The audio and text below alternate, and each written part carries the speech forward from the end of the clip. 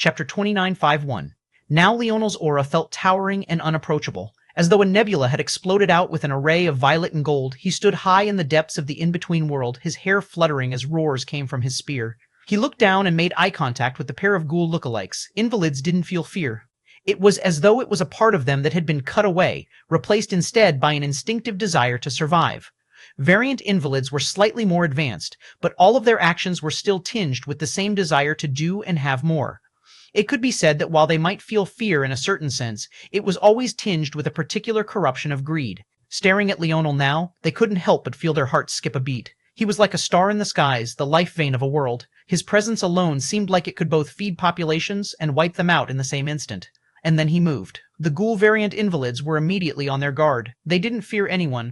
They were a pair of ancestor-level characters, and they hadn't believed that they would come to face any sort of pushback or harm when facing off against the likes of the dwarven race. However, at this moment, they felt their blood run cold. It was then their auras surged, realizing that this was an assault of the mind. It wasn't that Leonel was truly so fear-inducing, but his dream force was so powerful that his confident air was infecting their minds. There wasn't a single part of Leonel who thought of anything but winning and crushing his enemies in revenge, and as such, they began to subconsciously feel like this must be the truth. Unfortunately, their thoughts were too simple. Two things could be true. And the one question that they should have asked themselves was, where was Leonel's confidence coming from in the first place? Bang! Leonel's spear fell from the skies like a meteor. The halo to his back reflected his mana core. The gorgeous tree of force arts swayed just once, and auspicious air flooded the surroundings. In that moment, Leonel's spear didn't just fall like a meteor, it seemed to truly become one. All at once, it embodied heaviness and heat, a fusion of two fundamental concepts that exploded forth and clashed against one another. It wasn't a perfect fusion, but compared to the swift arrow that Leonel had used against Minerva, the very arrow that almost took her life, this was easily twice as powerful. Bang! The ghouls arranged themselves in a single file, one pressing their hands against the back of the other as they faced off against this strike. It was a combat style that Leonel had simply never seen before, but it also didn't slow down his momentum in the slightest. As Bracken continued his slaughter, Leonel had his first clash, and it shook the pair of ghouls back, their bodies shuddering, but the force dispersing with every step they took. The ground of the in-between world cracked and splintered, a black fog seeping out from the damage that quickly fused it all back together. Leonel's spear spun in his hands, and he took a step forward, his intent blazing. At that moment, he tapped into his destruction sovereignty, and a crown of black appeared above his head while cracks of crimson spread across his skin. However, beneath the powerful vitality being pumped into him, it seemed that he was also especially calm and unbothered. His situation was far more stable now than it had been in the past, and the roars of the beast trapped in his spear only grew more agitated. He wanted to end this, now. The ghouls sensed the trouble coming immediately, and if before they had dismissed their fear, it now came back in full force. Without a second of hesitation, the ghouls pressing his hands to the back of the other suddenly forcefully pushed harder. But instead of this sending the first ghoul flying toward Leonel, the two instead seemed to fuse into one. They formed into a cancerous creature with grotesque lumps growing all across their body. They seemed to have both become one, and yet were separate at the same time, two heads popping out from their now black and veiny necks. At the same time, their bodies became amorphous, losing a lot of form, but not any function. Instead, it looked as though they could control their sizes freely. Just like that, they raised a hand that extended into an enormous sledgehammer. It pierced down from the skies above, the momentum already enough to shatter a person and scatter their bones from the wind pressure alone. In the vacuum it quickly formed, it was hard even to breathe. Leonel felt the sense of danger well up in his heart as well. The moment they survived his first strike, he knew that these two weren't simple. That was why he brought out his destruction sovereignty immediately as well. However, the pang of danger only lasted for a moment before it was replaced by a bone-chilling coldness. The entire world seemed to be reflected in Leonel's eyes, and anarchic force trembled around him. He took a casual step forward, breaking out of the suction vacuum formed by the attack with almost too much ease. Boom. Before, the ground had only splintered. But this time, an enormous crater was left behind, one that still seemed to be spreading even now. The wave quickly caught up with Leonel and seemed to want to swallow him whole, but his entire demeanor remained relaxed. He continued to walk, his steps almost carelessly dodging shards of rock that would break apart the bodies of even ninth-dimensional existences. Leonel raised his spear, and the blade trembled just the slightest bit. Then he thrust it forward. Crimson, violet, gold, and black all swirled around each other. Chapter 2952, Abyssal Rise. Chapter 2952, Abyssal Rise. Bang, bang, bang. Leonel dodged and exchanged blows, the swiftness of his attacks and decision-making turning the ghoul variant invalid into a target for practice. He was clearly weaker, and yet he always seemed to be 10 steps ahead. He moved the moment he sensed a twitch of the muscle, and planned based on mere intentions of the mind and instinctual reactions he calculated. It was like he could truly see the future, and that was because he somewhat could. He now had a higher creation state dream force, and with his sovereignty, it wasn't much weaker than the usual peak creation state dream force. At this point, his dream force was firmly rooted in the first dimension, and as such, things like distance and even time began to matter less and less to him. The world to most people was a vast chasm of existence, extending into infinity. But to Leonel, it might as well have been just a single dimension, just a dot with no longitude, latitude, or depth, a place where even time seemed meaningless. If his simulations weren't 100% yet, they were about as close to 100% as you could get. Blade strikes began to litter the fused ghoul's body. It was an array of strikes beautiful in their execution and simple in their make. Leonel's blade seemed to be everywhere and every time. Like a cascading net falling like a waterfall, the array of colors was omnipresent and all-knowing. The variant invalid was being suffocated at every turn. Leonel's spearmanship had already lost the beauty that made one look at it in awe. The flashiness had been entirely stripped from its existence, and yet it still reeled the minds and thoughts of people into it. It was like watching the laminar flow of water. There wasn't a single droplet out of place, not one wasted. All of his strength was concentrated to the tip of his spear, and it exploded out all at once. The variant invalid had seen many spear experts in its life. It had even seen gods of the spear before, and yet, right now, no matter how it racked its brains, it felt like Leonel was on a level all to his own. Every strike was simply too perfect, and perfect in its simplicity. It compressed a complex artistic conception not just into a single strike, but also onto a single point of his spear. As the wounds began to accumulate across the fused ghoul's body, it realized that in this situation, it simply had not the slightest chance of winning. It could last 3 days in this battle, but the conclusion would be inevitable. Death. It wasn't that it could predict the future like Leonel could, but rather that it had too much battle experience. What variant invalid hadn't built their current strength through a sea of corpses? It had fought far bloodier battles than this one, but it had never felt so helpless before. At that moment, it raised its head to the skies and unleashed a roar. Leonel's expression remained indifferent. He knew what the call was immediately, and he had already expected it. The fused ghoul was calling for help. Without missing a single beat, Leonel simply tapped his spear out and touched the ground a single time. In that moment, his absolute domain, that had fused to the very tip of his spear, exploded outward. Wisps of a faint spear force began to accumulate on its surface, barely coming together, and yet carrying a heart-shuddering aura nonetheless. Leonel couldn't use his spear force just yet, at least not without doing great harm to himself, even with the support of Bracken's vitality. However, he was nowhere near as helpless as he had been before. At the very least, he could now use his absolute domain to form wisps of it from the surroundings. This would weaken his actual spear strikes a bit, but in terms of an area of effect, it was all the more devastating.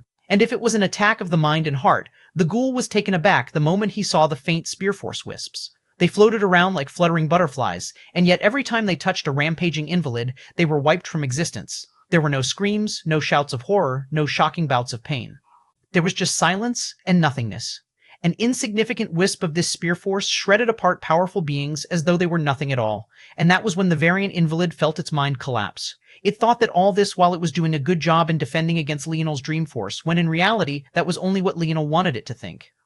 From the very beginning, it would have never lasted 3 days, but it had just given Leonel the exact vulnerability he needed to deal a death blow. Now that Leonel could finally freely use his dream force outside of his body, none of these battles would be the same. Leonel's spear snaked forward and a head was lopped into the air. The fused ghoul shattered in a rain of light that quickly coalesced into an enormous mote that shined like a star. It was simply the largest that Leonel had ever seen, and yet he didn't seem to react much to it at all. He grabbed out and looked at it. Variant invalids didn't have souls, and their path wasn't one of creation, but rather one of destruction. Due to this, King's Might didn't work on them. Or, rather, it shouldn't work on them. However, Leonel was different. His destruction world thrummed, and the crimson cracks along his body began to shine. He stared at the large mote of light as though he was trying to deduce something, his mind spinning. What the world didn't know was that Leonel was currently in the middle of deducing what would come to be known as the Fourth Emperor, ability of the Emperor's Might lineage factor, and in all likelihood, he would be the only one capable of using it. The powers of his destruction world were barely known to him, but before getting familiar, he chose to take things a different route. I'll call you Abyssal Rise. The Mote of Light shuddered. Chapter 2953. Root. Chapter 2953. Root. The Mote of Light shuddered and, at that moment, it was like the entire world had shifted on its head. A domain the likes of which these invalids had simply never seen before took shape. Just by touching it, they felt endless comfort, until they suddenly shattered into a realm they only came to know too late was death.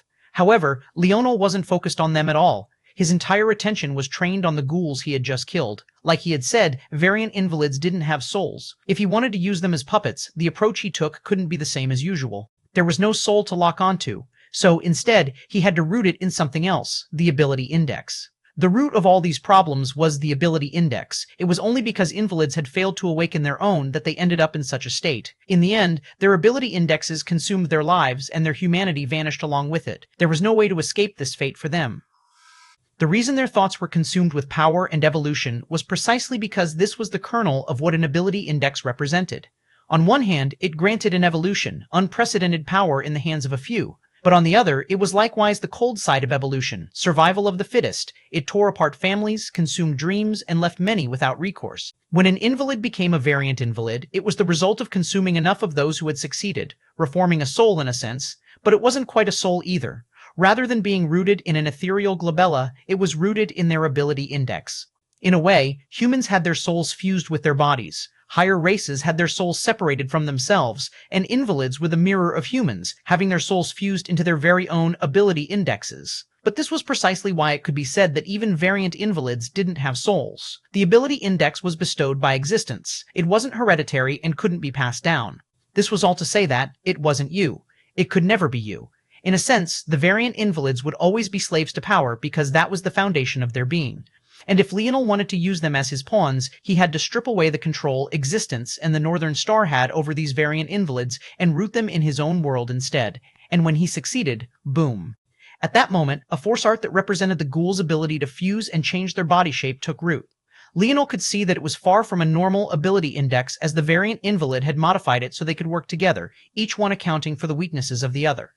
This should be a form of a variant invalid's dimensional method, and this was the key that allowed them to improve, and it was also why these two ghouls had been so powerful. But by extension, it only made it easier for Leonel. That was because what could the life tablet do if not document and modify ability indexes? This meant that not only could he steal the lives of these monsters and make them into his soldiers, but he could also experiment on them to make them far stronger.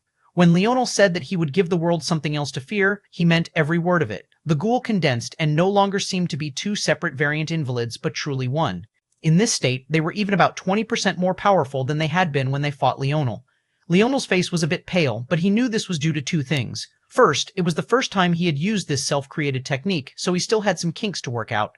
There were more efficient paths he could take, and there was also some familiarization he had to do with it. Second, he had also taken the time he had spent resurrecting them to fuse them into one entity and polish up their ability index. Due to this, he had poured in far more energy than he would otherwise. However, there was no denying that doing this was far more difficult than using the main three techniques. It was only made worse by the fact he had to continuously supply some of his stamina to his destruction world in order to upkeep his new summon.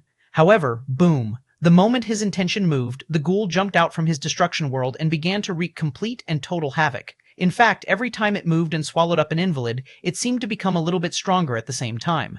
As Leonel watched, he realized just how fierce his new technique was. It was essentially like having death-sworn fighting by his side that not only followed each and every one of his commands, but were also far easier to improve as well. For his normal summons, not only would they only last 24 hours, but if he wanted to make them last longer than that, he had to use assimilate and breathe to fuse them into an object valuable enough to reflect their talent. And once he did that, they would be even more difficult to control, and even harder than that to help improve without them stagnating. But now, just this summon alone would exist for as long as his stamina could sustain it, and his destruction world continued to exist. At the same time, it could improve all on its own, or in the case that he found another ability index suitable for it, far more easily than any of his other summons before. It was truly time to make the world fear. They wouldn't come after him because he was a fox, or because he was a wise Star Order, but because he was Leonel Morales. Chapter 2954, Bracken and the Ghoul, Chapter 2954, Bracken and the Ghoul. The next scenes could only be described as absolute carnage. Leonel just sat in peace, quickly trying to accumulate his stamina once more as Bracken and the Ghoul unleashed unholy hell. Leonel didn't even have to lift a finger, and the dwarven race could only watch in stunned amazement. Most couldn't even see what was happening clearly, but those who could felt like their conceptions of the world were being flipped on their head. Without the ghouls heading the charge, the invalids were scrambling. At first, they still managed to maintain some order because the ghouls weren't the only variant invalids present, though they were the head commander. However, as Leonel sent his summons out to target them and wipe them out systematically, the issue only became worse and worse. Some of the invalids ended up scrambling and skirting out of enemy lines, diving deep into dwarven race territory, only to be picked off one by their protective formations. But many more of them simply began to fight amongst themselves. Invalids were only driven by a will to evolve, and there were only two things that could control them. The first was a large source of force. If there was one around, they would ignore even one another to try and make it to it. The second were variant invalids who understood how to control them, though now it could be said that there was a third in Leonel himself. However, there were no great pulls of force now, and the control of the variant invalids had slackened to the point of being exaggerated. At that moment, it was like they saw a feast around them after starving for years. How could they not partake? The army began to shred themselves apart, and that only made it easier for Bracken and the ghoul to shred them to pieces. As for Leonel himself, he continued to sit in silence. The invalids couldn't even get close without being shredded to pieces by his destruction world. This could be said to be the most foundational ability of his destruction world, to destroy. When it was deployed, most things in its path would be shredded to nothingness, and on their way to him, they would find their power greatly weakened even if they could survive the initial barrier. However, this was only the weakest of the abilities, and it was passive in a way that Leonel didn't even feel much pressure in deploying it. He could sense many more, it was just that his focus simply wasn't on this right now. He pumped himself full of vitality using the sylvan heart on his finger, and quickly his mind began to regain its focus. At the same time, he could sense that his comprehension of life force was deepening. This, though, was still only really a small part, because he was likewise noticing something else. When he killed the trillions of invalids before, he had been relying on warping reality and hadn't really had the time to investigate or gather their ability indexes. But now, it was different. They were dying to his life tablet, which seemed to be an extension of himself, and his database of ability indexes was quickly increasing. They died by the thousands, and just as quickly he had gained many ability indexes he thought would be perfect for his brothers. He was certain that with this, Drake would be able to complete his gun force, and even further, Milan and James could perfect their energy shield ability index and lineage factor. The invalids truly seemed to be a treasure trove in their own right because they were teaching Leonel things about increasing the strength and expanding their ability indexes that he had never thought about before. In fact, Leonel had a feeling that the Life Tablet, or more accurately the Wise Tablets, might have actually used the invalids as a blueprint to make this possible. The variant invalids were a lot like savants in that they couldn't progress through normal means, and they likewise couldn't reproduce through normal means. But their dimensional methods seemed to all be related to nurturing their ability indexes, something that Leonel had simply never seen before. Suddenly, Leonel's eyes opened. That was not because he had sensed danger, but rather because the entire army of invalids had been wiped out. There didn't seem to be anything else to do here. Return, Leonel called over. Whether it was Bracken or the ghoul, they both seemed to be in a mess. Bracken's violet armor, conjured up by his king's might, was broken and cracking in several places, while his golden orbs for eyes seemed even more dim than usual. As for the ghoul, it hadn't formed an armor when Leonel summoned him, but it was instead filled with cracked lines of crimson much like Leonel. Leonel saw that this actually gave it some destruction sovereignty that made its attacks more lethal, but it was actually still missing an arm and a leg. Even its head was half ripped off, making it look far more ghoul-like than it had before, as though its original state wasn't enough. However, Leonel also noticed that after the ghoul entered his destruction world, it began to quickly heal, while Leonel himself felt some of his stamina being sapped away. As for Bracken, it was the opposite. His situation became worse, but he was also so devoutly loyal to Leonel that he didn't seem to realize as he continued to kneel. Leonel nodded as he thought of something, then waved a hand and sent Bracken into one of his incomplete worlds. Only then did Bracken begin to show signs of healing.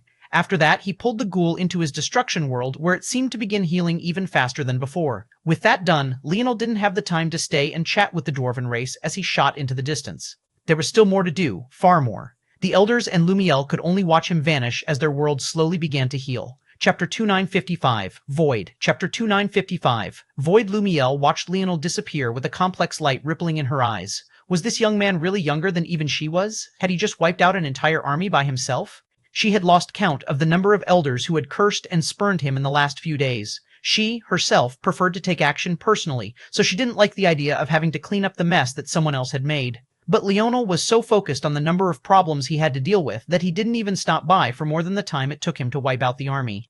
By the time they even had the intention to take action themselves, he was already gone. A casual gift from this man had allowed her to take a step that had held her back for so long, and now she could finally see why that was. Leonel didn't leave to be rude, nor because he could guess what they had likely been saying about him. Well, in reality, he could guess. It was just that he didn't have the mind to care about it for now. He only planned to deal with one situation at a time. The dwarven race was in a weaker position than the spirituals, so he had chosen to take action there first, but it had taken him an entire 3 days to clear out that army. By this point, the situation on the spiritual side might be even worse than how things had started off for the dwarven race. He crossed the void at his fastest speed, rushing toward their location. His gaze exuded a frightening cold, and it seemed that the fatigue from the previous battle had already vanished.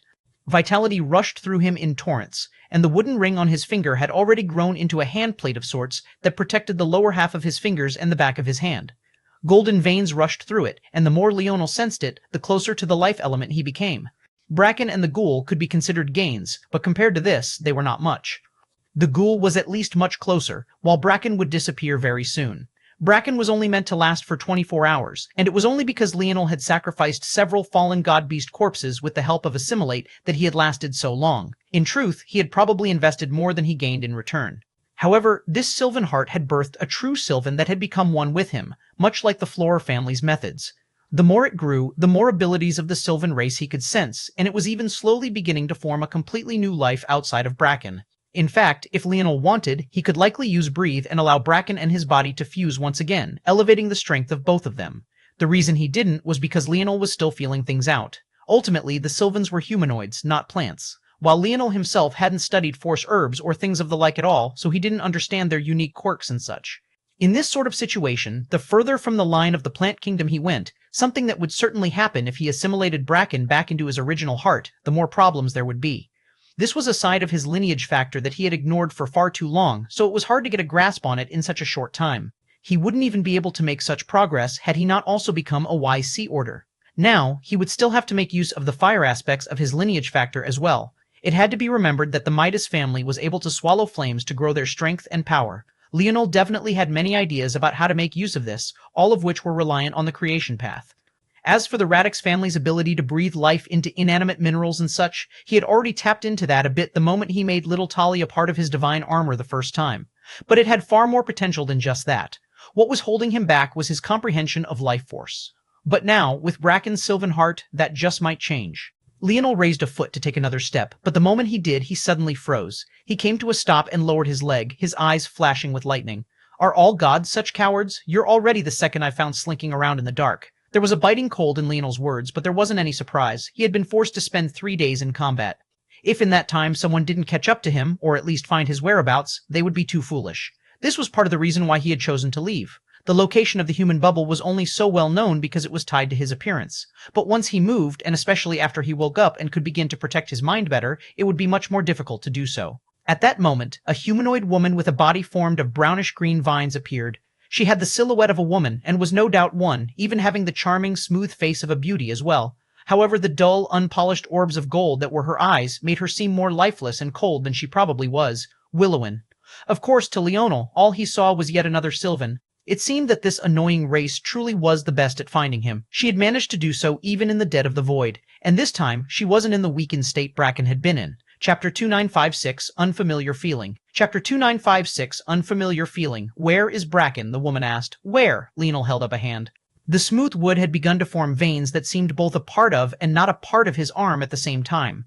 Willowin's expression shook when she saw this. She didn't understand what she was looking at immediately, but that aura, although slightly different, was all too familiar to her.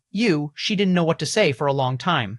In the history of the Sylvans, how long had it been since someone dared to take their hearts? She was sure that, logically speaking, some had done so in the dark, but to not only do it and then brazenly flaunt it around as though he didn't understand the implications, did he not understand the kind of power the Sylvans held? Of the god races, if the Pluto were the number one most were unwilling to offend, then even though they weren't second in combat power, the Sylvans were certainly number 2. Some might argue the Beastmen simply because when they acted, they had no sense of propriety for anything. Some might argue the Void race because their destruction capabilities were second to none.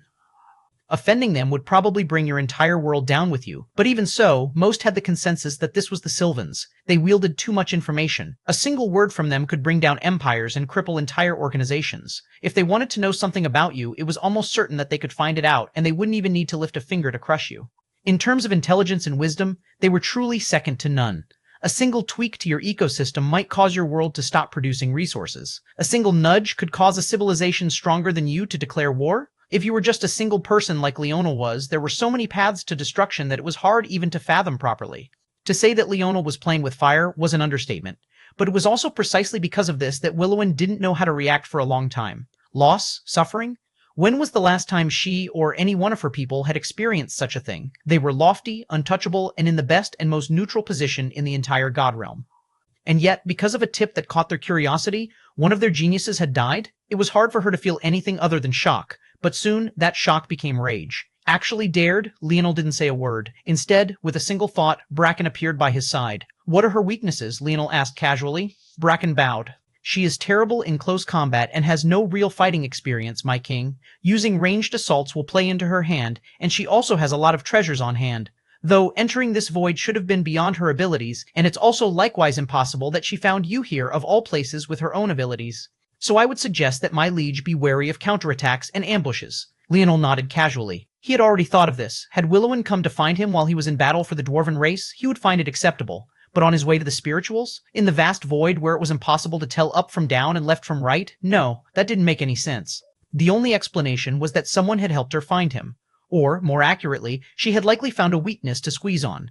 After realizing that Bracken had been away for too long, she went about with her own investigation, and soon she found exactly what it was she wanted. The question was who. Leonel reached out a palm, and his spear appeared in his hand. He took a breath, and his body shuddered, tattoos beginning to appear once again. He had no intention of taking a god lightly, no matter how many weaknesses they might have. The Merm, at that moment, Willowin was truly in shock. With all of her knowledge, how could she not recognize what was before her? The Northern Star lineage factor. Stealing and harvesting a Sylvan heart, a member of the Fox. Any one of these things could get you killed. No, any one of those things was enough to wipe out your entire family lineage. And yet, Leonel took a step forward and suddenly thrust out. Cracked lines of crimson appeared across his body, fragmenting and fracturing his tattoos as a halo appeared behind him, reflecting his mana core in a reflective image. Willowin was in stunned silence and didn't seem to notice the danger at all. When she looked up, the spear had already appeared before her. She stared at it, the tip reflecting in her dull golden eyes. It really was rage. She didn't know what the emotion was because she had simply never felt it. Or maybe ever since she grew past the point of feeling anger about insignificant things because she was no longer a child, she had forgotten what it felt like. Even for her, it took a while to realize what it was that was stirring inside of her. At that moment, her hair began to whip around like mighty vines, each one clapping like thunder as they shredded apart the sound barrier several times over. Or they would have had they not been in the void. But that reality only made them even faster. Just when the spear was about to pierce through her chest, they whipped out all at once. Bang, bang, bang, bang, bang, bang. Each one was precise, each one landing in the same exact spot and expelling the danger of the spear in a single sweep. Leonel felt his wrist shake and his shoulder almost rip out of its socket. His senses could grasp 5 whips, but his body only seemed to feel a single, layered strike. His spear was blown back, and vines and roots began to spread out of Willowin's body in a mighty tempest. "Dii," she shrieked. Chapter 2957, Abyssal. Chapter 2957, Abyssal. It felt like danger was descending from all sides. No matter where Leonel's senses locked onto, he realized that there was no escape. It was suffocating, as though his mind itself was being forced to bow in the face of a power far greater than his own. Even in a mortal world and restrained so much, a god couldn't be blasphemed against. And yet, in the face of all of this, Leonel's gaze was frighteningly cold. He met Willowin's dull golden gaze. In fact, they were no longer dull, having begun to glow with such a bright vitality, it looked as though the ambrosia of gods was combusting. The vines lashed out, each one with a force capable of destroying planets and sundering stars. If it hadn't been for the fact they stood in the void, reality itself would have been lacerated to pieces. Leonel took a step forward as though stepping into the embrace of a demon. His destruction world superimposed with reality, and the void trembled and solidified. At that moment, his destruction world was easily 10 times more powerful than it was usually. Rather than having to displace the laws of another world or combat the corruption of anarchic force, it could just exist. In that moment, the strength of the vines Willowin deployed plummeted. His spear struck out just a single time, the mage core to his back blooming as the cracks along his skin grew fiercer and more sinister. The stroke of his spear carried a wisp of foggy red destruction, and in that instant split into countless pieces, swift.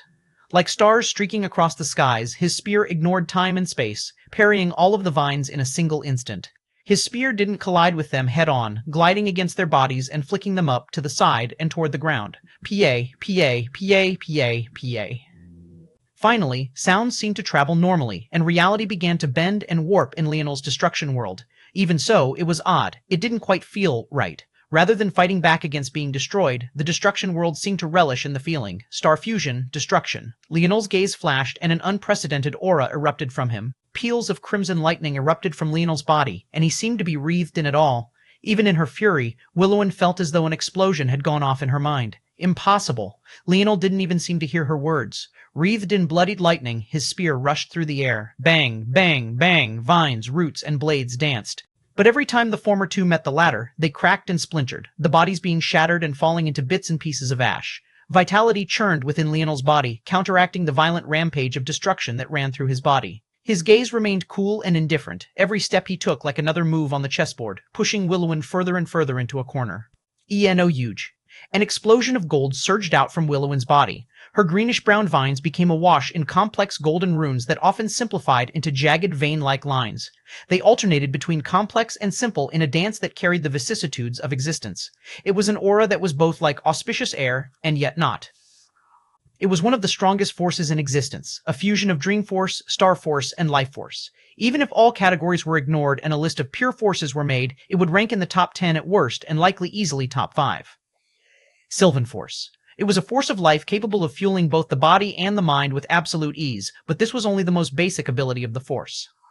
At its highest levels of force manipulation, Sylvan Force could make a person the center of their own world, a true star. By making their force the stars and their body the earth, they were able to create a domain of all domains, one where the laws in the region followed and obeyed their own steps. Willowin's aura erupted, and her body grew from over 3 meters tall to easily over 5. At that moment, two worlds clashed, one of creation and vitality and the other of destruction. Leonel's spear never stopped, and he didn't seem to notice the change at all. From the beginning, Willowin had looked down on him, only using physical attacks to lash out. They said that the Sylvans were the most wise, and yet all Leonel seemed to see was a race of gods that was just as arrogant as all the others, treating humans like ants, disregarding their lives, and yet in the same breath fearing them enough to cross existence to hunt them down. Leonel truly looked down on them from the bottom of his heart. The world seemed to react to his disdain, and a thrum of vitality pulsed, crushing Willowin's in a single bound before she could even build up momentum. Trying to make your own world within his own, using her dream force to give it a kernel of life, she stood not a single chance. In fact, it felt as though she was the one who had provoked a god instead of the other way around. The Sylvan's expression changed, coughing up a mouthful of blood. Since the start of the battle, regardless of how much power Leonel had displayed, or how shocked she had been, this was the first she had truly been injured. She felt in that moment that had she not cut off her world early, her Sylvan heart would have ruptured and exploded. Leonel took another step forward, blood lightning crackling around him. He thrust out thrice, 3 lances of crimson bolts taking shape and ripping through the cascade of vines. Bang, bang, bang! 3 holes of massive proportion were blown through Willowin's rainfall of whipped roots, almost making it to her main body. At that moment, the smoldering smoke that came out from the corners of Leonel's eyes and his feet seemed to catch fire. With his feet and eyes blazing, he looked like a demon that had just taken a step out of the abyss of hell. Chapter 2958, Cost. Chapter 2958, Cost. The ashen land of blood that had formed beneath their feet trembled, and 10 stars appeared behind Leonel. Every time he attacked, he seemed to have made another breakthrough, and another surge of power followed it up. It was suffocating to the point that Willowin couldn't help but remember that pair of eyes that had shaken up the entirety of existence. There was a reason she had reacted so fiercely to those streaks of crimson lightning. That was because she recognized them well, though she had never seen them personally. It was said that beyond everything, beyond the Northern Star, and beyond even those limits, there was nothing but a land of destruction where primordial chaos reigned. In that region, there was a hierarchy of energy, one that started from the lowest forms of destruction and rose up to the very highest. The lowest form was a smoldering wisp of smoke that looked like the dying embers of a flame. The next form was a crimson fog, one that looked almost like paprika dancing into the wind after being blown away. The next form beyond that was the very same crimson lightning that she had just seen, a form of destruction so severe and heart-rending that it was the first of its kind that couldn't be sampled. There were samples of the smoldering smoke and the crimson fog in the Sylvan race's stores. But as far as Willowin knew, no one but the Pluto had managed to catch a wisp of this blood lightning. And now she was seeing it right before her eyes, a form of destruction that only the rarest of void beasts should have been able to use.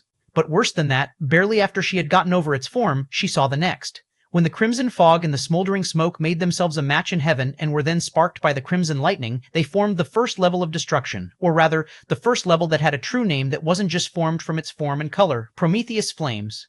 Leonel took another step forward, and his destruction world trembled. His eyes caught fire, and every step he took looked like a meteor falling from the skies. The world fragmented and became bits and pieces of flaming mirrors. Willowin had just been about to activate her ability index, but she found that she suddenly couldn't access it. Leonel had truly cut off her connection with the world. Ability indexes were bestowed by existence, but if you were in Leonel's world, what right did you have to communicate with the world?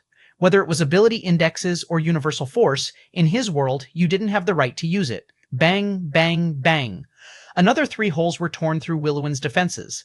These 3 thrusts were even closer to her main body, and the fiery glow of her eyes dimmed. Her fury couldn't seem to keep up any longer, and she was quickly being crushed one step after another. Every spear strike shredded everything in its path, and the world itself was forced to obey beneath Leonel's laws. It could be said that this was the absolute worst place to try and ambush Leonel other than an incomplete world. In this void, he had all the right to control any and all things. Willowin quickly found her vines being shredded apart with much faster speeds than she could create them. The world shuddered around her, and she coughed up a mouthful of blood. Dozens of meters separated her and Leonel, and yet she could see those cold and indifferent eyes as though they were touching nose to nose. They burned with a fiery flame, redder than anything she had ever seen in her life, and more violent than any meteor. They saw through any and all things, and with singular strokes he destroyed everything that she could think of to use to counter. As Bracken had said, her combat experience was near nil. With her overwhelming talent and power coming up with nothing to give, all she could do was slap out with the same attacks again and again. Even when she tried to go for variety, it was all useless. Pierce. Leonel spoke the word lightly, and yet it caused the earth to tremble. His voice was akin to a layered monstrosity, as though 9 devils were speaking at the same time. And when their voices began to echo, a natural force art appeared before Leonel, just as his spear thrust right through it. It pierced through the air, through space, through time. The spear strike didn't seem to have even finished just yet when a hole was torn through Willowin's forehead. At that moment, a violent aura came from her once more, and it seemed like yet another ancestor was about to take shape. But this time, Leonel was ready. Piss off. His destruction world trembled, and the connection that was trying to be formed from the outside world was severed. In a distant world, an ancestor of the Sylvans suffered backlash, shocking the entire race. And yet, it had nothing to do with Leonel at all. He grabbed out at the air, and Willowin's body surged toward him. His arm pierced through her chest as he looked her in the eyes, his own dancing with smoldering flames. Then, he ripped her heart out. Willowin's expression was painted with shock. Never in her wildest imaginations did she think that this would be the place she died. Never did she think that she would lose her life to a human of all things. And never did she think he would do so with such candor, such indifference, as though she was insignificant and her background meant nothing at all to him. She realized in those final moments that she had made a mistake, not just in where she had chosen to ambush Leonel, but also not taking him seriously enough to prepare like she would have with an enemy that she actually respected. And it cost her her life. Chapter 2959, Halves. Chapter 2959, Halves. Leonel reached a hand forward and the world twisted. Arise. He ripped Willowin's soul out from her body, and this time, thanks to his world, her ancestor couldn't even try to appear. In fact, they wouldn't even sense what happened here until he turned it off and left this region. By then, it would be far too late for them to do much of anything at all. But even with her soul out of her body, Leonel didn't let her body off either. With a grab at the air, her heart was ripped out of her chest and appeared in his palm. He took a breath and a familiar scene replayed itself. Slowly but surely, a second ring took form on his other hand, and the amount of vitality pumping through him skyrocketed. Bracken and Willowin were both on the same level, and with their vitality working in tandem to rage through his body, Leonel felt that his clear view of life force had reached an entirely new level. Maybe soon he would finally have a breakthrough that allowed him to push his vital star force to the creation state. However, he didn't have the time to waste on sitting around and waiting for that moment. His destruction world vanished and a wave of fatigue hit him. Quickly, his 2 rings pulsed through him, churning out waves of vitality. The 2 Sylvans had basically begun to make his body their territory, and by now, it was probably impossible for anyone to sense them unless Leonel allowed them to. Essentially, the very same methods that Willowin had used to hide herself from the Beastmen, and the method that Bracken had tried to use to hide from Leonel, was playing out right here and now. Due to this, Leonel had the domains of 2 Sylvans concentrated on his body, which was allowing an even fiercer flow of life force to concentrate onto him. With a wave of his hand, 2 spatial devices appeared in Leonel's palms. One of them was from Bracken, and the other was from Willowin. He hadn't had the time to look at them previously, and he hadn't planned on doing so before, but since there were 2 Sylvans and not just one, he seemed to have come to an understanding. It was impossible for 2 Sylvans to appear here for no reason. The fact that Bracken was so quick had already raised his alarm, but the fact that Willowin had likewise done so was more than just a coincidence. In all likelihood, they were part of the group that had bought information about the Invalids' incomplete world. This was huge for one important reason. They had come ready to compete. With how weak the Sylvans were in head-to-head combat, it couldn't possibly be that they had spent so many points for the purpose of just relying on these 2. That meant only one of 2 things. Either these 2 were only here to scout and more were on their way or were already here, or they had come prepared in more ways than one. The likelihood of the first was minimal for one reason. Willowin had appeared to confront him on her own. If there were more of them coming, they would already be here. And after news of him being a fox reached them, there was no way that they would be so casual about dealing with him. That meant that these 2 had to have some good stuff in their spatial devices. Things that would help them protect themselves from other gods. With how expensive the price of the information was, they would be certain to believe that another god race was their competition. So the question was, what had they brought? And was it because Willowin was too arrogant that she hadn't used them before she died? Or was it because they were difficult to set up normally? After scanning their rings, Leonel found several interesting things, many of which were quite expensive, but none of them truly called out to him. Yes, it was clear that these were the items of gods, but it wasn't to the point that he would salivate over them. Leonel alone had his fair share of wealth. After all, he had seen the best treasures in all of existence, and right now he had two of them on hand, one being his life tablet and the other being the segmented cube. Plus, he was now a god armament crafter. It was impossible for normal treasures to catch his attention because even in comparison to what a sixth-dimensional god would wield, he was already confident in making better treasures for himself. However, after shifting through all the stuff he found relatively useless and deciding how he would distribute them to those that needed them more than he did, he finally found what he was looking for. With narrowed eyes, he took out a pair of keys. They seemed inconspicuous and he had almost overlooked them entirely, but his senses weren't so easy to fool. These keys had a strong pulse of spatial energy to them, but it was ironically because this pulse was so strong that they were easy to ignore. That was because it felt like they were displaced through space and hovering in a sort of limbo that was external to their world. As such, they were easy to overlook, almost like a fly buzzing around dozens of kilometers from you. But when they were in his palms like this, he could feel their heft. In fact, he realized that if he pulled them out of the spatial fluctuations they were hiding in, their size would dwarf his body. What was more interesting than this was that the two halves of the keys were separated between their spatial rings. Willowin had one and Bracken had the other, and now that they were both present, they seemed eager to slam together. If not for Leonel's control, they would have already. Leonel's eyes narrowed and he stopped holding them back. Chapter 2960. Answer. Chapter 2960. Answer. Bang. The halves of the key slammed together, and suddenly Leonel felt as though the world had been enveloped in a seal. He was taken aback for a moment before his eyes blazed with realization. This was truly too convenient. This key couldn't be considered to be a god armament. A god armament was not only a classification of powerful weapons, but also a subclass of treasures that allowed themselves to fuse with flesh and blood. Of course, the hourglass was also capable of this. It was just that Elryon hadn't reached this step yet, and it was also quite dangerous to form such synergy with it. But that was also why it had the weight of a world in Leonel's hands, but had been as light as a feather in Elryon's. Under this sort of classification, this enormous golden key that rose up like a pillar into the skies certainly wasn't a god armament. However, despite not being one, if Leonel was correct, it would light up at least 50 runes on the truth pillar, and that was a conservative estimate. This golden key was capable of forming its own world within a world. It had its own world spirit, and in this way, it was a lot like Anastasia, but far less sentient and only designed to do a single thing. Anastasia was far more flexible, and though she had her flaws, she was more like a true human than any world spirit Leonel had ever seen before. But this golden key's world spirit was pretty much a hollow husk. It was only designed to form a domain within a world that could act as its own personal space. Why was it that Leonel was so excited about this treasure? It was because it was exactly what he needed. If he was correct, the plan for this treasure was for the two Sylvans to find a convenient space to establish it. Then, they would lay their roots and slowly take over the incomplete world. Because they would be separated from the outside, they would be almost impossible to detect, and even if they were detected by some special method, by the time their enemies came to stop them, it would either be too late, or even if a battle broke out, the winner would long be decided. This treasure would essentially allow their unique method of laying roots to be injected with steroids. It would be like they were the world spirit, and they would have as much power in this world as Anastasia had in hers. The best part was that the world spirit that allowed them to do this, the world spirit of the key, that is, didn't just have god realm potential, it was a god-grade world spirit. As such, the limit of the power it could withstand was far beyond Leonel's imagination. Maybe only an ancestor Sylvan would have the ability to overload it and force it to its limit, but even then, it would have to be an exceptionally powerful ancestor. By now, it was clear why this was such a boon to Leonel. He was only so powerful because in the void, there was nothing to restrict his destruction world. But if he summoned it in a mortal world, it would only be maybe 10% as powerful. In a demigod world, it would maybe be only a tenth as powerful as that. However, with this, he could create a domain of his own that followed his laws. As such, it would be like carrying around his own personal booster for his destruction world. Unfortunately, there were several problems with this. First, he was a human, not a Sylvan. This treasure was designed specifically to be used along with their unique lineage factor. Second, because it was designed for a Sylvan, it followed the nature of a Sylvan. It was a path of creation and vitality.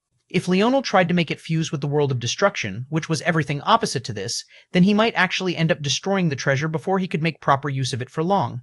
Third, this treasure was meant to be used passively, not actively. That meant that if his enemies were stupid enough to come to him, that would be fine. But in the case they didn't, he would have to pick up and move it, which would ultimately leave him vulnerable. If he was correct, the Sylvans definitely had more than one of this treasure and likely had many. That meant it was probably common enough that members of the god race would recognize it and understand its weaknesses. The reason he made this deduction was that they had sent 2 youths with this treasure, and their standing in their clan wasn't nearly as high as El Rayon's to his. In addition, it had to be remembered that when El Rayon wielded the hourglass, he was doing it at the behest of the entire Pluto race. The Pluto race had only appeared on Earth to repay a favor they owed the Fox.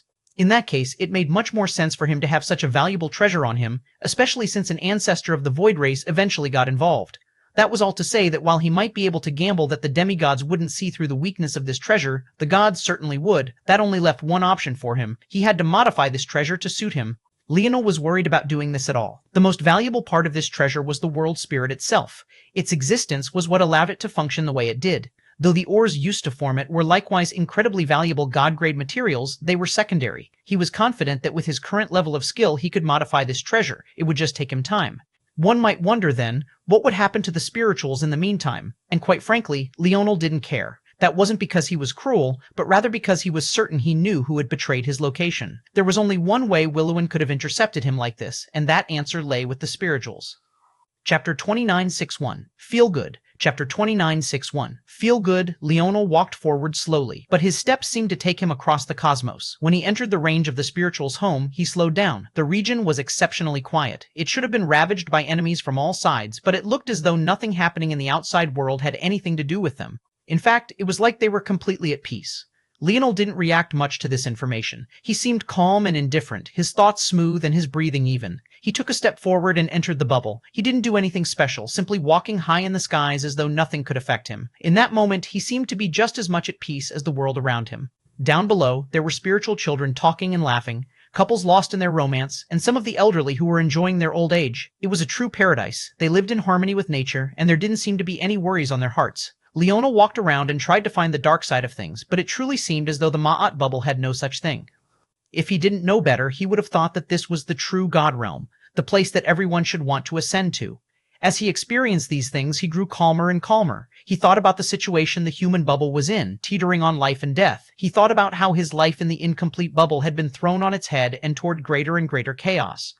He thought about how the dwarven bubble had just been seconds away from collapsing entirely. Indeed, compared to those situations, the land of the spirituals was truly impossibly peaceful. Leonel's thoughts turned back to the realizations he had made about himself, how deep inside he did want to do the right things. It was how he was raised, and it was the type of person he was. It was funny. Maybe because his father was worried about the influence of the demoness, he had always gone out of his way to teach Leonel the importance of morality and doing things the right way, even though his father himself wasn't really a man who followed his own teachings. Before he was married, his father was a womanizer who left broken hearts in his wake.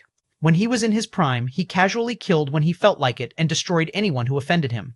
The blood on his hands could fill oceans, and he never thought twice about it. But love had taught him a different way to live life, whether that be for his wife or for his son. As such, Leonel had grown up in a completely different way. He had become a man who, while pulled by his forces in all sorts of directions, had a bottom line. He still remembered when he crossed that bottom line before. He had looked back on that past with indifference, but now he could feel the hints of guilt rooting themselves in his heart.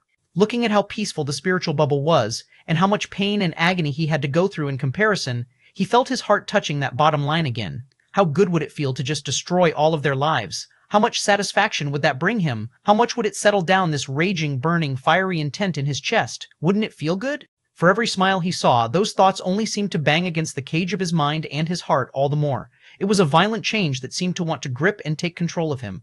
And yet, he seemed to bask in it calmly. His eyes never flickered or changed. His killing intent was restrained and unnoticeable, and even as he walked from city to city, he not only didn't kill a single person, but he only seemed to grow calmer. By the time he had strolled to the central castle of the Ma'at bubble, a place he had just been a couple of months ago, his aura was so restrained that even if one looked at him, it would feel as though they were looking right through him toward something behind. Even if someone swept their internal sight over, there would be absolutely nothing to see, as though everything that was him had been stripped away from the world. He had made such a mistake once before, he wouldn't make it again. While it would give him some satisfaction to destroy the Ma'at bubble, it was precisely because he had once destroyed the beast domain and nomad domain of the dimensional verse that he had restrained himself from doing so.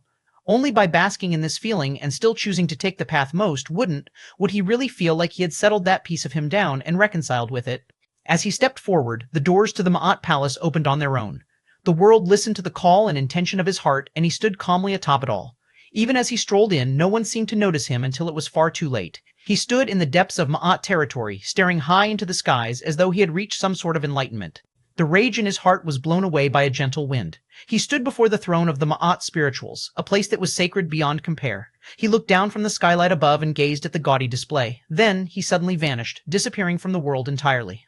In the place he had just stood, there were a pair of footprints that had seared into the ground, the only sign that Leonel had been there before. By the time the spirituals sensed something and came rushing in, he was long gone. Chapter 2962, Violet Wins. Chapter 2962, Violet Wins. Lady Emberheart burst into the throne room, her heart beating out of her chest and cold sweat running down her back. She gripped her ribbon tightly as though prepared for the fight of her life. Soon afterward, a pair of elders followed her. These two were none other than the ancestors of the Ma'at. Though their reaction wasn't as fierce as Lady Emberheart's, the seriousness in the pinch of their brows couldn't be underestimated in the slightest. But when they burst in, they found that nothing at all was waiting for them. Their hearts seized as they felt that there was no way they had misinterpreted those sorts of signs.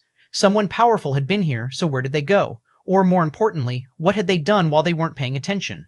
Their hearts leapt into their throats as they looked around, checking every tile until they spotted a pair of footprints. Their hearts beat fast, nearly rushing out of their bodies. Sweat poured off of them in waterfalls. The throne room of the spirituals was an exceptionally sacred place. Not many knew, but no one sat on this throne, not even Lord Emberheart. The reason was that this throne wasn't made for them. Generations ago, before the spirituals branched off from the human race, they were just known to be more talented forms of humans. They were still born as souls, but the difference was that just as they were about to be birthed, their mothers would have to consume a great deal of resources to form fleshly bodies for them. The difference between that time and now was that spirituals were fully born as souls and then constructed their own bodies themselves. It was thanks to this that the connection between spirituals and humans was hidden. Most didn't know if one was born a spiritual or not because the entire process was hidden within their mother's wombs. Often, even the mother wouldn't be aware of what was happening until she approached her due date and began to inexplicably lose weight in an unhealthy fashion. Of course, this loss of weight was a result of her baby stripping her of the resources it needed to construct its body. For a long time, the human race thought that these babies were just supremely talented geniuses that needed more support to be born.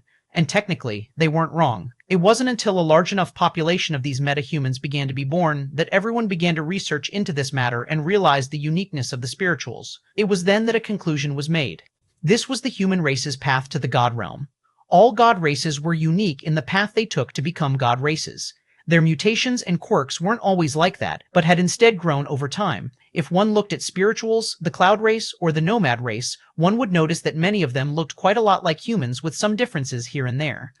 It was only the rapax that deviated along a completely different path, and they were a rare instance of this. The closer one was to the realm of the gods, the less human they would seem, which was why the term humanoid was formed in the cosmos. The Pluto had bluish-gray skin, the scales of dragons, and blood as heavy as worlds. The Void race were practically entire universes in and of themselves, storing planets, stars, and galaxies in their bodies. The Sylvan had practically stripped themselves of all humanity aside from their faces and their hearts. The Beastmen didn't even have human heads anymore. The closer toward God, the further from humanity. Maybe this was even part of the reason why it was so easy to detest humans. On the one hand, it reminded them of their former weakness, and on the other, it was a glimpse at what they had lost. When humans also managed to become powerful, that was all the more unacceptable. So, what did this have to do with the throne? The reason the spirituals were able to separate from the human race successfully wasn't just due to their own internal racism and feelings of superiority, though that did play a part. It was also, in part, an act of kindness on the Infinity Beast's part. They had used the human race to achieve their own goals, and they knew that once they were gone, the human race might truly be finished. As such, they made a way out for the human race. What many didn't know was that the prophecies of the tablets didn't come until long after they were first created, and some legends said that they weren't written by the Infinity Beasts at all. In fact, the life-grade legacy tablet told of a blade that crossed through space and time, carving itself into the indestructible metals that formed the tablet. The violet winds rise north. It was said that once this person appeared, the spirituals would likewise return to the human race. Then, this violet wind would point his blade northward toward what could only be one thing, the northern star. This throne was a reminder of that. It was always pointed north, and if one sat on it and looked at the skylight above, it would be possible to stare right into the maw of the approaching northern star. It was an ownerless throne, one that should be impossible even to approach. Even for them, the aura of the throne was so great that they were still over 200 meters from it and couldn't approach closer even if they tried. And yet, there was a pair of footprints right before the throne, burning into a metal that should have been indestructible to mortals and demigods alike. And these pair of feet were pointed south. Something about that sight made their hearts turn to ash, a guilty, clawing feeling gnawing at their hearts and their souls. Just what had they done? Chapter 2963, True Peace. Chapter 2963, True Peace. Lady Emberheart was having a hard time calming the harsh beating of her heart. No matter how hard she tried, she couldn't seem to take her eyes off the pair of footprints, as though they were being seared into her ground as well as her thoughts. Somehow, even without laying eyes on him, she knew exactly who had been here. But if she was correct, this was terrible. Worse than she could even imagine. It was clear that the two ancestors by her side had realized the same thing and seemed to only now understand just how close to death they had been. The killing intent permeating through the air was suffocating. Maybe under usual circumstances, they might be able to approach at least 100 meters. But now, even double that was difficult. It was like they were teetering on the edge of a blade and they had been let off in the face of a storm. They had just been one thought away from their peaceful lives being destroyed down to the very last of them.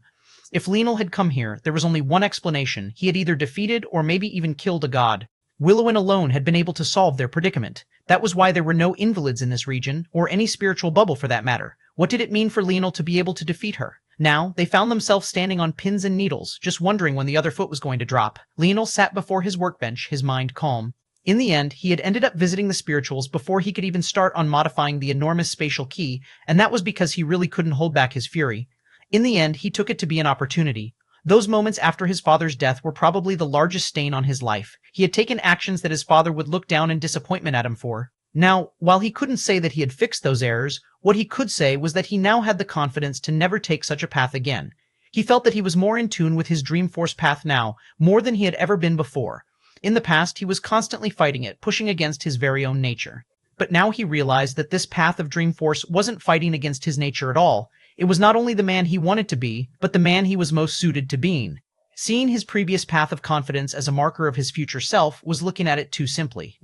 It wasn't just that his arrogance and overall furious temper was a product of his future self, but rather everything that his future self had experienced. Despite being so powerful, he had lost his father, his mother, his wife, his brothers, his friends.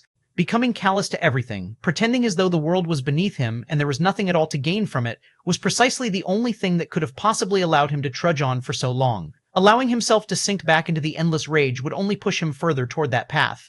It would have brought him right back to that pathetic state, forever entangled with what he had lost in the past, but forgetting about what he could protect into the future. Right now, his mother was still alive, his brothers were still here, his wife was by his side. If he couldn't embrace that now, in the future, it would be too late to do so. So he went to the spirituals bubble and basked in their warmth and happiness, even though he was feeling the exact opposite. And then he had completely let them off. As he left, he likewise left a weight on his shoulders. He felt calmer than he ever had, and he couldn't help but recall that state of tranquility he had entered when he first heard Molexi's name.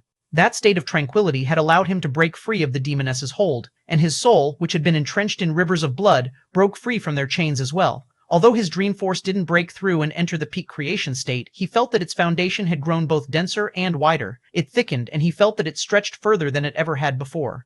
Now, when he sat down before his workbench, allowing his fingers to glide across the wells that stood before him, he was truly calm. He could feel true peace. Let's go, Tolliver. Bloop. There was a surge, and a tsunami-like wave of silver and gold liquid rushed forward. The key was formed of two halves, and as far as Leonel saw it, this was a flaw as well.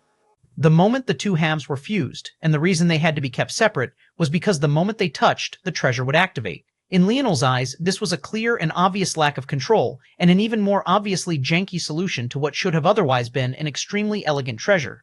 It reminded him a lot of what the Minerva had put Anastasia through. The reason the Sylvans had to take such a roundabout path was because they couldn't properly control the world spirit hidden in this treasure. They could only suppress it and then channel its power outward. With every step in crafting that Leonel took, he had Anastasia in mind.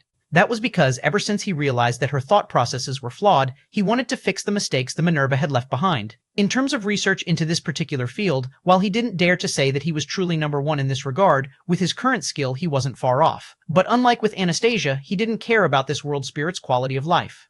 So his range of options was much wider. Chapter 2964, Superfluous. Chapter 2964, Superfluous. Half a month later, Leonel opened his eyes, a newfound sharpness gleaming in them. With a wave of his hand, a hovering key fell into his palm, now whole and perfect. A swirl of ash appeared in his hands, and the key vanished, entering his destruction world. With a step, he too vanished.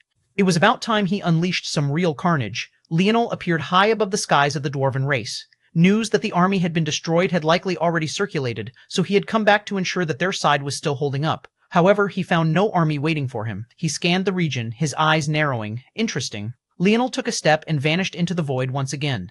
Leonel's steps were slow and deliberate. This time, he didn't seem to be speeding himself up with spatial laws at all. Rather, he was calm, collected, and indifferent to everything. He strolled through the world as though he wasn't the most wanted criminal in existence. His almost frank casualness was ingrained into the minds of all those who saw him. It had been a while since he was such a wanted man. He still remembered when Shield Cross stars wanted to hunt him down.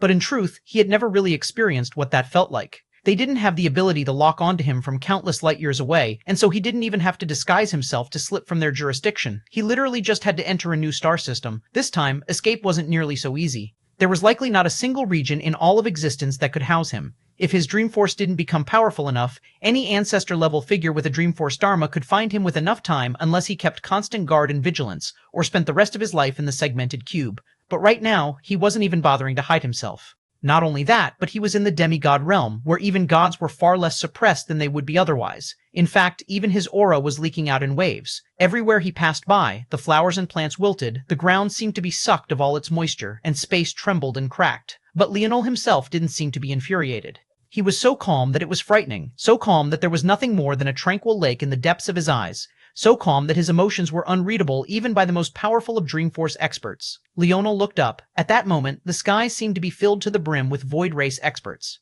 Their momentum was frightening, and just their presence alone seemed to swallow the skies into an infinite black hole, expansive and never-ending.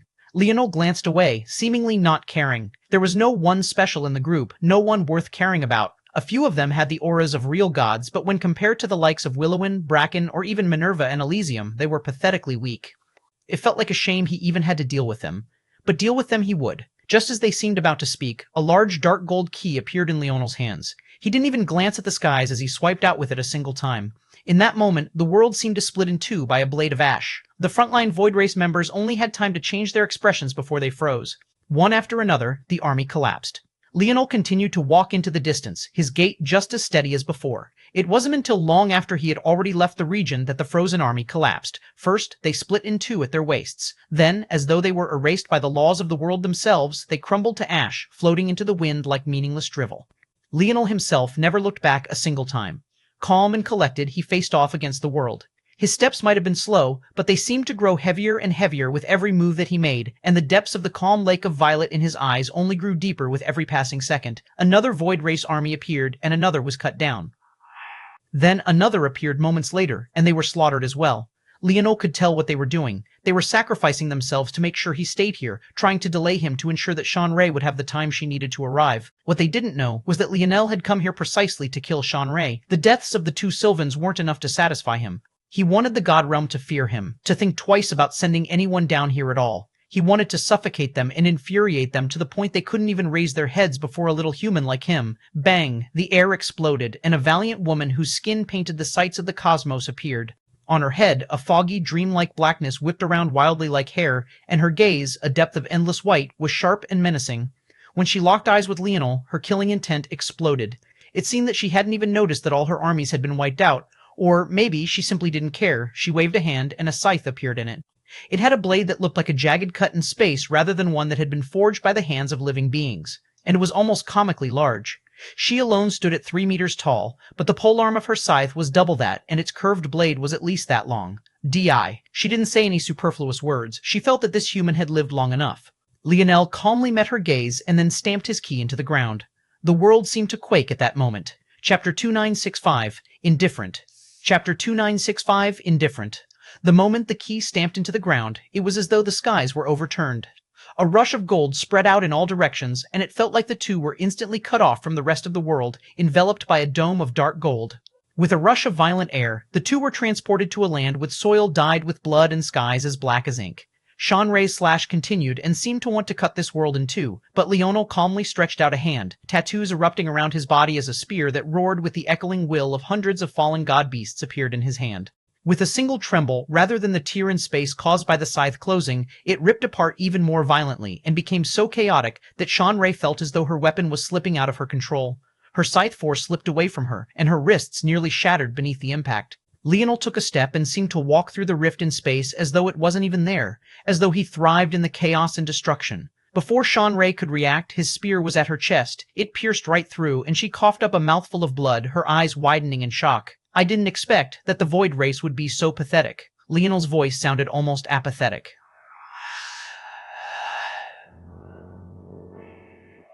He stared into Shanray's eyes, and she felt her pierced heart shudder, a process that only caused her to cough up another mouthful of blood. She stood far taller than Leonel, and yet at that moment it didn't seem to matter in the slightest. She was the child, and he was the towering mountain. His presence alone in her senses felt as large as multiple worlds, as though this world and its will were his own, and that was precisely the case. Shanray snapped back to attention, realizing that her mind had actually been slipping away from her. Her gaze sharpened, and she regained her focus. Black hole force rippled off of her in waves, and space folded and waned. At that moment, Leonel felt as though his spear, which was in Shanray's chest, felt worlds away from the meaty flesh of her heart. And just like that, Shanray slipped away. Leonel indifferently lowered his spear, pointing it toward the ground. Shanray's wounds healed as she swung her scythe. Despite being over 5 meters from Leonel, the scythe's curved blade still wrapped around his body, looking to cut his neck off his shoulders from his back. At the same time, he could feel the myriad of changes in space. Even in his destruction world, although Shanray was having a harder time than usual, she could still control space willfully. This should be the lineage factor of the Void Race. They were the center of their own universe, and this allowed them to control space as though it was an extension of their limbs. They didn't even need to summon spatial force. They could fold, bend, warp, and shatter it with just their will alone. Just now, Shanray had put up barriers of space in her own heart to make it seem as though Leonel's blade, which had been lodged in her chest, was actually dozens of kilometers away from the flesh of her heart. Like that, she slipped away before Leonel could shatter the rest of her inner organs. This was a level of spatial control that Leonel had simply never met before. It made those white spectral tigers look like something worse than amateurs. They were practically children playing in a schoolyard sandbox. The moment Shanray activated her lineage factor, even if it was in passing, it proved that she was taking Leonel seriously. Because until now, this was the first time since she had come to the demigod realm that she cared to do so. And it was exactly like that. Her scythe appeared behind Leonel in a flash. Space didn't seem to matter to her, and acceleration was even more unnecessary. It seemed like the moment she moved, her weapon was already in place to deal a death blow. It was clear that not only was Shanray far more adept in combat than Willowin, but because they were in a demigod realm and not a mortal realm like before, she was also experiencing less suppression than the latter and could bring out more of her true strength. Unfortunately, Leonel didn't care. Just as the scythe was about to take his head off, a finger lightly raised and tapped down on the polearm of his spear. Once again, space grew so volatile that Shanray's scythe was almost entirely ripped out of her control. At first, there was a clear line between herself and Leonel's neck. But suddenly that space became a wild net of winding paths, and before she realized what happened, she missed, her scythe soaring over Leonel's head and not even taking a piece of his hair. Having cut through nothing, Shanray stumbled back a half step. It wasn't a good feeling to pull all your strength into a move, only to have the chair ripped out from under you. She recovered quickly, and it was just a minor step, and yet, in a battle of experts, that was truly all that was needed. Leonel appeared before her. She had yet to fully regain her balance, and it was clear that he had moved first because he knew this would happen. Shock melted across her face as she found herself staring at her own headless corpse. She had lost her head. Leonel's wrist flickered, and his spear cut across the world hundreds of times in an instant. The world fell silent before there was an explosion of blades. In less than a breath, Shanray's body was severed into just as many pieces, collapsing into a rain of blood that fell like heavy meteors. Leonel watched from start to end, completely indifferent. Chapter 296.6, Destruction Sovereignty. Chapter 296.6, Destruction Sovereignty. Leonel continued to watch, his mind calm. He didn't feel any sense of satisfaction killing Shanray. He had long since forgotten his grievances with this woman, as it seemed so very insignificant in the grand scheme. But even if he had still taken such grievances seriously, he still wouldn't feel pride toward such a thing. He had never seen himself as beneath the gods, so why would he feel pride about being on par or surpassing them? In truth, he couldn't ever remember feeling pride after a victory. Maybe satisfaction, maybe he liked the feeling, but pride? The only person who could have made him feel pride after defeating him was already dead. As for how he had defeated Shanray, it was quite simple.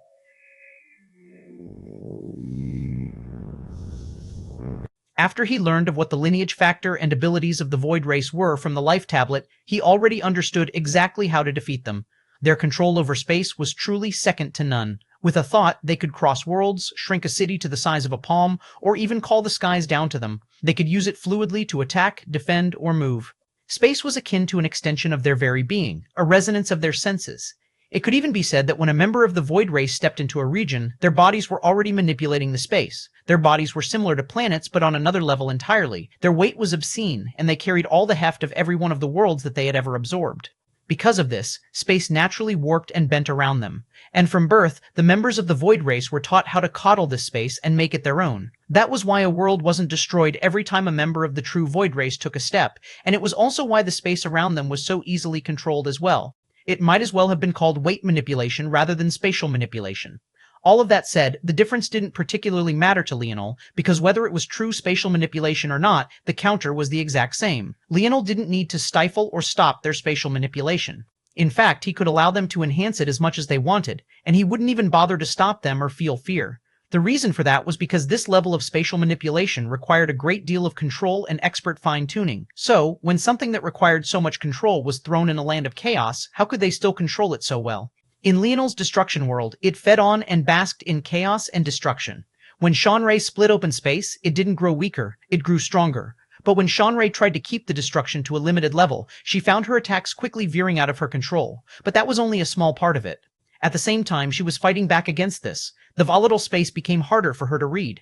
The chaos was too much, and she didn't have the mental capacity to both consider her control and peer through what was fake to find what was real. As though that wasn't bad enough, it was then that Leonel's dream force took shape as well, manipulating those lines of chaos and making her choose between paths that were favorable to him and making it far more difficult to see through the paths that were unfavorable. As a result of this, when Shanrei thought she was leaping through space to cut off Leonel's head, she was actually cutting across the space above Leonel's head instead. All of this was already enough to place such a spatial force expert to death, and yet that still wasn't the last of Leonel's actions. That was because the last line of defense was a natural force art. Constructing and creating teleportation platforms was notoriously difficult. That was because, once again, controlling space was a tall order, but controlling space across large distances, and even across realms of different grades, was even more difficult. There was a reason the Owlins couldn't just provide one teleportation platform that went from the mortal realms to the demigod realms back during the Gathering of Minds. And there was also a reason most couldn't just teleport right to the human bubble now despite already having its coordinates. But Leonel happened to also be one of the best crafters in all of existence. And that was where the true fearsomeness of his destruction world began to show itself. He had faintly noticed before that his destruction sovereignty didn't have to be tied to a particular force, and he wondered why that was. He was starting to get the picture now, but ironically, before he tried it out on his forces, he tried it out on his force arts first. He created a natural force art aligned with the space of this region, and then baptized it in his destruction sovereignty, and that had had precisely the effects he thought it would. The original natural force art would have allowed him the ability to manipulate space freely and smoothly, but his chaotic natural force art allowed him the ability to manipulate how others saw and interacted with the space. He realized now that his destruction sovereignty was actually a path that was unprecedented. If normal force manipulation tended toward order, surging toward the first dimension, then what about force manipulation tinted by destruction sovereignty? Leonel rested his spear on his shoulder, and the muscles and veins of his body rippled. At that moment, the bits and pieces of Shanrei's body shuddered, and her head, which had flown high into the skies, echoed out with a banshee-like screech. This time, she was truly infuriated. Her ability index activated, and to Leonel's slight surprise, he couldn't suppress it like he had with Willowin's. Boom. DEAQ. Chapter 2967. Deathlord. Chapter 2967. Deathlord Leonel looked forward without a word. Death counter sounded interesting. It reminded him a lot of his own dream counter. But the difference was that dream counter only activated when he was about to die and his real body wouldn't react in time. As such, it triggered a reflexive response.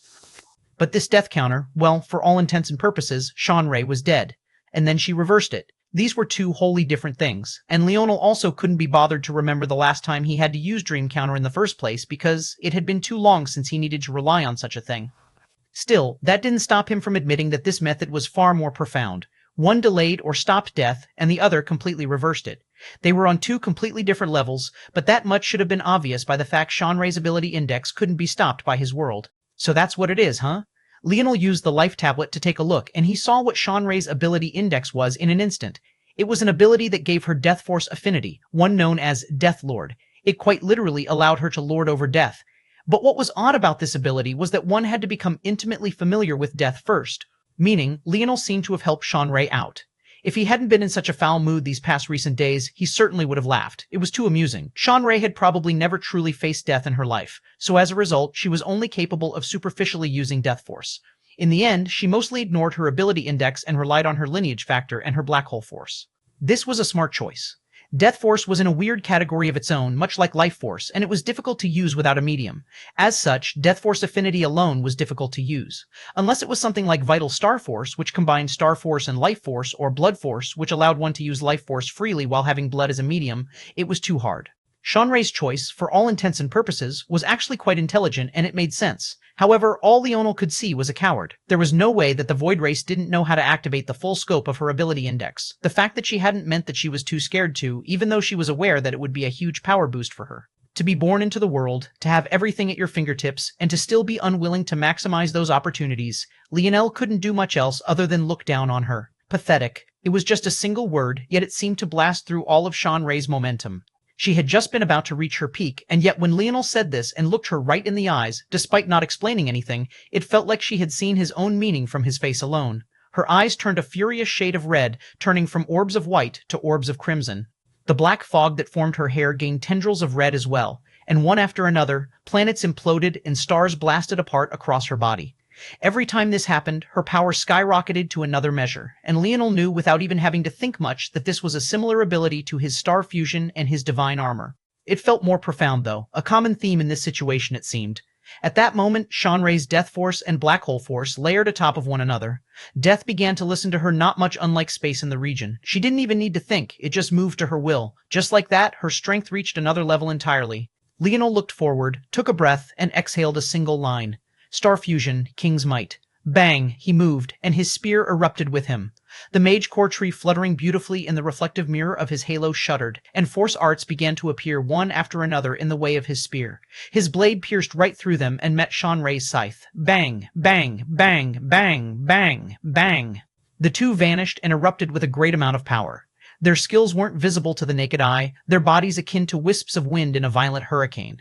The only proof that they were still continuing to fight at all were the resonating clashes that boomed across the air. Ironically, if not for the golden key that Leonel had laid, this demigod world would have already begun to fall apart at its seams, the strength far too menacing and overpowering for it to be withstood. At that moment, Leonel's earth force moved and the crimson soil that was beneath their feet shifted as well. With a thought, mountain ranges and valleys began to appear one after another. And as they did so, the strength that Leonel was capable of displaying was increasing with every passing second.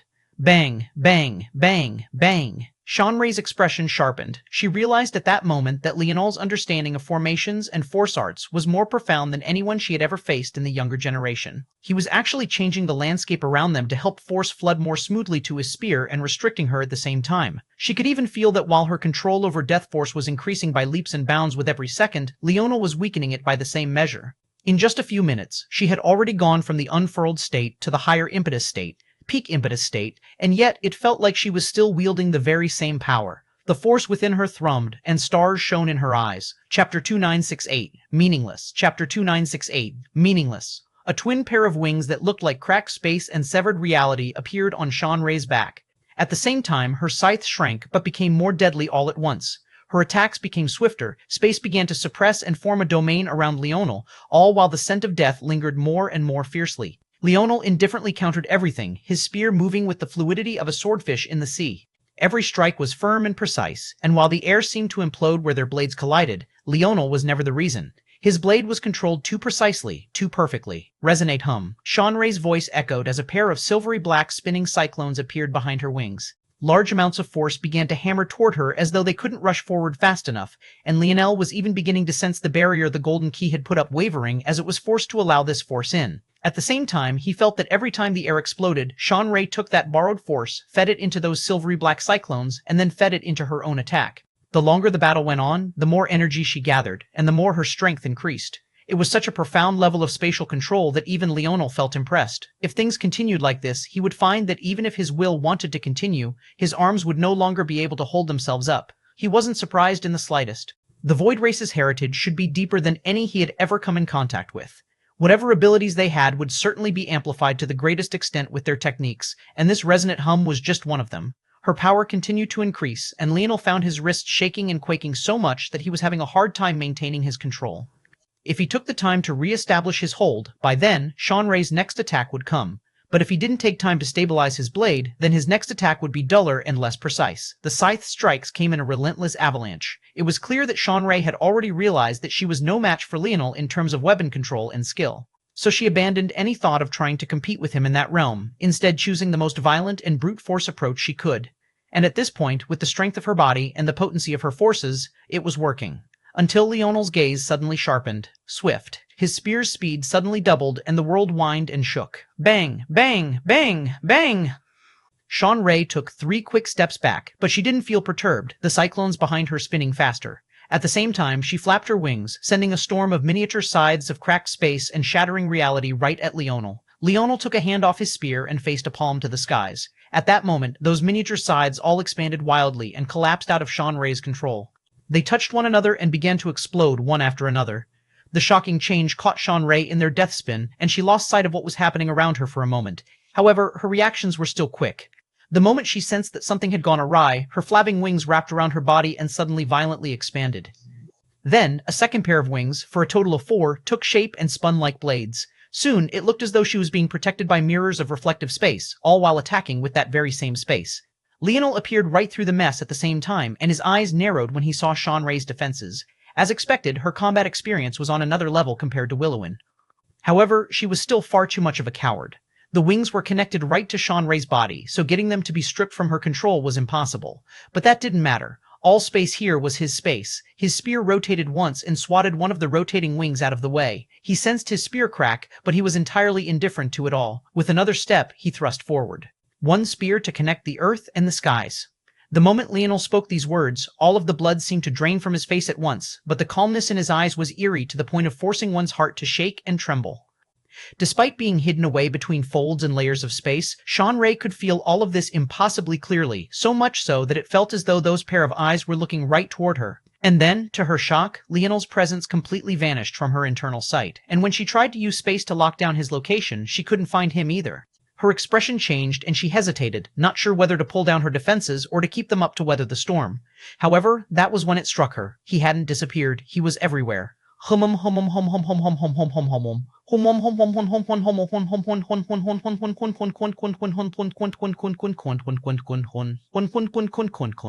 It encompassed the artistic concept of a single attack being capable of going anywhere, doing anything. A single 2-meter-long spear could touch both the earth and the heavens at the very same time. What did that represent? It meant that her defenses, her senses, her readiness were all meaningless.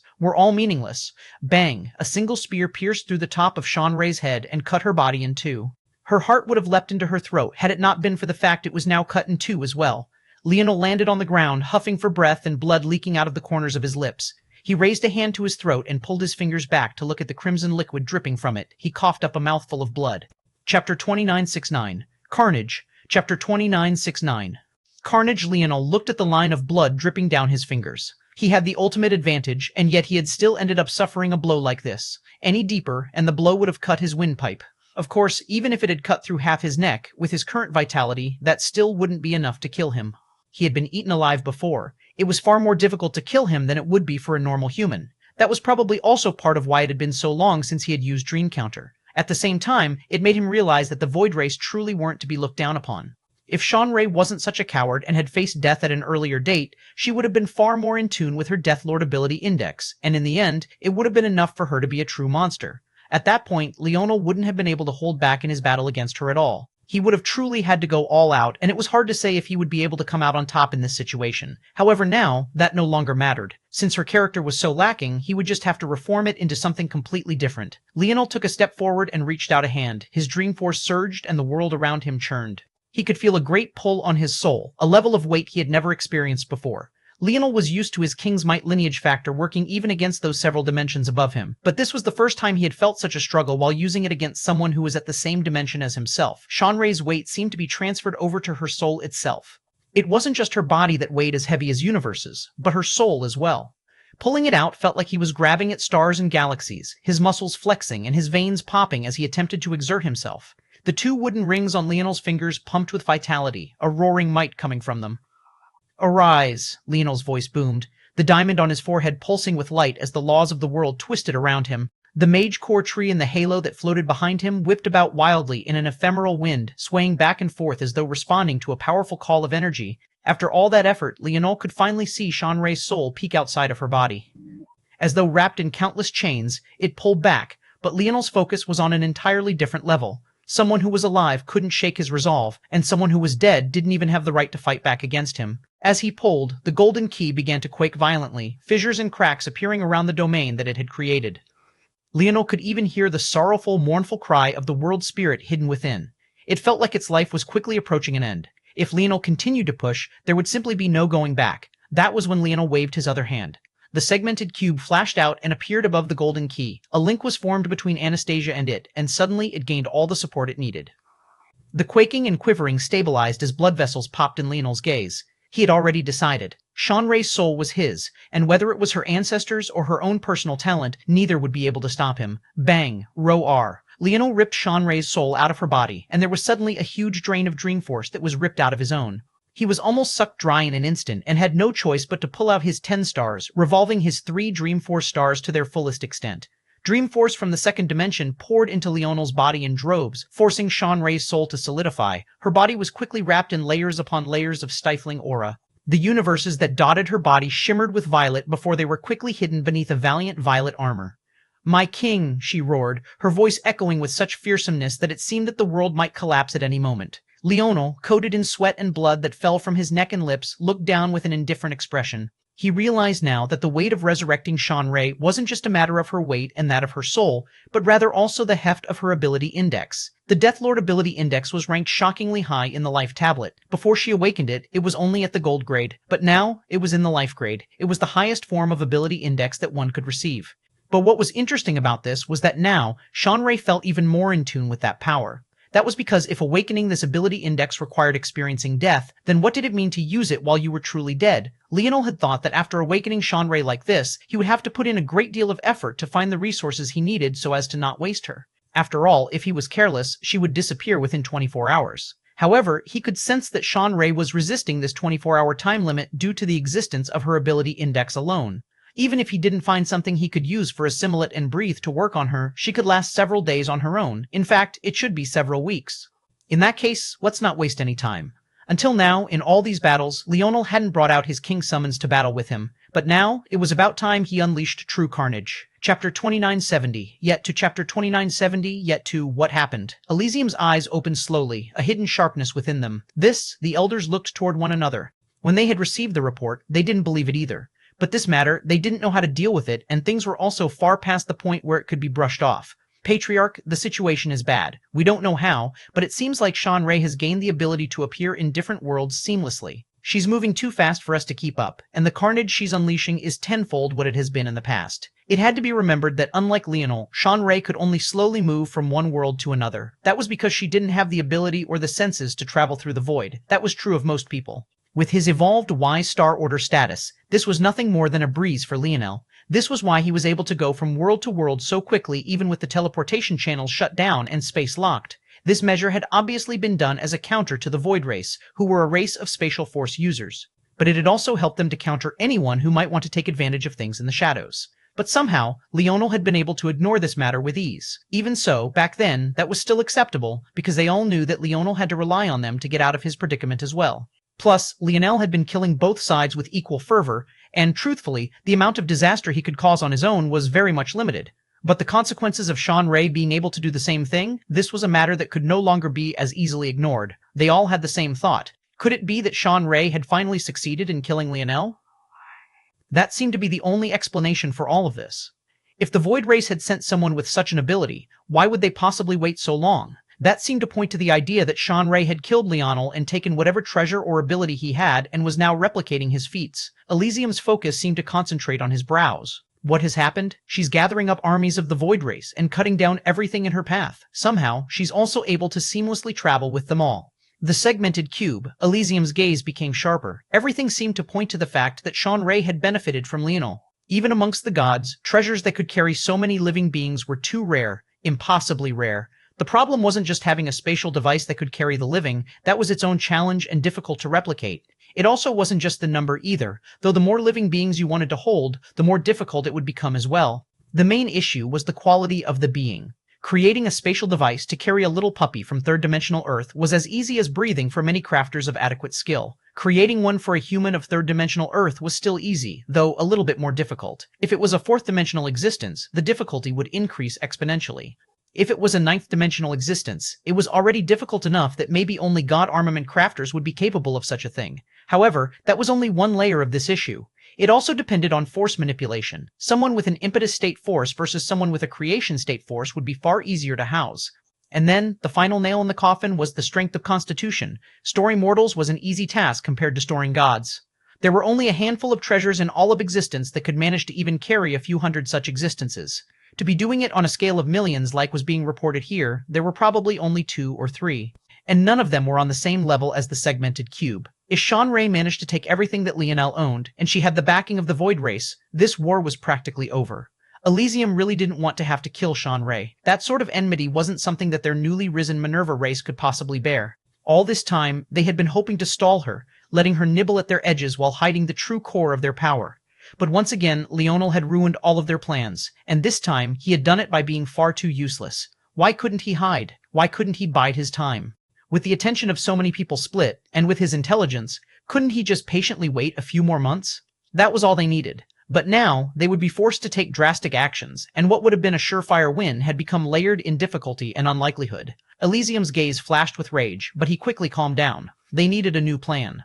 "Summon everyone," he said slowly, his gaze focusing once more. "This will be our final push. Either we live here, or we die here."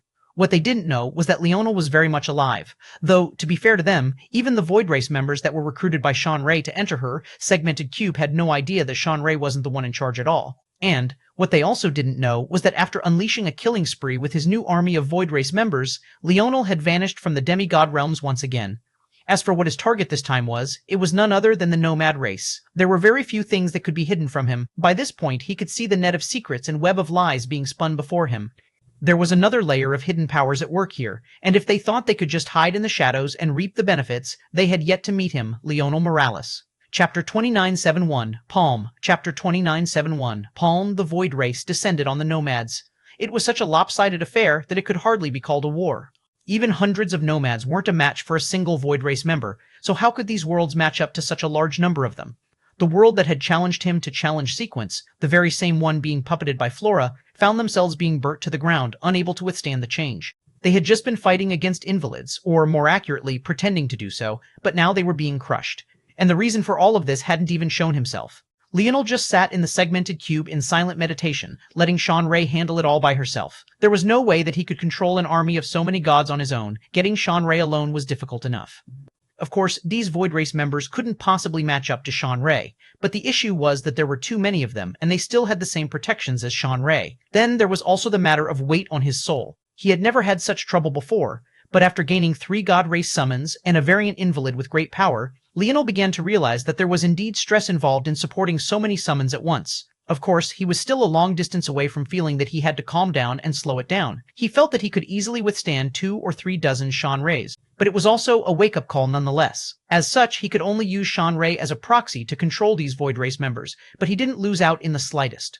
Shanrei's prestige was so high that they didn't even hesitate to follow her orders, and that was mostly because this was what Shanrei should have been doing from the very beginning anyway, but she had been too obsessed with finding and killing Leonel. But now that they thought she had succeeded, it only made sense that she would begin to do her duty properly. Of course, this didn't mean that the world thought that Leonel was already dead. The truth of the matter was that the only ones that Leonel would have hoped to trick knew very well that he was alive. People like the Demoness and those ancestor gods of the God Race couldn't possibly fall for such a cheap trick. But he didn't need to trick them anyway. He was working here, so these were the people that he wanted to fool.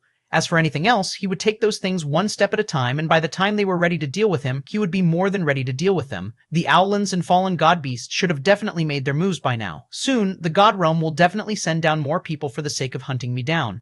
This will inevitably lead to a clash of misunderstandings, and, in the end, the nomad race bubble was burnt to the ground, but nothing happened. Even after scouring the entire world with Anastasia as a proxy, Leonel wasn't able to find what he needed. The nomad race had northern star lineage factors in the midst, he was certain of that. There was an entire tangled web between them, the Dream Ashuras, and maybe even more demigods. Leonel had yet to untangle that entire web, but what he was certain of was the fact that if they wanted to keep sitting on the sidelines, he wouldn't allow them to. Since this world didn't have what he needed, it would have to come from the next. Leonel raised the scythes of the Void Race and charged into the next world. News of what was happening to the nomads had no way of spreading out, and it was ironically due to the very actions of the Owlins and their crew. Because there was so much chaos in the mortal realms now, no one knew what was being caused by the Invalids versus what was being caused by the Void Race. Of course, Leonel didn't just indiscriminately target those of the nomad race. That would just be repeating the same mistakes that he had made in the past. Instead, what he was doing was focusing on the members of the nomads that were precisely a part of these plans. Every time he attacked one, while he didn't find information on exactly what he needed, he still managed to find several connections to others. Like this, he had Sean Ray march through the void, attacking these worlds so swiftly that they couldn't even react. Some battles, despite the size of the worlds, didn't even last more than a few minutes. The difference between mortals and gods was simply impossibly large. It became clear to Leonel after dealing with the spirituals that races were divided into many thoughts and philosophies of their own. The Ma'at bubble was the pinnacle of the spirituals, but there were many other spiritual races with far weaker lineages and bearings. As such, he knew that it was impossible to try and blame the entire race. It would be nothing more than foolishness. But he was still shocked to see just how deeply this ran. Even after destroying a dozen worlds, it seemed that the rabbit hole only became deeper and deeper, and the web spread further and wider. Eventually, it would be impossible to hide what he was doing. These existences lurking in the dark would never allow him to run so rampant for so long. They definitely had their own plans. And soon, that other foot dropped. A mighty existence descended from above. The palm alone seemed to blot out the skies, and the world shuddered beneath its presence. Everything about it was suffocating to an extreme. And yet, when it appeared, Leonel's lip curled into a sneer. It was about damn time. Boom. Chapter 2972. Breakthrough. Chapter 2972.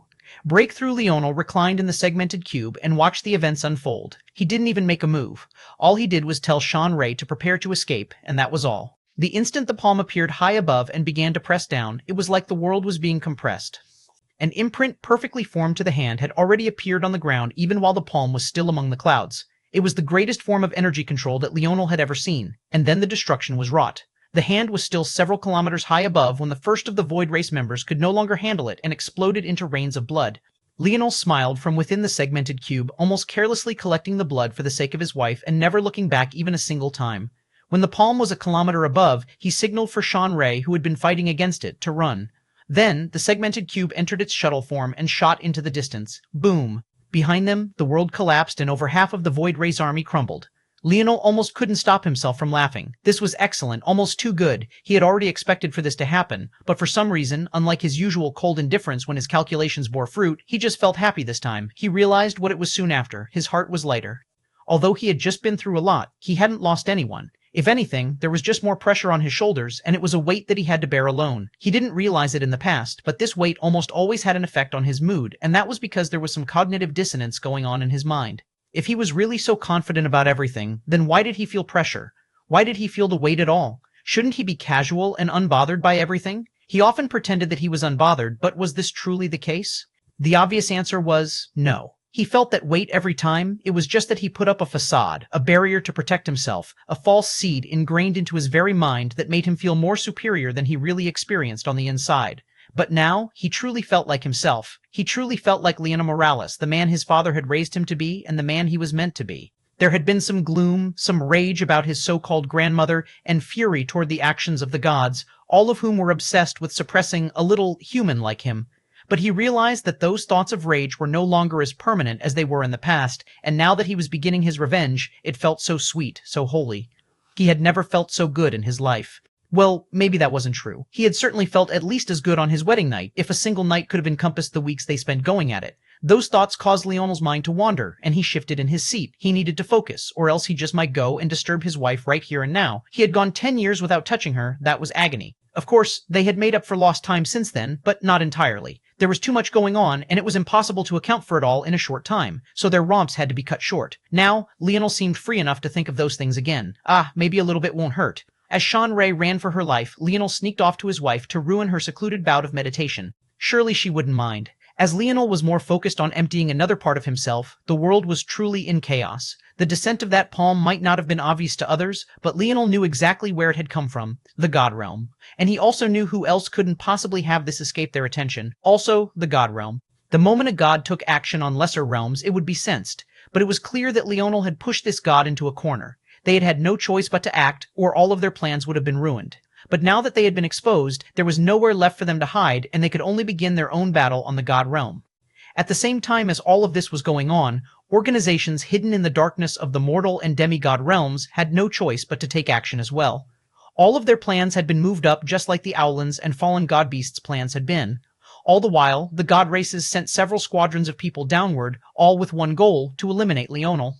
However, what they didn't expect was that when they descended, rather than finding themselves in a battle with Leonel, they found themselves in an even more heated battle with the Owlins. Because of Leonel's attacks with Sean Ray on their people, the Alliance had been thrown into chaos. When they saw so many gods taking action, battle sparked practically immediately. There was simply no escaping it. As such, the storm seemed to only be growing larger and larger while Leonel was having fun annoying his wife. I was just about to break through something else, Leonel murmured without thinking very much. He suddenly felt a hand slide down his back in response. Hey, that's not what I meant. Leonel jumped in horror. Ina's giggles echoed. Heh, you think you're a comedian, huh? Leonel grinned evilly and flipped his wife around. Ina was shocked as she thought Leonel was about to do something insane. She sighed a breath of relief and then moaned when he slid into the right hole. But then her eyes widened and her legs curled when a thumb slid in where it shouldn't. Her entire world was overturned, and her eyes rolled into the back of her head. Chapter 2973, Embarrassing Breakthrough. Chapter 2973, Embarrassing Breakthrough. Leonel sprinted away at his fastest possible speed, dodging through trees, twisting around branches, and leaping over mountains. Get back here. Leonel made a yikes expression as he dove over a valley that appeared beneath his feet. He landed on the other side and accelerated again, becoming a beam of light that raced into the distance. The moment he hit the ocean waters, he left a trail in his wake, a deep trench splitting the waters behind him. Leonel Morales, you get back over here. Leonel sensed his hair stand on end, and his divine armor took shape. He accelerated again, but feeling as though it wasn't enough, he took out a bow and arrow and loosed it. Space split and he ran in behind it, his speed hitting an all-new gear as a hand appeared just behind him, barely missing his hair with a swipe at the air. Leonel sucked in a cold breath, but he couldn't help but look down. Running this hard while you were naked was really difficult. He had no idea how the Greeks had done it. One wrong slap against his thigh and he would be keeling over in pain. Bang! Just as he was a bit distracted, a palm appeared before him. One caught the arrow out of the air and the other slammed against his chest. Leonel felt his ribcage bend and whine as though it might crack at any moment. He was sent flying back, his feet flailing in the air as he landed in the trench of water he had created, only for the waves to swallow him up. Before he could escape down below, another hand reached down and picked him out of it. Leonel coughed, looking at the beauty before him with an innocent expression. Oh, wife, was that you calling me just now? I could have sworn it was an enemy. I was just trying my best to run to you so that we could fight them together. How embarrassing. At this moment, Ina's golden eyes were shining so bright that it was difficult to even look at her directly. Her hair emitted a mass of bloody energy, and Leonel even felt his pores dilate as though his own blood might start pooling out of his own body any time now. You have a lot of nerve. Ina spoke through gritted teeth. An enemy? This was the segmented cube. Even if there was an enemy here, Anastasia would be able to kill most of them with a wave of the hand. Who would believe his foolishness? Plus, he was coming to look for her. This was even more ridiculous because they had just been together. This Leonel was truly becoming more and more dishonest. Leonel coughed. Wife, is there a need to be so angry? I seem to recall that someone liked it very much. Ina's face turned entirely red, and she looked like she just might chokeslam Leonel the moment she got the chance. However, though she was serious, Leonel couldn't help but look down at her reddened chest. As naked as he was, so was she. Watching those plump mounds ripple and rebound like that, he felt like he just might have to go for round 2. Leonel smiled and swept Ina into his arms. Don't worry, I won't tell anyone how much of a deviant my wife is. I'm a man of character, of morality, an upstanding citizen. Ina rolled her eyes, but in the end, she couldn't help but laugh. There was something funny about someone who had just stuck a thumb in her ass talk about morality. But she had a hard time reprimanding him for it either, because his display back then was probably even more embarrassing than those days she couldn't remember of their honeymoon. She had always been quite sensitive, but this was also a bit ridiculous. Hee, didn't I tell you that? Shut up or I'll cut it off. Leonel coughed, the last of his words being cut off before he could say anything. Yes, wife. Anything for you, wife. If it's anything for me, then let's do it again. Ina's eyes sparkled, a mischievous light in them. Leonel's gaze sharpened as though he had just met a worthy adversary. This wife of his always seemed to be on her last legs when they took things so far, but this time, just when he had thought that he had conquered her, she ended up chasing him down across the segmented cube's world. This time, it seemed that he would have to well and truly teach her a lesson. She had too much energy. Of course, there was another reason that Ina was so embarrassed by all of this, and that was because in that moment, she had broken through the final line of defense and finally comprehended what she needed to in order to complete her next rebirth. For it to take such a situation, and yet she couldn't accomplish her own breakthrough on her own, she didn't even know what to say. However, this was a matter that she just might very well have to take to the grave. She couldn't allow Leonel to have this information. For every finger you stick in there, I'm sticking 2 in you, Ina suddenly said. Leonel was speechless. Didn't she just say that she wanted to go again? It seemed that she wanted to keep things vanilla. Inwardly, though, he chuckled. Her mouth was saying one thing. Her soul was saying something completely different. Round 2 began, and just when Ina was feeling disappointed thinking that Leonel really took her too literally, it came when she least expected it. She completely forgot what happened afterward, her thoughts lost in a whirlwind. The changes in the outside world seemed to have nothing to do with them, when the reality of it all was that it was precisely because of them that things had reached this stage in the first place. The God realm seemed to implode with conflict. Chapter 2974, Time. Chapter 2974, Time. In a world of smoky whiteness, a nomad giant stood, his expression furious. He must have been at least 20 meters tall, and it made all the peaks and crevices of his ugly expression all the more obvious. He knew that the moment he attacked, there was no going back. But he also couldn't allow his people to be wiped out to the last man like that, so the moment he did take action, he had already signaled to everybody else. This bloody war would have to start now. Just like Leonel had thought, there was simply no way that everyone would be so casual about the actions of the gods, in particular those in favor of the culling. They too had become gods, wading through piles and miles of corpses just for the chance to sit at this height, and then what? To watch as their people were massacred year after year just so that those at the top could continue to sit pretty and unperturbed? How could they be willing? Of course, this was just the surface reason for all of this, as there was a secondary reason for it all as well, though, for many, this secondary reason was likely to be the main reason. If their people were wiped out, who would worship their dharmas and idols? Who would give them strength and power through the dimensions? In a way, it seemed like the gods were just acting for the greater good of humanity and existence at large, but in truth, they were killing two birds with a single stone. On the one hand, they were lessening the load on existence by killing the useless. But on the other, they were also weakening the influence of the gods that had risen up from the mortal realms and would eventually have all the right to target the gods that rose up from the demigod worlds as well. This was the cycle of life and the impact of greed. The turnover among gods wasn't high in the normal sense, but it was well known that no reign could last forever. The Pluto were already on the verge of reaching the end of their rope. Before them, the god beasts of destruction and creation fell. And before them, the celestial terrors, or the primordial terrors, fell before even them. History didn't seem to reach back far enough to know if there was an existence that came before even the primordial terrors. This was also part of the reason that they had the word primordial in their names, representing the beginning and origin. But even if there was something that came before them, who was to say that this was ridiculous or not? This was simply the way of the world, and it was something that nothing could escape. It was just that this time, these gods had a convenient method of slowing this process down and stopping others from rising up. They crushed the fox before they could rise up and become the next overlords, and now they were even preemptively doing the same with mortal races, all under the guise of helping existence as a whole. It could be said that much of the internal conflict amongst those of existence right now was triggered precisely by this, and there was simply no escaping responsibility for it all. However, morality and uprightness wasn't something that could move these large game players. They were just obsessed with cornering off their own piece of the world, allowing themselves to gain the most while they were still here. The god that had acted this time was known as Solarian. He was a mighty man born 3 generations ago. Legends of him were still told to the nomad race even now, however. That didn't stop the apprehension on his face from showing. He knew that a bloody culling was coming. Lord Zoltine, it is time. Solarian spoke solemnly, and a man whose name that Leonel had heard many times before rose up. It seems that it is. The voice was ancient, beyond compare, and filled with the vicissitudes of life. He only spoke once, but his voice echoed through the foggy land without stop or repair. Space rippled and shook before settling down. It had to be understood that the lands of the God realm were on an entirely different level. If Leonel stepped foot into this realm now, it would feel like he had returned to his days in the Void Palace where he couldn't even cause a crack in the earth. And yet, with just a casual voice, this Zoltine the Almighty was capable of causing such a thing. In the fog, a throne obscured by the grayish-white seemed to appear. No, it had always been there, but it was more like most didn't have the ability to see through it until the behemoth sitting on it allowed it to happen. He stood to his feet slowly, and he dwarfed Solarian by almost double. Space continued to shudder as several senses appeared in the region. But what was shocking was that rather than it solely being due to Solarian's interference with the mortal realm, it seemed that many more had appeared because they sensed Zoltine's awakening. It seemed that even compared to breaking such an ironclad rule, Zoltine was seen as the far more dangerous party. I would advise that you all return, Zoltine said lightly. Unless you come with your true bodies, you have no right to speak to me. And even in the case that you do, Zoltine reached out and an ancestor god let out a horrible scream. The skies became colored with a crimson gold as rain fell down from above. I would still advise you all that you be cautious. In that moment, all of the senses vanished at once, and in their place, several more auras appeared instead. But this time, they were existences that Zoltine didn't have any antagonism toward. If Leonel had been here, he would immediately recognize 2 auras, Goddess Evergreen and the Demoness. Chapter 2975.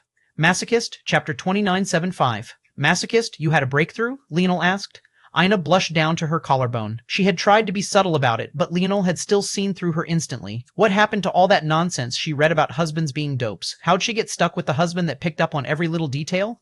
Here, women were complaining that their haircuts weren't noticed, and now she had Sherlock Holmes over here picking up on her slightest emotions. She reached out and pinched Leonel's waist, causing him to jump with fright. He couldn't help but be speechless. What had he done this time? "Get me the blood already," she said in a huff before vanishing in a twirl of blood. Oh, what an interesting movement technique. She turned her entire body into blood, but it looks like she destroyed herself first. How masochistic. Aina didn't even seem to register the pain at all, but Leonel couldn't help but cringe for his wife. In order to activate that sort of technique, she would have needed to grind her flesh and bone into a liquefied mist. Of course, it all happened in an instant, but an instant to warriors of their caliber and an instant to normal humans were two different concepts. With Ina's thinking speed, especially since she was the one actually controlling the technique, she should have felt every single little second of it. And yet, she did it without hesitation to escape in such a needless situation. On the one hand, that made him realize just how mentally tough his wife was. But on the other, he couldn't help but feel for her. She had definitely gone through a lot on her own and in ways that he couldn't see. He still remembered how she had once had a habit of curling herself up into a ball in bed and fracturing her own bones again and again. There was no way that she hadn't sensed that pain, and it seemed that all of that had helped her reach this state. Blood sovereigns clearly had a strength that relied on their powerful masochistic tendencies, and Leonel couldn't help but wonder if Ina's own masochistic tendencies came from her force, much like he had been controlled by his own for so long. Then it clicked for him. Is that why she was so embarrassed? Leonel laughed and shook his head. His path was one where he broke free of the constraints of his force and the foundation given to him by his birth, his parents, his blood. However, Ina's path was the opposite of this. Ina had always relied on her affinities. She had always honed just a small number of abilities, doing everything she could to reach perfection in them. In fact, she had even been the one granted the technique from the Gathering of Kingdoms Steely to continue following down the path of real humans, keeping her soul fused with her body. Leonel, on the other hand, had put in a lot of work to separate from his forces and their influences. It was only in this way that he had been able to progress and also break away from the influence of the demoness. He had even separated his soul from his body, unlike Ina. For Ina to have such a breakthrough while seeping into her own masochistic tendencies was amusing, though Leonel could see why she would be embarrassed about it. Leonel chuckled, rubbing his hands together. What a great boon this was. With this, he could definitely take that final step and put more than a thumb in. For once, the world was actually helping him out a little bit. Anastasia, prepare the blood. Ina needed a great amount of blood to finish her breakthrough, but she had yet to take that final step. Neither of them had been too obsessive about it because they also realized that Ina wasn't quite ready yet. However, Leonel had still been gathering up a large amount of blood just for her. And thanks to a certain nomad god, he had finally been able to take that final step and gather the rest of what he needed. Of course, he also had a practical ocean's worth of blood thanks to Sean Ray as well. After all, he was in control of her soul, not her body. Her body itself still had more blood in it than he could imagine. The body of a Void Race member was truly a treasure. It wasn't just their skin that was a universe of its own, but their insides as well. Their nodal pathways might as well have been starry star paths, roads of infinite length and even more shocking depths. Their blood vessels were even more exaggerated. Their bodies alone could be considered a lineage factor in and of themselves, and it would likely be fair to consider them like this as well. However, just Sean Ray alone wasn't enough for what Ina needed, which was why they were lucky to have the corpses of so many dead Void Race members to take advantage of at the same time. Leonel appeared before Ina with his arms crossed about his chest. His playful expression vanished and he looked ahead with the utmost seriousness. By now, she had already vanished into layer after layer of bloody roses. By this point, the blood rose was so large that it covered at least a quarter of the surface of the ocean. If this thing was in the outside world, it could be seen from thousands of kilometers away with ease, so large that even after days of walking toward it, it would feel like you hadn't made any progress at all. It was already shocking enough that Ina could even control this amount of blood in the first place, but to control it so perfectly, smoothly, and even to the point that the waters of the ocean had become perfectly still, it was a level of control that was on another level, and she had yet to make her breakthrough. Chapter 2976. So badly? Chapter 2976. So badly? Leonel watched in silence. The longer he stared at the bloody roses, the more he felt something stirring inside him. Or maybe it was something on his finger. The two pairs of sylvan hearts that he had taken were making their presence known, and they seemed to be moved by this display. Leonel couldn't help but wonder if he should give them to Ina, but in the end, he shook his head. That didn't make much sense. For one, she didn't have the same lineage factor as him. And second, she didn't need the boost to life force affinity because even compared to these two Sylvans that he had killed, she was probably still on a level all to herself. Leonel had yet to run into a character with a stronger life force affinity than his wife, and it would probably take going to the God Realm to find one. Even so, he was fascinated by the movements of the Sylvan heart. It certainly had its own reasons for reacting like this, and soon he seemed to understand. The bark, blood force, was attractive to life force because it was the best vessel for life force. Alone, there wasn't much that life force could do, but when it was attached to blood force, it gained a conduit to exert a great deal of power. The bark of the Sylvan race was similar, but it seemed to be a level inferior to blood force. However, as a trade-off, it was likewise easier to control. Blood force was ultimately a liquid, but Sylvan bark was a solid. It could be used as a whip, and it was an extension of a Sylvan's body, naturally making it easier to control. The Sylvan bark should be excited to see this blood force because they could do quite a lot together. However, it would only be a hindrance to Aina. As for Leonel, he had no interest in such things either. He only wanted the Sylvan hearts as a boost to his vitality. He had yet to even use them to attack. But then he had an idea.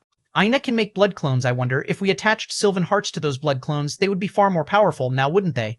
Leonel's gaze flickered. He had already decided to move down the route of quality over quantity for his summons. The value of Sean Ray alone was far beyond any of his others, though, to be fair to them, Leonel had yet to truly use them in battle because it wasn't time yet. But, if he could mass-produce Sylvan bark, then the blood clones that Aina created would have an extra layer of strength to them. Aina's blood clones had two main weaknesses. The first was that they had to be within a certain range of the one whose blood they were created from, and second, they were weak and had basically no power at all. Well, the blood clones that she created from herself didn't have such weaknesses, but that was a separate matter. It's a decent idea, but not worth putting so much effort into for now. It would be hard to scale, and I'm not sure if Sylvan bark would grow without the presence of Sylvan heart. I'll need more of those idiots to throw themselves to their deaths before I can 100% confirm this. Boom! A vast chasm suddenly appeared beneath the enormous blood rose, and Leonel was forced back. It looked as though all the water in this quarter of the ocean, and another quarter more in the perimeter, had all vanished in the blink of an eye. The blood rose began to shrink, but the chasm didn't close, as though a mysterious energy was keeping the sides from crashing in. From this vantage point, Leonel could see clear to the bottom of the ocean. The amount of strength it took to do this was simply unfathomable.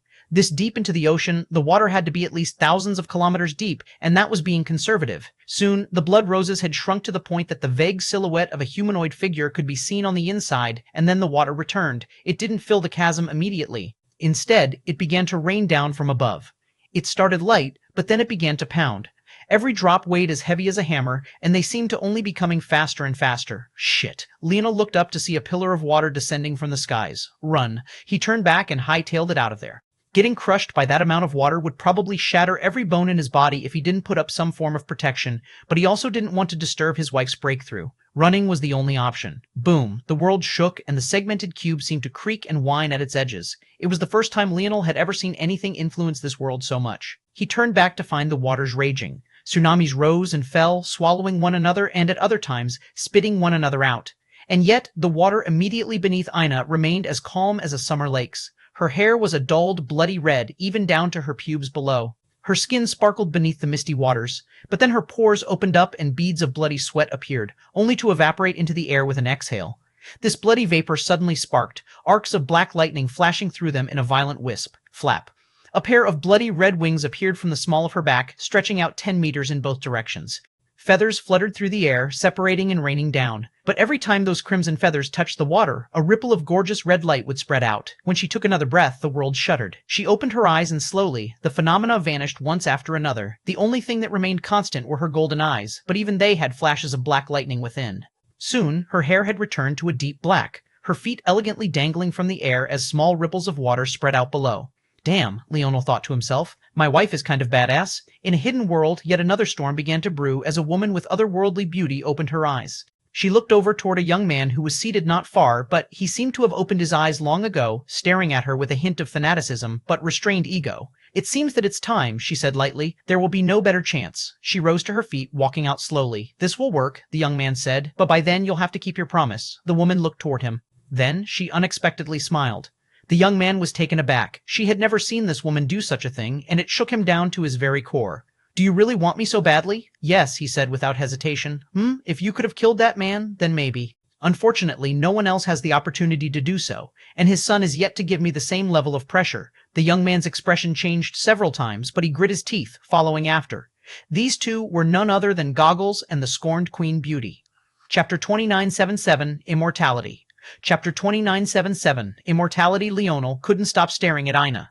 Now probably wasn't the time, but he honestly wondered if it would be possible to make time. She truly looked too perfect, too great, too... Aina's eyes suddenly regained their focus, and she looked at Leonel. With a happy smile, she vanished and appeared before him in a blink. She was so fast that if his dream force wasn't so powerful already, there was simply no way that he'd be able to track her. And yet, even in that case, he had still almost lost her. When he replayed the sequence in his mind, he realized why that was. It was because she had truly vanished. She quite literally erased herself from existence in one place and then rebirthed herself in another. It was the most shocking technique that Leonel had ever seen, and he was the man who had faced off against an envoy all on his own. He was very rarely impressed by anything, but this, at the same time, the fact that Ina could do this was yet another testament to how much work she had put in. As masochistic as the earlier movement technique was, this was on another level entirely. It could be said that in a sense, she had literally just killed herself. Then, she co-opted the life force energy in a new region to reconstruct her very being. If this was what she meant by forming her own world of blood, then it was too exaggerated. This was something even more shocking than what a spatial force user could ever be capable of. The more Leonel thought about it, the more shocked he became. That was because moments later he realized something else. The first dimension held the impetus of creation, and the second held the impetus of life. One sparked the ability for the world to create, and the second sparked the ability for that creation to actually become life, thus leading to the third dimension where the first true beings existed. Ina had such a mastery over life that she was freely killing and recreating herself. Whenever she killed herself, she vanished from the third dimension, reappeared in the first, and then crossed unfathomable distances in an instant to once again appear in the third. It was a movement technique with no rhyme or reason, and it could hardly be followed at all. That was when Leonel understood that if not for his connection with Ina allowing him to know that she was still alive, and thus couldn't possibly be dead, he wouldn't have been able to track her at all. If he had been her enemy, he would already be dead. No, it could be said that if he wasn't her husband, and their souls weren't bound, she could literally kill him whenever she wanted. It seemed that blood sovereigns were far more shocking existences than he had ever given them credit for. The kind of applications he could think of for this ability alone were shocking. At this point, was it even possible to kill Ina? It seemed that she had gained a sort of permanence in reality, the kind that only ninth-dimensional experts should have, and yet it seemed far more profound. At the very least, Ina wouldn't need years or centuries to reconstruct her body.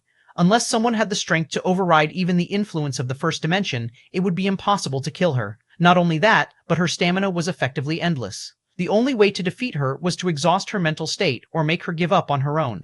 Other than that, you'd have to invite someone with not just a dharma but an idol to kill her. Even in this case, a dharma alone wasn't enough. A dharma was considered to be an embryonic idol. It was the kernel of belief someone had in themselves, the quintessence of their ego and their practice until that point. But it wasn't until a dharma became an idol that it could surpass the influence of the first dimension. Or, more accurately, it was only then that a person could take a piece of the world to truly be in charge of themselves. When facing such an expert, even Ina's abilities would be meaningless because they could just cut off her connection to the first dimension and take her life like that. After all, wherever an idol was, all dimensions from the first to the ninth were under the purview of this god. After coming to this conclusion, Leonel was the happiest of the two of them. He gripped his wife's hips with both hands and almost tossed her high into the air. A happy smile spread across his face, a grin that could have lit up the world if he cared for anyone other than this woman to see him. If things were like this, would he even need to worry about his wife? This wasn't even her strongest state. If she summoned her manifestation, then it could be said that she would have a quasi-dharma to rely on. In that situation, even a god with an idol would have trouble stopping her from resurrecting if she wanted to do so. At that point, one would have to be a god with an idol crafted with dream force. Only that way could you target Ina's soul. But as soon as Leonel had this thought, he realized that even that would be useless. That was because Ina's soul wasn't like that of others. It was fused with her body. She had taken the purest human path. It could be said that unless it was by old age, there was simply no one capable of taking his wife's life unless she, herself, wanted to die. However, with the support of Leonel's soul, and the affinity he could grant her with his own dream force, not to mention her clairvoyance and perfect understanding of herself, how could anyone easily mess with his wife's mental state? Chapter 2978. Mental State. Chapter 2978. Mental State. Leonel put Ina down and hugged her tightly. At that moment, silently, a burden that he had been holding onto for a long while was put down. He didn't even sense that his wife was naked, and there wasn't the slightest bit of lewd thoughts in his mind anymore. The last lingering influence of his future self vanished like wisps in the air, and all of the guilt that wasn't his own to bear disappeared along with it. He would never again be faced with losing his wife in this life. He held onto her tightly, listening to her breathing, feeling the beat of her heart, the warmth of her skin. Ina could feel Leonel's emotion, and her eyes couldn't help but tear up. She silently laid on his chest, her breathing even and at peace. She could also sense that the last lingering darkness in Leonel's heart had vanished. Leonel's mental state was contradictory a lot of the time, but this was just how the human mind worked. He loved his father, but he had never felt as much guilt toward his death as compared to Ina's. That was because his father was his idol, a man he felt was above all things. If his father died, it was because he wanted to. That idolization was a double-edged sword. On the one hand, it made Leonel take his death hard, so much so that he had practically become an entirely different person. But on the other hand, it helped him avoid the fate of falling into an endless pit of despair, facing off guilt because he hadn't been able to help his father in those final moments. Sure, there were some feelings of inadequacy, but they were ultimately drowned out by that feeling of despair and unwillingness. Ina, however, she was his other half, his woman, his first and only love, his wife. Her death was different to him. Protecting her was his responsibility and no one else's. Failing to do so had always hit him hard. Leonel took a deep breath, breathing in his wife's scent and feeling his heart hit a rhythm of complete peace. At that moment, his spear and bow forces seemed to have been suppressed by something. His mental state evolved, and deep within him, a figure sitting within a clear lake trembled slightly. A bow appeared on this figure's back and a spear across its lap. With his eyes still closed, the clear waters around him rippled as though waiting for something, but not being too eager to take action. He, too, was at true peace. This figure was the very same that had once been wreathed in chains and suffocated by seas of blood. But after Leonel had seen Malexi's painting, he had been able to walk out of it. In truth, this figure was the manifestation of the Dream Ashura's mysterious lineage factor.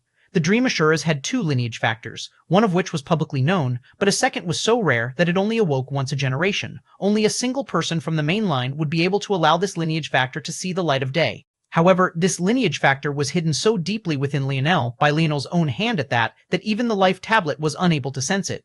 Still, it was this very lineage factor that, even while immersed in shrouds of darkness, was able to silently resolve the largest issue that Leonel had faced until today. From this day forth, his weapon forces would never clash again.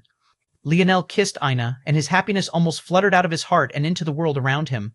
Ina didn't know if it was an illusion, but she could see dancing violet butterflies and fluttering violet fairies. They left delicate swirls of violet winds in their wake, making the atmosphere seem far more gorgeous now than it should have.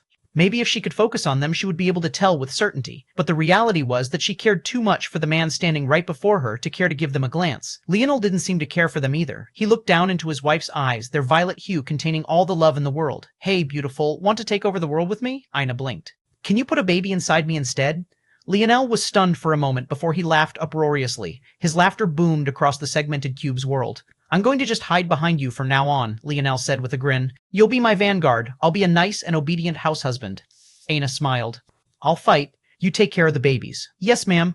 Leonel took Ina's hand and they stepped out of the segmented cube. They found that Sean-Ray was still on the run. Leonel had only told her to run, so even though the danger was gone, she had just kept going and Leonel had just somewhat forgotten about her. "My king!" Sean-Ray rushed into a bow. Ina blinked, feeling a great pressure coming from Sean-Ray. It seemed that while she was away, Leonel had done quite a great deal. "Let's go. Where are we going this time?" Ina asked. "Well, it would be a shame if we left them hanging like this. They think that I'm dead. How could I let them worry like this?" Ina blinked before she covered her mouth in a laugh. With a wave of her hand, she was once more wearing a valiant military outfit. A shuddering red aura perpetually hung around her, shredding the air to pieces and yet mending it in the same breath. The shuttle surged forward and rushed again. Under Sean-Ray's control, they appeared in the demigod realm once again, and they immediately felt the weight of the pressure around them. The scent of blood was so thick that it reached even this location. When Leonel saw it, he grinned. He knew that his plan had worked. It was absolute chaos. Chapter 2979 Revenge. Chapter 29799 Revenge. Leonel could see everything reflected in his mind. Ever since he reached this calm state of tranquility, while his dream force didn't improve, it felt like its effectiveness had reached a new level entirely. The entire world was his oyster and fit into the very palm of his hands. Nothing could stop him. But it was precisely because of this that he was overwhelmed at first. He didn't quite know where to start. He felt a calmness now that he had never had in his life before, but he also knew that his situation hadn't changed much. He, the human race, and his wife were all now in a situation of life and death, and if he didn't handle this right, they would all be wiped out. He had been lucky enough that no one had gone back to target the human bubble, but that was also because he was causing too much trouble on his own in these front lines. Now, the question was how to keep his foot on the pedal in this situation, or did he even need to do anything at all? More gods were descending from the god realm. The Owlins had brought out their real guns. The Beastman race seemed to still be trying to pull one over on the Invalids, but they seemed to have also suffered quite a deal of losses as a result of their greed. It was all difficult to fathom in a single spurt. When he did see it all, though, Leonel almost couldn't help but laugh. Wasn't he too good at sowing chaos? All he had done was pull a few tricks here and there, but the world looked like it was about to crumble. However, he also knew that he couldn't take full credit for this. After all, this powder keg had been ready to blow for who knew how long. There's only one player in this arena who still hasn't made themselves known. Aren't you all a little too comfortable? A sneer spread across Leonel's face. Wife, how would you feel about getting some revenge? See-ing. Leonel had hardly finished speaking when a 2-meter-long battle axe appeared in Ina's hand. Her eyes blazed, and she looked around as though fiendishly searching for the target Leonel was speaking about. Leonel was speechless for a moment before he erupted into another fit of laughter. He took his wife's hand and took a step. Hours later, when they appeared once more, they were standing above a world made almost entirely of rock. There were some rivers that moved here and there, but the vast majority of the region was wreathed in rocky constructions.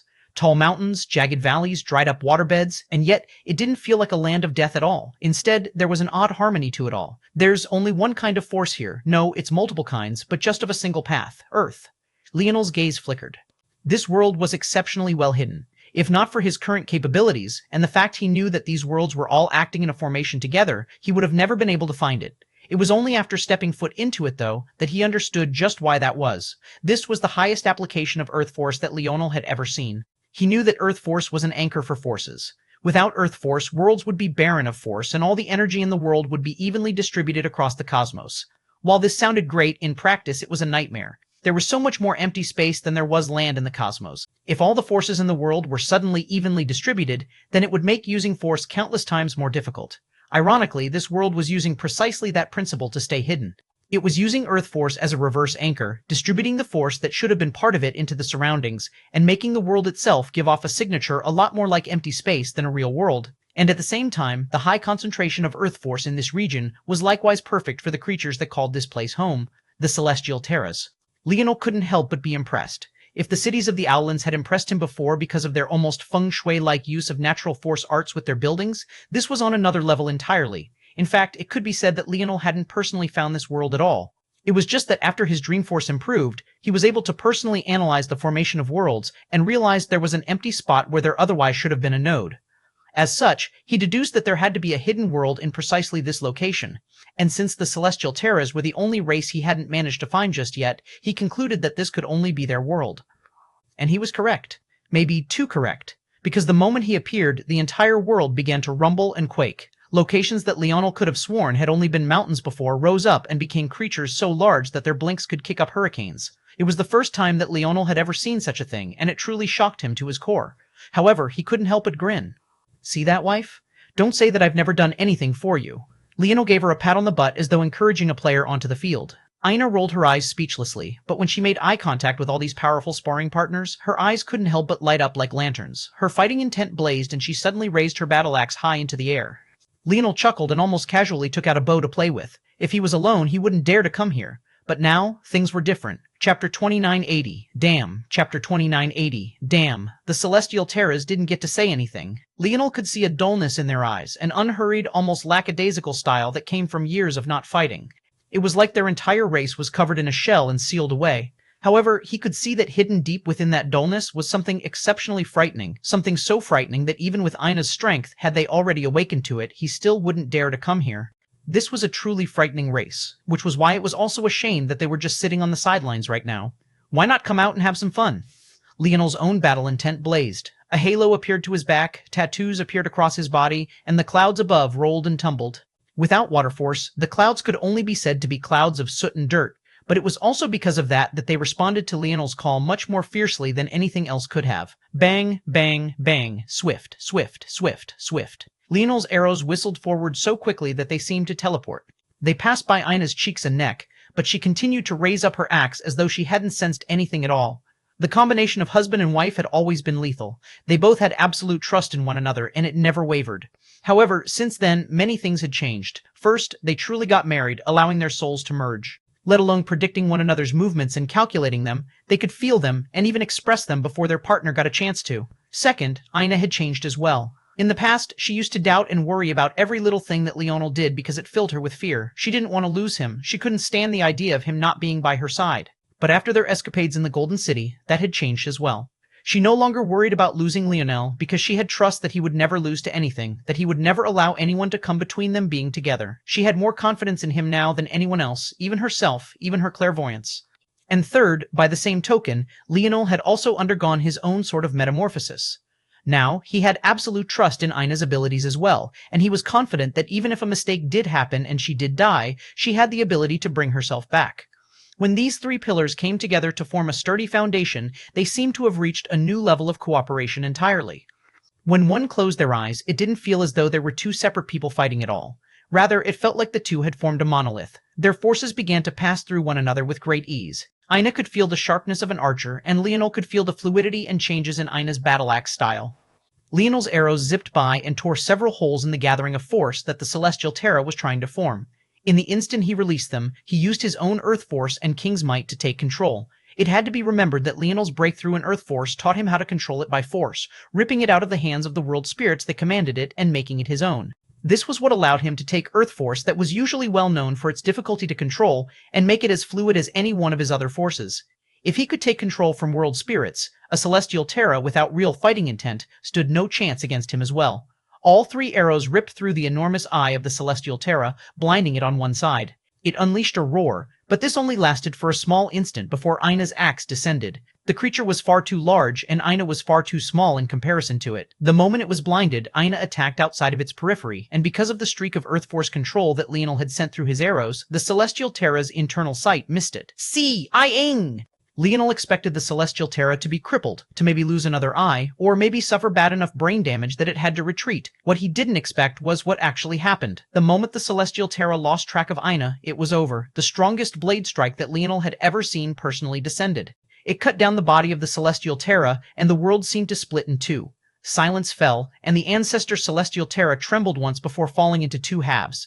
Leonel had a fourth arrow knocked, but he couldn't help but blink a few times to make sure that his eyes were seeing right. It had to be remembered that before, Aina had struggled with a Celestial Terra, and he had ended up in an all-out battle with a seventh-dimensional one. These creatures were exceptionally powerful, and even though they had lost much of their strength as fallen gods, they were an existence that couldn't be easily dealt with. But Aina had cut one in half, shell and all. And this one was not only the same level of talent as the seventh-dimensional one that Leonel had fought back then, but it was also an ancestor of the ninth dimension. The power of the two couldn't even be properly compared. She stood in the skies and howls of rage filled it, but she only took a deep breath, causing a swarm of bronze-brown blood to fly toward her. As it was pulled into her control, the bronze-brown became a rusty, red-gold-ish color, and then became perfectly crimson. Well, damn, Leonel muttered for a moment before releasing his fourth arrow. Since this was the case, they could really cause some damage. At that moment, the ground trembled, and Leonel's arrow soared toward that precise location. But before it could land, it was shattered by a mysterious force.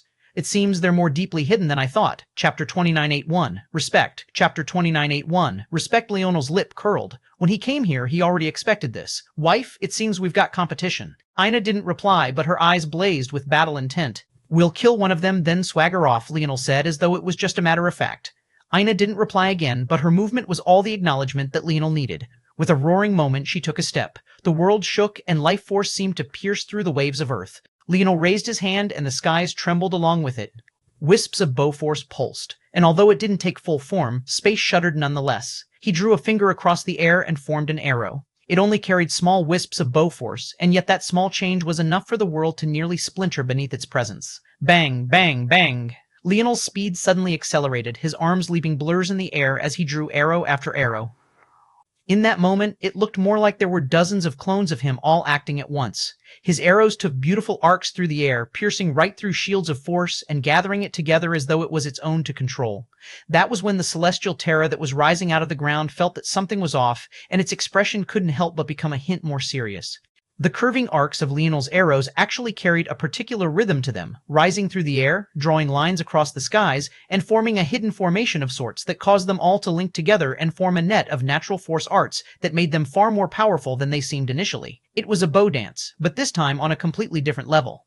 In fact, it was a bow dance that Leonel was able to complete in just a single instant of time. Boom! The arrows that were curving along their own unique paths suddenly pulsed together and blinked out of existence. When they returned, there wasn't a torrent of arrows, but rather just one enormous one, so thick that it could block out an entire eyeball of the already impossible to fathom Celestial Terras. All the Celestial Terras that it wasn't aimed for were blown back, and the one rising out of the ground felt that it had just been locked onto by a god of death. It was something that it had never experienced before in its long life, but it was already too late to dodge. All the wisps of Bowforce in the arrow came together and suddenly solidified, forming a gorgeous silver arrow peppered with dense golden runes that looked like an ancient weapon all on its own. PCHU. The arrow drove into the Celestial Terra's eye. In those last few moments, it had tried to dodge, but it was in one part still lagging behind after just being awakened, and another part too unskilled to understand the profundity of Leonel's attack. Its body shuddered and it stumbled, only to be startled awake by an even more frightening killing intent that came in right after it. The blood flowing from its eyes was suddenly ripped out of its control as Ina peeled her battle axe back. It swung in a wide, gorgeous arc of red and gold, and along with it, rivers of blood were pulled back as well. And then she swung forward. The blood had already retreated around her, becoming a scythe that expanded her blade until it ran kilometers of distance. And yet, it didn't slow the arc of her swing in the slightest. The Celestial Terra didn't even register what happened. In one moment, it was trying to rouse itself awake, and in the next moment, it froze. Its body shuddered, and then it collapsed in two pieces, unable to fight back for even an instant. Furious howls began to resound across the world. Leonel appeared beside Ina in a blink, and then pressed a hand down, taking the corpse. As much as he wanted to use Arise right now, after seeing how difficult it was with Ch2951, he knew that he couldn't get away with it. The only way forward was to take now, run, and then hopefully deal with it in the future. Time to hightail it out of here. Leonel gave Ina a grin, took her hand, and then began their escape.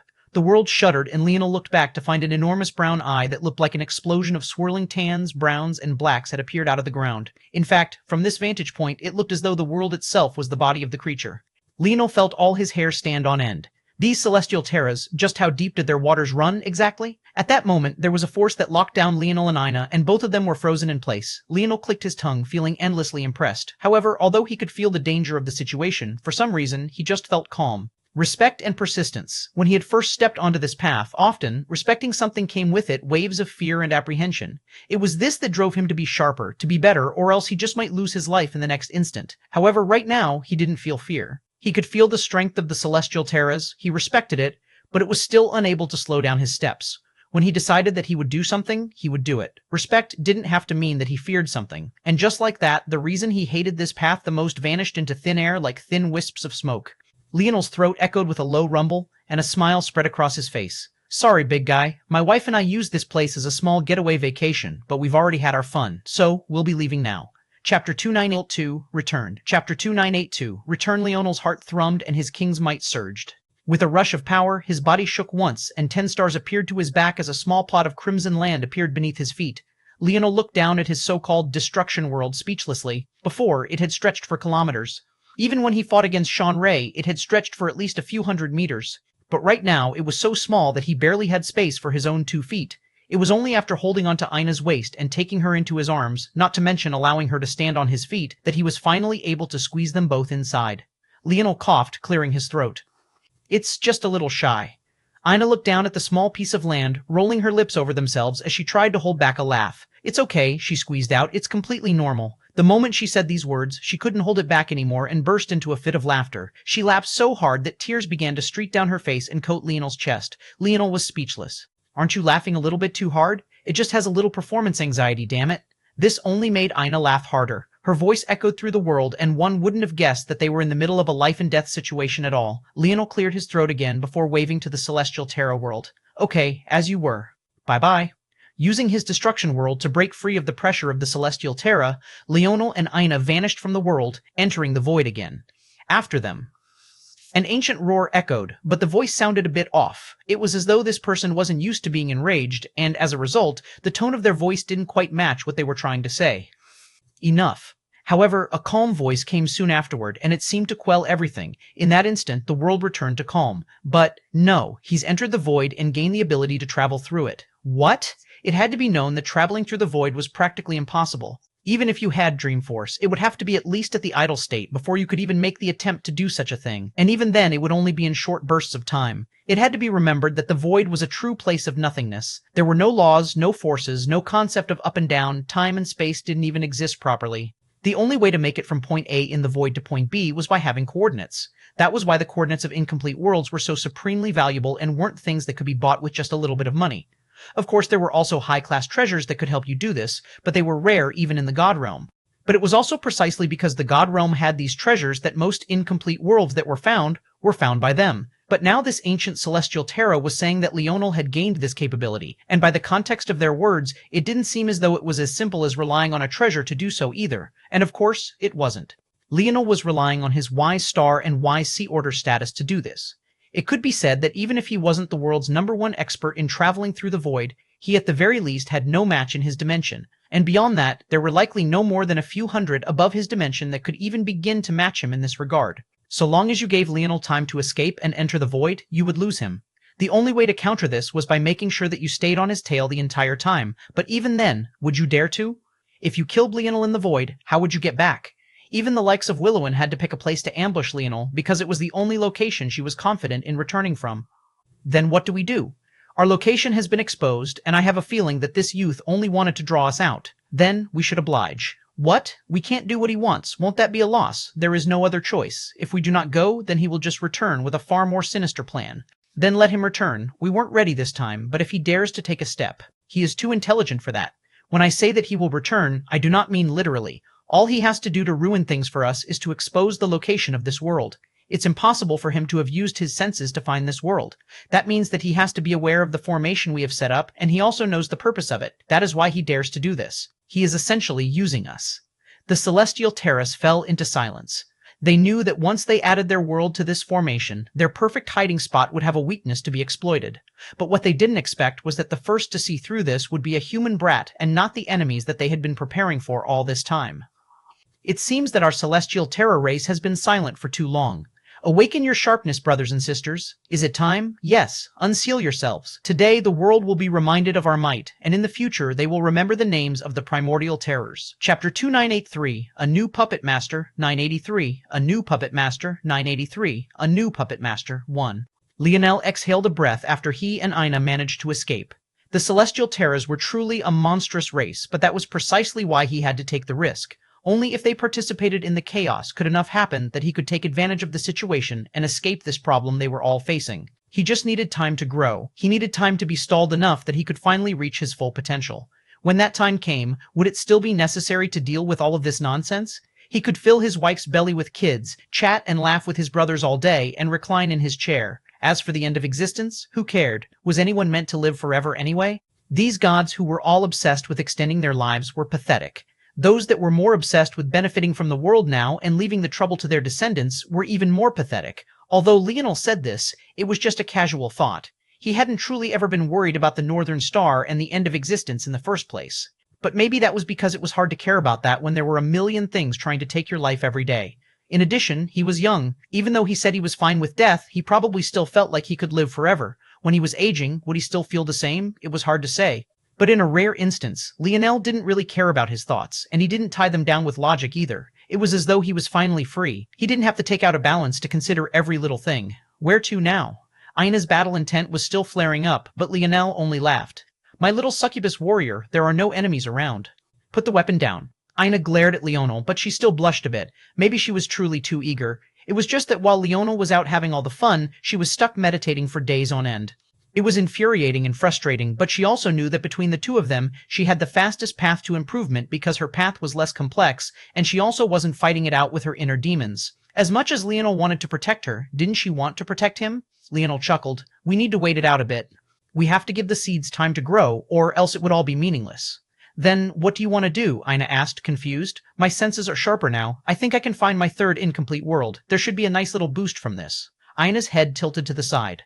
Something made her feel like Leonel wasn't saying everything he was thinking, but at the same time, he felt a bit different. This time, it didn't feel like he was hiding things for the sake of getting a leg up on someone, but instead because he didn't feel like talking about such insignificant things now that they finally had some time alone. Okay, she said with a smile. The battlefield was truly chaotic. In fact, it could be said that it was far worse than Leonel had described. At that moment, Elysium stood tall, standing off against a giant that had a head so large and tall that it was shrouded by clouds. Chains rattled around this giant, and it was clear that it couldn't bring out its full strength under the restrictions of the demigod realm. And yet, it didn't seem to matter at all because its aura was too oppressively powerful. The Minerva descendants don't seem to have learned from history. This giant spoke softly, but the world rumbled. The sun in the sky pulsed as though it might shatter any moment now, and if not for Elysium's presence, the army of Owlins would have already ruptured into a rain of blood. To dare kill the descendants of my void race, bold indeed, Elysium's gaze grew sharp. The moment this giant void race member appeared, he knew that things had gone wrong. Not just wrong, but once again, Leonel had pushed them to the center of the storm. He wasn't even sure how he would explain this matter at all. On the one hand, he was far too prideful to try and quickly explain now that Leonel must have been the one responsible. That wasn't just because of his pride either, but rather because he was smart enough to know what would happen now. Now that the void race had gone so far, they wouldn't just leave now, they would use this moment to wipe out the Owlins as well. After all, they didn't want another power to rise into the god realm either. So what would happen if he quickly explained that it was Leonel now? Not only would he harm the momentum of the Owlins, but it wouldn't save them from this situation either. In that case, there was only one choice that a smart and astute leader would make. Not only could he not explain, but he had to take credit for it as well. That way, he would show the Owlins to his back that they had nothing to fear even in the face of such monsters. They had already taken a step beyond the point of no return. There was only one way forward now. Either their Owlins would rise up and succeed in ways they never had before, or they would have their legacy truly wiped out here and now. Elysium raised a hand, and the sound of a sword howl pierced the skies. A golden blade landed in his hand and his wings flapped once, sending a spatial storm out in all directions. The Minerva do not need to consult the Void Race when they kill. Boom. Chapter 2984, A New Puppet Master 2. Chapter 2984, A New Puppet Master 2. Across the demigod realms, similar scenes were playing out. Once again, they had played right into Leonel's hands. No matter how enraged they were, they knew that there was no return. Ancestor Nova slapped her mighty wings, delicate feathers of red and gold falling from the skies, gliding across the land and scoring the ground below. She faced off against a towering Void Race member as well, but she spoke words not too dissimilar from the Owlin race's head. In fact, she was even more overbearing. Her gaze was sharp, and her voice even sharper. Since when did the god beasts need to ask the Void Race for permission? D.I. A beam of concentrated fire force left her beak, and it was as though it had become the center of the world. No matter where you looked from, it felt like time and space had warped, making it seem as though the beam was coming right for you. Those that looked at it directly and were the enemies of the celestial embers found their eyes burning.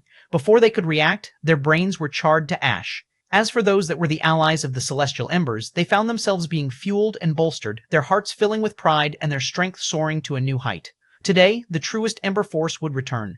Before its fall, it could be said that it had been the #1 fire force there was. But it had always been tied to the dimensions of the celestial embers. With their fall, it too fell. Soon it mutated, becoming the Emberheart force that was well known as a top 10 fire force but was nothing compared to the former Ember force. It seemed that the Celestial Terra weren't the only ones with seals on their strength. Being faced with a blockage during these last steps, the Celestial Ember Ancestor chose to no longer hold back. It was time for the God Beasts to return. They would erase the fallen curse from their heritage. The leader of the variant Invalids sat on his throne, looking into the skies. He didn't move, but there was a deep fury hidden within his eyes. Unlike the others, he was too used to this manipulation. He had experienced it many times in his life, the Dream Assuras. It was an infuriating maze to be caught in, one where you knew that you were caught in a scheme, and yet couldn't leave it no matter how hard you tried. There was no escaping it at all. Even if you knew you were being used, you had to just happily jump into it. All this time, the Beastmen had been harassing his incomplete world, but he had chosen to remain patient. But it was also because of this patience that he didn't even realize that his other invalid worlds had been systematically wiped out one after another. Even so, he chose to hold his rage and his tongue. It wasn't yet time for him to be so excessive in his actions. He had been so patient all this time, and the core of his strength was still here, and yet now this change had happened. The Beastmen, for some reason, had become more fervent in their actions. He didn't know why, but he would rather kill himself than admit that it had nothing to do with Leonel. He was definitely a part of this, without a doubt. This variant invalid was certainly correct. The reason the Beastmen were acting like this now was that compared to the other god races, they were even easier to manipulate.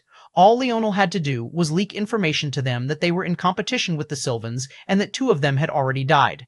The moment they got this information, they not only called for reinforcements, but they didn't hold back in the slightest any longer. Who didn't know that competing with Sylvans for an incomplete world was practically a fool's dream? Their best chance was to be dealing with a pair of juniors, but now that they had died, they would certainly send true monsters down. The Beastmen weren't very intelligent overall, especially not compared to the Sylvans, but they were smart enough to know this, and definitely smart enough to know that the seniors of the Sylvan race weren't what they wanted to go against. In the end, this patriarch of the variant invalids and Apex's master had no choice but to exhale a sigh and stand from his throne. It seemed that he was going to have to get his ankles muddied in these turbulent waters as well. The kid was even more vicious than a Dream Ashura, but he would surely remember this. The entirety of the demigod realm seemed to be playing to Leonel's tune, but what they didn't know was that Leonel was far from being finished. While he was spending some quality alone time with his wife as he looked for his third incomplete world, there were also changes taking place in the barbarian race's territory as well. There was a reason that Leonel had managed to stay away from the human bubble and not get too involved. It wasn't just because he was using himself as a distraction, but also because he had the barbarian race on a string.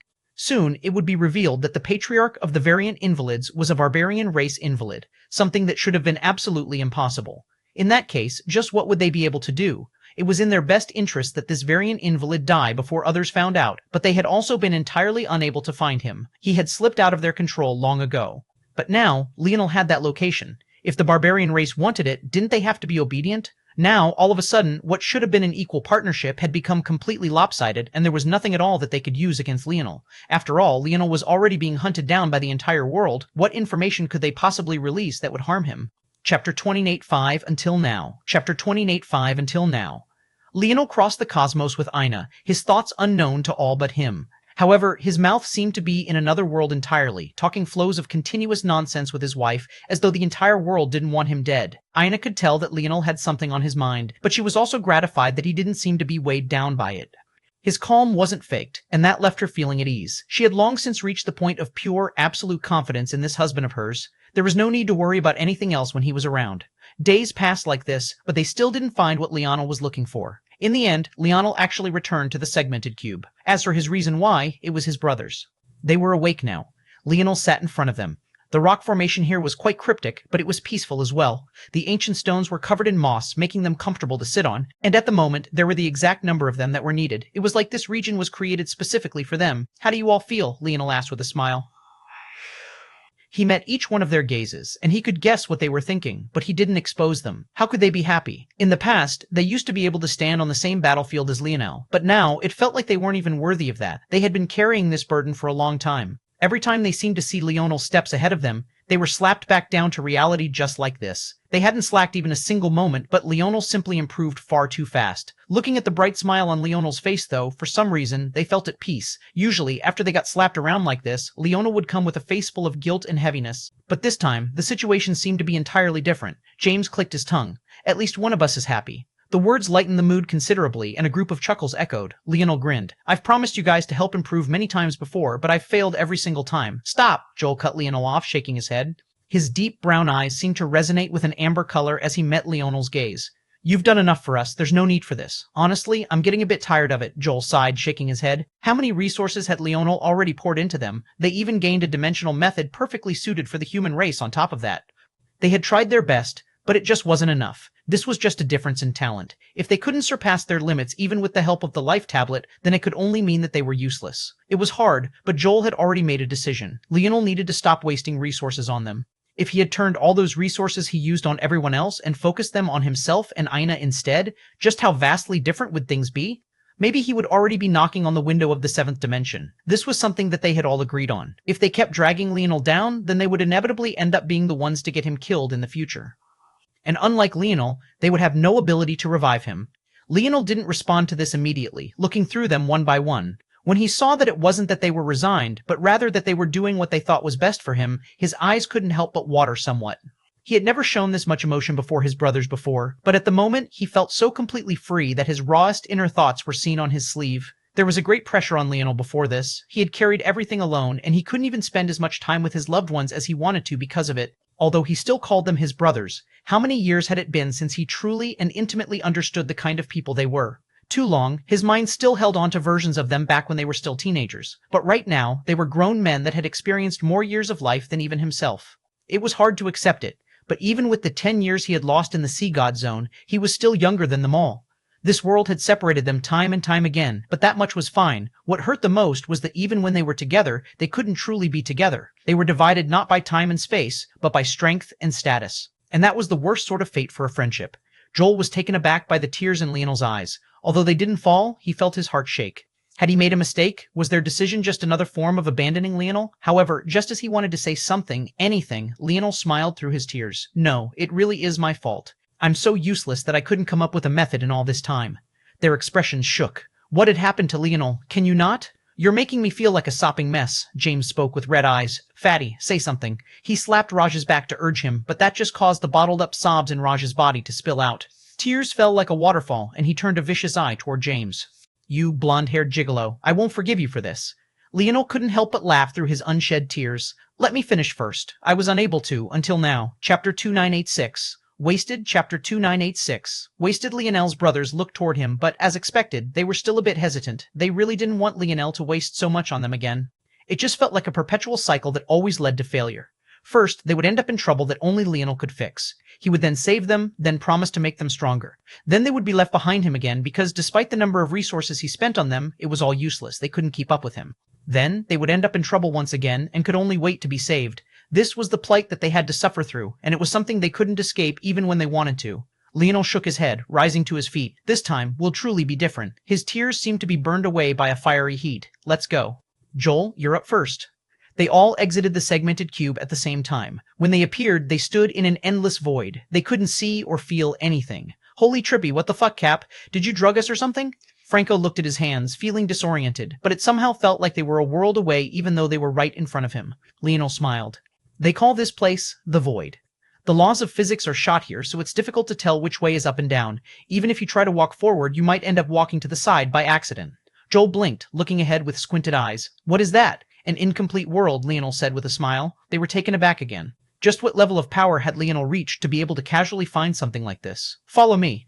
Leonel brought them all inside, and almost instantly, they were attacked by the regulator. The chains shattered before they could even take shape on Leonel's body, but when it came to his brothers, they were unable to fight back against such a thing. That said, they were also far weaker in talent and strength than both Leonel and Ina. As such, their backlash was far less significant. After a few grunts, they managed to tank it. Their flesh was lacerated and their bones creaked, but in the end, they were able to stand tall. What do you think? Leonel asked Joel. Of the group, Joel was the one who received the least backlash, but that was definitely not because he was the weakest of them. It was because Leonel had picked this world for him. Joel looked around after Leonel asked his question, and he seemed to realize the same things. In the laws of this world, he could sense an endless sharpness. Without even seeing a single person in this world, he could tell that they must be littered with blade masters. Every one of the small laws seemed to be perfectly in line with him. Leonel grinned. Then he suddenly slammed his palms together, unleashing a roar. A violent pressure surged out from him, and all the stars of his incomplete world seemed to listen. One after another, their energies began to connect, forming a sky that shook their hearts. You all have been practicing dimensional cleanse, right? Leonel asked with a smile. It was a perfunctory question. He could already tell that the answer was yes. Still, Joel and the others nodded. It's time for it to come in handy for something other than cleansing and increasing your force accumulation capabilities. Boom. A natural force art was completely formed across the entire incomplete world. Then, Leonel's figure flashed, and he appeared behind Joel, pressing a palm to his back. Joel felt himself almost collapse as a great amount of power began to concentrate on him.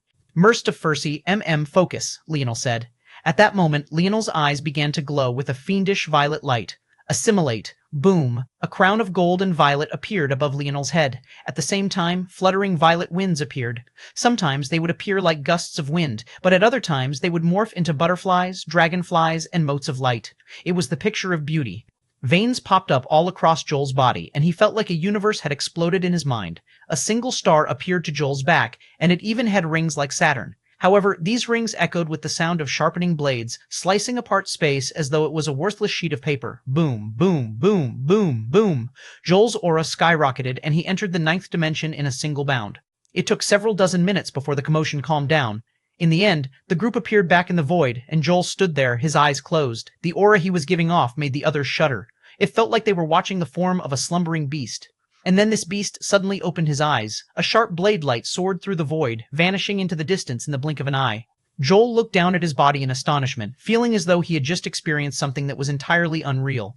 None of it made any sense at all. Leonel grinned. It had worked. Dimensional cleanse was the perfect foundation for final destruction. However, who said that destruction was the sole and only foundation that you could use to practice this method?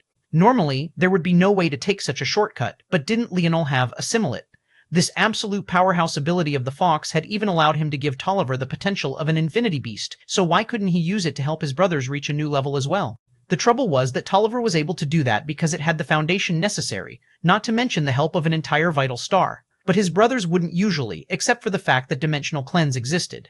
And then there was the final cherry on top. Because he was a wise sea order now, he could not only travel through the void, but he could find the perfect incomplete worlds for his brothers. He hadn't been able to find what he needed, but that didn't mean that these last few months were wasted. Erdul's note, IDK, feels kinda wasted to me, lol. I just can't take his brothers seriously. Feels like even if they were not in the story or not, it wouldn't matter. But that's just my thoughts. Maybe it will change, but after all this time, I kinda doubt it. Maybe though, maybe. Chapter 2987, New Field. Chapter 2987, New Field. This time, Leonel wouldn't be leaving even a single one of his brothers behind. He had already decided that even if he had to carry them up the steps one by one, putting them on his back, he would do so.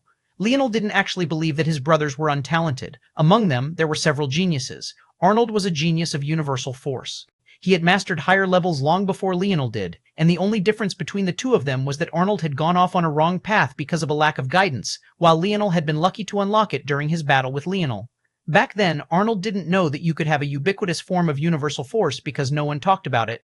As such, he always focused his universal force on his palms until Leonel taught him that another route could be taken. It was only after that that he managed to start following the right path. Then there was Alan. He had always been ranked number 1 in their class despite the fact both Ina and Leonel were in that class. Of course, Leonel and Ina had always been focused on other things. Leonel couldn't bring study material back to the Paradise Islands, while Ina had been obsessively training since she was young. But this didn't diminish Leonel's views of Alan in the slightest. That was because if they were focused on other things, couldn't Alan also be? Alan had always been obsessed with working out and being meticulously dressed. Those sorts of things took up a lot of his day, and under normal circumstances, they would take precedence over anything else. Even if he had spent more time on schoolwork than Leonel and Ina did, his intelligence wasn't very far from their own at all. Drake was literally creating his own weapon force, pioneering a path that was unprecedented and had simply never appeared before. Raj's ability index allowed him to create anywhere from the weakest earth forces to the absolute strongest. James had literally created his own lineage factor. No matter where you looked among his brothers, you could find monsters.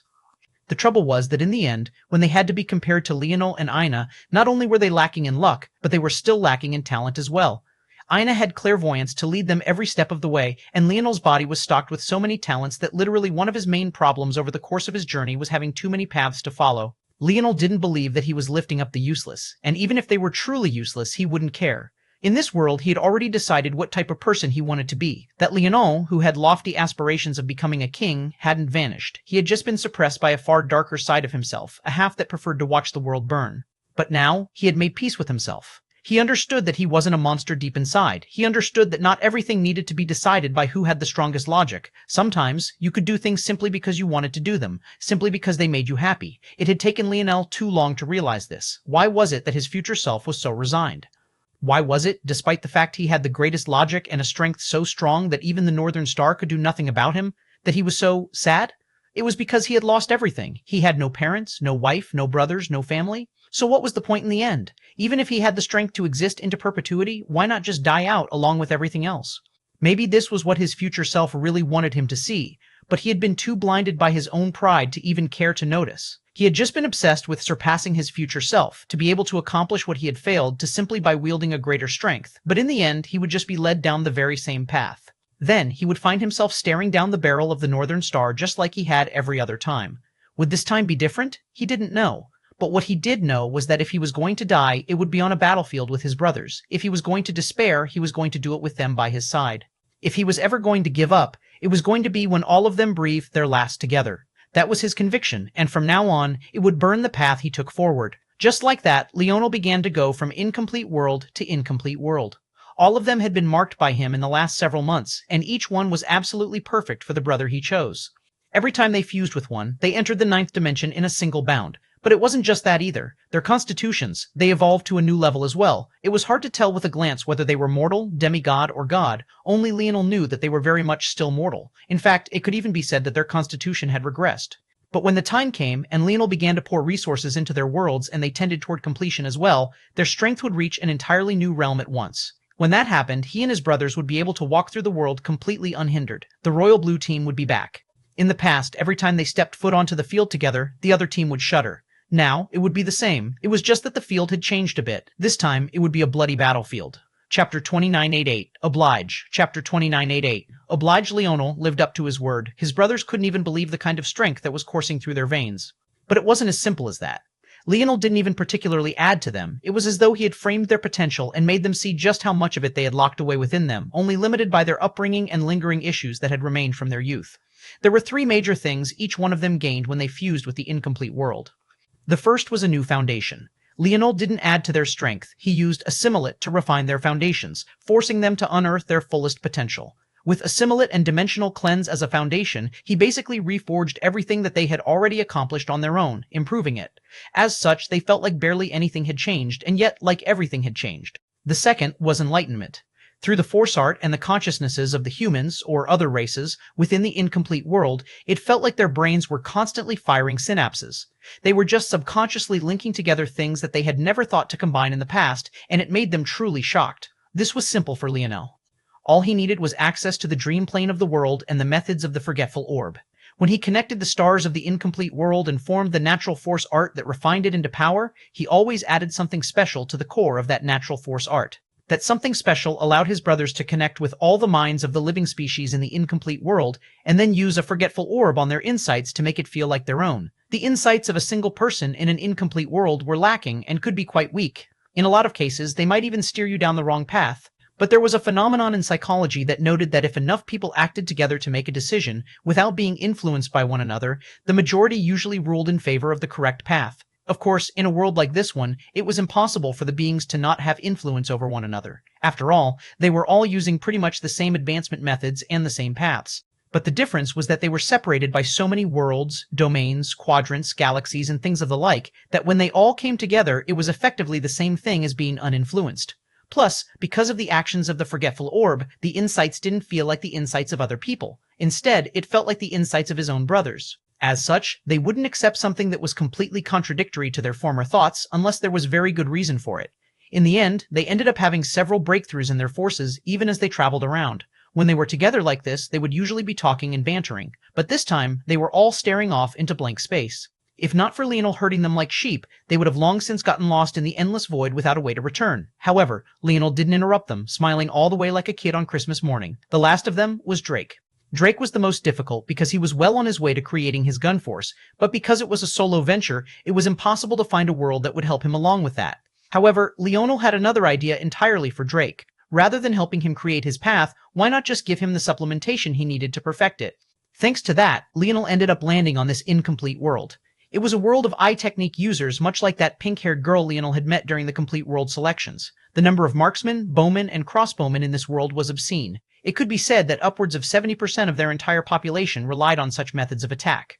It was a world that Leonel had thought about absorbing, as it would help him greatly as well, and it also happened to be the last of the worlds that he had found while on his trip around with Aina.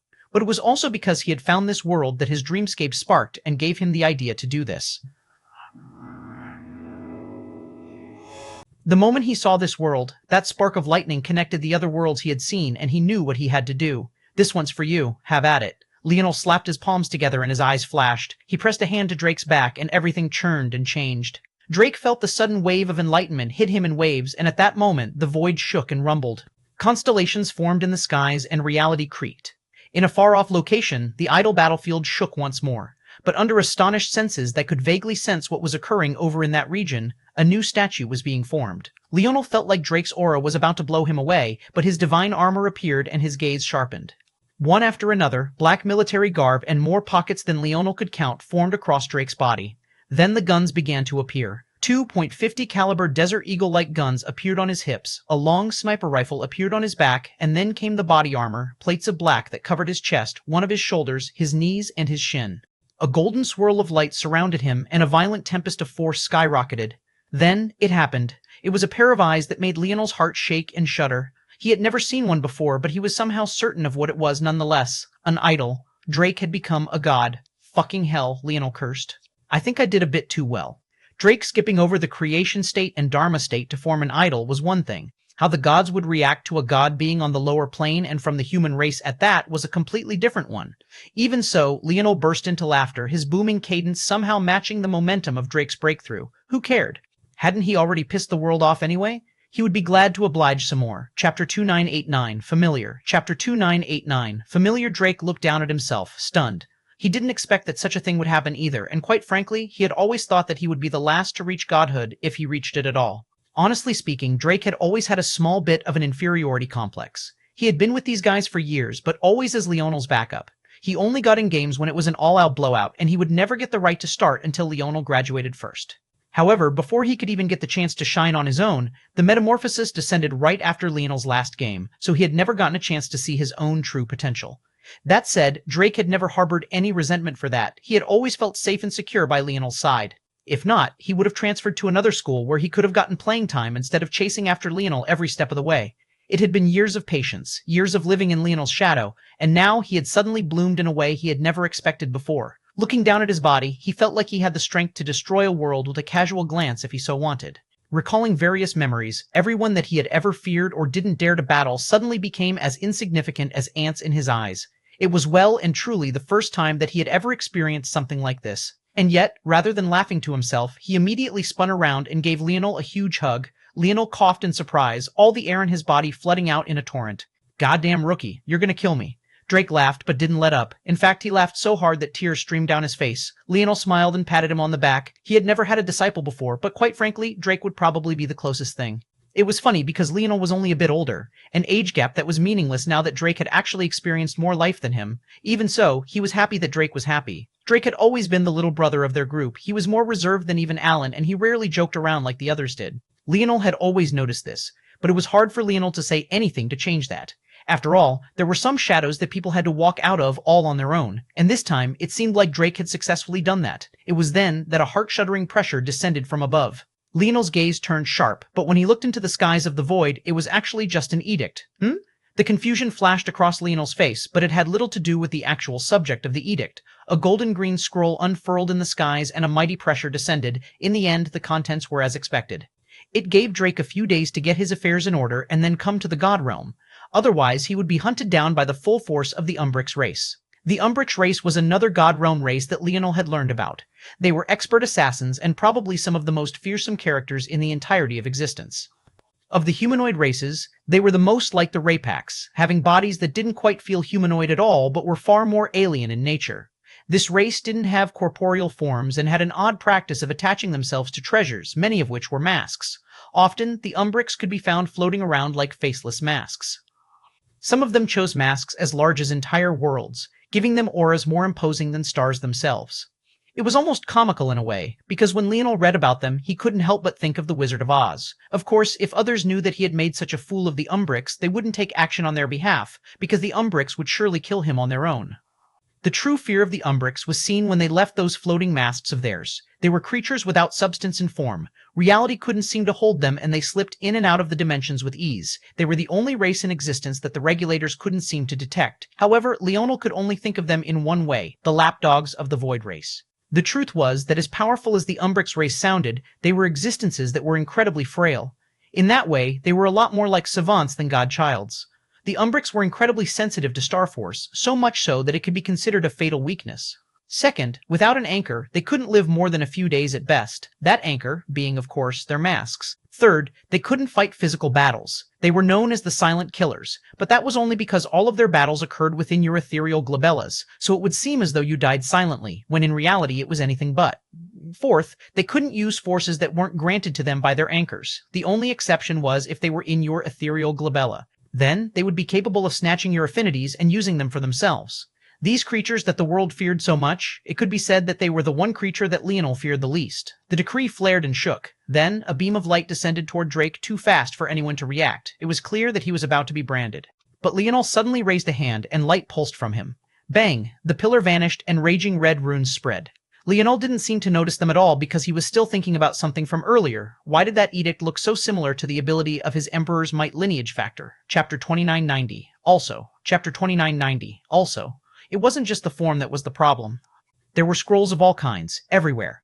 Leonel obviously wouldn't make such a superficial observation. The real issue was that the look, the feel, the runes, everything about it was basically identical. It was like they had copy and pasted the ability right from the golden tablet of Emperor's Might. One of the strongest abilities of Leonel's Fox lineage factor was Emperor's Edict. He could use it to set a law or a rule in a certain region and force everyone within range of the ability to obey it. He hadn't used the technique in a very long time for two main reasons. The first was that he had been trying to hide his King's Might lineage factor and obviously couldn't use its abilities out in the open. But the second reason was far more important now that he was no longer wasting his time in attempting to hide it. He had more useful abilities. Emperor's Edict was great, but most of the laws he would change could be more easily changed when he used Universe. After all, that technique allowed him to change the fundamental laws of the surrounding world with ease, and it had more flexibility because rather than target an entire region, he could target just himself, just an opponent, or even just an attack or a defensive measure. The beauty of Universe was that it relied on universal force and his comprehension of the constellation realm to activate. So, it required far less stamina on his part, whereas for Emperor's Edict he usually needed to use up a large amount of dream force. Of course, that didn't mean that Emperor's Edict was useless. Ultimately, Universe only has 5 main abilities: friction, velocity, momentum, waveform, and folding. Emperor's Edict had no such limits. Even if he wanted to ban the color red, he could easily do so. However, it was just ultimately that Universe was the far more convenient technique to deploy consistently. Actually, the stamina of Emperor's Edict might be far less if I use it to synergize with my Destruction World. It might be worth exploring again if the circumstances are right. Leonel shook his head and refocused his thoughts. He was still facing something quite interesting right now. Could it be that the gods were making use of the Fox family's abilities? Or was it that this was yet another example of the Fox family creating a technique by observing something else? Leonel wasn't quite sure what it was because it felt like it could be either, but his intuition told him that the answer to this question was actually quite interesting. The red runes in the skies continued to spread, but Leonel took a breath and his Destruction World formed. His brothers immediately felt like they were supported by something that could uphold the skies, but Leonel couldn't help but curse about how heavy Drake was. His experience in the Celestial Terra world had told him that there were definitely existences that could suppress his Destruction World, but even without trying to resist it, Drake's existence alone made Leonel feel like his Destruction World was about to collapse, and that was despite the fact they were standing in the void right now. However, Leonel's eyes still glowed with a fierce violet light as though he didn't sense the pain his soul was under. Emperor's Edict. A crown appeared high above Leonel's head and a golden violet-leafed scroll unfurled. It was as reflective as metal, and the words that appeared within it were of an ancient script that seemed to extend to the beginning of time itself. The red runes found themselves crashing into a barrier when they tried to encroach onto Leonel's Destruction World, and then came a surge of King's might. Boom! The runes of the edicts collided and then exploded. The world turned to chaos, and for the first time, the void seemed to gain color. I see. The void is devoid of laws, but the edicts introduce them. It's no wonder the void feels like it has life now. Rather than making the edict from the god realm weaker, it appearing here actually made it several times more powerful. That said, it also made Leonel far more powerful as well. In a flashbang, the red runes were crushed and it all vanished. Welp, that's handled. Leonel patted himself down and nodded, feeling satisfied. He truly hadn't expected that Drake would become a god. This was a pleasant surprise, and it would probably also be one for his enemies. Well, maybe not so pleasant. Leonel grinned, looking at his brothers. He could probably do this for the others as well, but right now he only cared about them. As for the rest, that would come in due time. However, for now, he wasn't finished with his brothers yet. Look at that stupid, shit-eating grin on his face. Protect your chrysanthemums, boys. Who knows what he might ask for in repayment? Leonel choked on his breath and gave James a glare. Keep your shitty fantasies to yourself. James pressed a hand to his chest. Mine? Gaslighting doesn't look good on you, Leonel sneered. With how many holes you've run through, who knows if you've gotten bored of women and want to try something new. This time, it was James's turn to choke. Laughter erupted, and it wasn't until a long while later that the banter finally came to a stop. I do have one more thing, though. Leonel nodded seriously. James pressed his hands against his ass as though to protect something. Leonel sent a kick flying at him, but a barrier blocked it. You should have asked for payment first. Now you can't control me anymore, James said with a sneer. Unfortunately, his words didn't last long before he was sent flying. Damn it, Leonel laughed. I had already prepared the last thing, but we can't possibly not match our little bro, now can we? Leonel threw out the idea he had. This time, they would have to go in matching sets with Drake. It's time for some cool uniforms. At the very same time, news of this was relayed back to the God Realm, stirring up another storm. It had been generations since the last time someone had managed to avoid the edict. In fact, the last time it had happened was also a human. Chapter 2991.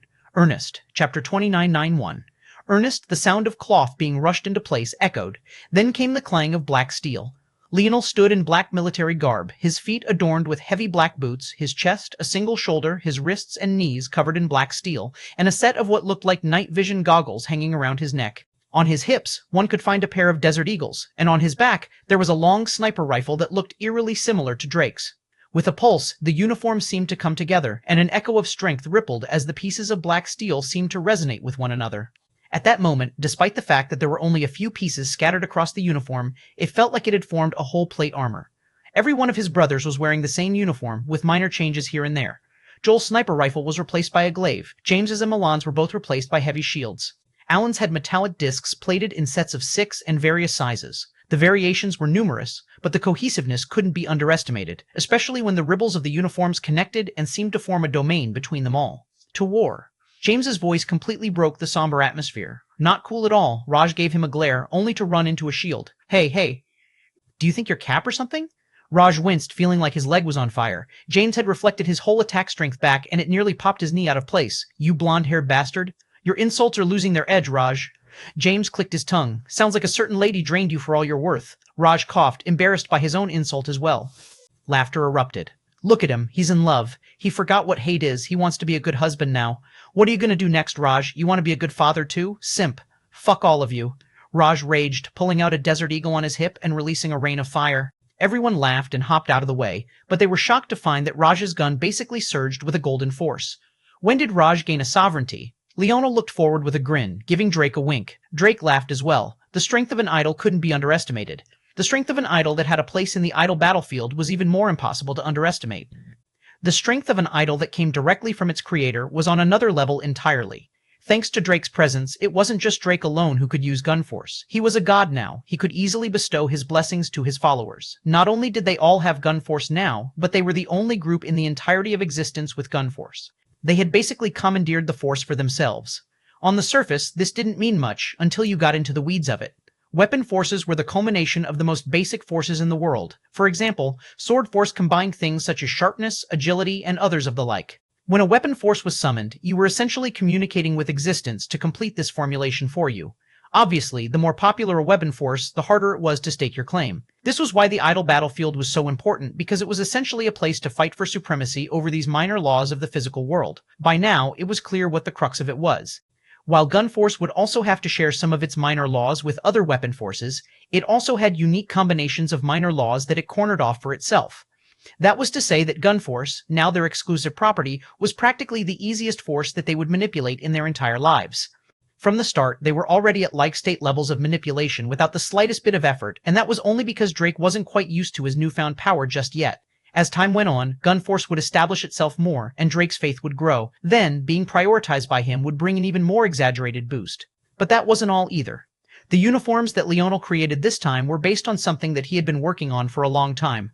It was a set of uniforms that could fuse the combined efforts of several people into one. Ever since he saw those blueprints back when the Cataclysm Zone first descended, he had always set one or a few of his minds to work on this issue. That was because he knew that in the future, the importance of such a thing couldn't be underestimated. The Void Race army sent here didn't use such things, but that was also because they were arrogant and were probably not the best the Void Race had to offer. But what about when they decided to finally take things seriously? There would be no way for Leonel to just sweep through their armies like they were nothing in that case, because he would be forced to battle their combined power. Drake's breakthrough allowed his own breakthrough. He had had a simple thought when he saw those pair of eyes. If he used Drake's idol as the core of their formation, just how powerful would they be able to make it? The fact that they could use gun force was just the first aspect. There were many more to come. Leonel grinned. James is right. Let's go unleash unholy hell on a battlefield.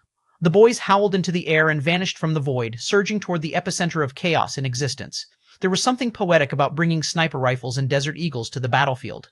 They would be representing Earth in earnest. Chapter 2992, My Little Friend. Chapter 2992, My Little Friend. The battlefield was truly a chaotic one. Elysium roared with devilish intent, his sword and golden wings slashing and clawing through reality as he faced off against a behemoth of a god.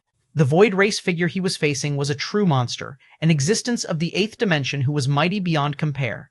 It was said that the true strength of the Void Race's methods wouldn't be able to be seen until they reached the 7th dimension, and this much was true. Until this point, their bodies were too frail, and as such, quite comparable to humans in size.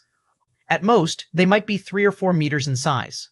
But compared to their ancestors, who were as large as galaxies and had eyes as large as quadrants, they were far inferior. These limitations began to be shed the moment they entered the 7th dimension, and usually, quite straightforwardly, one could tell the strength of a Void Race member purely by looking at their size. Before the 7th dimension, all of the power of the universes they had swallowed was suppressed and could only be released incrementally. However, as they shed this weakness and grew in size, they would exhibit more and more of this power in singular bursts. When they grew to the size where they could swallow incomplete worlds with an open maw and crush worlds with a single breath, one would know that they were true, unbridled monsters. Mirkael was one such existence. Although he was far from swallowing worlds, his size couldn't be compared to the others. As for the army he led, there were several Void Race members with sizes upwards of 20 meters, and each one of their actions, and every swing of a scythe, seemed capable of bringing the world down to their knees. Mirkael was a little taken aback that Elysium could fight him head-on at all, but what was more surprising than that was the fact the Owlins were also holding their own. It seemed that these existences had hidden far more deeply than he could have ever guessed. What was interesting was that this wasn't the last of the surprises either. That was because he could tell that not just Elysium, but all the others were just barely on the verge of becoming true gods. If they could just step onto the god realm, they would truly take that step. This wasn't just a matter of forming an idol, but a change in constitution from its very foundation. It was hard to tell which was more impressive, but they both had about the same level of difficulty, though of different kinds. Forming an idol required a great amount of comprehension, while changing one's constitution required a great amount of resources, luck, and talent. But this Elysium seemed to be on the verge of forming a dharma, and he was likewise on the verge of forming a god constitution. They were certainly a great danger. Mirkael sneered. Unfortunately for them, they would never get such a chance. Mirkael had only just sneered when his expression changed. The skies exploded, and a fissure that looked like broken glass and dreams descended from above. Out from it, a group of 10 stepped out. Almost immediately, everyone recognized the person in the center, but it was Drake who had all the eyes pulled to him. As people that were either gods or close to it, it was impossible for them to not notice. A god, a true idol, had descended. Leonel grinned. He pulled out his pair of desert eagles and his momentum surged. The sound of guns being unholstered and safeties being pinned back echoed as the battlefield seemed to fall into silence. "Let's show them what us Earthling boys are capable of," Leonel said. He had barely gotten the words out when Milan roared. "Say hello to my little friend." A rain of golden bullets fell from the skies, coated in powerful shielding energy. They ripped through formations as though they weren't there, and killed the seemingly unkillable. Joel sighed. How embarrassing. Arnold shook his head. "We really can't take this guy anywhere." Raj sighed as well. Leonel's laughter boomed through the skies, and he suddenly vanished. He appeared amidst the army of Void Race members, guns blazing. He flickered before a Void Race member, blasting a hole through their chest with one point of the gun. He brought his second gun over, crossing his arms and firing a second bullet through the head of another. His figure flashed and vanished once more. He appeared beneath the neck of a 5-meter-tall Void Race member and blew her top off, then appeared above the head of another and blew it down. He hadn't had this amount of fun in so long that he seemed to twirl through the battlefield. Every shot, one kill. The destructiveness of gun force was unlike anything that Leonel had ever seen from a weapon force. That was because it had a certain explosiveness that could only be matched by modern weapons, but now it had been amplified to another degree entirely. Leonel Spartan kicked a Void Race member away from him, leaning back and out of the way of a sweeping scythe. His arms spread out as he blasted a hole through the heads of 2 approaching him from the side. Then, he brought his hands together and blasted 2 through the chest of the Void Race member he had just kicked away. Every one of his movements was smooth and unhurried. He didn't even have to worry about aiming for lethal locations, and for Leonel, who was already such a heart-shuddering marksman, it was like giving wings to a tiger. Leonel vanished again and appeared high in the skies. He holstered his 2 Desert Eagles, then pulled the rifle out of his back. A 20-meter-tall Void Race member had already closed the distance and was ready to swipe him out of existence. But then, he grinned. The sniper rifle snapped into place, and the gun force seemed to form a plane for him to lie on. Boom! The world was split in 2 by a beam of gold, and a mighty Void Race head was blasted into a rain of stars and blood. Chapter 2993, No One. Chapter 2993, No One. Leonel let out a low whistle, finding it all to be quite shocking. Indeed, gun force was something else entirely. Most weapon forces only had penetrative force, but gun force seemed like it was willing to release a chain reaction the moment it pierced into a body. Leonel had only used it for a few seconds, but he was certain that this weapon force was the strongest in terms of pure destructive might. It was so perfect for his destruction world that he felt a little regretful. Maybe he should have put in more effort into helping Drake perfect gun force years ago. This was something that Drake had been working on forever because he had the marksman ability index, but he didn't have the supplementary strength to become a bowman. Ultimately, no matter how good his marksmanship, he would always be limited by how powerful a bow he could draw. In addition, he didn't seem to have the natural affinity for bow force that Leonel did either. But with gun force, he saw hope to fixing his weakness. It would fix all of his offensive prowess problems in a single bound, and then rather than being a backline ranged unit, he could even take the vanguard. But Leonel could also tell that the weapons he had created to make use of Drake's idol were actually limiting it, not helping it. This wasn't because Leonel's crafts were too weak. The problem was that what he had created were too limited. It was only after using gun force that Leonel realized something shocking. What Drake had created wasn't gun force per se, but it would probably be more appropriate to call it something like gunpowder force. He focused on the explosive elements of modern weapons so that it could easily be translated from form factor to form factor. Whether it was a gun, a sniper rifle, a machine gun, or a rocket launcher, gun force could be applied to them all. When Leonel realized this, he seemed to understand why Drake had taken decades to reach this point. He didn't just want to whip out a few pistols and be done with it. He wanted to unleash unholy hell onto the battlefield. Leonel looked up and met Drake's gaze. The rookie had a wide grin on his face, and Leonel couldn't ever remember seeing him so happy, and the battlefield spoke volumes about the reason why. The boys were simply wreaking havoc. Joel swung his glaive in a wide arc. Blessed by gun force, every swipe came with an explosion, catapulting enemies into pieces. He took a step and cleaved a head off that shot into the air and exploded like a grenade. Then, seemingly with eyes on the back of his head, he took a half off the pole arm of his glaive and aimed a Desert Eagle backward, piercing a hole through a Void Race member's skull. Franco and Arnold were the two close combat experts of the group, Arnold having a fondness for palms, and Franco having been given the simplest ability index of them all, a strength boost. They rolled through the battlefield like a pair of tanks, their palms, fists, kicks, and knees shattering body parts with an explosion of force. At some point, a pair of palms appeared to Arnold's back, formed out of universal force. But rather than using them to strike like he usually did, he unholstered his Desert Eagles and threw them up and into their open hands. On the ground, he unleashed an endless stream of carnage, while in the skies, bullets rained down. Alan and Raj faced off against enemies back-to-back, one a chiseled mass of a man and the other just a mass of a man. And yet, their lethality was just the same. The silver plates attached to Alan's back were controlled by his electromagnetism ability index and spun off in different directions, slicing heads off in droves. He raised up his Desert Eagles, unleashing a rain of bullets. Many Void Race members tried to dodge, but they found pulses of magnetism coming from the silver discs that suddenly altered the paths of the bullets, and sometimes caused them to explode ahead of time. His path of combat was completely unpredictable, and sometimes Void Race members far off in the backline who thought they were safe would suddenly find their heads exploding. At the same time, Raj's combat style was far more straightforward, but arguably even more lethal. The ground broke off into pieces around him, forming dense bullets of some of the hardest metals known to man. They floated around him, and from time to time he would bump out the clip from his gun and they would float in. He snapped the clips back into place and unleashed a hail of bullets that often cut through 3 or 4 Void Race members at once before they finally ran out of juice. Gil was speeding through the battlefield just like Leonel was. He left a trail of bloody crimson lightning in his wake, moving so fast that others couldn't even keep up with their eyes. He was a speedster in the truest sense, and everywhere he left streaks of lightning, there would be explosions in their wake.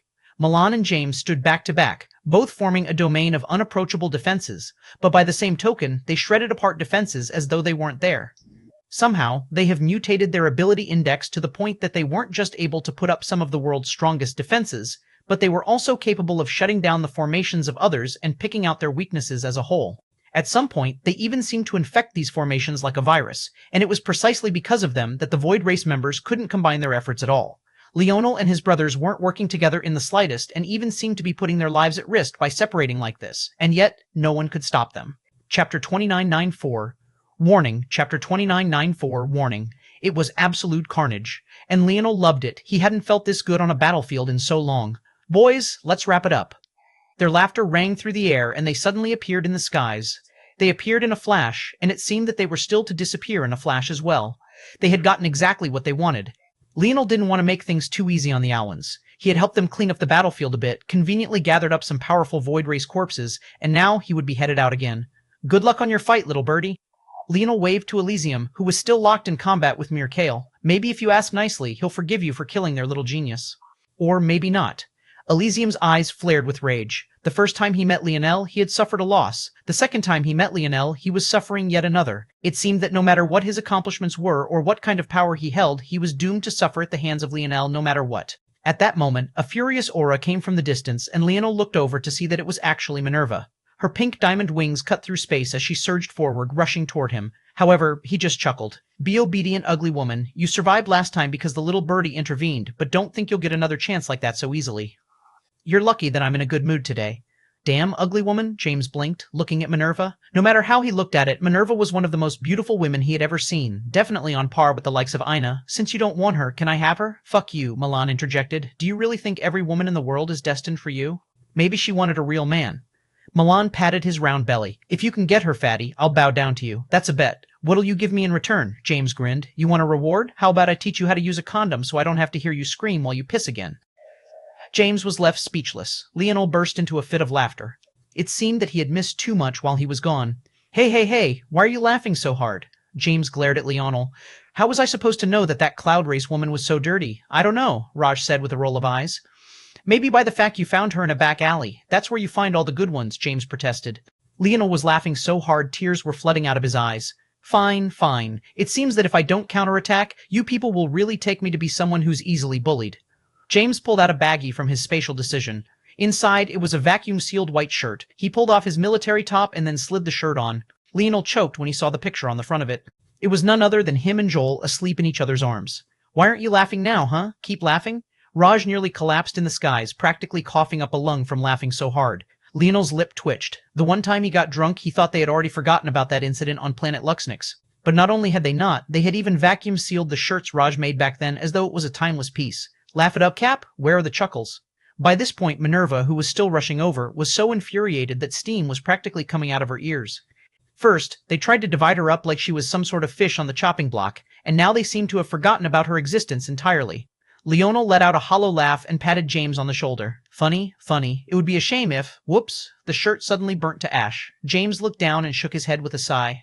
How unfortunate. It's a good thing I have another. James calmly took out another vacuum-sealed baggie. Please, stop. I can't laugh any harder. The entire battlefield seemed to have become a complete mockery. The gods and the demigods alike had never experienced something like this before. The human race, maybe aside from the dwarven race, was the most looked down upon in the whole of existence. When had they ever seen a group of humans behaving so brazenly? Even those among the human race who were amongst the gods of the god realm had to tuck their tails and be obedient. And soon, those human gods would probably all die out before long as well. But now, while they were fighting for their lives, these humans were laughing above them as though they weren't worth much of anything at all. They had thought that the human race only had Leonel and Ina, but it seemed that this wasn't the case at all. In fact, this seemed to be a statement. This wasn't just a battle, it was a reminder and a warning all at once. The human race was the most looked down upon? Then why did so much of their fear stem from the human race?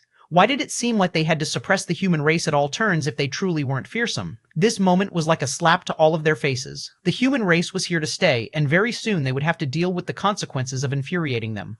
Leonel looked back toward the battlefield and gave them a wink. Then, he waved a hand and made a move to enter the void with his brothers. It was right then that the situation seemed to change once again. The skies exploded, but this time, it wasn't just this Owlin world that suffered. The entire canopy of the demigod realm was blown apart, and it seemed prepared to fuse with the god realm. Chapter 2995, An Invite to My Personal Update Adventure. Chapter 2995, An Invite to My Personal Update Adventure. AllNovelFull.com is shutting down, so I'm creating my own personal Discord to continue the updates. You can find it here. TRGRGRG, Chapter 2995, Sinister Chapter 2995, Sinister Leonel was immediately taken off guard. This was obviously not something that he had planned, and as he watched the scene unfold, his eyes couldn't help but narrow. The shattering of the barrier between the god realm and demigod realms could be seen as both a good thing or an absolutely terrible thing. The good news was that he could already sense the laws of the gods encroaching. He could sense the forces clearer, he could feel himself improving with much greater speed, he could even feel that the suppression on Drake had already loosened considerably and would only continue to do so as time continued to pass. In addition to this, the plan of the Owlins and the others could be cut short. That was because they no longer had to power up for the sake of cracking the barrier, because the barrier was already cracked. As such, their preparations until now were more than good enough to get a handle on the situation and move their worlds up. It could be said that the ones to benefit the greatest from this was them and their alliance, at least on the surface. As for the issues, there were too many to count. If there was no longer a barrier between the worlds, then Leonel's plan to use the Owlins and the others as his backdrop had to be thrown into the trash. Initially, Leonel wanted to distract the god realm with the rise of the Owlins and the fallen god beasts. That was because their existences wouldn't be casually accepted on the god realm. The gods were obsessed with holding on to power, and they were especially stingy with how they chose to do things. Just the fact that the edict had appeared before Drake said everything that needed to be said. Normally, someone who formed a dharma would have a few months, at the very least, to set their affairs in order and prepare to ascend. But because Drake had formed an idol from the very onset, the god realm lacked patience at all to let him do anything. As such, they basically ordered him to come within the next few days. Though, of course, Leonel had ignored this. If they were so up in arms about Drake, it could be imagined how they would react if another whole family and race of people ascended. But now, if the connection was formed like this, then there would be no escaping the wrath. Even if they worked as a distraction for a small time, it was impossible for it to last very long. With the convenience of crossing over now, they could even divide their attention to deal with him as well. This was especially so considering the Void race was far from the only race that Leonel had offended. On his wrists right this moment, there was not just one Sylvan heart, but two of them. However, this was still just one issue. Leonel had already thought of methods he might be able to use to combat this. He still had the barbarians at his disposal, and with the passage opening now, using the demigod races to throw the god realm into turmoil wasn't actually all that difficult. The demigod races would know that this was their best shot at rising to the god realms, and it would just be a case of the god realm reaping what they sowed. After all, the god realm had been suppressing the lower realms for so long, even culling their generations. Even if the demigods had yet to suffer from these cullings, it was only a matter of time before their backs were pressed against the wall as well. The god realm thought themselves to be all-powerful, so they didn't consider such things too greatly. However, they had already greatly dissatisfied many powers in the lower realms. There was a reason there were so many underground plots brewing at the same time. Existence had been a powder keg ready to explode for a long time now. No one was willing to die, but by the same token, no one was willing to become the sacrifice for others to live. If the gods thought that this status quo would exist for long, they were too naive. At that moment, a flash sparked through Leonel's mind and his heart shook.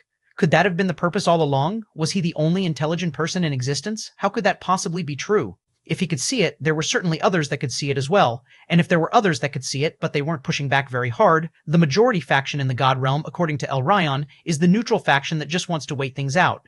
And yet, even with the neutral faction being the majority, the culling was still approved. In the past, I thought that this was because they had to force a compromise. After all, killing off a few worlds every few hundred years was far better than just massacring the entire lower planes in a single sweep.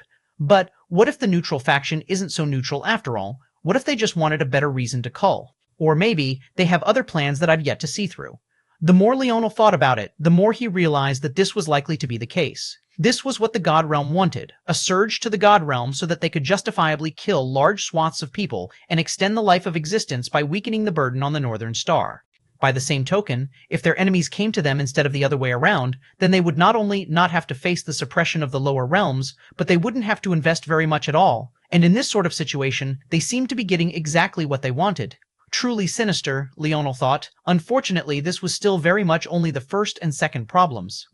Chapter 2996, Crack. Chapter 2996, Crack. The third issue that Leonel was facing here wasn't just the fact the world was about to be in chaos and that his convenient shields wouldn't work anymore, but it was also a matter of something that his evolved Y-Star Order status was screaming at him. If this was really the plan of the gods, they were absolute fools. The laws of the God Realm were leaking into the lower realms, and the demigod realm seemed to be forcefully evolving beneath its might. It seemed like sometime in the past, the God Realm had wanted to expand, but the process had been stopped by the powerhouses of the true gods. Now, the God Realm was currently expanding to the size that it wanted in the first place. Leonel's eyes flashed. Could it be that there was never meant to be a demigod realm in the first place? If that was true, then this situation was far worse than he thought. It wasn't just that the gods might start a massacre, but it was also the case that the entire world might be in danger. If this barrier was broken, and now there was a new wave of God realms, that would mean that the strain on the Northern Star would skyrocket by several fold. And if this happened, let alone weakening the strain and extending the time they had left, what could have been counted in millions of years might become just a few thousand, or maybe even less than that. There's just no... Leonel's head whipped to the side as he gazed toward a certain location and his heart lurched. At the same time, a wild spike of lightning surged through his dreamscape and he felt his breathing become a little heavy. The nomad race, God Zoltine, Goddess Evergreen, the Three-Finger Cult, the fall of Minerva, the cracked hourglass of the Pluto.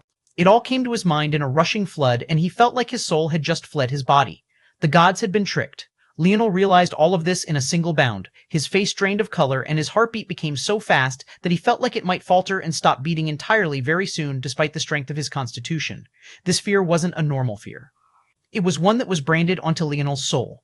That was because it wasn't just his fear alone, but that of existence.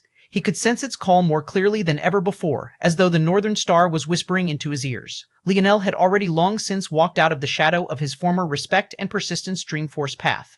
Now, he still followed the same path, but it was far more refined and special than it had once been. He would no longer feel fear like he did in the past when he thought of respecting something. The fact that he did now could only mean that this matter was far more serious than even he had realized just yet. It might even be the case that the sea gods only came to exist because it was existence's last attempt to save itself. If Leonel was correct, then no matter what, existence and the Northern Star were on the path toward destruction. It was inevitable that a world would wane and wax just like the moon. Nothing could create into infinity, and by the same logic, nothing could exist forever. However, that didn't mean that the fall of existence in this case was natural. Leonel's mind went back to the cracked hourglass that El Ryan had held in his hands. It was the strongest god armament in all of existence, so how could it crack like that? Of course, there were some details of this that Leonel didn't know about, but he could still rely on his own expertise and his memory.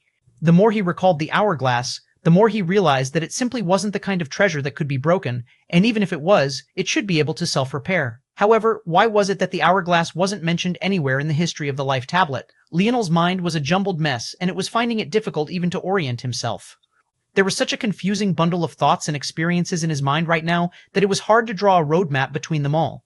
What he was certain of was the fact that the history of the god beasts of creation being the ultimate winners in their battle against the void beasts might not necessarily be true at all. In fact, it was possible that the void beasts were more intelligent than anyone had given them credit for, and that was because the void beasts were nothing more than a facade. They were never the true god beasts of destruction at all. They were just a convenient pawn raised up by the celestial terrors. No, raised up by the primordial terrors. Boom, boom, boom. The skies darkened and the skies swam. The line between worlds seemed to blur, and the masses of bubbles seemed to pop and then fuse one after another. At the same time, dense anarchic force surged in all directions, seeping into the worlds and corrupting them. World spirits screamed out in horror and pain, but there was nothing that they could do to change things. The worlds were moving on their own, as though someone was taking advantage of the laws of the world to force existence to harm itself. There was simply no stopping it. Leonel continued to stare into the distance. He could only watch as the northern star became larger and larger in his eyes. It was then that calm steps could be heard, echoing through the void. One after another, figures draped in dark cloaks appeared high in the skies, 3 bloody claw marks forming a crescent on their chests, the Three-Finger Cult. And in their midst, there was a woman with eyes that Leonel would recognize even if they were burnt to ash, the Demoness. Chapter 2997, Distance. Chapter 29.7, Distance. The Demoness was a woman with beauty that was difficult to describe. She didn't dress as provocatively as one might expect for a woman with such a name, but it also didn't seem to matter in the slightest. Her cherry lips accented her violet eyes beautifully. Her hair was like a cascade of maroon with lavender highlights, and her dress, black as the night, danced slowly in the wind as though replaying the shadows of her swaying hips. She was an objectively perfect woman in physical form, as though existence had personally carved her.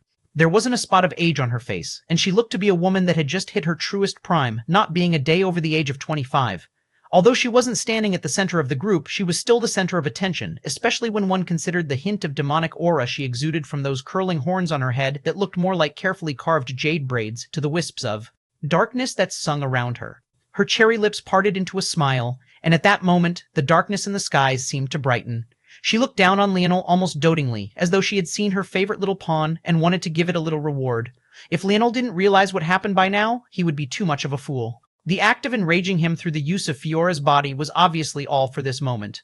The actions of the gods after that moment, continuously sending their senses over, sending over probes and armies, was precisely what destabilized the barrier enough that there was no chance of holding back the god realm any longer. Even back when the Demoness went out to save Fiora from being killed by a certain variant invalid king, this was also her way of preparing for the future. After all, she needed someone that she could control to goad Leonel into exposing himself. Fiora was the easiest candidate, as she was someone that the Demoness had been manipulating since she was young. There was no more perfect host for the job. Of course, Leonel didn't know what happened between the variant invalid leader and the Demoness.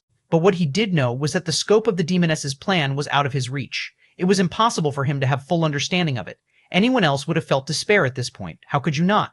Leonel was intelligent enough to play the entire demigod realm in his palm, but he was just playing on a smaller board in the middle of the Demoness's much larger game. While he was busy toying with demigods and enraging gods, he was playing right into the Demoness's hands, allowing the final pieces to fall in place. In the end, she had succeeded. Leonel could practically feel the Northern Star rapidly moving toward its end. The more the god realm corrupted the demigod realm and evolved it toward godhood, the more existence aged right before their very eyes. In the past, Leonel hadn't even cared much about the end of existence. He was more worried about saving his family, his friends. He wanted them to live out happy lives. He wasn't perfect, and he was still a young man subject to the thoughts of a young man. He still felt somewhere inside that he was practically immortal because he hadn't sensed true aging before. What he didn't expect was that it would be forced to be his problem. In the end, even if he didn't want it to be, the Northern Star no longer had millions of years left. It seemed to only have a few thousand at best. And now, the woman he hated the most was staring at him with those playful, doting eyes, almost like a parent telling a child that it wasn't yet time for them to be surpassed. Yet, this time, Leonel didn't fly into a rage. He stood there in silence, looking up into the skies. He didn't seem bothered by the Demoness any longer because, in his eyes, she would eventually die the death that she deserved. As for her game board, her only strength over him was the fact that she had started the game long before him. He was quite literally born onto her chessboard. There was nothing he could have done to escape fully, and if not for the sacrifice of his father, he wouldn't have even had the right to start his own game in the first place, no matter how small it was. But now, she had exposed her entire hand to him. At that point, was there anything left to fear? Did he need to care about such things? She would have no choice but to start a new game now if she wanted to face off against him, and this time, there would be no advantages to be had. Seeing Leonel's calm reaction, there was a flicker of surprise in the Demoness's eyes, but then that doting in her eyes became deeper. She stared at him like she was looking at an adorable little puppy, and she felt the sudden need to pinch his cheeks, while another intent brewed inside her. She was the mother of the Dream Ashura race. There was no one in this world capable of matching her in intelligence, not the Sylvans, not the god beasts of creation. There wasn't even a single existence comparable. It had been a long time since she had felt any sort of pressure facing off against anyone.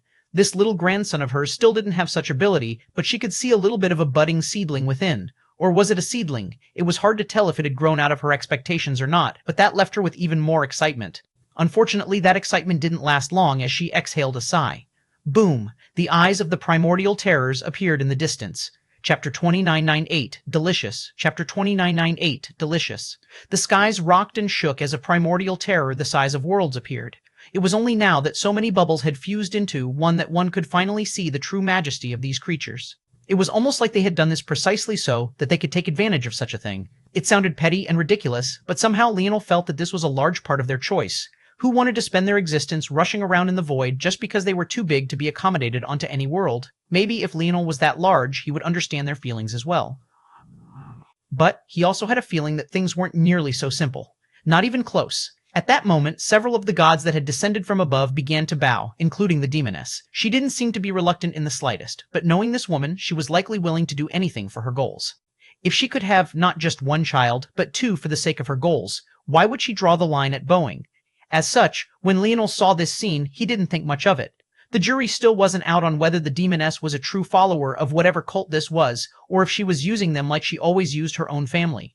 Before much other than this could happen, surging auras filled the skies. The Owlins that had been on the verge of godhood broke through one after another. Nothing could stop their momentum. Elysium's own momentum blew away the Void Race member that he was battling, and Dharma formed high in the skies behind him. It was the perfect reflection of himself, an enormous manifestation that stomped down from the skies above and blew the earth apart.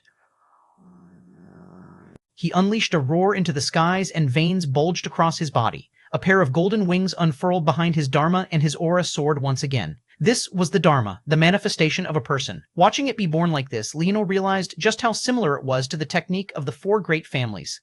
Could it really be the case that they were replicating the Dharma through the use of this technique? However, a Dharma was just the vague image of a person. An idol was what was considered to be the true manifestation. The Dharma was like a larger-than-life version of oneself for a reason. The Dharma's only responsibility was making one's presence across the dimensions larger. The larger one's presence across the dimensions, the more force you could control and the stronger you would become. However, that was just the shape of it, while the idol was the truest essence. A Dharma took the shape of a person only because this was the simplest way to replicate a person's strength for someone who hadn't truly decided what they were yet. However, an idol was a more condensed form of this. Not only did it take far less energy to summon and use as a result, but it was several times more powerful because it was more focused. Essentially, rather than recognizing it as a humanoid, an idol was recognized as a force of its own, making existence far more receptive to it. Leonel didn't think that he would get to see the formation of an idol for a long while, until Elysium broke through again right before his very eyes. His humanoid manifestation burst into a rain of light, and suddenly a golden sword array in the form of a fan took shape. The swords whistled out in all directions before they concentrated into the form of a pair of wings that fused with Elysium's own pair. At that moment, a piercing pillar of light rose above his head and tore through the veil into the god realm. The connection between the two realms became even sturdier, and the world roared. High in the skies, everyone could see it. The northern star loomed overhead so close that it seemed like it might swallow up the entire world any minute now. Elysium wasn't the only one breaking through. It felt like all across the demigod realm, more and more characters that had been suppressing themselves bloomed all at once. Even without going to check, Leonel knew that his card against the barbarian race was useless now. They certainly had experts of their own capable of taking this step, and whatever deals he had had with them would no longer be on the table. If it was the case that he could even survive today to begin with. As though on cue, a lovely woman appeared by his side. Aina left the segmented cube on her own, sensing that a change had occurred. When she sensed it, her eyes couldn't help but narrow as well. She looked toward Leonel, and he just gave her a light smile. Boom! The primordial terror came to a stop high in the skies. Rise. Its voice was filled with oceans of time and life, so deep and gravelly that several on their way through breakthroughs actually failed and directly died. Leonel's own blood rolled like an ocean within him, and it took a great deal of effort just to get it to stop. This person was strong, so impossibly so that he didn't even know how to quantify it all. Even if it wasn't for its size, he would feel as insignificant as an ant. The gods in the skies rose upon hearing these words, but then Leonel felt his chest explode. A rain of blood soared out. He looked down at his chest only to find that it wasn't just a feeling, but that was exactly what had happened. As for why, it was because the primordial terror took a look at him. You have the scent of my people on you. Leonel stood there as his brothers and Ina looked on in horror. With a bloody hole in his chest, he grinned a crimson grin. Check my belly while you're at it. They were quite delicious. Disclaimer below. Chapter 2999. Yip. Chapter 2999. IIP. A harsh silence fell. It was as though the entire world had its air sucked away. And yet, at the center of it all, Leonel stood with a sneering face and a bleeding chest. In a battlefield of gods, he was truly out of place at the moment. And yet, somehow, his momentum didn't seem to lose out to any one of them. Lifesteal. Leonel brought out a chunk of meat from the segmented cube, one that was even larger than his body. It exuded an aura so familiar that many couldn't help but feel a tingling sensation rush up their spine. In an instant, the bloody chunk of meat fell into a pile of billowing ash, and the hole in Leonel's chest, that should have been impossible to reverse with his current power, vanished, leaving nothing but a dripping mess of blood. The fact that Leonel had spoken such words was one thing, but to use the corpses of the primordial terror race as though they were resources rather than the former companions of this monstrous beast was on another level. However, Leonel didn't seem to have realized what he had done. He just grabbed at the air, his black military gear rippling once and then mending itself as though nothing had happened. At the same time, white embroidery began to surface on it, taking the same shape as Leonel's divine armor tattoos. He stood there, his hair billowing in the wind and a crown appearing above his head. Calm and steady. Ina didn't say a word, but she stood shoulder to shoulder with Leonel. There was a fury billowing deep within her eyes. This damned turtle had tried to kill her husband right in front of her. If it wasn't for the volatility of the situation forcing her to calm her rage, she would have already snapped. However, even while holding back, her momentum was no less than Leonel's, and then there were his brothers. Not only was each one of them exceptionally powerful now, but there was also Drake. Drake wasn't a normal god, he was a god that had established his own force. It could be said that while most idols were false idols, mimicking the creation of new forces rather than actually being a new force, Drake had formed a true idol, introducing an all-new force into the world. Drake's existence was so rare that most present didn't even recognize how special he was, though that was also because he had yet to summon his idol. The weakness of Drake was the fact that he had only reached the first tier of the ninth dimension. Compared to these existences that had been in the ninth dimension for much of their lives, he was very much lacking. However, the power of his true idol had helped bridge that gap somewhat. At the very least, Leonel and his brothers weren't completely defenseless. And even if they were, Leonel was certain of one thing. He would find them a way out of this, no matter what. Even if they had escaped earlier, it wouldn't have changed anything. The plane they were in had completely changed, and the range of the void was likewise becoming limited as well. Still, there was no use wallowing in such things. Since he stood here holding his spear, he had already made his decision. The primordial terror remained silent. The last thing he expected was that after his rise, he would suddenly find himself being disrespected. He had planned out this event for millions of years only for things to turn out this way, and yet his mental state was far too firm to give way to rage and anger so easily. He had tempered this patience for generations, and due to that, he had come to fix one of the greatest weaknesses of the primordial terrors in the past, their anger. Staring at Leonel now, he found it difficult to muster up the care for an ant. Just now, he hadn't even attacked Leonel personally. That had been nothing more than a small wisp of his killing intent, a natural reflex to seeing the blood-soaked hands of his race's enemy, but after analyzing the situation, he couldn't bring himself to care much more. Even Elysium, who had just broken through, didn't dare to move. The ignorant were truly fearless. Kill him. The aged primordial terror said lightly. Then it closed its eyes as though it couldn't be bothered to deal with the rest of the situation. The smile on Leonel's face didn't change in the slightest. If anything, his momentum only grew. Yip, yip, yip. A little black star suddenly appeared on Leonel's shoulder, looking out into the world with fierce black marble eyes. You see that overgrown oaf over there? Leonel suddenly spoke to Blackstar. After all, he was the one that had called the little guy out. Yip, yip, he's what they call a celestial terror. Yip, he used to be called a primordial terror. But you see, in the past, they had to tuck their tails and run. They even changed their own names. Yip, yip, Blackstar's face twisted with disdain. Right? Truly shameless. They hid their family names like they were ashamed of it, even let someone else take their mantle. Yip, Blackstar drew a claw through the air. You want to kick them out of the beast races? Yip, Leonel nodded seriously. I understand. Honestly, they've already lost the right to be god beasts of destruction at this point. I think someone else should take up that mantle. Yip, yip, yip. Blackstar rose up to his hind legs and patted his chest as though to say, Me, me, me. Leonel laughed a booming laughter, one that echoed across the skies like thunder. I definitely agree. You know, this guy casually appeared in front of me despite knowing I have the life tablet. He's a bit too arrogant, don't you think? How about we knock him down a peg? Yip, a trembling aura roared out of Blackstar. Chapter 3000, Until Now. The moment the primordial terror appeared, Leonel had already transcribed its lineage factor and ability index into the life tablet. What surprised him was that he actually felt some resistance. Usually, both were transcribed immediately, and there was nothing to think about. However, Leonel faintly realized that if not for his new wise sea order standing, he would have actually failed to copy the abilities of this beast. However, that much was fine, because it simply no longer mattered now that he had succeeded. In these years, Blackstar had done nothing but train and train. He was only in the 7th dimension, but his foundation compared to others was vastly different. If Leonel had to pick out the ones that were closest in talent to himself and Ina, there was Ellerin, who was under Anastasia's tutelage, Emna, who was well on her way to forming her own blade lineage, and then there was Blackstar. The problem was that Blackstar had been facing a veil that he couldn't poke through no matter how hard he tried. He had the corpse of a Shadowtail and a Void Beast to meditate on, and he made progress every day, but compared to his goal, that progress was relatively slow until now. A force art appeared, formed from the energy drained from the celestial Terra that Ina had cut in half just days ago. The primordial terror suddenly opened its eyes. Unfortunately, it was already too late. Leonel pressed the force art into Blackstar's body, and the latter trembled.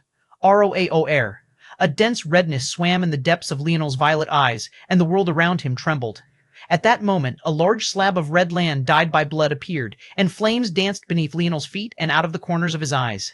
The top buttons of his black military outfit blew apart, revealing a chain of blackened teeth that whipped about around his neck. His military boots caught fire and were burned to ash, revealing his feet burning in an inferno. At the same time, Blackstar's roar seemed to cause the skies to pale. This time, he didn't transform into any other creature. Instead, he remained on Leonel's shoulder, and his shadow world bloomed, layering on top of Leonel's destruction world. This time, there was no impotent destruction world to be seen. It was as though Leonel had completely shed it of its weakness, and as for the reason, an enormous black hole appeared high in the skies, trembling with a mighty might. Sometimes it appeared to be a sinkhole with unfathomable depths. Sometimes it looked like a rotating black star with a mixture of textured dark silvers and violets within. Sometimes it would appear to be a billowing bundle of flames, prepared to incinerate the entire world. An idol. Not just any idol, but an inherited idol. In the world, there were 3 forms of idols, all of which were separated into grades: false idols, true idols, and inherited idols. None would necessarily be better than the other, however. There were some generalities. False idols were almost always worse than true and inherited idols, while true idols were often worse than inherited idols. Inherited idols were idols so powerful that they outlasted the existence of the person that created them. Even after this god passes away, their doctrine remains, and existence continues to form and create their forces, allowing others to use them. Drake's gun force would almost certainly become an inherited idol in the future. Leonel had no doubt about that unless someone made a stronger form of gun force. But with Leonel's help, could that even happen? However, what was shocking in this moment wasn't the fact that Blackstar had awakened an inherited idol. It was the fact that not only had he done so while breaking into the 8th dimension, but it was the kind of inherited idol it was, the idol of destruction. An idol only accessible to true gods of destruction. An idol that a little mink should have no relationship with at all. And now this impossibly powerful little mink was on Leonel's side. Suddenly, his words of sarcasm earlier rang truer than ever before. If they had been dismissed earlier, it was simply impossible to do that now. Only now did everyone realize that Leonel Morales had survived to this point, despite their plans, despite their machinations, despite their unending, undying killing intent. If they believed that dealing with him would be so easy, boom, 10 stars appeared behind Leonel, and his aura skyrocketed. The destruction world beneath him, with the support of Little Blackstar's destruction idol, reached another level entirely. And yet, despite the aura of destruction around him, Leonel smiled lightly. His mind was clear and fresh. He wasn't affected by thoughts of rage, nor did he feel the need to suddenly go on a rampage. He was in full and complete control of his mind. And under that pressure, his ability index broke through a final thin layer, and the world became his oyster.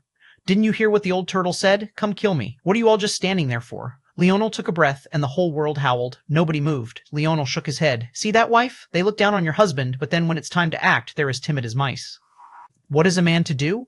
Ina covered her lips and smiled. She was trying to be serious and angry. Could this man not joke around for once? Bang! Suddenly, someone moved. It seemed to be a subordinate of Zoltine. He appeared so fast that most couldn't even track him, and in an instant he had appeared in range of the destruction world, just about to step onto it. However, the moment his foot stepped onto it, everyone's expression changed. The man was still running forward, but first he lost his clothes, then his skin, then his flesh. A rattling skeleton fell, and the most fearsome part was that from start to finish, he didn't even seem to notice. Before Leonel could make another quippy remark, though, the situation changed once again. Boom. The skies split, and another party of people appeared.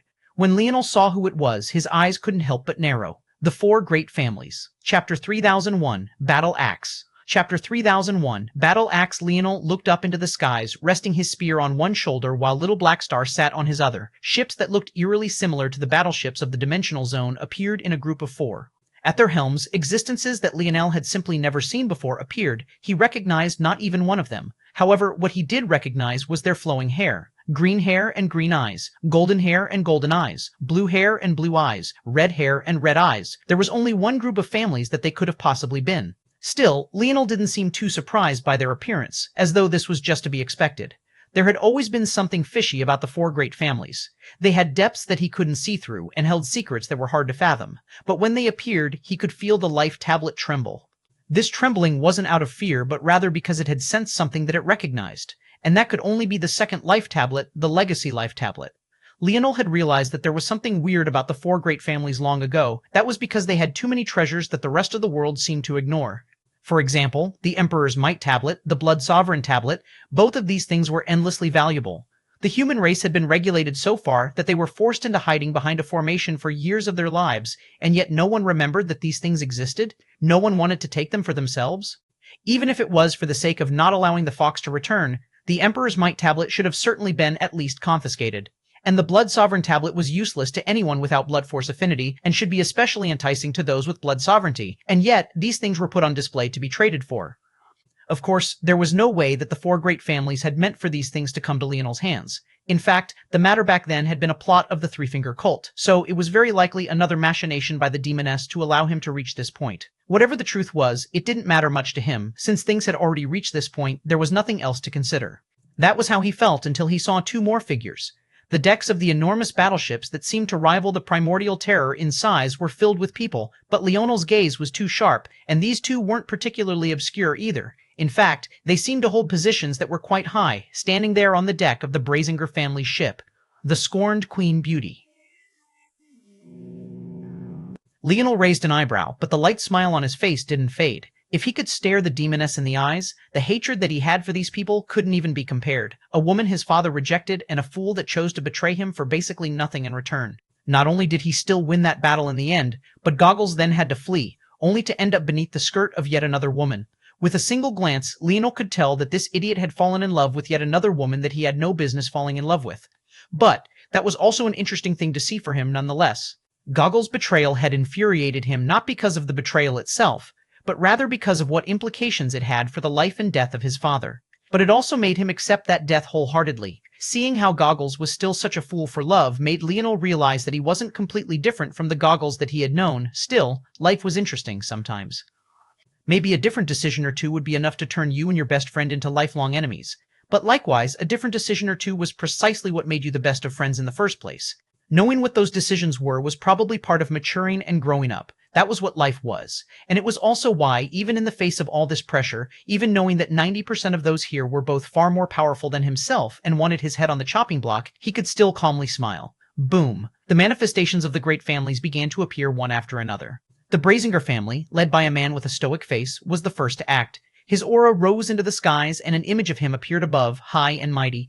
At first, it seemed to be just a hollow manifestation, but then god runes began to rush into it one after another. Under the shocked gazes of those present, a normal ninth-dimensional expert became a Dharma wielder in a flash.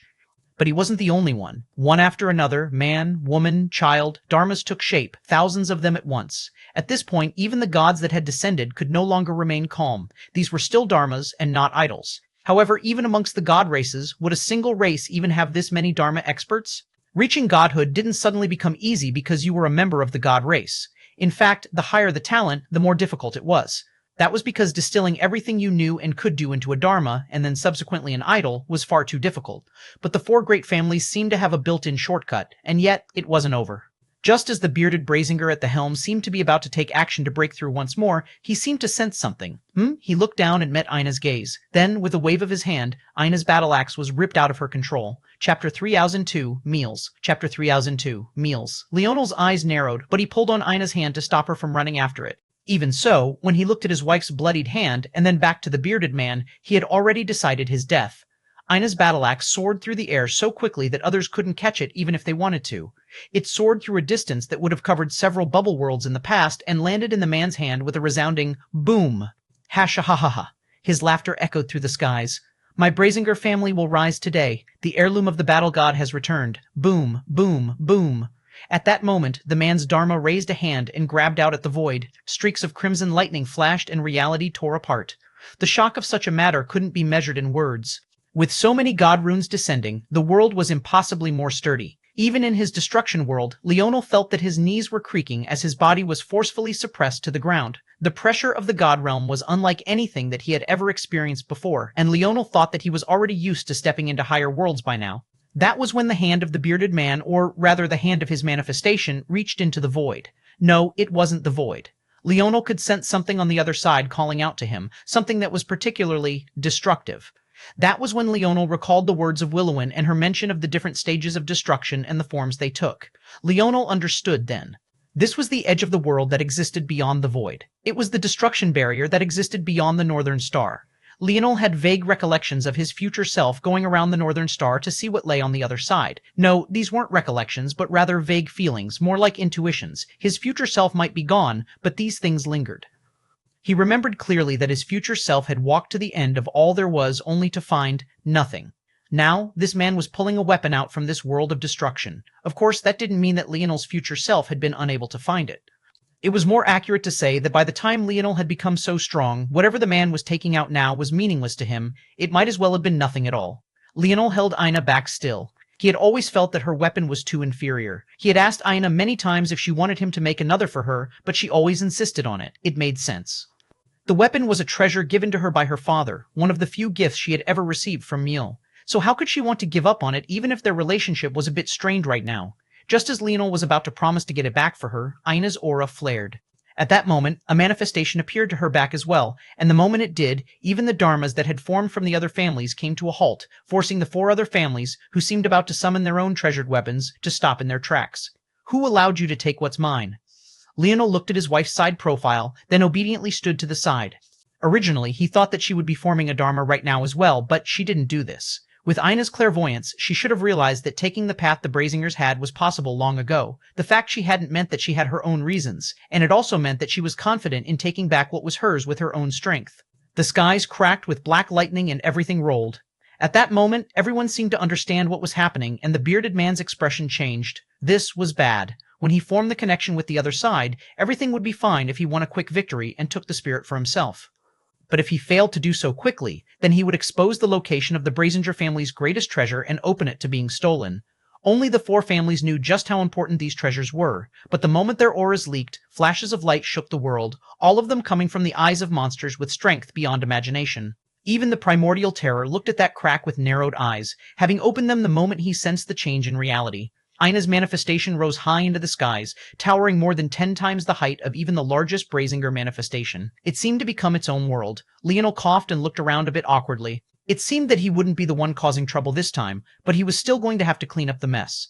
As expected, Aina's hand suddenly grabbed at the void, and then, crack. A second portal in space aimed toward the very same location appeared, and now everyone suddenly had 2 places to target. Unfortunately, compared to the Brazingers, who not only had a large battle station and thousands of Dharma experts, there were just the 12 of them here. Leonel sighed again. Who asked him to be a good husband? Let's go, boys. It seems we have some battling to do. Sis, I need at least 3 meals for this, Raj called out. I need 4, Milan spoke out. Remembering Aina's cooking, even Arnold couldn't help but rub his nose and sheepishly raise his hand, wanting a piece too. Leonel grinned wildly, let go of Aina's hand, and then rushed ahead. His destruction world would be their anchor, Blackstar would be their spirit, and their blades would be their hearts. A tide of gods rushed toward them, and the 12 of them faced off against the world. Chapter 3003. Palpable. Chapter 3003. Palpable. Leonel took a breath, and his smile vanished. There was a sharpness that thrummed through him at that moment that couldn't be denied from shining forth. He took a breath, and he waved a hand, his spear vanishing in favor of a bow. With every step he took forward, his momentum continued to roar forth. His halo appeared behind him once again, reflecting the colors of his mage core. But this time, in its midst, his life tablet had risen above it. Fluttering butterflies and motes of violet light loomed around Leonel, and the last bits of his smile faded from his eyes, being replaced with a deep, dark chill. At that moment, whether they wanted to admit it or not, those on the battlefield felt like the temperature had just plummeted by a few degrees. Leonel's brothers surged forward, and his own bowforce exploded forth. 2 halo-like bracelets appeared, hovering around Leonel's wrists. The god runes in the surroundings churned, and Leonel's bowforce seemed to grow stronger and stronger along with it. A natural force art suddenly took shape before Leonel's arrow. It happened so quickly that it looked like golden motes of light racing through a maze in one instant, but in the next, it reflected a gorgeous gold that carried the complexities of a lifetime. Leonel sucked in a breath, and the god that had died on his destruction world was suddenly pulled toward him, or rather, his soul was. It looked as though nothing at all was left. But how could a soul vanish before Leonel's eyes? Under normal circumstances, this existence was simply far too powerful for Leonel to do anything about. But when he said he would show them fear, he meant it with every fiber of his being. The life tablet thrummed, and the soul was forced into a corporeal state. And then Leonel opened his mouth and spoke words that the god realm had hoped it would never have to hear again. Assimilate. Boom! The arrow in Leonel's hand suddenly became so large that it seemed more lance than arrow. One of his arms was completely overshadowed by it, and yet he didn't seem to notice. For just a moment, even with the struggle of Ina and the bearded Brazinger still ongoing, Leonel had become the center of the battlefield. Today, they would learn to fear the fox once more. They would learn the name of the Morales family. They would learn that the human race wasn't just present to be trampled upon. TSU. The moment Leonel loosed his arrow, it seemed to vanish. No one, not even many of the gods, could track it. And when it appeared again, bang! The body of a god, someone that had already long formed a dharma, shattered. Silence. It was palpable. The man was standing right in the midst of a group of gods, a mere blink away from the primordial terror, and yet they were now no more than a rain of blood. The life tablet trembled, and before its might, a soul couldn't hope to escape. Leonel drew his bow again, and another lance appeared. Death, true death. They could feel it. Until now, Leonel had killed many ninth-dimensional existences, but he never forced them to face a true death. But that wasn't because he was unable to. With the life tablet, he could snatch their souls away because with the life tablet, even ninth-dimensional existences could be revived. So, he could store them in the life tablet if he wanted, effectively stopping them from ever reincarnating. It would be just as effective as true death. The reason he never had was because much of the time he had the life tablet, he was 1, unable to use it to its fullest degree, or 2, trying to hide it. Even so, this was different. This wasn't just a trick to stop the ninth-dimensional existences from returning. This was exactly what it sounded like, true death. The power of Leonel's arrow wasn't just because of Assimilate. He had the backing of Drake's gun force, and more importantly, Blackstar's destruction idol. When he used Assimilate, the souls were already destroyed almost beyond repair, and this was ironically what allowed him to assimilate them so easily. And yet, he managed to keep more than half of the power that would have otherwise been lost to him. 1 shot. 1 kill. 1 kill. 1 true death. Before anyone could even react, Leonel had already loosed a second arrow. The coldness in his eyes this time was even more piercing. He didn't speak a single word as he killed another god. It was only at this moment that the world seemed to react. Fox, it was a name that sprouted the root of fear in most. The ones with the fiercest reaction were surprisingly not the gods, but the 4 great families themselves. Leonel stood with his hair billowing in the wind, flames echoing out from his feet and the corner of his eyes. His blazing intent seemed to mark the world for death as he took another breath, reaping a third soul. Assimilate. A third lance arrow formed, and suddenly Leonel became an existence that couldn't be ignored. His smile had vanished, and they had all reached the point where they wanted it to come back. It was only now that the playful Leonel was gone that they understood just how good they had had it just now. Chunks of celestial terra meat appeared around Leonel, and he cast like steel. In an instant, his body thrummed with life and vitality once more as he released a third arrow. He didn't speak, he didn't taunt, he didn't joke. He was just a lethal killing machine, killing with every step he took. His brothers hadn't even managed to reach the front line yet, but the entire forefront of the enemy had been shredded to pieces. Goggles watched this scene with a slight tremble in his pupils. Chapter 3004, No Fear. Chapter 3004, No Fear. Leonel's destruction world moved, and 10 stars rotated high in the skies, revolving with various colors. As his brothers ran, the land moved with them, and soon, boom, the destruction world and the front line of the armies crashed. Leonel seemed to have ignored everyone else, not aiming for the weakest enemies, but rather the strongest. The very gods that had descended from above, who were the cause of all of this, were the very ones that he targeted right from the beginning. His brothers unleashed their might and their uniforms connected with one another, amplifying their power. The sounds of guns fired, but they were almost immediately surrounded. It was too difficult for them to kill in one shot like Leonel could, but that didn't mean that they could do nothing.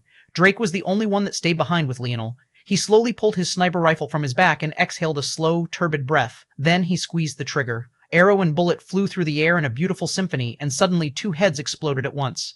The pressure on James, Joel, and the others lessened considerably, and they found that the movements of the gods were becoming easier to predict. As powerful as they had become, it was hard to match the combat effectiveness of gods that had lived hundreds of times longer than they had. But with the support of Leonel and Drake, the movements of the gods were too restricted, and there was little they could do. Drake's eyes and Leonel's seemed to flash like lightning, capable of seeing through anything. Sometimes, with just the smallest bit of intention, a god wouldn't dare to move to a region, only for the target of Leonel and Drake to be completely elsewhere. And that was when the first of the gods fell by Joel's hand. Leonel took a breath, and his eyes flashed with a blazing light. He knew that this status quo wouldn't be able to last. The enemies were both too numerous and powerful. If he wanted to overturn the situation and not sacrifice even a single life, he would have to take drastic measures at every turn possible. Arise! Violet flames burned, and Leonel's king's might thrummed with life and vitality that could overwhelm a star. Before, using Assimilate was so easy only because the soul was already destroyed by Blackstar's destruction idol. However, the difficulty of using Arise on gods was made obvious by Shanray's resistance. If Leonel wanted to do such a thing now, it would essentially be impossible. However, it wasn't a matter of skill or will, it was a matter of energy. With enough energy, he could do anything. He had even been able to assimilate an infinity beast with Tolliver thanks to a vital star being present. Leonel knew that so long as he could solve the energy problem, he could solve everything. But doing such a thing was easier said than done, unless he made a sacrifice. Shanray suddenly appeared by Leonel's side, and she pressed a hand against his back. Large numbers of stars in her body began to blink out of existence.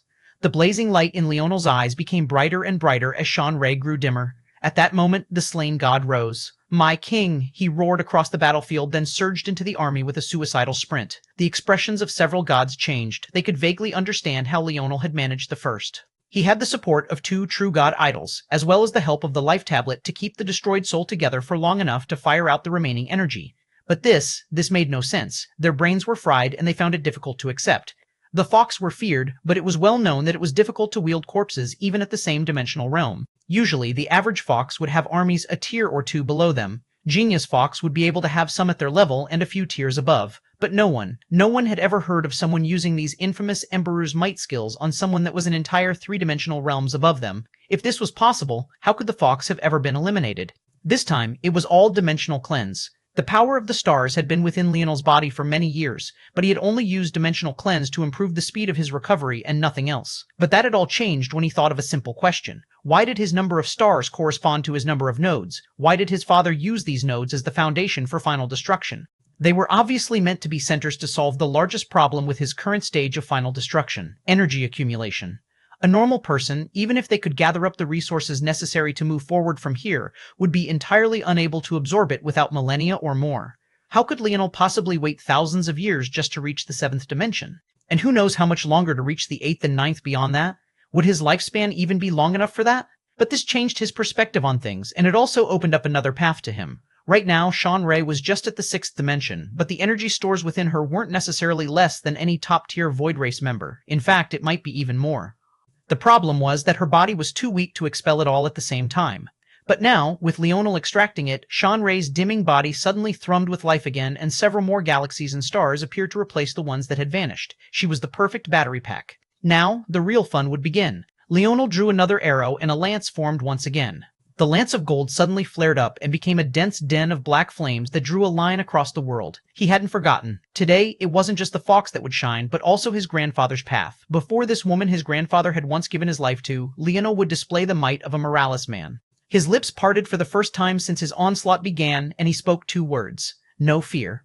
Chapter 3005, he would be. Chapter 3005, he would be. Leonel released his arrow, and it was as though the entire world was painted in black. He recalled the painting that he had seen thanks to Malexi. He and everyone else had stood there, witnessing the tragic horror of war.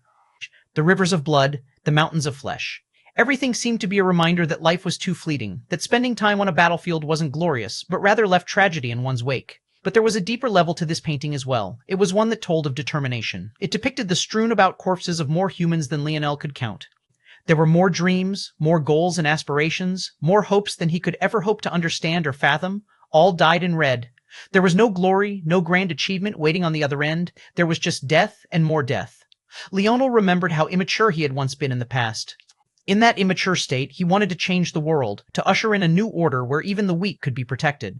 As he grew strong and suffered himself, he forgot those dreams and aspirations. Even after he walked out of that shadow, he didn't return to his former self. He had seen too much, he had done too much, experienced too much evil, and been too evil himself. However, that day he stood before the spiritual's throne, he had felt something odd. Every fiber of his being had wanted to wipe the spirituals out down to their last man, woman, and child. What right did they have to enjoy life while the human race was living on pins and needles? What right did they have to smile, to laugh, to experience joy, when it came at the cost of sacrificing everyone else? He had wanted to uproot them all, to show them what true despair was, to force them to experience what his wife would have had their plans succeeded this time. But in the end, he chose not to do it. The world was a very interesting place. On the one hand, the naivete of a child was looked down upon, but on another, the words of a child were the most honest thing in the world. Deep inside, if not for the influence of his future self, Leonel would have become a man who hated bloodshed, and who, while he could enjoy battle, didn't want to use it as a means to suppress those inferior to himself. What was the point? He loved to win, not because of victory itself, but because of the satisfaction of outmaneuvering an opponent so much more powerful than himself. That was what made it fun. That was what fueled him. And maybe it was also because it was so impossible that he had once wanted to bring peace to the world. Leonel had thought for a long time that that piece of him was forever gone, that had never been him to begin with, but now he knew different. The words of a child were often the most honest. Being naive was sometimes the most beautiful thing in the world, but it could also become a double-edged sword. But today, he would allow the world to establish this dream once more. He would allow that childish heart of his to sprout. Hearing the calls of horror that echoed from the northern star, he could see that it too didn't want to die. Seeing the sinister, twisting faces of the four great families, he felt a bone-deep distaste for traitors. He could practically see the horrified gazes of the fox of the path. He could see the dreams of an entire race crushed by the greed of just a few, and right now, he wanted to be the man that shouldered it all. The man who stood tall, gathered up the grievances of his people, and turned it onto the world. The crown above his head flickered with gold, violet, and black. It grew larger and larger until it seemed as though his oppression would suffocate the world for all that it was worth. There would be nothing that would stop him today, because he wouldn't allow anything to stop him. Shoo! The arrow cut through the world, and gods fell by the dozens. Their powers were mowed down, and without even a second to breathe, Leonel began to cast Arise again and again. In what felt like a single blink of the eye, Sean Ray had been considerably drained, and Leonel's side had gone from barely under a dozen to just over 100. But what was more fearsome than that was that Leonel's crown was only growing larger, and when he spoke, the world listened. His summons were all brought forth wearing violet armor. This violet armor was not only a manifestation of Leonel's king's might, it was what kept their souls in a solid state and capable of interacting with the world, and most importantly, it was completely under Leonel's control. So when the armors were formed this time, they were linked by a mysterious natural force art, and the world's energies thrummed around them. Under the command of Leonel's mind, they began to work together seamlessly, and just like that, the battlefield that had already been separated into countless armies gained yet another, all at the behest of a single young man. When Leonel's army had grown to 200, Shanray finally collapsed. "Farewell, my king," she shouted out boldly as though she was afraid that the world wouldn't know that she had once served Leonel. "Long live King Morales." The roar echoed across the battlefield, but Leonel seemed to have not heard it at all. Sweat beaded down his forehead, and a world-collapsing battle seemed to have shaken everything. Leonel took a breath, his heart rate steadying into a calm rhythm. No matter how heavy the burden was, no matter how devastating the pain, he would carry it. He would be a king. Chapter 3006, his own. Chapter 3006, his own Leonel Morales. The furious roar of Mirkael split the skies. The final chains that had been suppressing the man were unleashed, but he also no longer dared to fight Elysium. The latter had grown too powerful. Due to this, Mirkael had retreated from the battlefield, taking advantage of Elysium's breakthrough to hightail it out of there. After all, Mirkael was only in the 8th dimension and didn't yet even have a Dharma. It wasn't his place to fight Elysium, who now had an idol and was near the pinnacle of the 9th dimension. However, when he saw Shanray fall like this, and was even so proudly proclaiming her allegiance to Leonel even in her death, he was furious. When he saw that Leonel didn't even acknowledge her existence, he was so angry that supernovae dotted across his body, high-volatility solar flares raging out of his body and incinerating everything near him, including even his own members of the Void Race. However, Leonel completely ignored him. This sort of ant wasn't even qualified to participate in this battle. How dare he call out his name? Leonel's crown thrummed and he pulled back his bowstring once again. However, just as he was about to loose an arrow, his heart skipped a beat. Leonel's head leaned to the side and an arrow whistled by him, shooting off into the distance. It was so fast that his eyes still couldn't track it, and even his dream force was slow to react. The only reason he had been able to notice it was because the moment it streaked through the domain of his destruction world, he could feel it. Leonel's gaze sharpened as he looked in a certain direction, only to find a woman with beauty beyond words sitting in a lotus formed of wooden hands. Goddess Evergreen. "You have the smell of my followers on you," she said lightly. It seemed that Leonel's actions had finally brought out a true powerhouse. If not for his destruction world, a single arrow would have killed him. Let alone him, even Blackstar and Drake hadn't been able to react, but it was impossible to blame them. The two of them had only just broken through. Compared to these monsters that had had their idols for tens of thousands of years at worst, they were too inferior. It also had to be remembered that force manipulation wasn't everything. There was still the matter of dimensions to consider as well. Blackstar had only just entered the 8th dimension, and Drake was only at Tier 1 of the 9th. Comparatively speaking, Goddess Evergreen was at Tier 5 of the 9th dimension. She wasn't an existence that any one of them could compare to, and for very good reason at that. Of course, not all Tier 5s were created equal. There had even been members of the human race who had entered the 9th dimension and could be considered to be at the 5th tier as well. The difference was a matter of foundation, dimensional method, and constitution. All things considered, Goddess Evergreen was still considered to be a young god and had a lot of room to grow. And, even with that considered, her dimensional tier was actually higher than most true gods. Still, Leonel found her words to be ridiculous. He was someone who dared to tell the primordial terror to check his belly. Why would he care about having killed Evergreen's subordinates way back in the dimensional verse? In fact, he had already long since forgotten that he had actually done such a thing. He remembered being warned that killing Evergreen's apostles would lead to problems, but even after that he had wiped out their lineage. He had done so much killing afterward that he couldn't be bothered to care. And right now, Leonel wasn't in the mood for quippy remarks. He had come to kill. Leonel raised up his bow, and it vanished into a spear. The 10 stars to his back trembled, and the flames out of the corners of Leonel's eyes and the bottoms of his feet reached a fiery inferno level of blaze. The 10 stars rearranged themselves and then suddenly burst into light. Star fusion, Leonel took a breath as the shattered stars above began to rearrange themselves, taking shape. Soon they formed the Morales constellation. And yet they weren't finished just yet. Boom, pillars of universal force began to descend from the skies. King's might, Leonel's body became bathed in violet light and his hair seemed to grow as long as a river. The support of Blackstar and Drake thrummed through his veins, and in that moment his body seemed that it was finally able to handle the brunt of their power. Constellation, the miniature motes of light, formed from the shattered and scattered stars of his dimensional cleanse foundation, formed countless miniature natural force arts. These natural force arts came together to form the Morales constellation, and a cycle of creation and destruction were formed before them all. Leonel raised up his spear, and the constellation above reacted the same. Goddess Evergreen couldn't help but frown. It definitely wasn't a Dharma, but the power that it could bring down even surpassed one. In terms of sheer quantity, it was more than she had ever seen. But what was truly shocking wasn't the shape or the technique, it was the fact that it was calling down universal force through a conduit.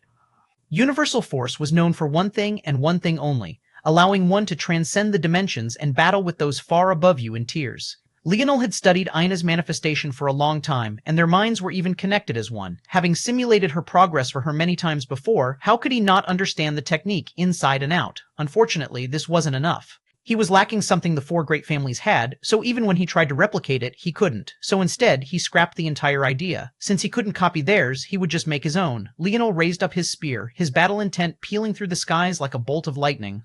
Chapter 3007, Thrust Forward. Chapter 3007, Thrust Forward. Leonel took a step, and his figure seemed to encompass the world for a moment. Behind him was his wife, fighting a battle that he couldn't help her with. Before him were his brothers, holding off the front line and blocking off all the rabble. He only had one job, deal with all those that they couldn't deal with. He took another step and suddenly vanished. The eyes of Evergreen flashed with a dense green color that was much less emerald-like than his mother's. It was dark, but not in a sinister way. Instead, it was more of a deep, floral green, one that one would see in a dense Amazonian forest. Wood force soared through the air and countless arms and palms descended. Leonel's gaze flashed. He immediately noticed something that made his heart palpitate. The attacks of a god, even the simplest ones, all carried an air of mystery that most could never see through. It held a cadence that fused with the laws of the world, humming along with them, hiding their intentions within their folds, and only breaking free of those restraints when it suited them. It was a hodgepodge of laws he recognized and ones that Evergreen had created herself. It was a sort of magical martial art that couldn't be explained in just a few words. But if Leonel had to, it was as though they had incorporated natural force arts into their very combat style. Against such existences, if you tried to have a normal battle, you could be crushed. Luckily, Leonel wasn't normal.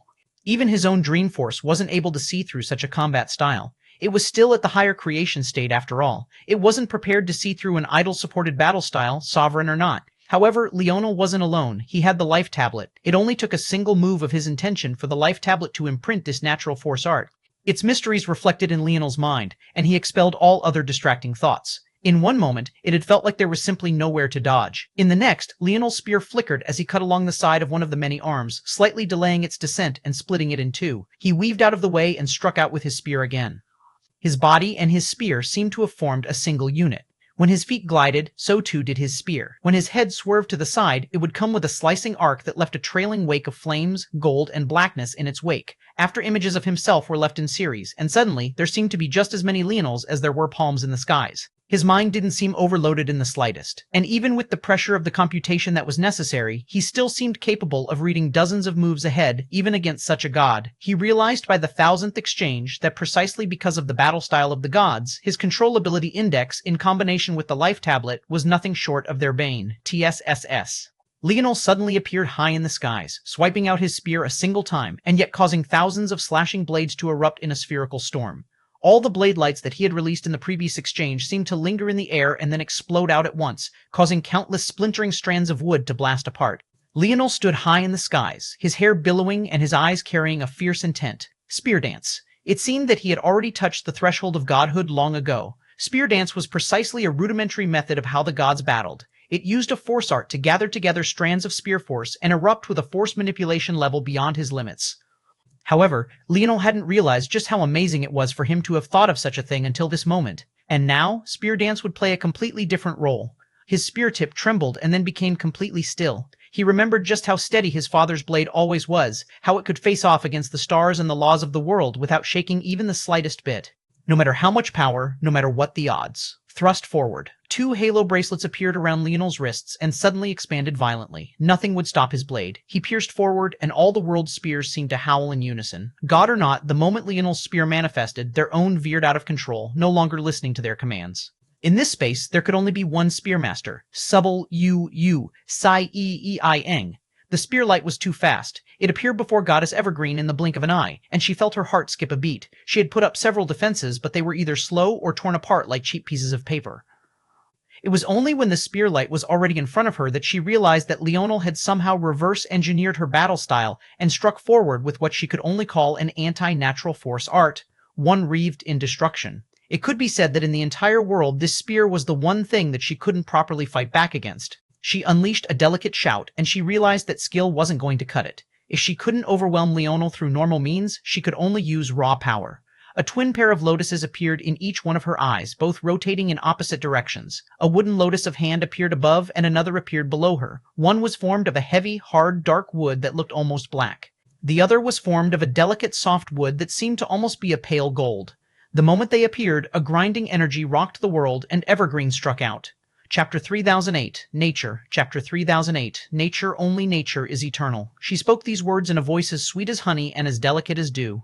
And yet, the god runes that were still merging into the demigod realm reacted just as fiercely nonetheless. Bang! Evergreen's palm struck out and met Leonel's spear. There was a slight struggle before the spearlight was shredded to pieces. A yin and yang sort of energy became like pestle and mortar, grinding down against all the energies of the world.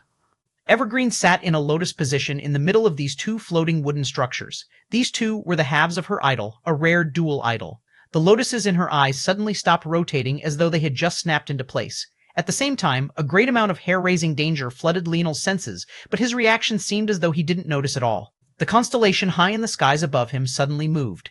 It stretched out a hand and plucked at the stars, drawing 2 fingers pressed together in an arc that formed the body of a bow. Its second hand moved toward the middle of the bow's body, and the strings of the universe played a heavenly tune that formed the bowstring. A lance arrow was drawn that focused its attention on Evergreen. Leonel didn't want a long, drawn-out battle. He had come here for victory. God or not, she would have to fall beneath his blade. Bang, bang, bang! Reality exploded, and the void seemed to pierce into it, spreading out its tendrils as the half-formed God Realm runes were slow to repair space. Leonel moved, and his spear arched through the air. A battle the likes of which could sunder the skies and shatter the earth erupted. Leonel's spear moved with the grace of someone who had experienced thousands of battles, and the palms of Evergreen seemed as endless as nature itself, ever-present, ever-existing, ever-changing. Leonel had lost count of the number of souls he had taken to be able to stand here today. But that wasn't a badge of honor. He remembered a time when he knew the exact number, and he knew that he could have continued to know the exact number had he continued to count. Leonel had lost count of the number of souls he had taken to be able to stand here today, but that wasn't a badge of honor. He remembered a time when he knew the exact number, and he knew that he could have continued to know the exact number had he continued to count. But he hadn't. He knew the reason why. It was because he didn't want to think about it. He didn't want to think about the number of people that had fallen beneath his blade because he could no longer say that he was proud of it. However, today, he could feel the heaviness of those deaths with those blades. The more he fought, the less the power of Blackstar and Drake seemed to matter, and it was more like the heftiness of his spear was being entirely dictated by the raging waves in his heart. He parried an arm of white gold to the side and slashed down to crush a black wooden palm. The world seemed to be concentrated into his blade edge, and every attack he levied carried the air of the master of a spear. His spear was arrogant, unruly, and unwilling to be blocked or stopped by even the slightest thing, and when it erupted, it destroyed. ROAR. The pores of Leonel's body opened wide and large amounts of universal force flooded into his body. All those that saw this scene were taken aback. Everyone knew that universal force was an atmospheric support. It wasn't a force that could be taken into your body. Many had tried, only to end up severely injured or even dead. However, the sudden explosion everyone was looking for didn't happen. The elegant grace of Leonel's spear returned, from elegant to simple, and once again back to elegant. He carried the mysteries of the world in his blade and the weight of it on his back. Leonel exploded forward, and the northern star pulsed.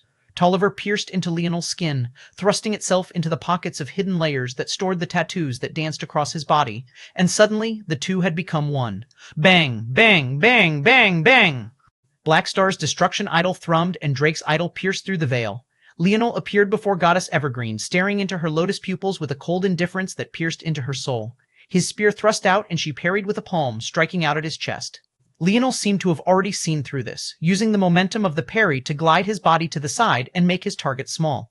Evergreen's palm passed by him and ripped a gash through his military wear and chest with just the wind pressure alone, but Leonel didn't seem to notice as he carried his momentum forward, driving a knee right into her chest. She actually dared to remain seated when she was facing off against him, and she paid the price for it.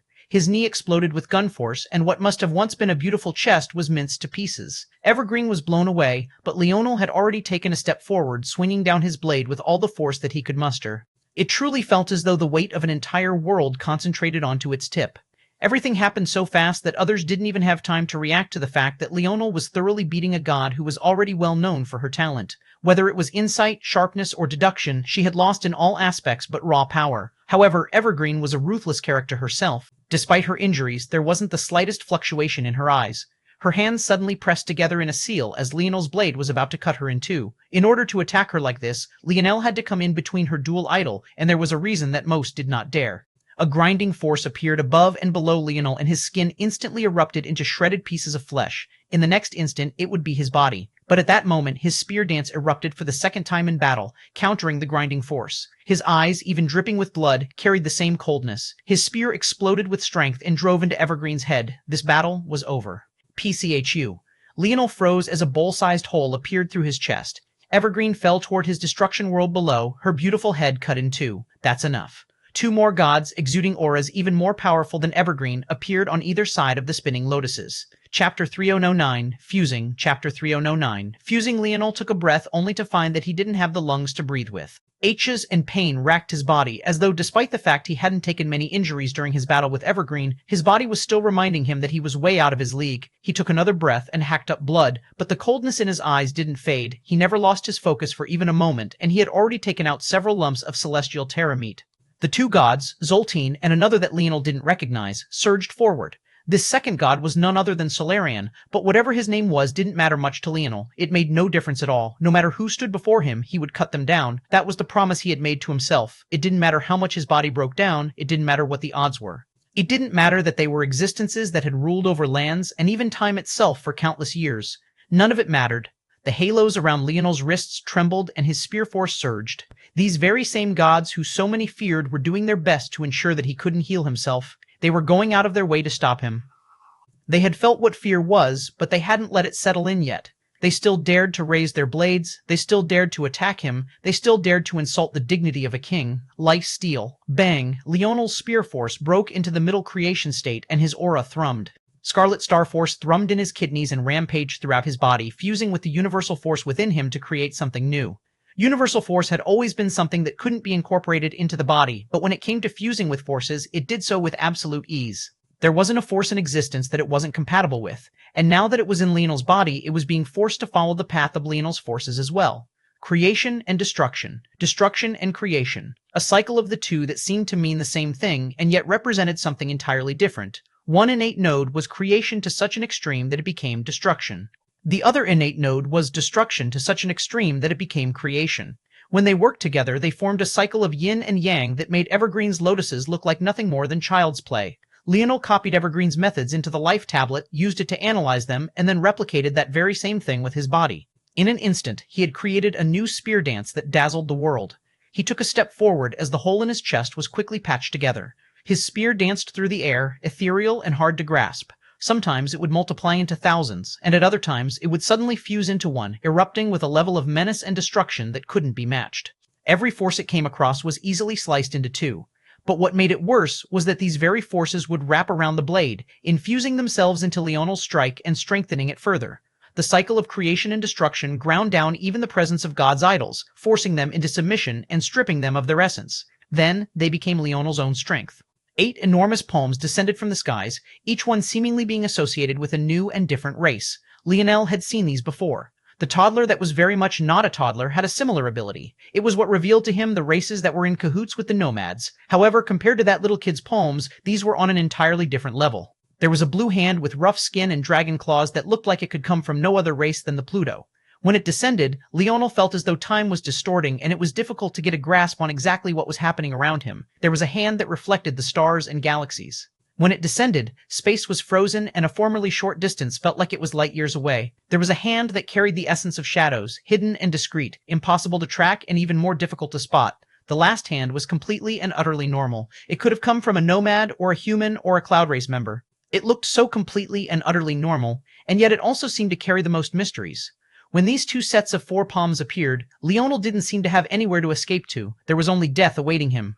But then his spear dance descended. The lotuses of Evergreen seemed to have been co-opted, beginning to follow a law that was much higher than their own. Who cared about the cycle of nature when the cycle of creation was right before them all? The lotuses rotated out of instinct and shredded the attacks of Zoltine and Solaren apart. Leonel gasped for breath, but he had already taken another step forward. Blood dripped from him in waves, and the only part of him that didn't seem injured were those eyes. Deep and unfathomable, unwavering and unmoved in their conviction. He moved against the gods with the confidence of a man who stood above the world. His mana core tree rippled behind him, reflecting with his halo, and the life tablet shone with a bright light. Boom! Leonel's spear descended, and the world seemed to fall into a whirlwind of chaos. There was nowhere to escape to. It was like even with all these gods here, Leonel alone controlled life and death. Suyu! The 8 palms in the skies hurriedly overlaid one another, and it was at that moment that down below, Evergreen's split head finished fusing. Chapter 3010. Button Nose. Chapter 3010. Button-nosed Leonel felt like the lotuses were about to be stripped from his control. Just as he was about to deal a death blow, Evergreen awoke and her idol shook. She didn't manage to rip the control back from Leonel immediately, but the slight change was enough for Leonel to be thrown off and for the backlash to cause his inner organs to rupture once again. Zoltine and Solaren weren't slow to take advantage. 2 of their 4 palms each whistled forward. Even before they reached Leonel, the pressure alone was like a mountain descending from the skies. Gravity twisted and time stopped. Space compressed and reality folded. Half of Leonel's body was destroyed in a single instant of time, and it seemed that in the next instant he would be churned into minced meat. Taking advantage of Leonel's sudden faltering and the subsequent backlash, Evergreen ripped her lotuses back under her control entirely and then began to grind them downward. Facing attacks from the front, the back, above, and below, there was simply no escape. Bang! There was no suspense. Leonel was crushed to ash. Even his blood was minced and compressed at such high pressure that there was nothing but wisps of charcoal remaining, fluttering through the air. Aina faltered slightly in the skies. She knew how much Leonel and the others were fighting for her, and that because of this she had to do her best to claim victory as quickly as possible, but it was also because of this that she couldn't focus. "Leonel," she roared. Aina suddenly coughed up a mouthful of blood in agitation and rage as the Brazinger family's heirloom was wrestled almost completely out of her control. But the moment she sensed this, her fury seemed to have reached a completely different level. "Give it to me!" Aina's roar dyed the skies red, and this time it was the bearded Brazinger who found himself flying back. The Brazinger family's lineage factor was triggered by Aina's fury, and for the first time in a long while, she found herself losing herself to a boiling lust for blood. This hadn't happened since the Joan Zone so long ago, and even Leonel didn't know why such a thing had only appeared once and then vanished. He had assumed that maybe it was because of Aina's clairvoyance. Ever since Aina could remember, she had always had a voice in her head that told her to kill herself. Of course, this was because her clairvoyance had already seen through the fact that she was a god-child and would have to do so to unlock her true potential. But it could be said that this was the one command that she never truly listened to. He had assumed that maybe it was because of Aina's clairvoyance. Ever since Aina could remember, she had always had a voice in her head that told her to kill herself. Of course, this was because her clairvoyance had already seen through the fact that she was a godchild and would have to do so to unlock her true potential. But it could be said that this was the one command that she never truly listened to. However, back then, she was doing her best to separate from Leonel. She didn't know anything about his talent at the time and had believed that she would only harm him. Her thought process was simple. She wanted to kill all the Brazingers first, and only then would Leonel hopefully still be there to wait for her. That moment in the Jones Zone was actually driven by her clairvoyance. It wanted her to go all out because it knew that even if she died, there would be something even more mighty waiting for her. But what her clairvoyance didn't account for was Leonel almost dying in order to save her. After seeing the state Leonel ended up in because of her, Ina never went so far again. She didn't want to see Leonel bedridden because of something she did ever again. And ironically, it was exactly this moment that led to her being so overprotective of Leonel, the very thing that led to their breakup in the first place. However, that moment had other cascading effects. For one, Ina never truly tapped into the greatest strength of her lineage factor. She always held back because she didn't want to end up in a situation where Leonel was putting himself on the line for her. And yet, what happened in this case? Here she was, still struggling with an enemy, while everyone else was on the verge of dying. She was so furious that she didn't even remember to check the fact her wedding band was still tattooed on her finger. Ina's hair became blood red and her eyes followed suit soon afterward. The battle axe trembled fiercely and suddenly began to struggle against the grip of the bearded Brazinger all on its own. Wings appeared behind Ina, extending out from her hips, and her hair grew so long that it formed a river of blood. Skeletons and melted flesh zombies tried to claw their way out of her hair, but they seemed suppressed by some sort of violent pressure that pushed them down. This pressure didn't come from the universe, but rather Ina herself, and now she suddenly chose to release them. Howls filled the air as the Brazinger family heirloom zipped through it, slapping into Ina's palm with a resonant, thunderous boom. At the same time, a shadowy spirit in the form of the heirloom pulled itself out from the crack in space, ripping through reality and entering the heirloom at the same time. Boom, boom, boom, die! Ina raised her axe high, and then a shocking scene occurred. Space rippled, and the hook of the battle axe seemed to catch it. Almost like a pin in a blanket, Ina punctured the veil and then ripped it down. God runes flooded the surroundings, and an axe blade that sundered reality itself peeled down from above, aiming right at Evergreen. Evergreen's expression changed, and chaos reigned on the battlefield. And yet, as though there weren't enough surprises today, another figure suddenly appeared high in the skies. It was a young woman with long blue hair and striking blue eyes. She would have been inconspicuous if not for her adorable button-nosed appearance. She should have been in her 20s, yet she could easily pass off as a naive high school girl still growing into her own. That was when, before this woman, another crack similar to the one that had just closed on Ina's end appeared. No one noticed this woman until it was too late and the Aderna were caught off guard. When Leonel's brothers, beaten and bloodied, looked into the skies, they were caught off guard as well. Little Nana, Chapter 3011, Overwhelming, Chapter 3011, Overwhelming. The moment Little Nana appeared, it seemed obvious what her goal was. She caught the Aderna family off guard, and piggybacking off Ina's moment, she reached in and grabbed at the spirit of a shield. The shield was truly beautiful. It was completely transparent, reflecting various shades of blue as though one was looking at clear ocean waters rather than a treasure, though this sort of sight was a treasure in its own right. Stop. The head of the Aderna family brought out the physical shield, and her hair whipped wildly in the air as she tried to fight back. Little Nana paled as she felt the spirit of the weapon almost slip out of her control. It was clear that the affinity she had for the weapon wasn't nearly as high as Ina's, or, to speak more conservatively, the gap between herself and the head of the Aderna was far smaller than the gap between Ina and the Brazinger head. Little Nana's face turned red once more with exertion. She had a look of determination in her eyes, but it was hard for her not to feel despair. She had come out at the perfect moment, done everything right, but in the end, it felt as though her blood just wasn't pure enough. This was what hurt the most. She hated the way the great families did things, obsessed with their bloodlines, obsessed with their purity. The number of people that they had hurt because of such things was far greater than just Ina alone. She had to watch her own brother being treated as inferior only because he was born with weaker talent than her own. She wanted to prove them wrong, she wanted to do what Ina had done and slap their faces by having yet another one of their weapons land in the hands of someone with weak blood. But now, it looked as though she would fail, and that frustrated her to the point that tears pooled in her eyes. She grit her teeth and pulled hard, using everything she had in her body, even her very soul and lifespan, but it just didn't seem to budge. Ina didn't seem to have noticed Nana's appearance at all. She was so infuriated that the world was painted in red. Her blade split the world in two and appeared before Evergreen so quickly that the goddess didn't seem to have time to react. Evergreen had used a great deal of her god force to repair her head and escape death. Then she had to wrestle control away from Leonel once again. Leonel's attack had carried two god forces, one coming from Blackstar's destruction idol, and the other coming from Drake's idol. Resolving those two energies to heal herself had taken a great deal of effort. But as though that wasn't bad enough, the laws that Leonel controlled were above her own. Her idol should have been her own personal weapon, but because of the laws she built them on, they were designed to be one with the world and grasp power from the world as well, the true essence of nature. Because of that, she had to overwhelm Leonel's creation and destruction sovereignty first before she could take control back, and after the bad state she had already been in, this took a great deal out of her. She had barely used what she had left to kill Leonel. Although gods could recover with extraordinary speed thanks to their idols, Ina's fury was simply too fast. Luckily, she had support. Zoltine and Solaren were still both present, and their floating palms were in the region. Unluckily, a sea of monstrosities came from Ina's hair. It was like everything and anything she had ever killed came out in droves. They fed on the blood that had already been spilled on the battlefield, especially the god blood that had come from Evergreen. The blood of a god contained such overwhelming power that Ina's body overflowed. Her irises became impossible to see as her eyes were replaced by foggy crimson mists. The strength of a single roar rocked the world, and the two nomad gods were overwhelmed in a single instant of time. In that moment of utmost fury, Ina grasped a small bit of clarity, just enough to notice that Evergreen was actually a human. No, a spiritual. No, there didn't seem to be a difference between the two. Traitor. In the madness, this word alone was enough and pierced right into Evergreen's heart. Ina's coercive voice had returned. It clapped like thunder and collapsed the mind and spirit. Evergreen realized too late that she could do nothing at all as the blade appeared before her. It was right then that the primordial terror slowly looked over. It was highly dissatisfied. These subordinates were absolutely worthless drivel. It snorted just a single time, and all of Ina's momentum dispersed at once. The river of blood vanished. The skeletons, ghouls, and zombies were blown to ash, and Ina's heirloom bent back so far that it almost flew out of her hands. Ina's body froze, not out of fear, but because she felt as though she had met an immovable wall.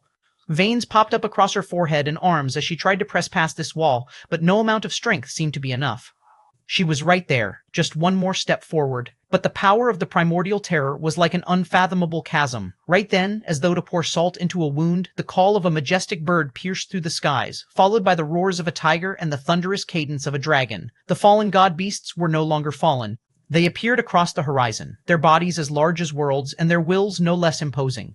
It seemed to be the period at the end of a story, a cap on the skies themselves, and the final swan song of existence. Their power was too overwhelming. Chapter 302, Why Not? Chapter 302, Why Not? Ina was finally blown back, unable to withstand the carnage.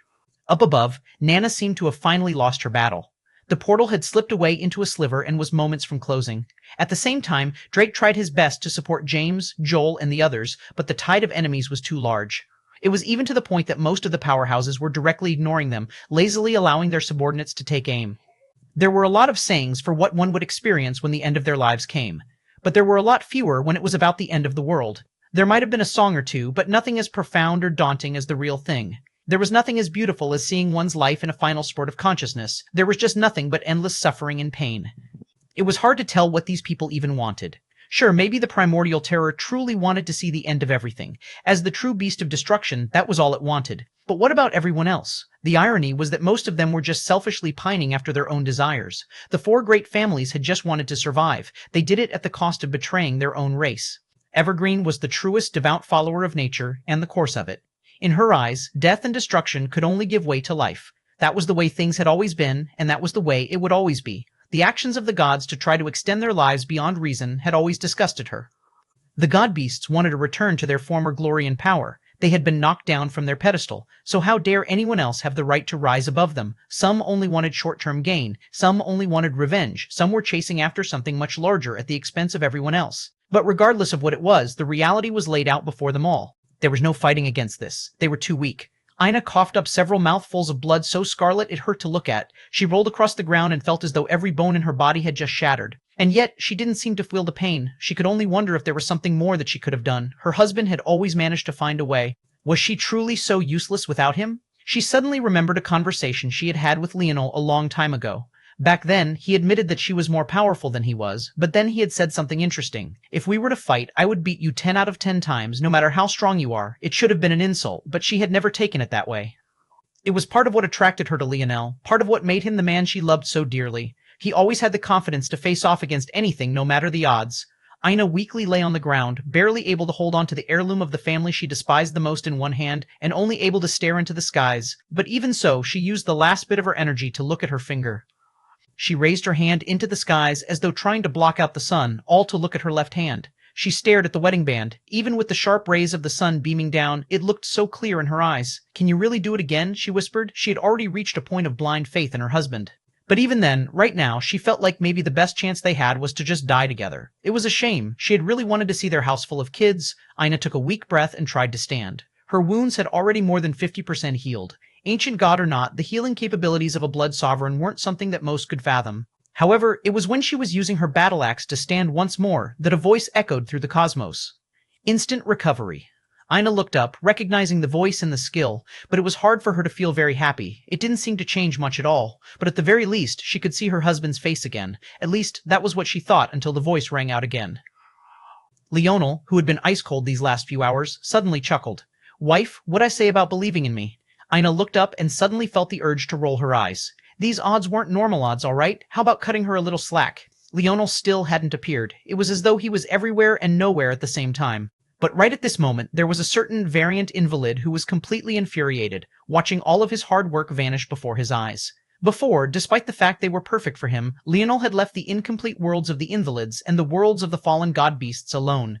That was because their worlds were part of the grand plan of breaking through the barrier of the god realm, and that was precisely what Leonel needed to happen so that the target that was on his back could weaken a bit.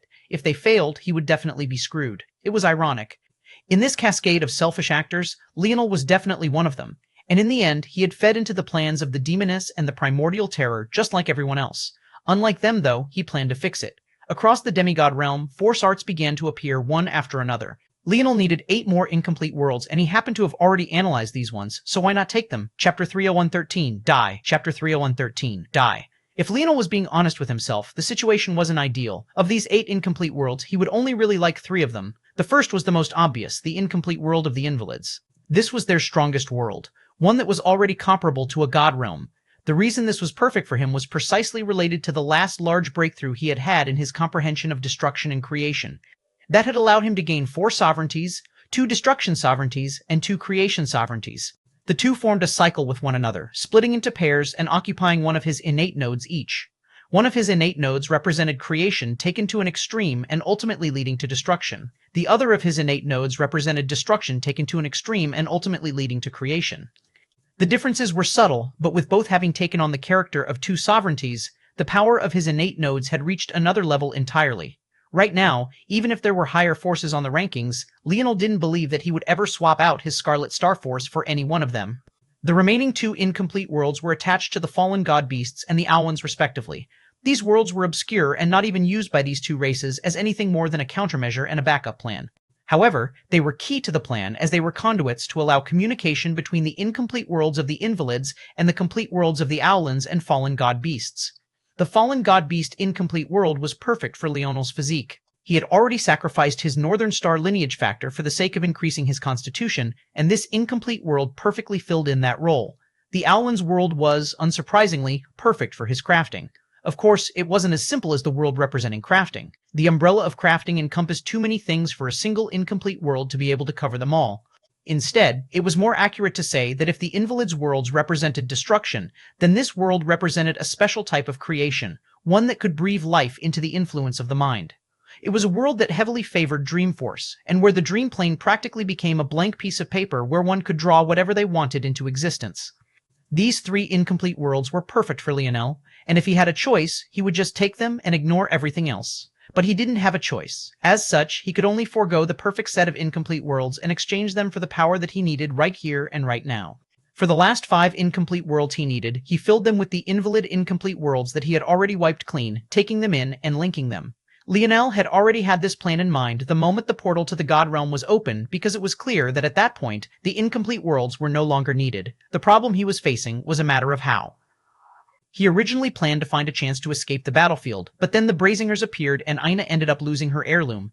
At that point, there was no way that he would leave his wife behind. Someone else might have been frustrated by the turn of events, but Leonel might have changed once again, but he hadn't forgotten his promises.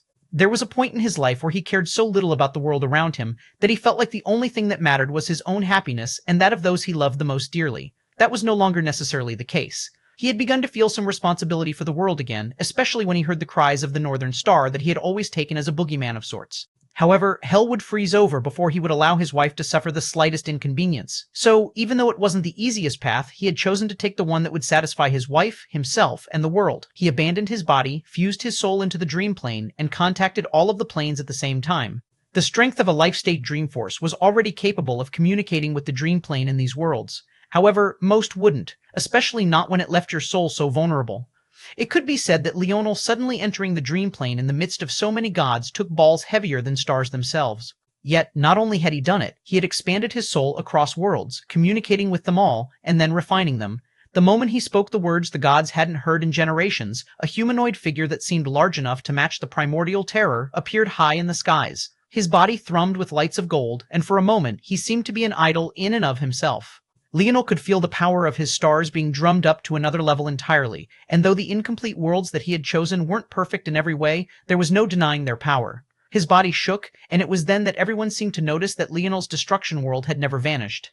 It stood there, tall and proud, protecting his brothers and his wife, before it suddenly violently expanded. From a few dozen meters to a few hundred meters, then from a few hundred meters to several kilometers. The true strength of final destruction bloomed, and it no longer seemed to care about the suppression of gods in the slightest. If before, the flood of power from Blackstar and Drake had been filtered through a tiny hole, the real floodgates had suddenly opened. Now he could use their true power. Die. Chapter 3014, Synonymous. Chapter 3014, Synonymous. Leonel's voice suddenly became frighteningly cold. His body hadn't even fully reformed yet as god runes soared through the air and implanted themselves within him. Instant recovery was being pushed to the very limits, and that was precisely Leonel's intention. The purpose of instant recovery was to return to one's peak condition, but its actions and execution were variable. The first variable was the level of the Northern Star lineage factor that you had reached. Back then, because Leonel had only reached the Snowy Star Owl level, it was difficult for him to heal from an injury like the one Amory had left on him. However, now, Leonel had not only integrated with the perfect Northern Star lineage factor, but also had the support of Tolliver. In the grinding and destruction of his body, he had hidden Tolliver's soul in his ethereal glabella. Both of their bodies had been destroyed at once, but that didn't stop them from piggybacking off of one another to maximize the use of this instant recovery. And the second variable was, of course, what did peak condition mean? Obviously, that should refer to whatever Leonel's peak state was. But what if he was in the middle of a breakthrough and used instant recovery? For every second that passed, the definition of Leonel's peak condition changed, and due to that, instant recovery had to continuously add more and more energy to make up for it. Leonel was essentially using instant recovery as a cheat to quickly gather up vast stores of energy, and he was relying on his stars to incorporate with and withstand that large influx of energy. His body was quickly becoming more and more perfect, but he struck down with impunity. Bang! He had unlocked an infinite energy glitch in reality itself, and he was going to use it. Evergreen, Zoltine, and Solarian were enveloped by a palm. They all let out roars, but Leonel's strength was easily tens of times what it had been before. Before anyone could react, the palm landed and silence rose into the skies. When everyone saw the result, they felt their hearts tremble. Solarian was dead. Evergreen was so badly mutilated that it was hard to tell she had ever been a person to begin with. Zoltine barely managed to prop himself up, but his previous calm indifference had vanished into the wind. It felt like he was experiencing the greatest humiliation of his life. Arise, Leonel said coldly. Instant recovery pulled in even more vast stores of energy in an attempt to keep Leonel's mind from being instantly drained. This time, he was trying to make a real god into his puppet. The amount of energy required couldn't be explained in just a few words. Bang! Solarian's body and soul exploded, but Leonel only released a snort, his enormous body grabbing out. Assimilate. He raised his large golden arms into the world and formed a bow that shocked the soul. He raised it up to the oncoming god beasts in the distance, and a sardonic grin quirked his lips. Bang! Solarian's life and vitality were all concentrated into this bow. The fallen god beasts, now evolved to become god beasts once more, had only just arrived on a rainbow of glory, only for a bloody trail to follow them. The head of a celestial storm shattered. A vibrating, rotating hole was torn through the wing of a celestial ember that tried in vain to dodge to the side. A white spectral tiger tried to use space to dodge out of the way, only to feel its control over it collapse and explode, killing it beneath its own abilities. The celestial ember that thought it had managed to survive with a crippled wing was only happy for a short moment before its entire body exploded, an overwhelming, flaming intent eating it alive. One arrow, 3 gods down. Nudge! The roar of the primordial terror echoed. Thunder boomed, and the skies caved in. Many weaker existences found themselves falling to their knees, unable to keep up. The absolute weakest among them bled from their orifices, dying outright. The rage of a primordial terror could paint the skies in red. They were the very essence of destruction itself. They were the harbingers of death, the knights of the end of all things, and Leonel didn't care. Why had the primordial terror acted to stop Ina earlier but did nothing to stop Leonel's palm? The answer seemed to be that Leonel had just acted too fast. But was that really true when you were talking about an existence of this caliber? No matter how much infinite energy Leonel felt that he still knew it was nothing in the face of this behemoth. Leonel knew the truth. The primordial terror didn't stop him because it couldn't. This concentration of pure creation was precisely what it couldn't stand the most. Leonel grabbed at the air, 3 beast corpses the size of worlds appearing in his grasp. His other hand moved, and he ripped the souls from their bodies. Assimilate. 3 arrows formed, one wrapped in raging green storms, the second wrapped in violent spatial tears, and the last blazing with crimson gold flames. The corpses vanished, and he knocked all 3 arrows at once, his breathing perfectly in tune with the world. Every single one of them aimed at the Aderna family battleship. "Who told you that you could bully one of my own?" Leonel asked, his voice as cold as ice. The Aderna family head felt her soul leave her body. In that fleeting second of horror, Nana, who was still doing her very best, managed to squeeze the crevice that was about to close back open again. Leonel's gaze flashed with a cold light, and he released all 3 arrows at once. He had said it already. He didn't care what the odds were. He would find a way. Today, the name Leonel Morales would be synonymous with fear. Chapter 3015, 3 Arrows. Chapter 3015, 3 Arrows. Leonel's arrows didn't even seem like normal attacks anymore. Instead, they seemed to be like natural disasters. One carried the essence of a storm, blowing and shredding apart everything in its path. Another carried blades of space that distorted everything they came across, crushing and grinding it to dust. The last was like a blazing inferno, scorching everything and carrying a hidden heart of fury. Despite the power of the first 2, this one still somehow seemed to be the most powerful, despite also being the simplest. The ember force of the celestial embers was like play putty in Leonel's palms, bending to his will and accepting his grace as though he was the one and only true overlord of flames. The panic in the eyes of the Aderna family was palpable. The defenses of their battleship were quickly pulled up and a large amount of force poured in from all directions. Bang! The first celestial storm arrow landed. It clanged against the defensive shields, whipping winds convulsing as strikes of lightning came down from above in a booming cadence. The shield shook and quaked but eventually managed to remain firm.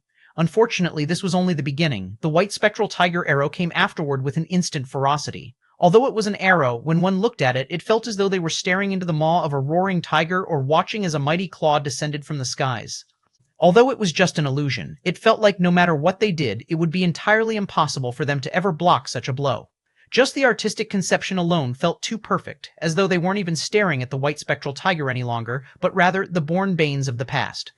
They realized too late that this artistic conception was so perfect precisely because of the existence of King's Might. Everyone else could only look up in shock and horror at these majestic beasts. But when Leonel looked at them, he only saw a series of force arts. Boom, ki-ki, ki-ki, ki-ki, chai. The white spectral tiger arrow was different. Rather than being an area of effect assault, encompassing the entire shield like the celestial storm arrow had, this arrow instead formed a burrowing drill.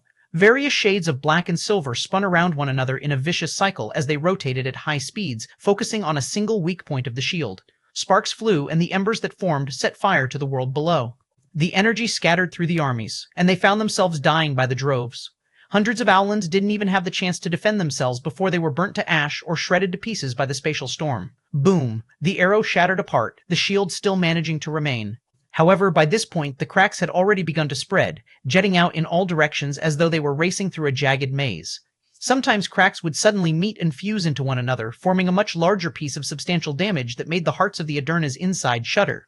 That was because they knew that a third arrow was still coming. The shield was already rapidly absorbing energy from the surroundings to heal itself. It was clear at a glance that this was a truly magnificent creation. It was likely that even if the primordial terror attacked this shield, it was unlikely to be able to destroy it in a single blow. But there was a difference between Leonel and the primordial terror. Leonel was a god armament crafter and a citizen of Earth. These battleships were likely things that the people of this world had never seen before. It wasn't that they didn't have battleships, but rather that they had never seen battleships in this form factor. But he had. And to him, it was nothing more than child's play. Boom! The third arrow landed. People expected a huge commotion. Maybe sparks would fly like before, or maybe it would trigger an area of effect cascade that enveloped the entire shield in flames and burnt it to ash. However, this wasn't what happened. The blazing inferno of the arrow suddenly concentrated into a single line, so concentrated that it no longer looked like an arrow of fire, but rather a perfectly polished ruby that had taken the shape of an arrow. It looked so gorgeous that it felt more appropriate for it to be on display in a case or an auction rather than being used to attack. Even the sharpest bowman in the world would feel hesitant to fire such a beautiful arrow. And it was precisely this arrow that pierced right through the shield as though it wasn't there, leaving behind a hole so tiny that even with all these experts around, many had to squint just to see it. But that squinting wouldn't take place now, because they were too focused on where the arrow appeared. It whizzed through the air so fast that if one blinked even a single time, they would miss it. And even if you kept your eyes peeled, your strength might not be great enough to deserve to witness its strike. In that instant, it had already appeared before the eyes of the Aderna family head. Her eyes widened, and her heart plunged down to the depths of hell. She had no choice but to erupt with her greatest strength, bringing out the Aderna shield to block in front of her. At the same time, her skin became a reflective, gem-like consistency. It looked as though she had coated herself in perfectly sculpted glass-like scales in the shape of delicate ovals. And yet, despite how delicate it seemed, the strength they exuded was on another level entirely. Boom. The arrow collided against the shield, and she was sent flying backward. She moved back so fast that she seemed to be a streaking meteor, slaughtering hundreds of Aderna who were unlucky enough to be in the way. Chapter 301:16, Come. Chapter 301:16, Come. Little Nana realized that this was an opportunity that Leonel had grasped for her, and she unleashed a delicate roar. With a rush of energy, the spirit of the Aderna shield was wrestled back into her control. The split in space opened wide, and she reached out her little hands, grasping the spirit and pressing it against her chest. Little Nana felt a sharp pain, but she gritted her teeth as blood seeped through them. The spirit rampaged through her nodal pathways as though trying to find room for itself, and then rushed upward, spiraling through her spinal cord, digging into her brain, and plunging into her ethereal glabella. Tears of crimson fell from little Nana's eyes, and she seemed about to die at any moment. It was ultimately too much for her. However, she continued to grit her teeth. Even though she knew that she would die, she would definitely take the spirit with her. Although it couldn't be destroyed, she could fling it somewhere the Aderna would never be able to find without millions more years of effort. At the very least, then, she would have done her part. The four spirits were weapon souls, this much was obvious enough. But this didn't do justice to the kind of shocking reality this was. The life grade was known as the pinnacle of craftsmanship, and it was a process of melding ingredients so perfectly that a treasure could act much like a novel force of its own, having its own tendencies and personality. However, these so-called tendencies and personalities were just illusions, much the same for forces. A long while ago, Leonel had stumbled onto a mine that had sucked an entire region dry of its resources because of its so-called personality. However, was the Force a real living thing? Absolutely not. Rather, it was more like a law of the universe, and it had instincts that followed those laws. The weapons of the life grade were much the same. Not one of Leonel's crafts was going to just get up and start talking to him anytime soon. These spirits, however, well, they still weren't true living existences and were just bundles of instinct. The difference was that they didn't rely on materials but were self-sufficient. They were a weapon that existed at the very pinnacle of the life grade because rather than gaining their instinct through the fusion of several already existing forces and ores, they gained them through idols. The four spirits of the four great families were inherited idols crafted into weapons, and by virtue of this, they were an existence that stood on a level all their own when it came to other life grade weapons. Although they weren't considered god armaments because they didn't necessarily meet the requirements outside of special circumstances, they were no weaker than the top god armaments on the list, and maybe even more powerful than them. And, what was most shocking was that as idols, they were capable of giving one access to the power of an idol, but there was a weakness, the so-called special circumstance needed for them to be used as god. Armaments relied on bloodline purity. Part of the reason the four great families were so obsessed with purity was because this was the only way to make use of the armaments. Unfortunately for little Nana, the spirit was dissatisfied with her bloodline purity. But it was only a bundle of instincts. Since it was dissatisfied, it could only make room for itself the only way it knew, and that had led to little Nana's body reaching a half-dead state. Leonel saw this and wanted to help, but before he could even think of a method, he was already being besieged. Several battleship cannons aimed toward him, and the feeling of danger spiked. If these battleships scaled anything like the starships of the dimensional verse, the danger didn't need to be explained. If just one of these cannons landed squarely, a god like Evergreen would be easily blasted to smithereens. Plus, he was such a large target right now. Leonel's gaze became cold. He would just have to trust little Nana to take the next steps on her own. However, he did say something first. Don't let a lifeless shell dictate what you can and can't do. Leonel's voice penetrated into little Nana's mind as he suddenly slammed his palms together. The world thrummed and shook as an enormous golden key appeared and slammed down before him. Just when it seemed like Leonel was about to use this key to set up a domain, he actually slammed out a palm and shattered it. Right now, he was too large to use his usual weapons, so he would just have to make a new one. He grabbed at the air, and Tolliver, who had been dormant, hiding away in his ethereal glabella, suddenly thrummed with life. From deep within Owlin territory, the two truth pillars seemed to have sensed something and soared into the skies. On the ground, Ina's gaze was slowly solidifying. She looked at the enormous golden figure in the skies that was her husband.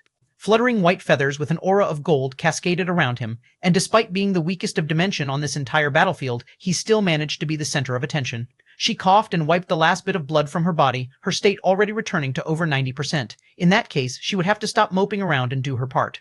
Her heart thrummed, and her manifestation appeared high in the skies once again. But this time, it too was holding the Brazinger battle axe. Ina's aura soared to a new level entirely, and she took a step forward. She really wanted to see if the primordial terror would still dare to stop her from killing. Leonel's gaze blazed with battle intent, and he waved a hand, the world spirit of the golden key being wrestled into his control as bits and pieces of its former form whipped about. "Come," he roared. At that moment, the two pillars of truth rushed toward him. Chapter 3017, I guess I am. Chapter 3017, I guess I am. Boom, boom, Minerva's eyes opened wide. The moment the carnage and destruction began, she had been forcefully taken away by her parents. Although she had completely formed her god constitution now, she was still much too weak to participate in a battle of this level. In the end, she could only grit her teeth and watch from afar. However, when the pillars of truth appeared, her pupils couldn't help but tremble. Those pillars were the treasure of their Minerva race. They had been passed down for generations, but they had never reacted like this at all. It was just unfortunate for Minerva that she wasn't aware of the history. And those owlins that did, well, their gazes could only become incredibly solemn, even Elysium. And yet, not a single one of them did anything about it because they knew that it was entirely useless. What was the purpose of the Pillars of Truth? The obvious answer was that they could test the grades of crafts, but that was surface level to their abilities, a history that Leonel was well aware of. The Pillars of Truth had a far more important purpose, or else it would be impossible to spend so much effort on two treasures. Just think about it for a moment. Master crafters wouldn't be master crafters if they couldn't analyze the good and the bad of their own crafts. If they couldn't do at least that, they might as well give up on the profession entirely. In fact, even lower-class crafters had this ability so long as the treasure was within striking distance of them. Pouring so many resources into a pillar just to tell you things that you already knew was the pinnacle of foolishness. Still, rich people tended to spend their money on foolish things. Who was to say the Minerva hadn't created it just because they could? But the real reason was much deeper. The first was surface level again. The 99 leaves of the pillars represented the pinnacle of Minerva innovation. The existence of the pillar was like telling others that this was a height that they could never achieve. Since the Minerva could create a treasure to sense this grade, it also meant that they could easily create a treasure of such a grade. The second reason was to pick the head of the Minerva race. Only by surpassing all other crafters would you be worthy, or, most accurately, only by increasing the standards of the pillar. 99 runes had always been the peak, but what the peak meant changed with every passing generation. The Minerva had a very strong culture, and they were also very strict. Crafters of new generations had an advantage over the old because they had an additional pair of shoulders to stand on. As a result, only by surpassing the old could you be worthy of being at least comparable to them. It was a simple logic that made perfect sense, and it was also one that made the commitment the Minerva had to innovation and progression obvious. What was amusing this time, though, was that Leonel didn't yet have the ability to light up all 99 runes. He had improved greatly, but he wasn't yet on that level. Unfortunately for the Owlins, neither could they. The Minerva were an intelligent race that realized as hard as they pushed for innovation, it was impossible for every generation to be better than the one that came before it, no matter how many shoulders there were to stand on. Sometimes, the path previous generations had followed led to a dead end, and then it would be up to the new generation to forge a new one. How could they be expected to surpass the old in that situation? In the end, the Pillars of Truth were also designed to weaken their standards if enough time passed, and who thought the Owlins would have fallen so far? They had put so much effort into becoming powerful combatants that they no longer had crafters capable of standing toe-to-toe with Leonel. But that still left one question. The Minerva weren't stupid. How could they allow one of their treasures to fall into the hands of an outsider? Even if a better crafter came around, it wasn't just like they'd let them take what they wanted without regard. So how had Leonel done it? The answer was simple. Didn't Leonel have their magnum opus in his hands? The segmented cube wasn't just meant to be another craft, it was a method of the Minerva to save themselves. They were creating a new world in hopes that it could survive even without the support of the Northern Star. In the end, they failed miserably and even ended up destroying themselves in the process, on top of leaving Anastasia in an odd limbo state where she was more person-like than any world spirit before her, but still not quite living. This was all to say that Anastasia had all the protocols necessary to control the treasures of the Pillar of Truth, and there was no one in the Owlins good enough to override her. So, if Anastasia said Leonel was an Owlin, well, Leonel grinned. I guess I'm an Owlin. Boom. Leonel reached out and the Pillars of Truth slammed into his palms. Energy swirled and little Tolly thrummed with life, growing so large and expansive that it even compared to Leonel in size. Leonel took a breath as the beams of light came to him, and soon a beautiful spear had formed in his large hands. It had runes that looked like delicate leaves running up the side of its body and a head of gold. The blade shone menacingly in the light, and it gathered up all the truth in the world, responding to Leonel's call. Leonel took a step forward, and an armor swirled around his body. The pillar lit up, and in an instant, over 50 runes shone down on the skies, and the laws of the world bowed to Leonel. Chapter 3018, The Reason. Chapter 3018, The Reason. Leonel swung his spear down just a single time, and the world roared. He barely had to put much effort in at all. The pillars of truth were the closest thing to all-encompassing idols. They worked by reading the laws of the world and capitalizing on them to read the potential of the treasures in front of them. As such, the pillars of truth were regulators in some senses and a force of their own in others. They weren't quite like the weapons of the four great families, and they weren't designed to be weapons in the first place. But they were close enough. Leonel's crafting skill was on display for the world to see. If he had had a few days, no, even a few hours, just how many runes would have lit up? How much more powerful would the spear he was wielding be? And yet, in just a few seconds, boom, the beams of light shattered apart. Those with sharp vision could see that it had almost nothing to do with Leonel's strength. It was like the laws of the world had acted on their own, shredding it apart. These people had surely overestimated Leonel. He hadn't just thought of this on the spot. He had had this design in mind for a long time already, but he was missing the pieces he needed. Who knew that Willowin would deliver them to him with open arms? The Golden Key's ability to stabilize and form a world of its own was exactly the bridge connection the Pillars of Truth needed, to go from treasures that just read the laws to treasures that acted with and controlled the laws. Boom, boom, boom. The destructive laws rushed along the beams and back toward the battleships. They thrummed and shook before flames erupted across their bodies. Screams filled the skies, and the four great families were filled with horror as they witnessed a massacre. But Leonel had already turned his attention away from them, his gaze looking down and across to meet the deep brown gaze of the primordial terror. Leonel had known from the very beginning that unless this primordial terror was dealt with, there would be no peace today. He could kill as much as he wanted. He could devastate the four great families and the gods that followed along with this farce. But unless the head of this turtle was put into a jar, it would all be for naught. He had brought out everything he had. Every fleeting thought, every sudden plot, every inch of his brain power had been poured into this moment. Right now, this was the absolute greatest strength that he could pull out on such short notice. He simply had nothing more to give. If this wasn't enough, he would have lied to his wife, and in the end, they might truly have to die together. He would never allow that. Leonel's gaze turned subtly to the struggling Nana. Blood poured out from her orifices, but she had a stubborn look in her blue eyes. He turned toward his brothers. They were still fighting a bloody battle below. They were broken and torn, but they stood their ground, and with the support of Drake's sniper rifle to their back, they were mowing down the enemies below. Their teamwork was simply seamless.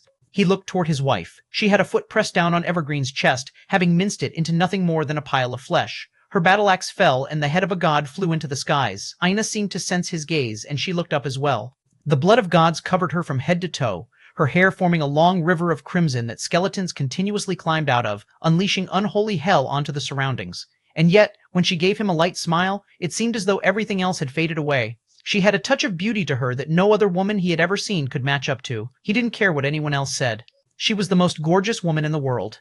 A crown of violet appeared above Leonel's head, and his aura flared. Boom. His dream force transcended, moving from the higher creation state to the peak. Gorgeous violet winds, motes of light, and butterflies fluttered around him. I guess I was wrong. I do have more to give. Leonel's innate nodes thrummed, and Tolliver formed an enormous pair of silver gold wings to his back. Blackstar morphed and changed, becoming an enormous void beast. ROARA, dense darkness matched with peerless light as Leonel raised a spear. He, himself, looked incorporeal, as though motes of gold light had come together to form him. Blackstar's roar seemed to have completely shed the last bits of his childish innocence. Die. Leonel's voice rumbled, carrying the cadence of the world. The power of Alexander's ability index shook the world. It was just a single word, but it carried everything that Leonel had in him. In a single bound, he appeared before the primordial terror and slashed down. He gave it everything he had, and he would never give it anything less in a battle of this caliber. This thing was the root of all the evil in the world. It was the root of every horrible thing that he had experienced in his life. It was the reason that the world would inevitably come to an end. It was the reason his uncle was nowhere to be seen, the reason his father had died, the reason his wife had been so heavily injured. It was the reason he had once almost lost his mind, the reason his life was nothing but fighting and bloodshed, the reason he couldn't start a family with his wife. The violet winds blew even harsher around Leonel, crashing wills of creation and destruction forming a contradictory storm. So it's you, the primordial terror suddenly spoke, and the world lost its momentum as though it had just been erased. That makes things easy then. Leonel couldn't react. The spear he had just created was shattered into a rain of pieces. The treasure of the Minerva could stand up to a single blow, and neither could he. His figure was blown back, the motes of light shattering and the violet winds dispersing as though they had never been there. Finally, his crown winked out of existence. Chapter 3019, Peace. Chapter 3019, Peace. Leonel felt his consciousness nearly blink out of existence. If not for the fact that instant recovery was still active, maybe it truly would have. He felt, facing this force, that his own destruction was far too lacking. His destruction world cracked and nearly crumbled. He barely managed to hold it together with a strand of consciousness. He knew that the moment it disappeared, his brothers would lose one of their main supports.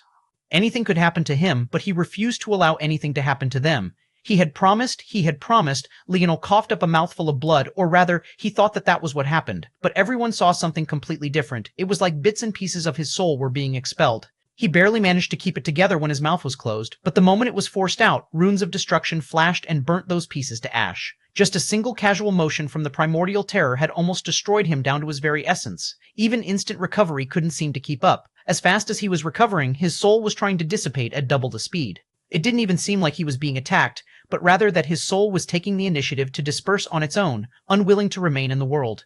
Leonel landed on the ground heavily, the shards of the Pillar of Truth scattering across the wall and falling like meteors. The destruction was grand, but they had little to do with him at all. Ina's eyes widened in the distance. Her instinct was to run over, but her feet were rooted in place by the logical voice in her mind. Nana faltered for only a moment as tears of blood fell from her eyes. The strain was great, but as great as it was, she knew that she couldn't give up now. Leonel's last words still rang in her ears.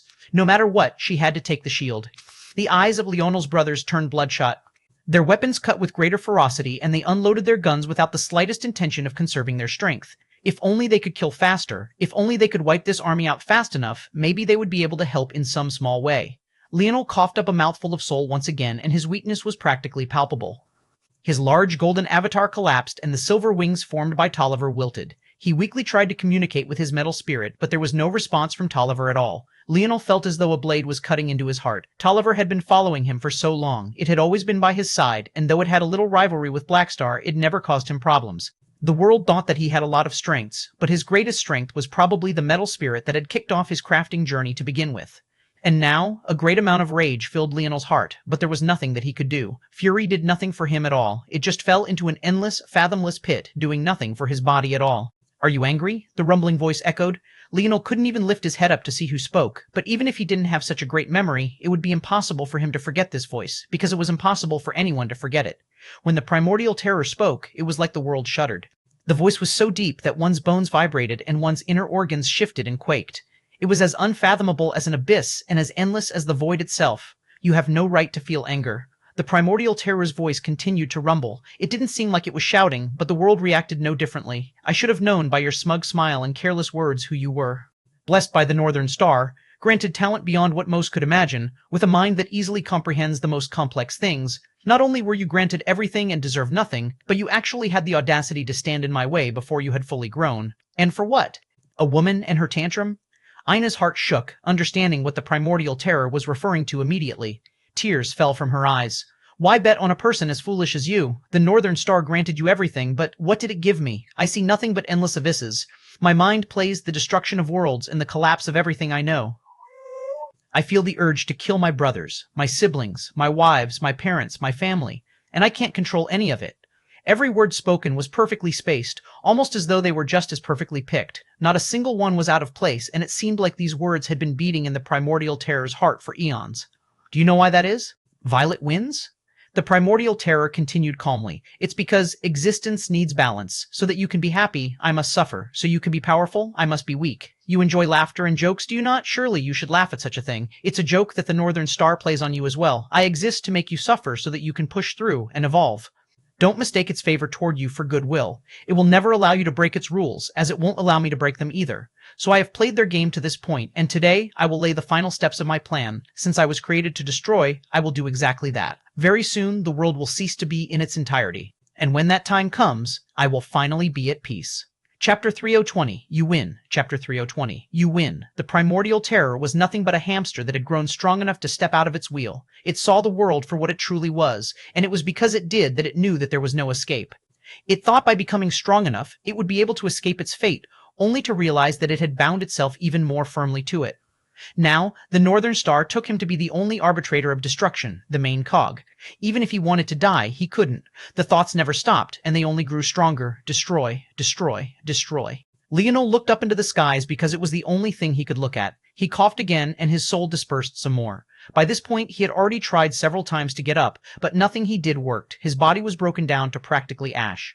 Instant recovery was rumbling, but it was too diluted, focused on trying to recover a soul that couldn't seem to be recovered no matter how hard it tried. I promised. The words echoed in his ears again and again, and he couldn't seem to hear the words of the primordial terror at all. He didn't care about its sob story. He didn't care whether the Northern Star had picked him or not. He just wanted to get up. He just wanted to do what he said he would do. Tears fell from Ina's cheeks in droplets. Each one seemed to contain a hidden, reflective crimson that vanished the instant you stared too closely. She could feel Leonel's thoughts more clearly than anyone else. Although he had shut out all distracting thoughts in order to focus and didn't feel hers as clearly, she had no such qualms. Every single attempt to get up was like another dagger through her. She covered her mouth with a hand, trying to prevent herself from convulsing into a mess. Even the 3 god corpses that were littered around her didn't make her feel even the slightest bit better. Even if it had been the corpses of the Brazinger family laying around her, it wouldn't have mattered. She had realized the moment she took Leonel's last name that nothing mattered to her more than he did. She had once said that she would only change her name the moment the Brazingers most wanted her to keep it, but she forgot all about it the moment Leonel proposed. It was like anything she went through would be fine so long as she was by his side.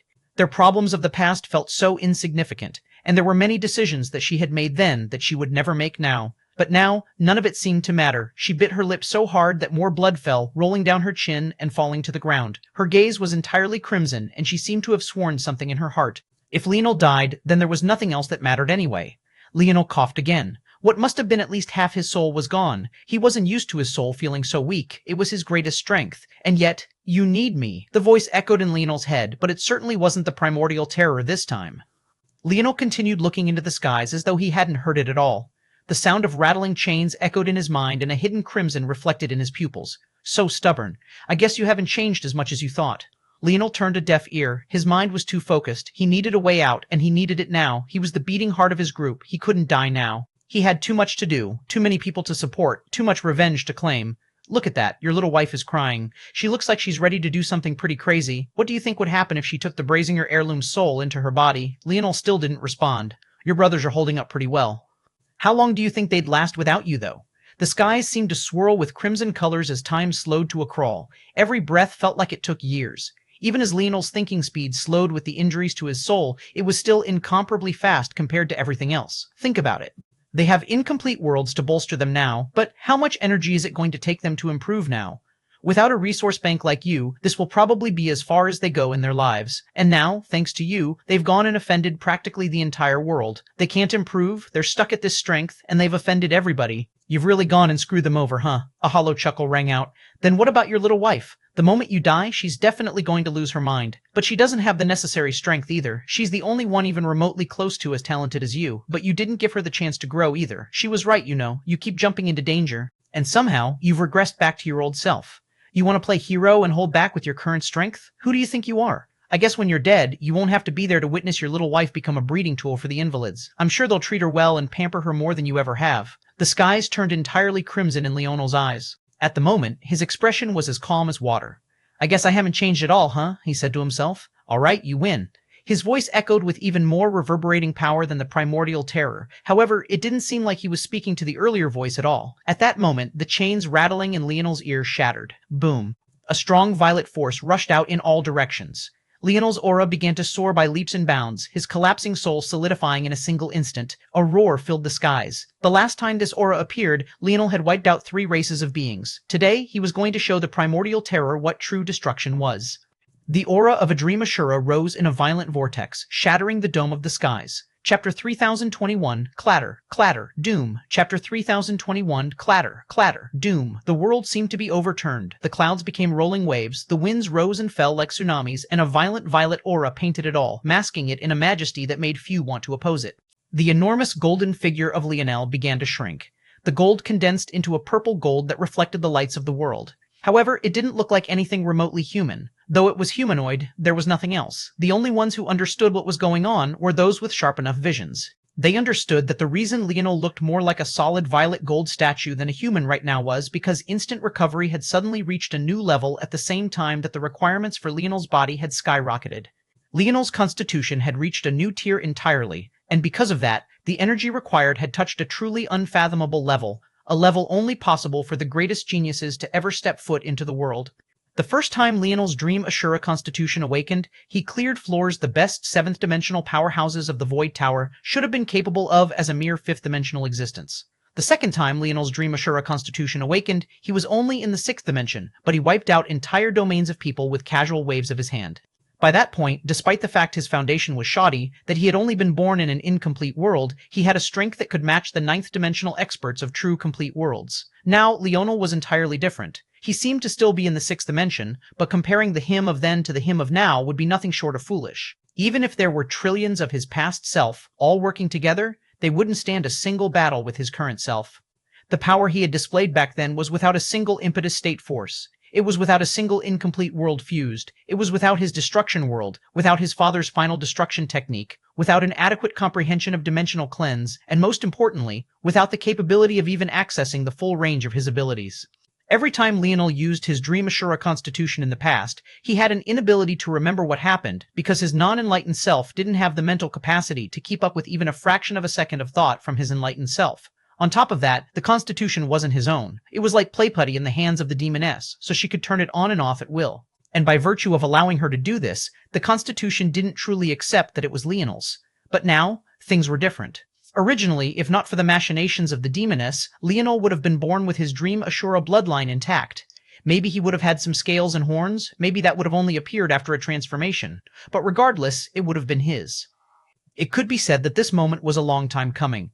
Leonel truly didn't want to have to use this. It was why he had waited so long. He had made a promise, and he knew exactly how this would end. But that voice in his head was correct. Of course, that voice wasn't truly some other existence. It was himself. Leonel had long reached the state of perfect tranquility. Even the demoness couldn't control him, let alone some dark voice in the back of his head. Still, if he allowed his pride to get in the way of doing what needed to be done, consequences be damned, then he would truly still be the same Leonel of the past, more interested in his ego than actually keeping the people around him alive. His brothers had died too many times for him. His wife had died right before his eyes. His father had sacrificed everything he had for his sake. Why was he the only one that couldn't sacrifice anything? Why was he the only one always so obsessed with the perfect victory that he was unwilling to take a step back? CXC. The statue of violet gold rippled and cracks began to appear on its surface. It fractured like an egg and blinding violet lights pulled out of it. Clatter, clatter, doom, bang! The fragments flew out in all directions in an uncontrolled spiral, revealing Leonel's form beneath. A hollow wind swept by and the world turned to silence. Leonel stood there without a word. Standing at over 5 meters tall, his muscles rippled with the dense air. Every time his heart beat, an echo would rock the space nearly to the point of shattering. Violet scales dotted his body, and a pair of horns that pierced toward the skies graced his forehead. Leonel had always been a somewhat handsome man, but he had never been handsome to the point of turning heads and entrapping women, at least not when his temperament and arrogance were ignored. But right now, it could only be said that he had climbed to the top of what it meant to be an ideal man. Every muscle was perfectly placed, his jaw was sharp, his eyes were lofty, and the demonic air around him was simply suffocating to an extreme. A long river of violet hair danced to his back, and his pale violet eyes had darkened considerably, almost looking like deep amethyst gems sparkling and reflecting light. However, other than this, nothing else seemed to have changed at all. He was still in the 6th dimension, his divine armor was still the same, he didn't have any new insights or breakthroughs. There didn't seem to be anything separating him from any other absolute genius of the God realm who was also in the 6th dimension. In the eyes of many, maybe this was only enough to place him among the top 3 talents of each individual god race. How could this change anything? Chapter 3022, Dangerous. Chapter 3022, Dangerous Leonel stood there, looking down at the primordial terror. He waved a hand, and particles of light seemed to gather, forming a casual pair of sweatpants to protect his decency. He seemed unhurried and unbothered by anything, but under everyone's eyes, the cracked destruction world below healed itself and solidified. The primordial terror's eyes narrowed, but he truly couldn't feel any threat coming from Leonel. Leonel had definitely grown more powerful, but he had also lost the support of the infinite energy that instant recovery provided to him. On top of that, it seemed like Blackstar and Drake were all out of gas. They had been supporting him for too long, and right now, they found that supporting the current Leonel took too much out of them for them to continue. Blackstar had appeared in Ina's arms at some unknown time, and Drake, pale-faced and gritting his teeth, could only do his best to continue supporting Joel and the others. It was difficult to see how anything had changed at all, and yet no one had moved even until now. Instincts honed through countless years of battle had been ingrained into their very souls. Right now, even the likes of the arrogant Elysium felt himself walking a tightrope, gripping his sword hard. Why did this Leonel feel so dangerous? Leonel suddenly took his first breath. The wind whistled, the trees that had managed to survive the carnage swayed, and even the 4 battleships in the distance shook in the air, rumbling from side to side as though they might collapse from the skies at any moment. Then Leonel waved a hand. At that moment, a corpse that seemed formed out of countless shadowy tails appeared, dangling in the skies. He looked at it casually. This was none other than the shadow tail that he had used the destruction of the Dimensional Cleanse trial world to kill. It had been a great springboard for Blackstar and Kira in their training, but by now it was already useless. It was entirely lifeless and contained nothing special within it at all. "This thing is pretty special to you, isn't it?" Leonel asked, but it wasn't entirely clear who he was talking to. "You wanted to create something that could relieve you of your burdens and take up the mantle of destruction for you, but you actually used such a stupid method. Passing down your essence to these creatures, creating the envoys of destruction and the void beast, you just ended up making yourself their deity. This method would have never freed you." The eyes of the primordial terror shook violently. Space cracked like streaks of black lightning around him, and several individuals in its own camp died directly, unable to withstand the pressure. Leonel had only said a few casual words, and yet they had gotten down to the very root of his problem. It was a problem that even the primordial terror hadn't seen through. It had just ended up wallowing in its own misery. Gods were existences that could gain power through being worshipped. It was why the likes of Evergreen and Zoltine had their own religions. It was just that only the weaker gods cared to do such a thing. It was a method of shoring up the weaknesses of their idols and hopefully creating something that could surpass their previous limits. The primordial terror obviously had no need to do this, but it was only now he realized that he had inadvertently done exactly that. Idiot. Leonel spat out a single word, and it cut the primordial terror down to the very core. How could he possibly escape the fate of being a destruction god beast if all he did was create worshippers to his idol? In fact, he had managed to do it so well that he only felt like his power was increasing again and again these days, and it wasn't until Leonel pointed it out that he actually understood. "I bet there was someone who suggested such a great idea to you, though. I wonder who that was."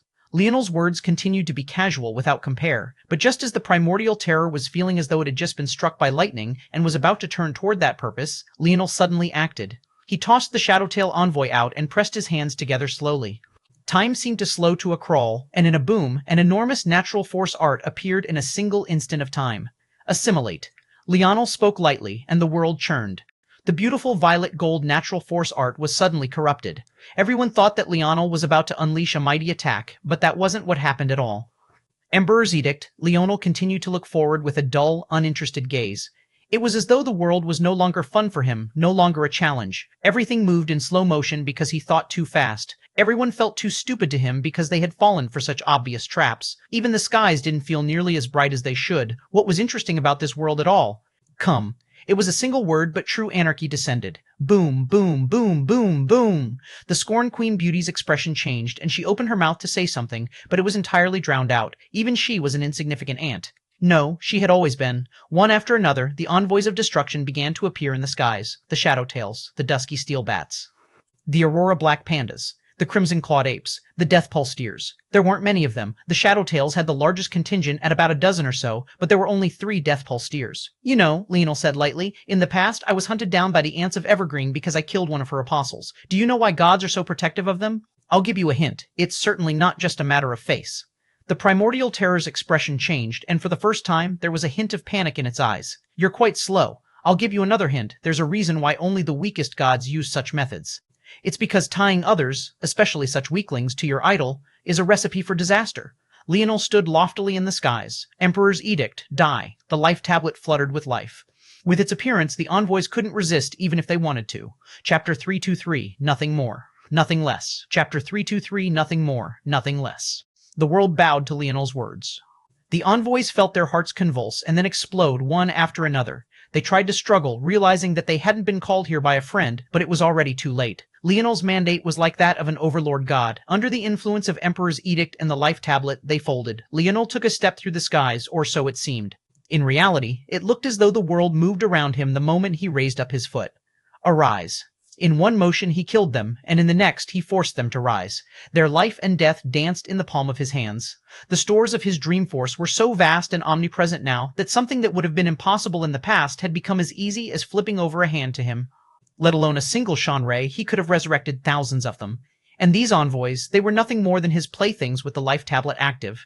Violet-armored beasts began to appear one after another, and just as Leonel came to a stop, a Death Pulse Deer's head had just risen to meet his landing.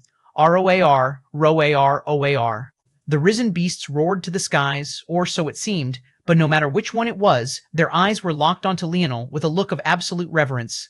The hearts of those in the surroundings overturned. They felt like they were watching a true monster rise up. No fear, whether they liked it or not, that fear had already wormed into all of their hearts. Do you feel that weakness? Leonel asked lightly, not caring for the reverence of the envoys of destruction. He was in an unprecedented state of calm. You, the primordial terror, shivered, but that action alone left it stunned. When was the last time it had felt so cold? You don't understand it, right? Leonel asked lightly. Since you did me the service of wasting my time with your sob story, and even had the audacity to harm my wife, I don't mind letting you know just how much of a fool you are. You were trying to save your clansmen from following the same fate as you. Leonel casually swept a glance through the horde of celestial terras. Even now, they had yet to take action. From the beginning, since the fallen god beasts turned true god beasts appeared, the celestial terras had been on the sidelines. They acted lofty and untouchable, and Leonel didn't like that. It's unfortunate for you that whether you want them to or not, they have all the reverence in the world for you. Do you understand now? The primordial terror stumbled back. No, impossible. Very possible. In fact, it's the only truth. You're just too much of an idiot to see it. The only reason you didn't feel your strength plummeting as the envoys of destruction and void god beasts were killed one after another in that war was because your own race was taking on the burden. You didn't notice because by that point you had already suppressed your race and told them to hide their sharpness. The strength that was shared between you was buried and sealed away by your own hands. How could you sense it? The primordial terror continued to tremble. All this time, it thought that it was the master of all, that it had control over everything, only to now realize that it had always been a puppet in the hands of another. Leonel didn't seem eager to destroy the primordial terror, despite the fact it seemed like it would be as easy as flipping over a palm for him. These things, they were your trump cards? Leonel spoke lightly, his eyes landing on the scorned queen beauty Cynthia. It's not bad, honestly. The fact you survived was a surprise to me. The fact you somehow managed to get your claws on a subordinate of mine is also pretty good. You must have put in a lot of effort. I have to thank you for bringing them here, or else even with my current strength, it would be a tall task to summon them all. Cynthia trembled. Leonel's eyes were so bright, and yet they felt so dark, so cold. It was like she was staring into the maw of an apex predator. A crimson-clawed ape by Leonel's side suddenly moved. It raised up a bent finger as though it was trying to casually point something out. And yet, by the time they reacted, it was already too late. No! Goggles dove in the way before the crimson-clawed ape even finished. But it was precisely because he acted first that he even managed to react at all. The beam of red was completely silent.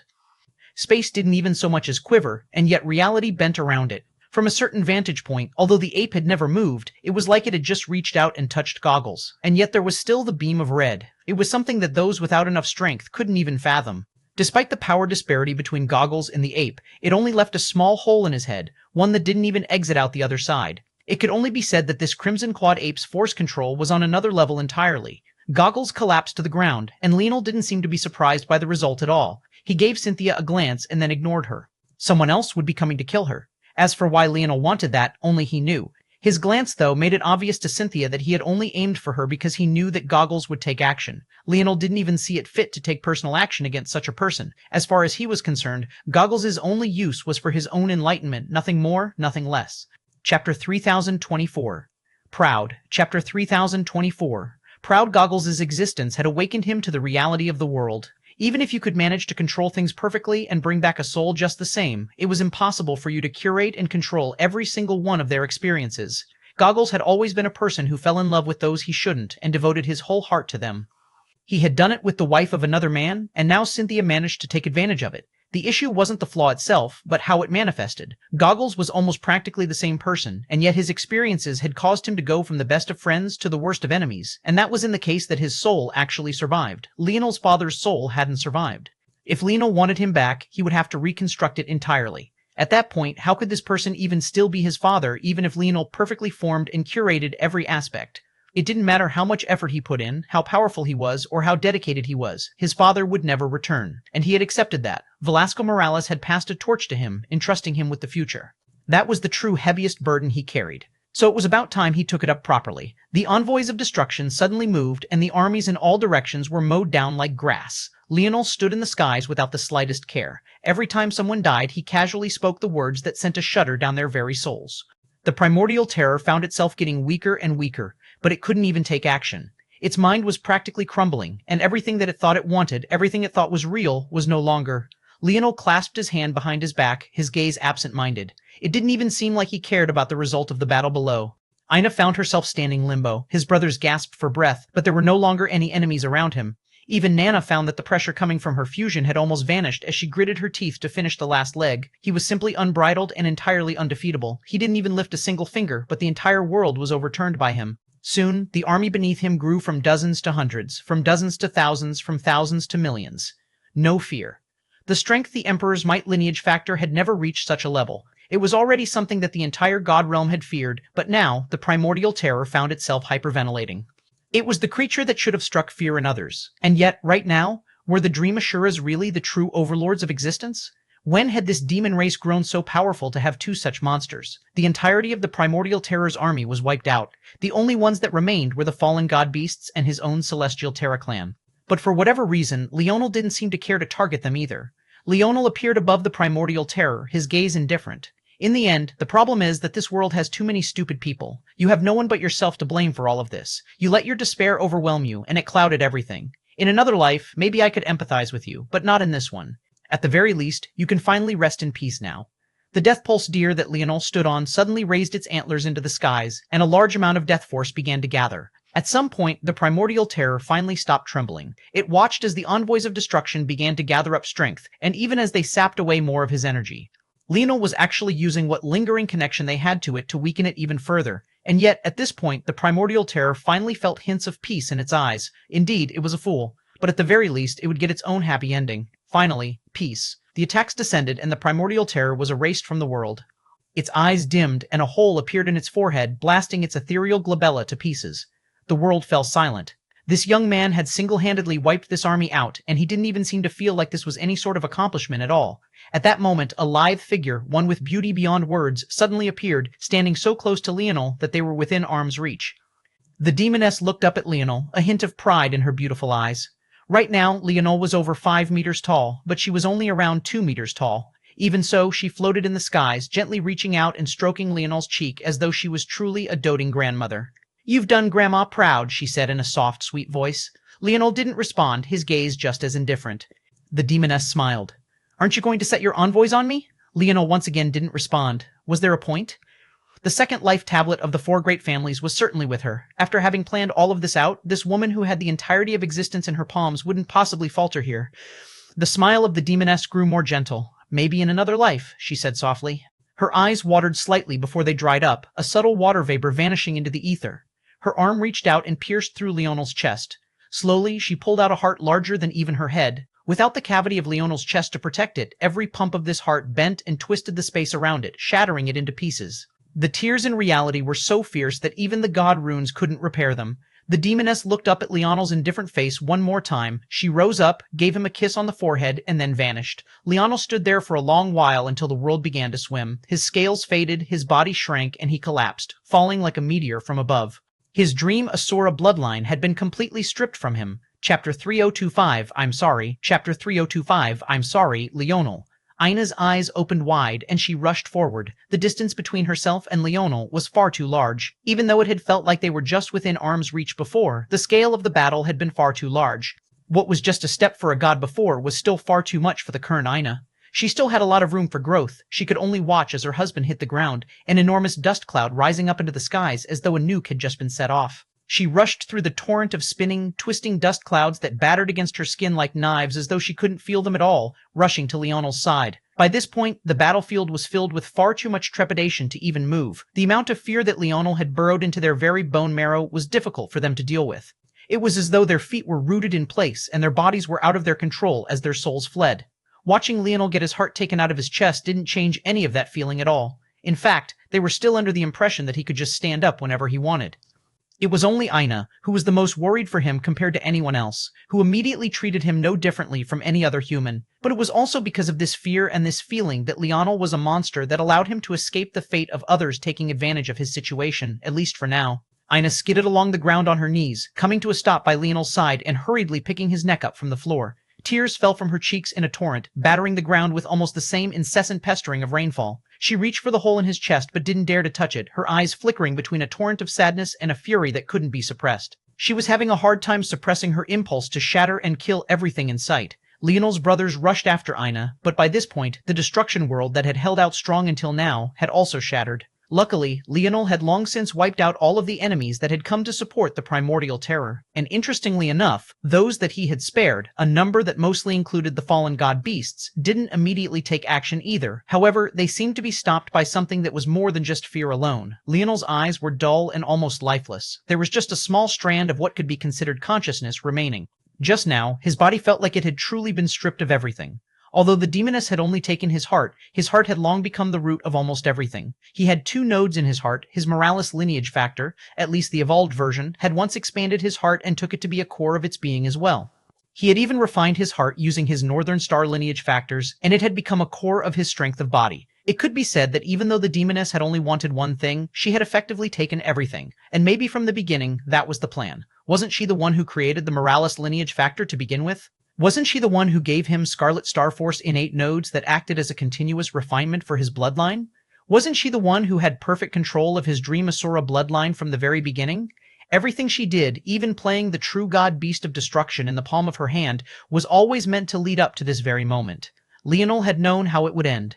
He hadn't even bothered to fight back because it would have been a waste of effort. Not only was she far more powerful than he could even fathom in that state, but she would also have a dozen different plans and counterplans in case he escaped her control by some means or another. She was simply the most intelligent person that he had ever met, and the only person he had ever known to have intelligence rivaling his own. The difference was that he was born too late. She had been able to move the chessboard as she pleased by then, and even when Leonel thought that he had jumped out of her game, he had only landed on a far larger board. Unfortunately, he hadn't been able to see it until it was far, far too late. However, Leonel didn't feel angry. As he felt his life slipping away, he held on to his wife's hand. At the very least, she would be safe. He knew she would be, because now that the demoness was gone, they should be coming soon. This time, he would die first. But that was fine.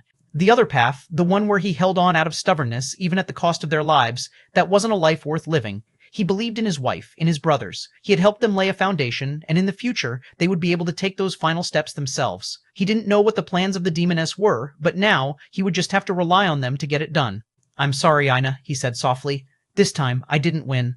He spoke in a soft voice, using what remained of his strength to squeeze her hand.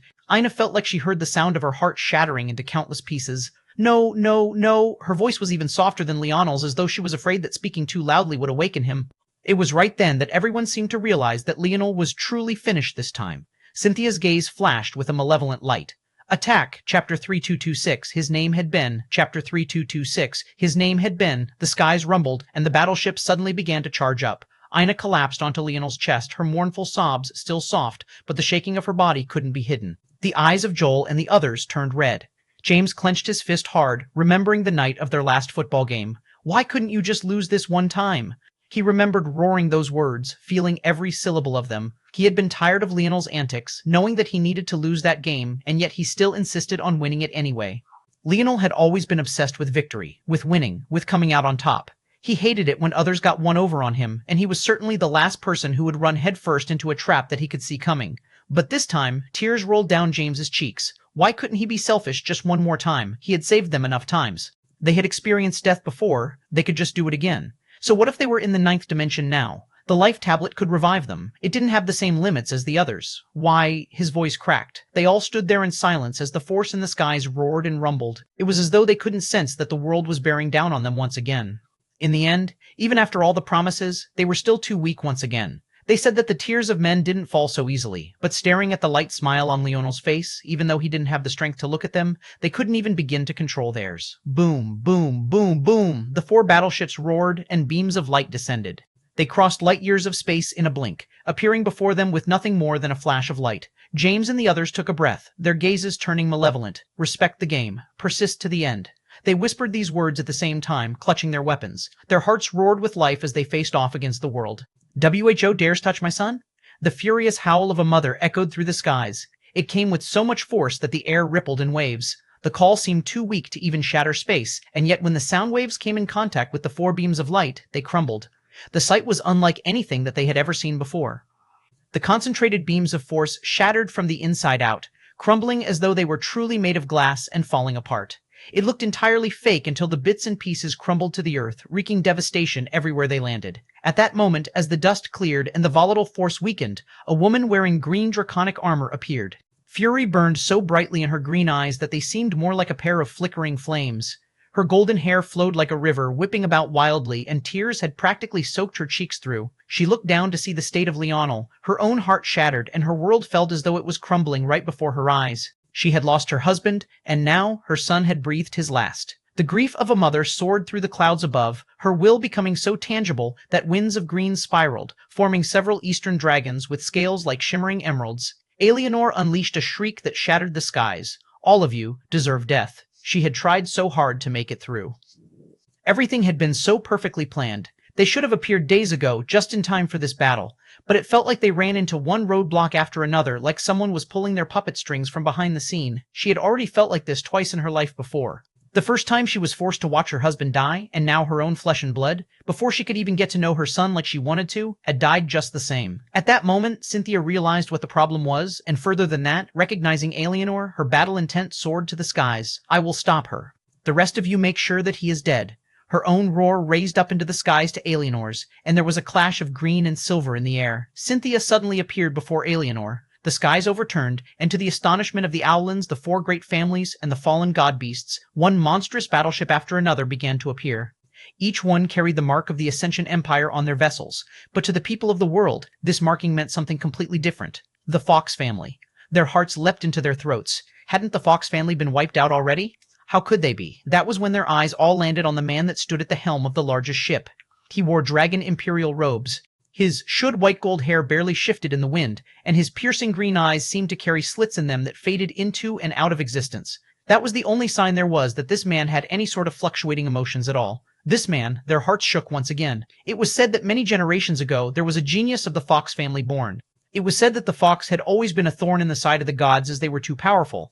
But it wasn't until the birth of this young boy that everyone realized that it was no longer possible to contain this.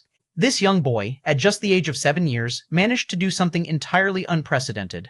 Not only did he comprehend the 3 strongest techniques of the Fox by that age, but he combined them into a single phrase with the help of Emperor's Edict to form an unprecedented idol. At just 7 years old, he became a true god simply by speaking it into existence. And now, that young boy had grown up. If they remembered correctly, his name had been Gervais Fox. Chapter 3027, You Cannot. Chapter 3027, You Cannot. The abilities of the Fox were fearsome enough without also having such a change occur. If the Fox could become gods so young, or if they could even just form idols by speaking it into existence, just what kind of power would they grow into? This was unacceptable to many, and in the end, this was the ultimate result, the death and destruction of the family. Back then, the 4 great families had gotten a whiff of what was going on, and they themselves had been targeted because their heirloom treasures were too powerful as well. Whoever received acknowledgement from these treasures could also instantly wield power that they had no business controlling. In order to take the heat off themselves, the 4 great families struck a deal. They would retreat from the God Realm and live out in peace in the lower realms so long as they were given enough God Realm incomplete worlds. In exchange, they would help deal a crippling blow to the Fox. Ultimately, the Fox were the far greater danger, and the 4 great families were just appetizers, so they accepted. The reality was that no one wanted to get into an all-out war with the Fox because once they did, they would quickly find their own being turned into cannon fodder against them. The losses would easily become substantial. However, if they had an inside man for the job, then it was very likely that they would be able to deal a swift and decisive blow before the Fox could properly retaliate. In the end, that was exactly what had happened. But no one expected the boy from back then to still be alive. Even the Pluto had no idea that their repaid favor would go back to helping this boy in particular, or else maybe even they would be hesitant to repay it. But who would have known that the players of back then would be incompetent to the point of letting the one target they should have surely killed escape? Just how had this happened? Boom. Everyone's attention was rapidly ripped away to find Cynthia soaring through the skies. She was pounded into the ground with such ferocity that it felt like even this god rune-infused world would split in 2. Bubbles of green popped all around Eleanor, and she was truly no different from an enraged lioness. She dove down from above, grabbing at Cynthia's throat. The latter tried to fight it off, but it was of no help. Cynthia slapped out a palm to block, but a whipped draconic green wind slapped it out of the way in return. She turned to the side to avoid Eleanor's palm, and the ground beneath her was raked by a claw. Even though Cynthia thought she had dodged it, bloody marks appeared across her cheek, leaving her feeling a stinging pain. Eleanor ripped her hand back, a chunk of earth coming with it. For a moment, it even seemed as though the land was being ripped upward until the rock finally broke free and away. Cynthia kicked out at Eleanor's chest, colliding with it steadily, but Eleanor didn't even seem to notice. The strength completely dispersed by some mysterious power and expelled into the outward. A cone-shaped rip in space appeared behind Eleanor's torso, but her real body was completely unharmed. Finally, Eleanor managed to grab Cynthia's corpse. Staring at this incomparably beautiful countenance, Cynthia still somehow felt the greatest fear she had in her entire lifetime. It didn't feel like a beautiful woman at all, but rather a roaring dragon. Eleanor grabbed Cynthia's arm and tore it off. Blood spilled, and Cynthia let out a heart-rending screech. Her body shook and convulsed, only for Eleanor to suddenly squeeze down on her throat. All the sounds that Cynthia had been making were crippled and became muffled. The skies were dyed in red as Eleanor suddenly let go of Cynthia's throat, erupting with 3 quick palms that resonated louder than even claps of thunder. Eleanor unleashed every ounce of pent-up rage she had in her soul. Cynthia was supposed to be a great godchild. She had been nurtured and raised by the 4 great families, living out her life in leisure, while Leonel was outside fighting for his life every waking moment. All the while, she had been plotting and scheming, waiting to deal a death blow to this family that she hated so much. And yet, in the end, to a furious Eleanor, she looked like nothing more than an inconsequential plaything. Bang, bang, bang, bang, bang. Every hit came with a sob, and yet was so controlled that every ounce of the destruction was concentrated into Cynthia's body. Again and again, she was beaten into the ground, her limbs were torn off, her blood painted the skies and dyed the ground. She was beaten senseless, and even when she decided that she wanted to die, she was entirely unable to. When an empress spoke, the world listened. If an empress didn't want you to die just yet, what right did you have to? Cynthia could only find herself completely devastated. Panting on the ground, missing both legs and an arm, she looked toward the skies. Defeated, however, even this final sight was robbed from her as 2 piercing green winds ripped through her eye sockets. There was a moment of silence before Cynthia unleashed a banshee-like shriek. It was filled with unwillingness and humiliation. She thought that the day she saw Eleanor again, she would be able to retain the favor. But this time, she was defeated even faster than the last time. In fact, the battle would have ended in a single strike had Eleanor not wanted to use her as a punching bag. You cannot speak. A bubble formed around Cynthia's mouth. You cannot breathe. You cannot think. You cannot want for anything. Every word came with another bubble, and everything that made Cynthia human was hollowed out until she was left with nothing at all. Eleanor trembled, looking toward her son. Chapter 33828, My Little Lion. Chapter 33828, My Little Lion. Eleanor appeared by Anna's side and fell to her knees. By this point, even Anastasia had appeared, and she was already a sobbing mess. She was trying her best to wipe her tears away with her little arms, but she couldn't seem to move them fast enough. There was a peaceful smile on Leonel's face, as though he had already done everything that he could do, and he was content with the outcome. There wasn't even the slightest unwillingness remaining in him. "I'm sorry, Ina," Eleanor said softly, knocking the young girl out with a palm strike. She then suppressed Anastasia into the segmented cube and sent Ina in with her along with Leonel's brothers. Tears fell from Eleanor's eyes as she picked up her son, holding him close to her chest. Worrying that her armor would harm him, she put it away, not caring about the blood that soaked her through. She cradled Leonel's head, her sobs choking her breath. "I'm such a terrible mother," she said between her sobs.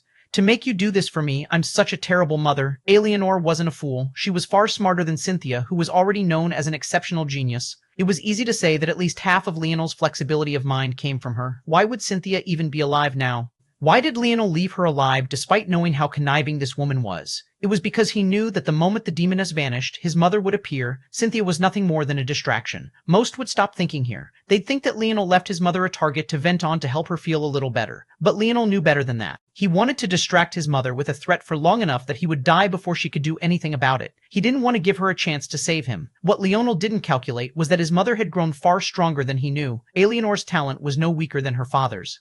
The difference was that while Gervais had been born into the god realm, she was born on Earth and a pitiful little incomplete world. However, the moment Gervais succeeded in turning the dimensional verse into a god realm, and with her being able to take advantage of their time dilation, right now, it could be said that Eleanor may very well be one of, if not the strongest, combatants in the entirety of existence. Even the primordial terror at full strength would have to fight a long, drawn-out battle with her, let alone the likes of Cynthia. So Leonel had miscalculated in the end, and there simply hadn't been enough time that passed. Eleanor held her son close. "I wasn't there while you were growing up. You were never as close with me as you were with your father. I couldn't help but feel jealous, but I also knew it was my fault.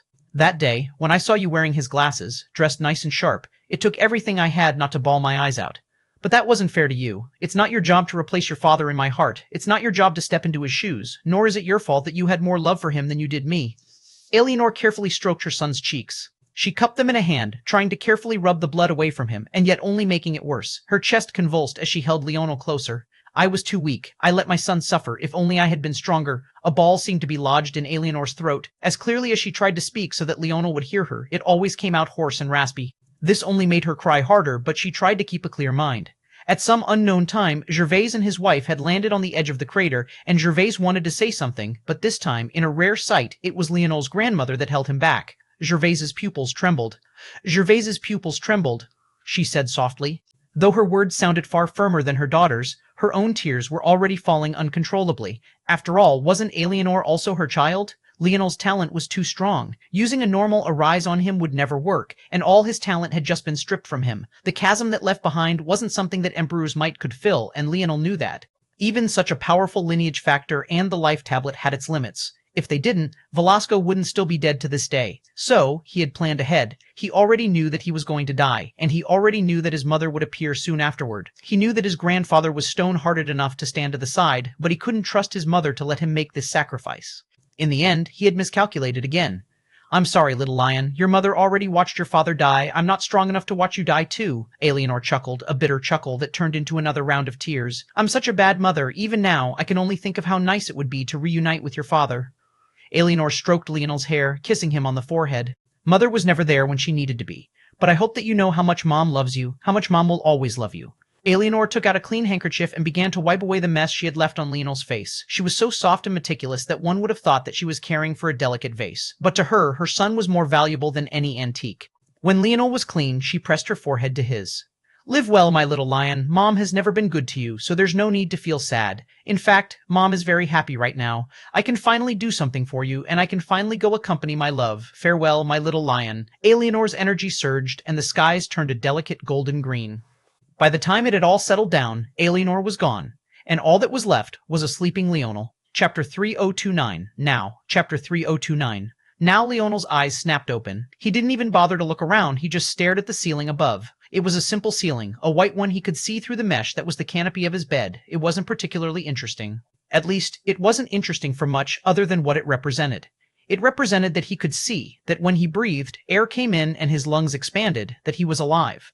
Leonel didn't need anyone to tell him what that meant. He didn't need to be there to see how the war ended, or what it meant for him to be lying here completely intact. He had no idea where he was, but it felt like that didn't matter at all. That was absolutely worthless information, and there was nothing worth learning about it. He didn't even care about the fact there was a familiar figure leaning on the windowsill of an enormous opening. Cool wind blew in, and the light curtains shifted from side to side. Seems the brat is finally awake, the figure spoke. Leonel didn't respond, not even looking over. He just stared at the ceiling. It was impossible to tell what he was thinking, or if he was even thinking at all. In truth, he felt that his speed of thought was far slower than what it had been in the past. His mind wasn't nearly as nimble, and he almost felt a bit stupid. It was amusing because he could still feel his dream force being at the peak creation state. His Y star and C order status were still there, as was his ability index.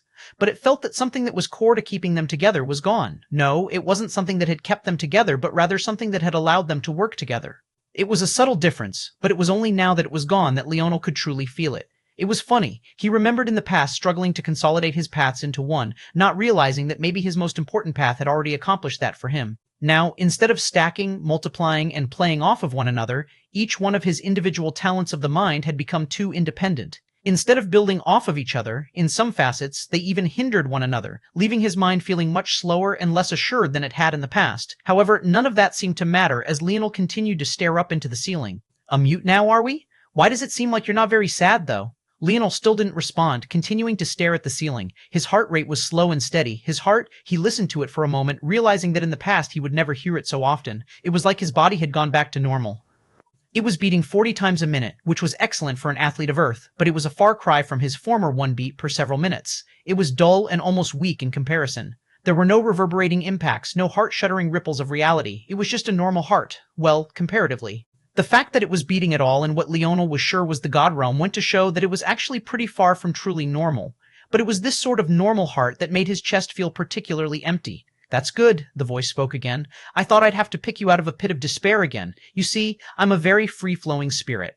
I don't have the patience for all that bullshit. You get me? Leonel still didn't respond. He could feel his ethereal glabella. It was mostly the same as well. The demoness had seemed completely uninterested in his life tablet and had left it behind. Honestly, he couldn't help but wonder if that was another ploy. Although he knew she had a life tablet herself, that life tablet was a legacy tablet. It shouldn't have all the same abilities as a wise tablet. In fact, they would likely only be able to cover for the weaknesses of one another when they were together. Then again, one of the strongest abilities of the wise tablet, that being controlling the envoys, was useless now. What good was it when they were all dead? The figure by the window moved and looked back. With a few steps, it picked up a stool and plopped it beside Leonel's bed.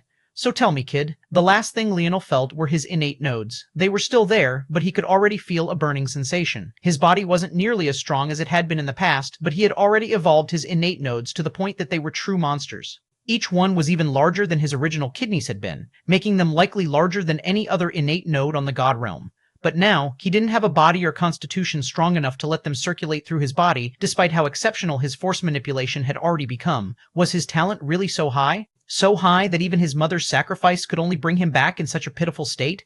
Leonel's eyes never left the ceiling. It seemed like he could see his mother's reflection on it. When are we going to flip the world upside down? The words echoed in the room almost as though it was empty. They penetrated down into Leonel's heart, and he finally looked over at the figure. It was the very same man who had disappeared inexplicably all those years ago. Nilrum, wise Star Order. Leonel stared at him for a long while, his eyes as deep as an abyss, and yet as bright as amethysts. It felt like one was staring into the deepest pool of water to ever exist. Now, he said as he slowly got up. Chapter 3030 Silk Boxers. Chapter 3030 Silk Boxers. Leonel pushed himself up and off from the bed, his gaze having become especially bright. The shadow that should have been over his features wasn't there, replaced with a bone-deep determination. You're not going to ask me any questions? Nilrum asked. What would I ask? Leonel spoke, getting used to his body. Right now, he felt as though he truly had been reborn. The issue was that it wasn't an advancement. Still, getting used to his sudden weakness was a necessity as well. If he tried to do something based on his previous understanding of his body and ended up injuring himself or worse, then he would have no one to cry to. Who I am, how I disappeared, why I only appeared now, don't care, Leonel replied. Damn, Nilrum clicked his tongue. Somehow, you skipped through centuries of maturity and jumped right to being that annoying prick I remember. Is this progress or regression? It's whatever you want to call it. Leonel punched out at a wall with his full force. There was a sharp wind as his form was perfect, but upon feeling the collision, his eyes couldn't help but narrow. He actually felt pain. He was a crafter. He could see through these materials with a single glance, slower mind or not. It was a strong material, especially for the mere wall of a bedroom, but it wasn't strong to the point that he would feel pain from hitting it, even if he considered the god runes in this place. He didn't even leave a dent on the wall. Still, he just nodded casually. It seemed that he would have to re-practice his metal body. Basically, his entire constitution had been reset. Fine, I'll tell you. Nilrum spread his arms as though he was being magnanimous. Have you ever tried to spell my name backward? Yes. The smile on Nilrum's expression froze. Then, he suddenly recovered. Fuck off, you don't even know my real name yet. I haven't told you. You're an ungrateful bastard who's been calling me Wise Star Order this whole time. What the hell would spelling that backward get you?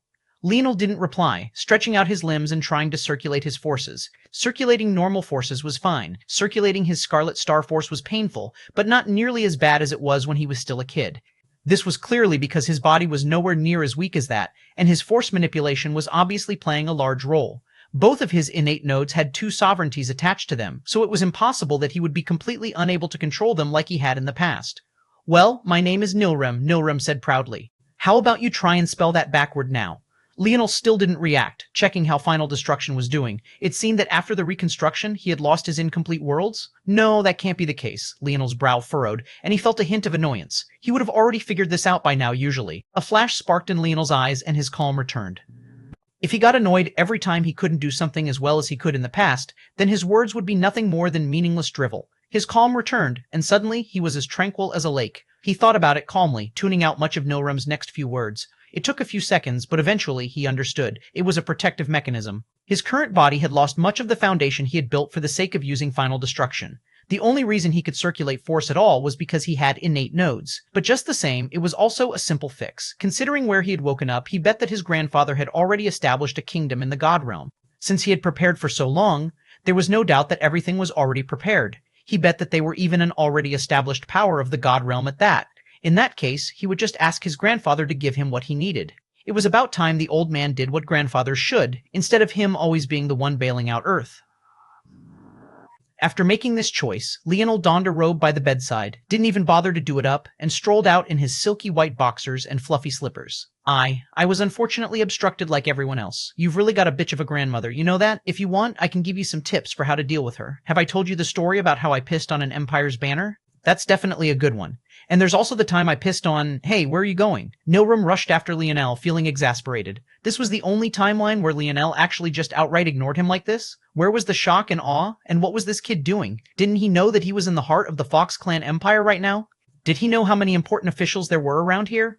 What was he doing just strutting around like that? Hey kid, you keep walking around like that and one of these old cougars is gonna eat you up in your sleep.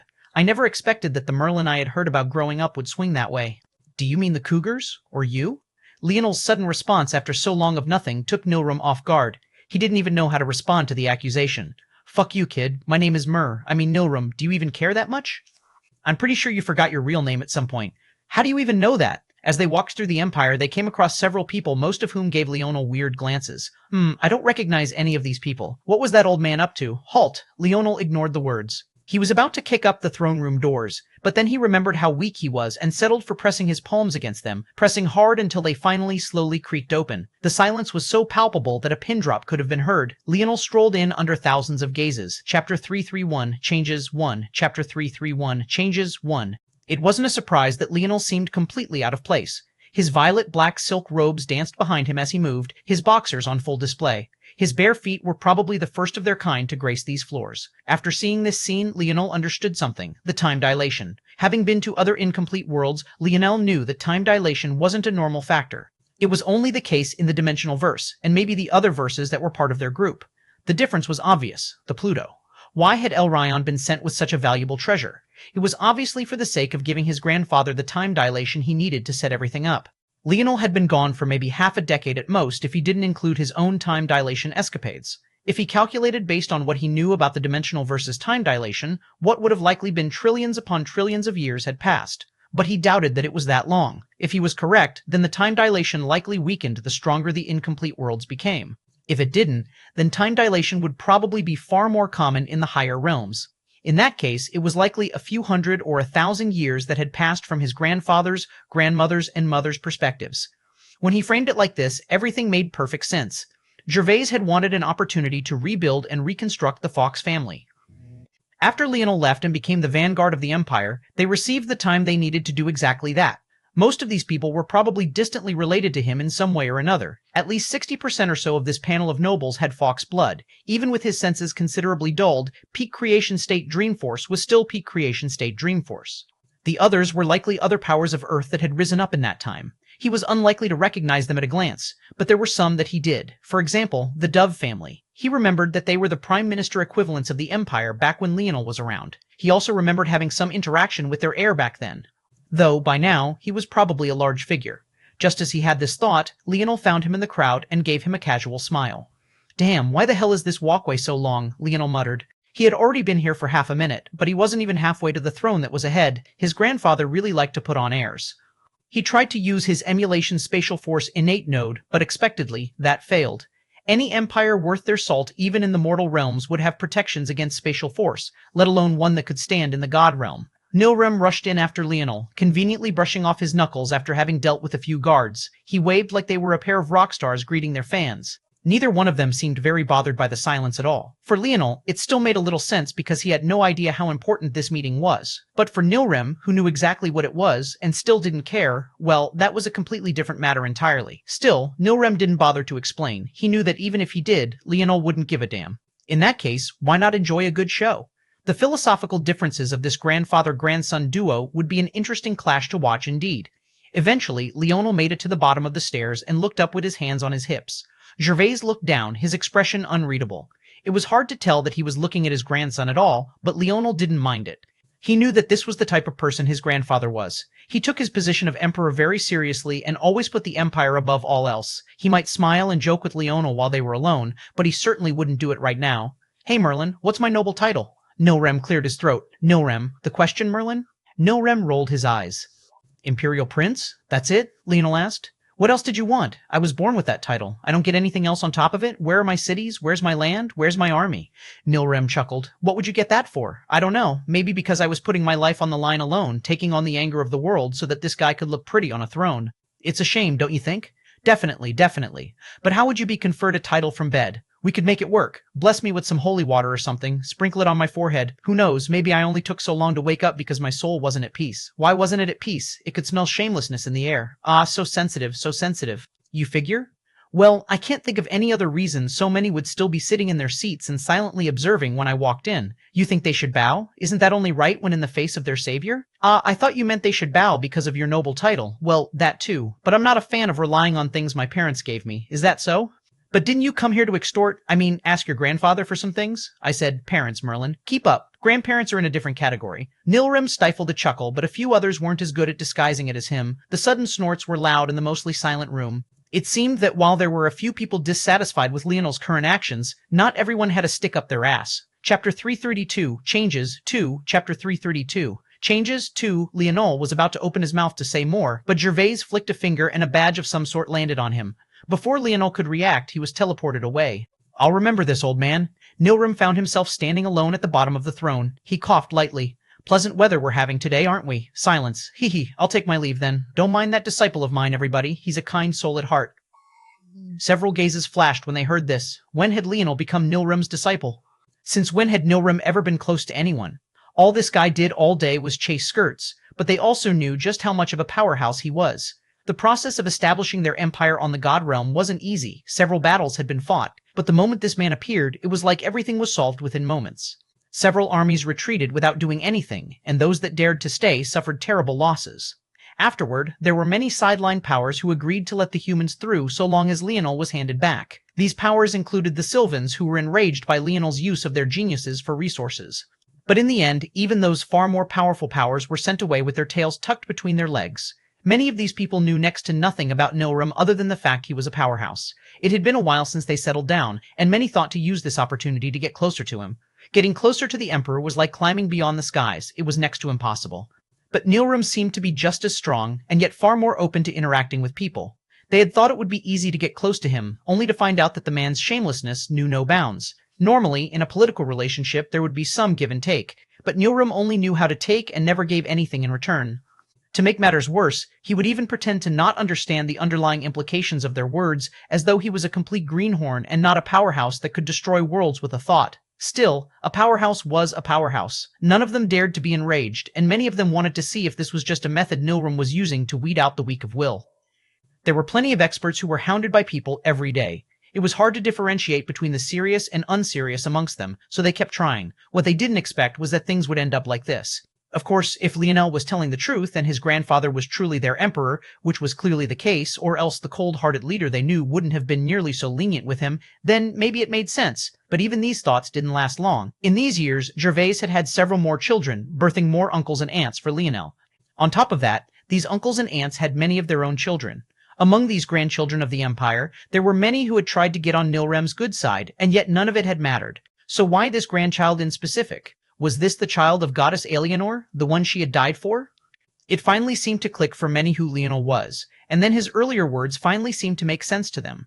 For some, this made their expressions soften, some had contemplative expressions, and a minority group didn't seem to react to this information at all as though it was meaningless. Still, they all had the same question: why Leonel? From what they understood, Leonel had once been a great talent, but it was mostly taken away. There should be no reason for Nilrim, who only seemed to care about himself, to take him as a disciple. It didn't even seem like Leonel was particularly respectful to Nilrim either, calling him by a completely different name. Many made promises in their hearts to check out this situation later. There were clearly many things about this that they didn't quite grasp.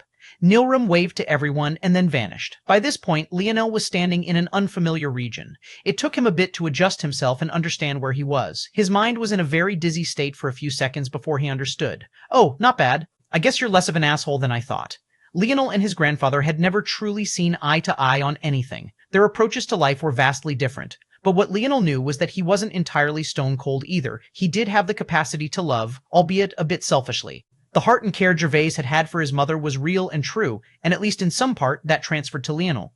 In the end, though, Gervais was the most interested in investing in those descendants that could give the most returns. Still, there was no denying how much Leonel had done for the Empire, and Gervais wasn't yet to the point of cutting ties just because he felt Leonel wasn't nearly as useful as he had been in the past. In the end, Leonel was still his grandson. If Leonel wanted to waste away the rest of his life in peace on his grandfather's dollar, Gervais was fine with that. But today, Leonel's words had made it clear that he was very much not. Obviously, this was to say that this was the real reason Leonel hadn't been given such a title or responsibility. Gervais wasn't sure what kind of mental state Leonel would be in when he awoke, but now he knew. As for where Leonel had been sent, it was none other than the treasure room of the Fox Empire. It was time to make out like a bandit. Chapter 33333333. Yes, Chapter 333. Yes, Leonel stored away any complex feelings that threatened to bubble up, making his way forward. Right now, he didn't have the luxury to wallow in his own thoughts or be disappointed. There was only one thing that should be on his mind: winning. It seemed that the world thought that he was mostly finished. If they didn't, it was almost impossible for them to have let him go so easily. Though that was definitely related to the strength of Nilrim and his grandfather as well. Leonel had stirred up a great deal of conflict, offended even more powers, and the amount of things concentrated onto him were difficult to put into just a few words. However, many of the things that had made him so scary and fearsome had been taken away by the demoness. At the very least, using Emperor's might to revive God's three-dimensional realms above his own had now most definitely become impossible. All things considered, Gervais was now the highest priority target, and if they couldn't kill him, then there was little reason to kill Leonel. In truth, Leonel hadn't been there for these things, but that didn't matter in the slightest. His mind might have slowed, but he hadn't become a fool. He knew that for him to wake up on a comfy bed instead of in a cell, or worse yet, not wake up at all, there had to have been a lot of things done while he was out of it. As disappointed as he might or might not be with what he had seen in the newly minted Ascension Empire, it didn't matter since in the end, they were the reason he could still be here, and they were the reason that he would be able to cause the new storm that was coming next. Right now, he was a discarded pawn, a piece that the demoness had already gotten rid of. And while this seemed to have come with a whole host of problems, it had also come with something else that was very important. He could finally be sure that he had completely stepped off of her board. Maybe she didn't even care to pay attention to him any longer. This time, Leonel would be the one coming, and maybe not necessarily from the shadows either. Leonel knew that in order for his master and his grandfather to be delayed in arriving to the battlefield, there had to have been a host of individuals who took action. He didn't care who they were or what plots and schemes they had fallen for to end up in such a mess, but they would be the ones he targeted first. If not for their interference, the plans of the demoness would have certainly been disrupted. And whether they were useful fools or willing pawns, they would pay for their choice. A hint of coldness flashed in Leonel's eyes as he reached a particularly large vault door. At that moment, two auras crashed down on him from above and nearly sent him sprawling to the floor. His body was perfectly healed, but the issue was that it was too weak. In fact, even if he had been at 100%, these powerhouses were too much for him to tackle head-on without several more tricks. It was clear that these two guards both had dharmas at that very worst, and they were also both Tier 1 ninth-dimensional existences. Leonel had been too lost in his own thoughts to mind their presence, but now he was suddenly annoyed.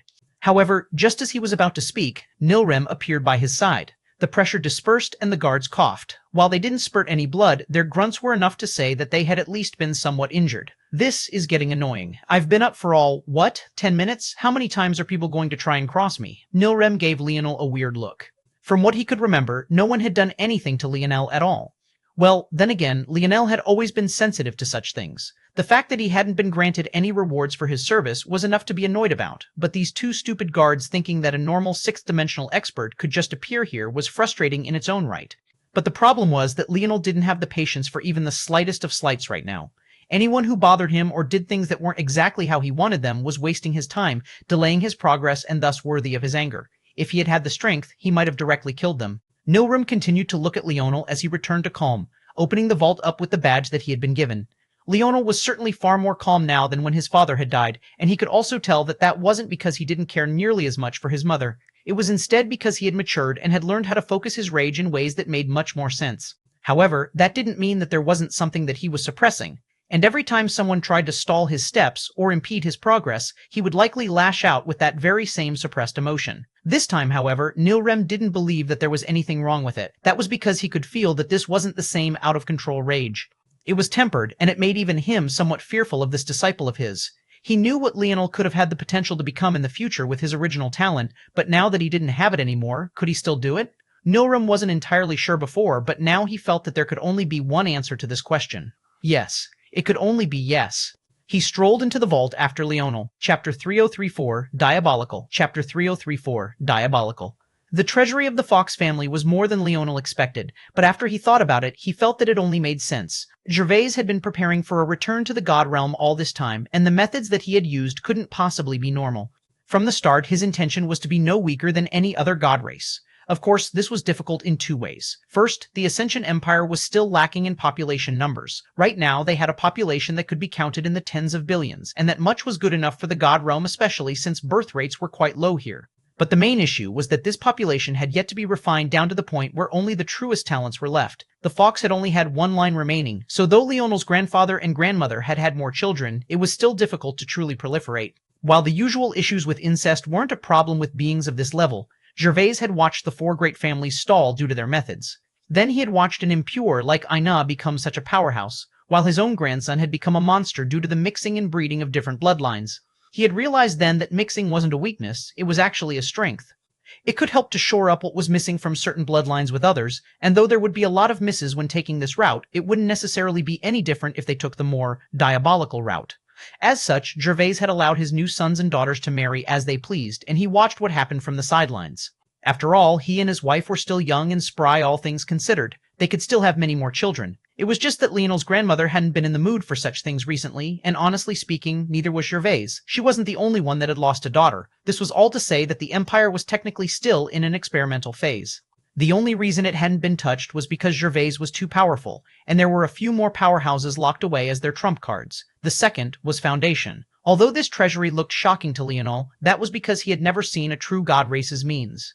That wasn't to say that the treasure vault of the Fox weren't still shocking, but they would still be ranked near the bottom of the truly fearsome characters. They lacked enough crafters, enough inheritances, enough time. The crafters are decent, I guess, but this standard isn't good enough. Leonel spent an entire 3 days just walking around the treasury.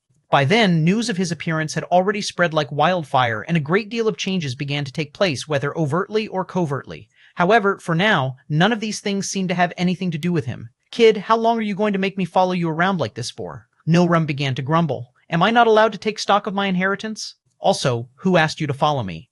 Inheritance? Nilram laughed. You have 16 new aunts and uncles, and there are probably something like 63 cousins for you between them all.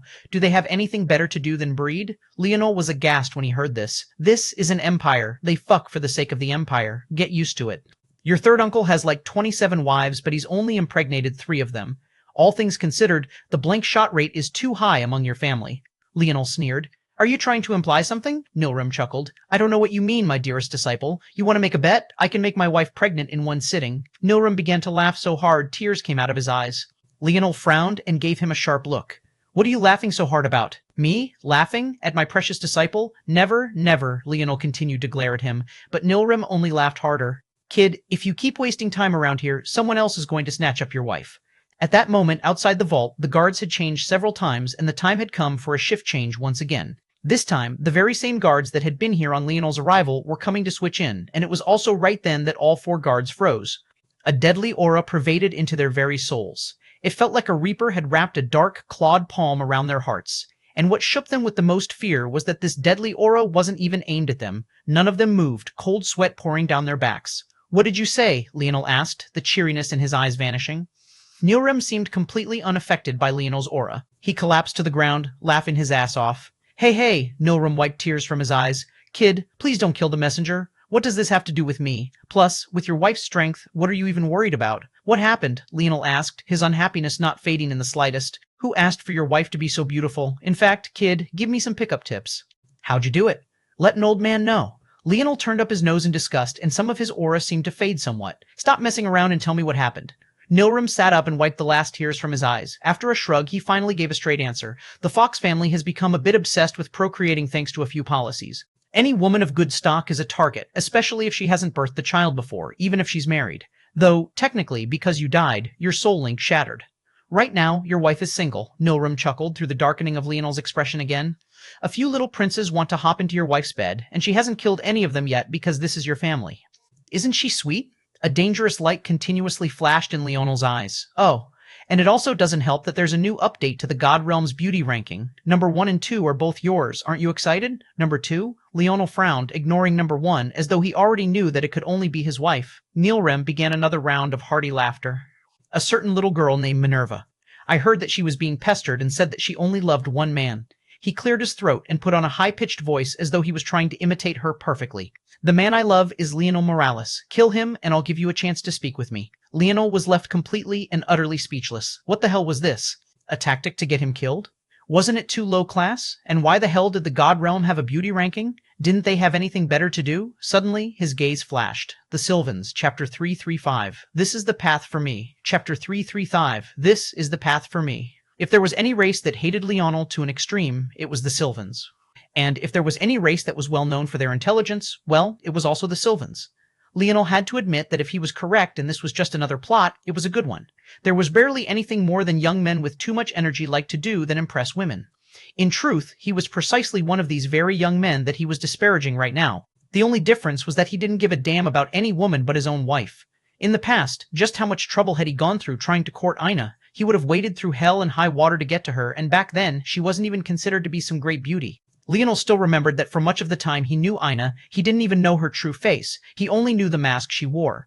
It wasn't until after that it was revealed to him that her face was scarred beyond repair, but even then, he knew that behind the scars was a rarely seen beauty. Regardless, he was willing to wade through a great deal to be with Ina. These young geniuses, with the full backing of their families, had nothing better to do than chase after beauty. It might even be a mandate given to them by their families and encouraged by their elders as well. By now, Ina's status as a blood sovereign had been revealed. She was a rare breed of woman not only in talent, but she could also perfectly control her pregnancies. Even the seedless invalids could have children with her. One could imagine the kind of children she could have with true talents, and this was all before she had even revealed her life-grade force pill crafting to the world. It could be said that even under normal circumstances, Ina would be highly sought after, let alone with the Sylvans fanning the flames. Leonel had always thought his wife was most beautiful no matter what state she was in, but the standards of the god realm were so widely variable. A void race woman, a beastman woman, a sylvan woman, all of these different races have their own tastes and preferences. So, what were the odds that two women who looked as humanly possible would be ranked at the very top, and that both of them would have some ties to him? Of course, Ina and Minerva were certainly city-toppling beauties. If Leonel wasn't so biased, he would have to admit that Minerva was no less beautiful than Ina, but there were plenty of beauties of this same exact standard in the god realm, and many of them were far more established than Ina and Minerva as well. The fact that two human-like beauties would be ranked at the top, both of them would have connections to him, and both of them would be completely new additions. Who were the Sylvans trying to fool here? Obviously, it was a method of targeting him. It was an open scheme that someone with the slightest bit of intelligence could see through. Surely Minerva was smart enough to see through it too, and that was likely why she had said what she said. At least they're smart, putting my wife number one. Leonel nodded. Your wife is number two. I'm going to kill them all. Leonel's dangerous aura shook the world again. The Sylvans weren't only intelligent, they were very clearly shameless. Logically, if they wanted to put him in the most amount of danger, placing Ina number one would be far more effective.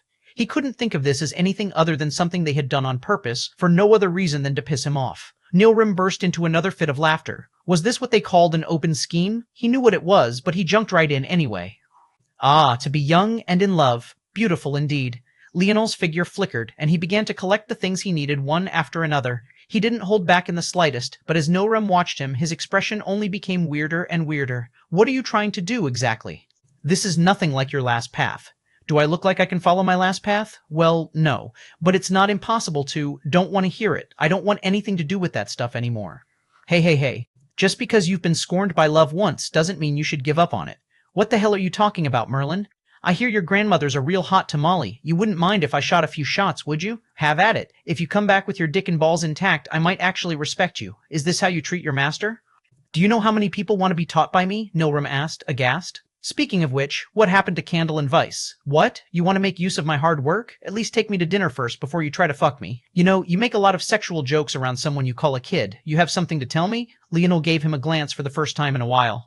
Nilrim was left speechless. This kid could really anger someone to death. Silence fell as Nilrim's tongue was rendered immobile. An hour later, Leonel finally seemed to be finished, and Nilrim looked at him with a stern gaze different from what he had done before. Are you sure? When am I ever not sure? Leonel responded. Want me to list them? Leonel shook his head and chuckled. This is the path for me. No one will be able to take what's mine again, not before my spear and bow. Chapter 3036. Tackle Chapter 3036. Tackle Leonel's intentions were clear. He would build around the one thing that could never be taken away from him, his spear and bow sovereignty. No matter what machinations there were, no matter what schemes, as long as his spear could pierce through them and his arrow could shoot through them, there would never be anything to worry about. They would become the foundation of his strength, and everything else would only be extras to their flourishing. In truth, he would have to thank the demoness. The Dream Ashura bloodline in him was like a stench that he could not remove without harming himself. Now that it had been done for him, he would never have to consider it again. When his foundation was reaffirmed and rebuilt, he would then be able to use it as the new core of his being and rebuild himself back up to his former talent. It could be said that only the Dream Ashura bloodline was taken from him, but the problem was that it was the mesh that had allowed all his other talents to work together and multiply the effort of the other talents around it. Without it, he had lost the core of his being, and now his talents were just as scattered as they had been in the past. No, it was even worse now because his Dreamforce talent was no longer as potent as it had been in the past. Before, even when his methods were scattered and unfocused, he was still able to use his mind a great deal. Of course, it was still far weaker than when his Dream Ashura bloodline was activated, but it was still much stronger than it was now. Now, though, that wasn't possible. He would have to rebuild a new center of his power, and without the former potency of his Dream Force and his weakened body, it would be even more difficult. His spear and bow force were already unruly before, not allowing him to properly control them. Now, it would certainly be worse. But that was when Leonel had a thought. What if, instead of taking this as a bad thing, he chose to treat it as a good thing instead? He would use the clash of his bow and spear sovereignties to refine his body, and it would become the new foundation of his metal body. The benefits of taking such a path were obvious. If rather than using metal he used weapon forces, he would be able to heal himself just by gathering more weapon forces from the surroundings. His body would become as tough as any weapon. Rather than being an unrefined, unprocessed metal, it would be able to take any metals that he did process, giving them a sharpness and robustness that they never had before. If he succeeded, using his weapon sovereignties would also become possible again because he would not only be more in tune with them, but his body would also be more equipped to handle any backlash until he had truly fully controlled them. The benefits were clear, but there was also one major drawback to all of this: danger, great danger. It could be said that taking this step was like walking a tightrope of life and death. Letting his weapon forces rampage around his body was akin to having true chaos in him.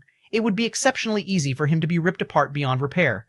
But Leonel didn't hesitate to take this step at all. What happened back then, although he didn't regret it, was a humiliation. He had been forced to rely on a bloodline given to him by a woman he hated to the very core of his being, only for her to thank him and then take it away. He would never allow something like that to happen again. His power would be built by his own hands. He could still remember the version of himself that was so complacent and lazy. He couldn't find the motivation to do anything because it all came so easily. Now, he was on the other side of that. Back when he activated his Dream Asura bloodline, Leonel could feel that he could easily form his Dharma and idol right then and there. His mental capacity was at an unimaginable level, and it was like everything he had ever learned could be easily consolidated with a thought. But he hadn't taken that step.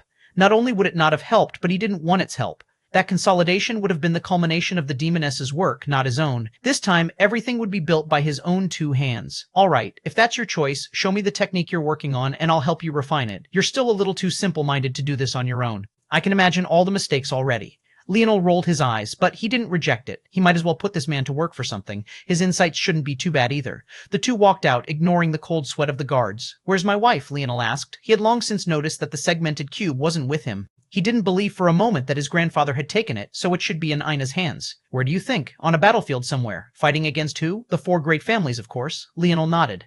"She's probably already on her way back, but that'll make a lot of people angry." "Why's that?" "Well, she's kind of the core of her army right now." "Makes sense," Leonel chuckled. The master-disciple duo were casually chatting until they were suddenly blocked by three figures. They had entered a garden and were following along the walkway back to Leonel's living quarters. Leonel himself was already thinking about his next steps after he finished this first refinement when these people appeared.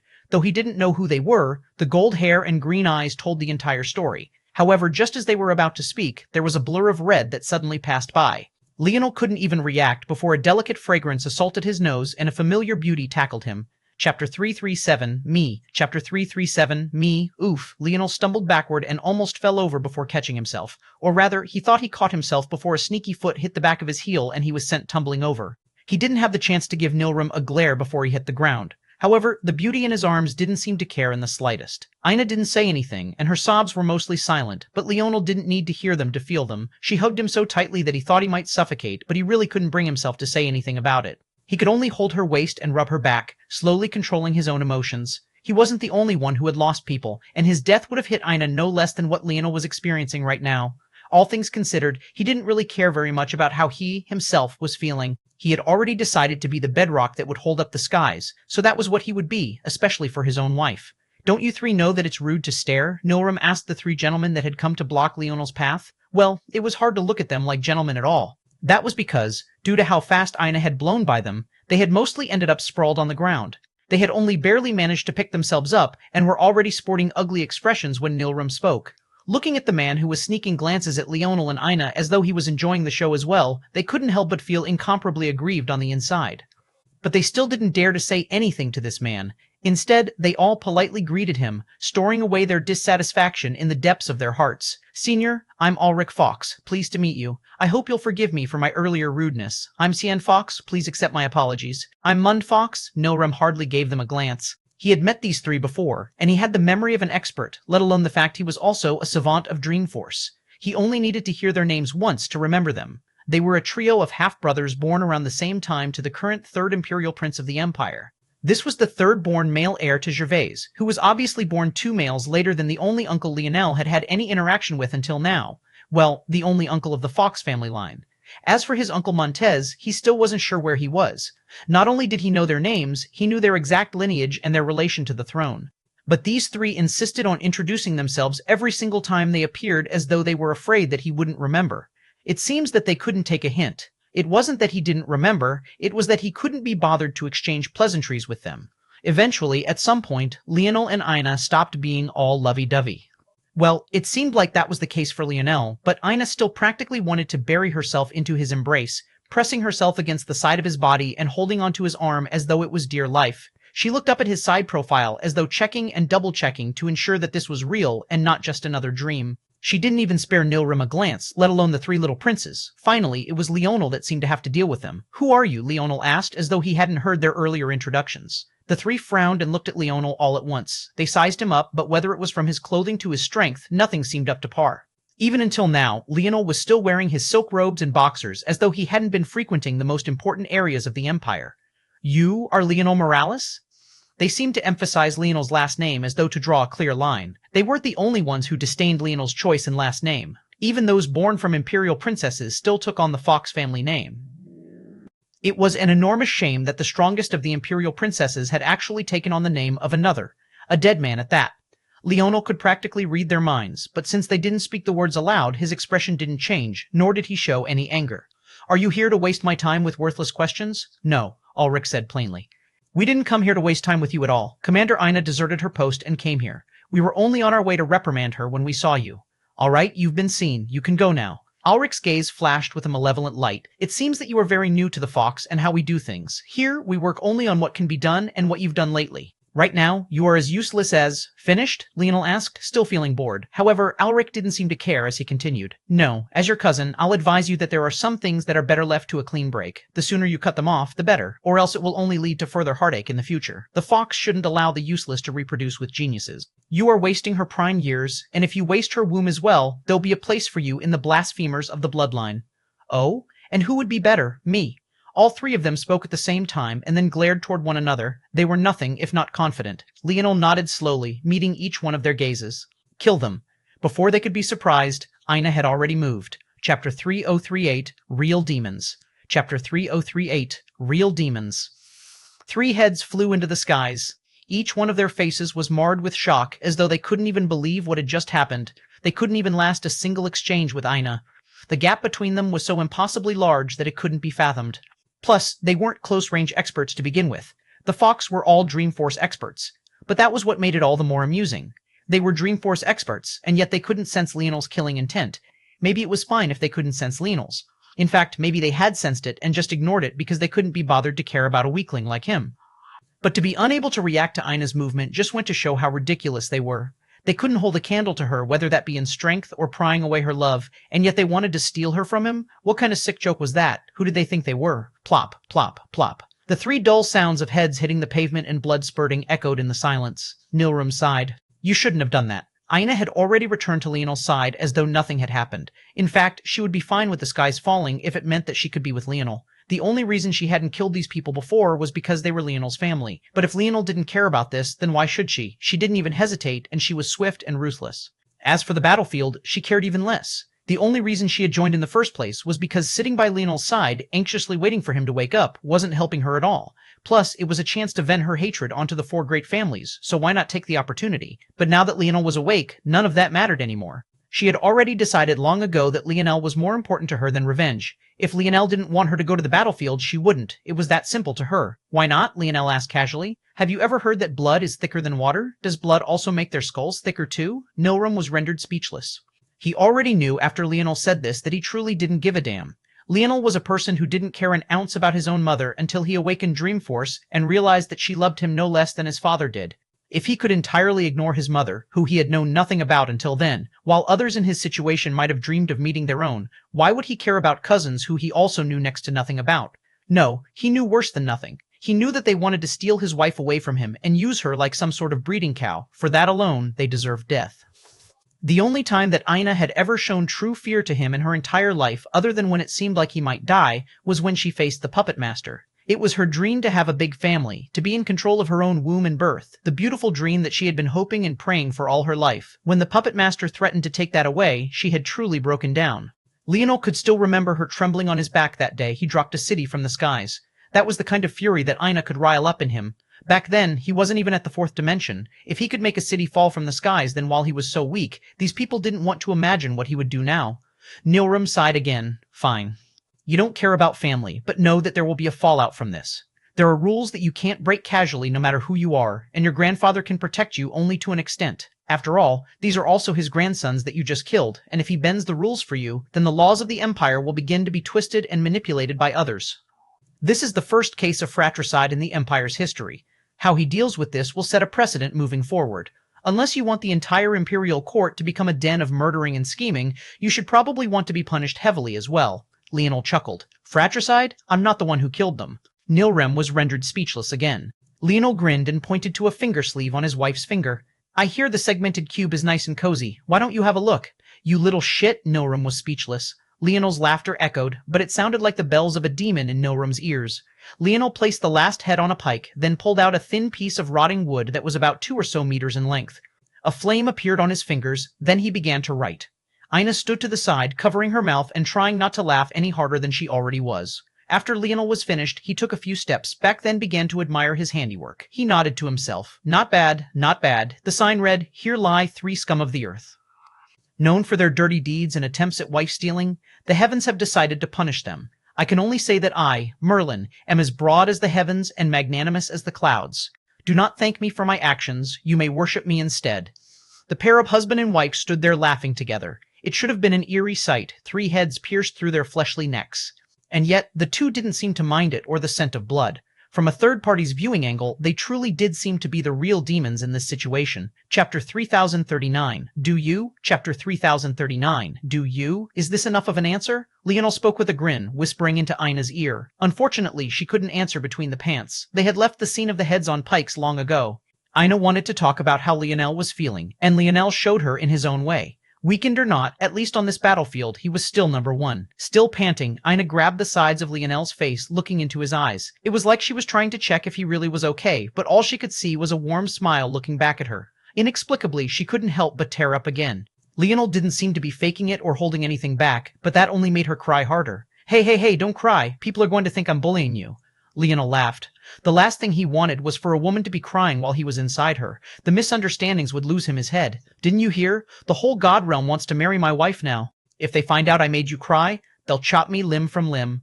Ina laughed between her tears, then suddenly recalled something. She looked at her left hand and pouted, a hint of disappointment blooming in her eye. Leonel looked over at it and smiled, pressing his hand to hers. On her ring finger, where their soul bond should have been, there was what looked like a burn mark. That moment must have been incredibly painful for Ina, but she was more focused on grieving for his death than worrying about her own suffering. This was what happened when a soul bond was broken. It was a pain that one felt not just to the flesh, but to the very soul. One could only make a single one in their lifetime, and now that it was burned away, that piece of Ina's soul was gone. Leonel looked at the burnt soul bond. His smile was still there, but there was a flickering light in his eyes that was hard to ignore. He knew that the former him would already have a solution. He could practically feel it, as though it was on the tip of his tongue. But no matter how hard he thought, he couldn't figure it out. Maybe it would be better to feel that there was no solution at all. Or maybe he was just overestimating his former self. It was just that he couldn't ever remember not having a solution to a matter like this, and he had to admit it was frustrating. However, he didn't allow it to show on his face, nor did he let that frustration fester. He held his wife's hand and held her close. He didn't make any promises out loud, but there was one in his heart. He wouldn't let his wife go around with others thinking that she was a widow. He would find a solution eventually, no matter how long it took. Ina could no longer read Leonel's mind as easily as before, and without their soul connection, she couldn't take advantage of his forces either. But she could still feel that Leonel was going through something she couldn't understand or be a part of, and that was why she was so emotional. However, she also realized that being emotional wasn't going to help them. It would just make Leonel waste more time trying to comfort her when, in reality, he should be spending his efforts on other things. What do you want to do? Ina asked, her gaze filled with earnestness. It sounded as though she was ready to hop into battle right here and now. You really want to ask questions like that right now? Leonel spoke and suddenly moved, catching Ina off guard. Ina yelped a bit, a moan escaping her lips. What was that? I can't hear you. Did you say something? Leonel brought his ear to her lips and got a bite to his earlobe for his troubles. The two laughed and embraced one another for a long while, seemingly oblivious to the fact that there was soon to be a great deal of chaos that was about to come right to their doorstep. My father is here, Ina said at some point. Huh, what? Leonel froze, looking around as though the man was right behind him. Ina burst into a fit of laughter. Since when were you afraid of my father? She seemed to recall that the relationship between the two wasn't very good at all. In fact, Leonel was more than willing to be antagonistic when it was needed, so this response was a surprise to her. I'm afraid of what any man would do after seeing a man balls deep in his daughter. Ina pinched Leonel's waist from both sides hard. What are you saying? I didn't mean he was here right now, Ina said exasperatedly. Leonel laughed. So you mean that he was with the old man all this time? Yes, Ina nodded. Why'd you bring him up? You want me to come with you to go see him? Ina nodded again. Okay, Leonel replied with a smile. You sounded so serious, I thought it was something bad. If you just want me to bully him a bit, leave it to me. Ina playfully hit his chest, shaking her head. This guy could never be serious. Her feelings about her own father were quite complicated after learning the truth behind his history with her mother. It was honestly very difficult for her to forgive him. But, after what happened with Nilrim taking the fall this time, she felt that she and Leonel needed another backer, someone who could protect them if things ever truly went bad. For Leonel's sake, she felt that this was the best way to help him. Plus, she really did want a real family. She looked up to meet Leonel's eyes and felt as though he had seen right through her. Do you want a baby? He asked softly. Chapter 340, Something to Fight for. Chapter 340, Something to Fight for. Ina was stunned by the question. Then there was such a sudden, rapid fire of emotion on her face that even Leonel was having a hard time keeping up. There was shock, then excitement, then worry, then more excitement, and then apprehension. Then there was guilt. Leonel shook his head, stopping her. He knew what she wanted to say. They had agreed to have children a long while ago, but there was always some tacit understanding between them to always delay it. Ina had even said that she wanted to wait until her friends were at that point in their relationship as well, but both of them were smart. They knew that it would be a foolish decision to do such a thing, so they had always found good reasons. But when Leonel really thought about it, he couldn't help but wonder, would it ever not be foolish? Or was he always overthinking things? It was funny. Now that his mind was slower, not overrun by logic all the time, he felt far freer. No matter how he looked at it, there would maybe never be a right time to have children. Even in some potential future where he finally killed the demoness and had his revenge, the Northern Star was still a looming problem that wasn't going anywhere. After the actions of the primordial terror, existence's time had been shortened to just a few thousand years at best. The situation had been mitigated somewhat after its death, and some balance had been returned, but existence still wouldn't have much more than 10,000 or so years left. To the wider world, this kind of timeline might as well have been a single blink. So what would he say then? That he couldn't have children until the impossible task of reversing the flow of the Northern Star was accomplished? Wouldn't he then have spent his entire life fighting? Having spent every waking moment fighting against some monster or shadow in the distance? How could that be considered a life at all? Leonel and Ina had been born on Earth. Even with the advancements in technology, they had only expected to ever live a few hundred years at most. Now, they had several thousand to work with. Wasn't that something worth cherishing? Why should they waste it? Sure, they loved to battle, but that shouldn't be all they did. He wanted to build a family with his wife, and he was willing to stand tall and have a blade prepared for anyone who wanted to stop it. We've waited long enough, Leonel said with a smile. But Ina's eyes brimmed with tears again. She really wanted a family, she really did, but she also didn't want to add to Leonel's burden. There's too much danger, and I don't know what being pregnant might do to me. I might be weaker. I might not be able to help you as much. Leonel stroked Ina's cheek with a gentle touch. There'll always be danger. But I heard Dad's strength is crazy. Ina laughed through her tears, and eventually she nodded. This was what she had wanted for a long while. Of course, she wanted at least 10 more after this one, but why not start with one and see how things would go? Even if they only had one child, she would cherish him or her with all the heart she had to give. She kissed her husband, her heart fluttering. The two quickly lost track of time again. Ina giggled. We only need to do it once. I can handle the rest. No, I need to make certain that you're properly bred. What am I? A puppy. Puppies can have babies. You're my little obedient bitch, though. Ina's moans swallowed up the rest of her words. As expected of his little masochist, she lost her mind the moment he said those words. Leonel didn't bother to count how much time passed. Eventually, he laid Ina down to rest, and a smile spread across his face. He felt as light as air. He rubbed his wife's belly, although there was nothing to see just yet. He knew that with her control, not only could she conceive whenever she wanted, she could even pick out the perfect pairing of their genes to give their child the best life possible. This was the reason he had wanted more than one. The larger the selection she had, the better it would be. Of course, that was just his official corporate answer. As for the real answer, well, he would keep that to himself. Who asked his wife to be so hot? The smile from Leonel's expression vanished into a deathly sort of determination. The cold coming from his gaze was so frigid that the air seemed to shudder. He entered the segmented cube and reacted just in time for a little girl to rush into his arms. His coldness dimmed a bit as he smiled, patting Anastasia's head. "What are you crying about? Aren't I here?" Anastasia used his shirt to wipe away her tears, sniffling as she tried to regain her bearings. Leonel's sternness returned. "Anastasia, I need a strong time warp, one stronger than the pods. You can get rid of them if that's what it takes. I need a space to temper my body." "How long?" Anastasia asked. "Just give me a method to contact you when I'm finished." "Okay." Leonel stripped himself down as Aina prepared. The method he was going to use now took time, more time than he was willing to give it. Normally, time dilation couldn't be used for training because it would distort forces. Unless you had exceptionally high time force affinity, it was impossible. But Leonel wasn't training his comprehension. All he wanted was a space to put himself under the greatest pain he had likely ever endured in his life. At that moment, he had a flashback. It was the day he first awakened his metal synergy lineage factor. He had almost given up beneath the pain and his soul nearly collapsed. But he had managed to pull through. Since then, he had experienced a great deal of things, and now he had much more to fight for than the kid who cared about no one other than himself. This time, he would truly be going all out. It was time to see the power of the weapon forces that had called down the idle battlefield.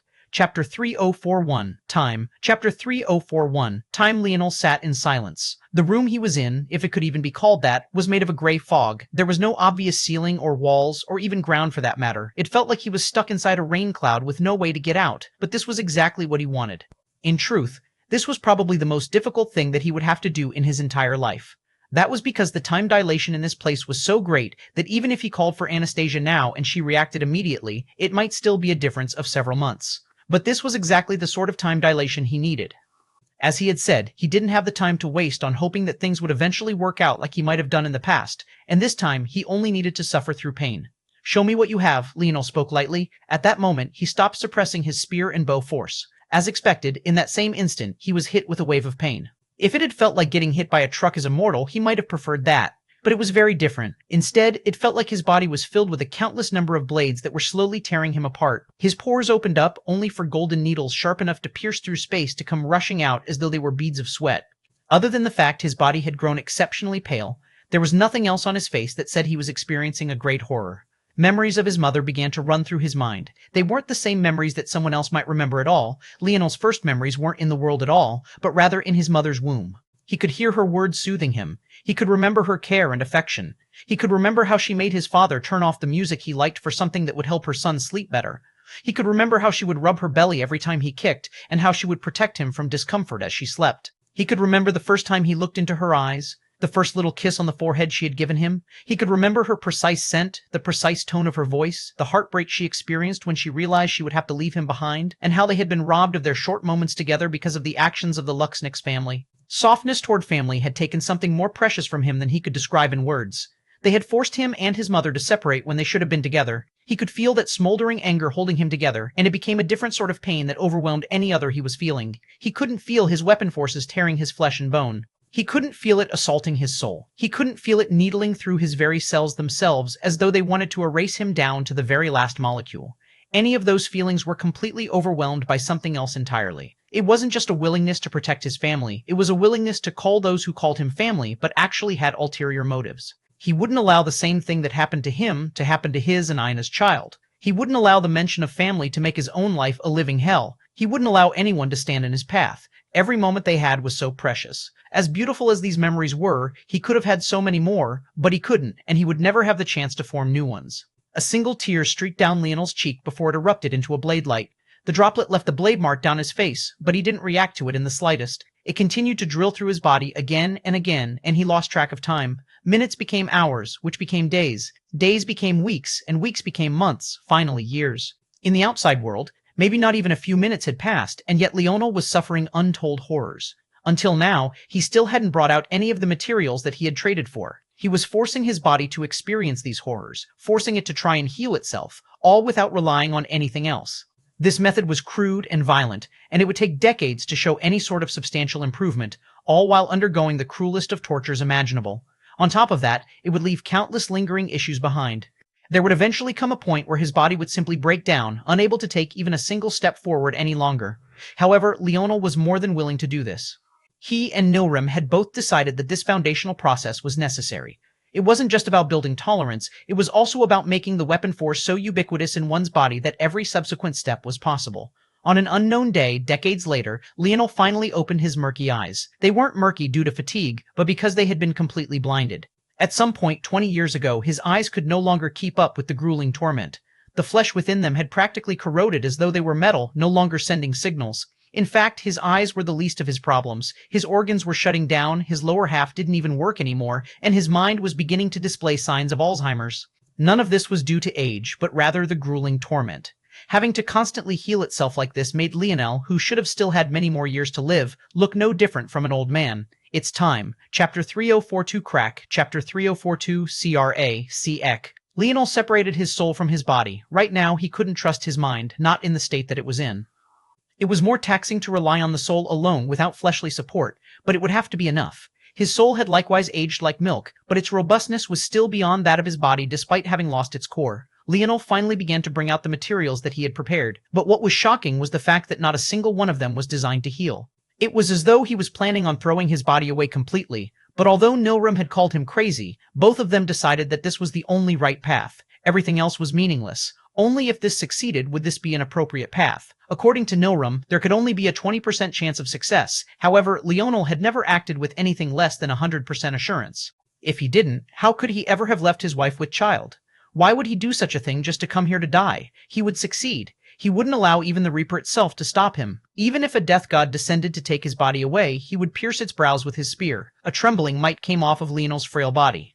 It looked as though he had lost much of his strength, and yet the sound of sharpening blades and whistling arrows echoed across the space.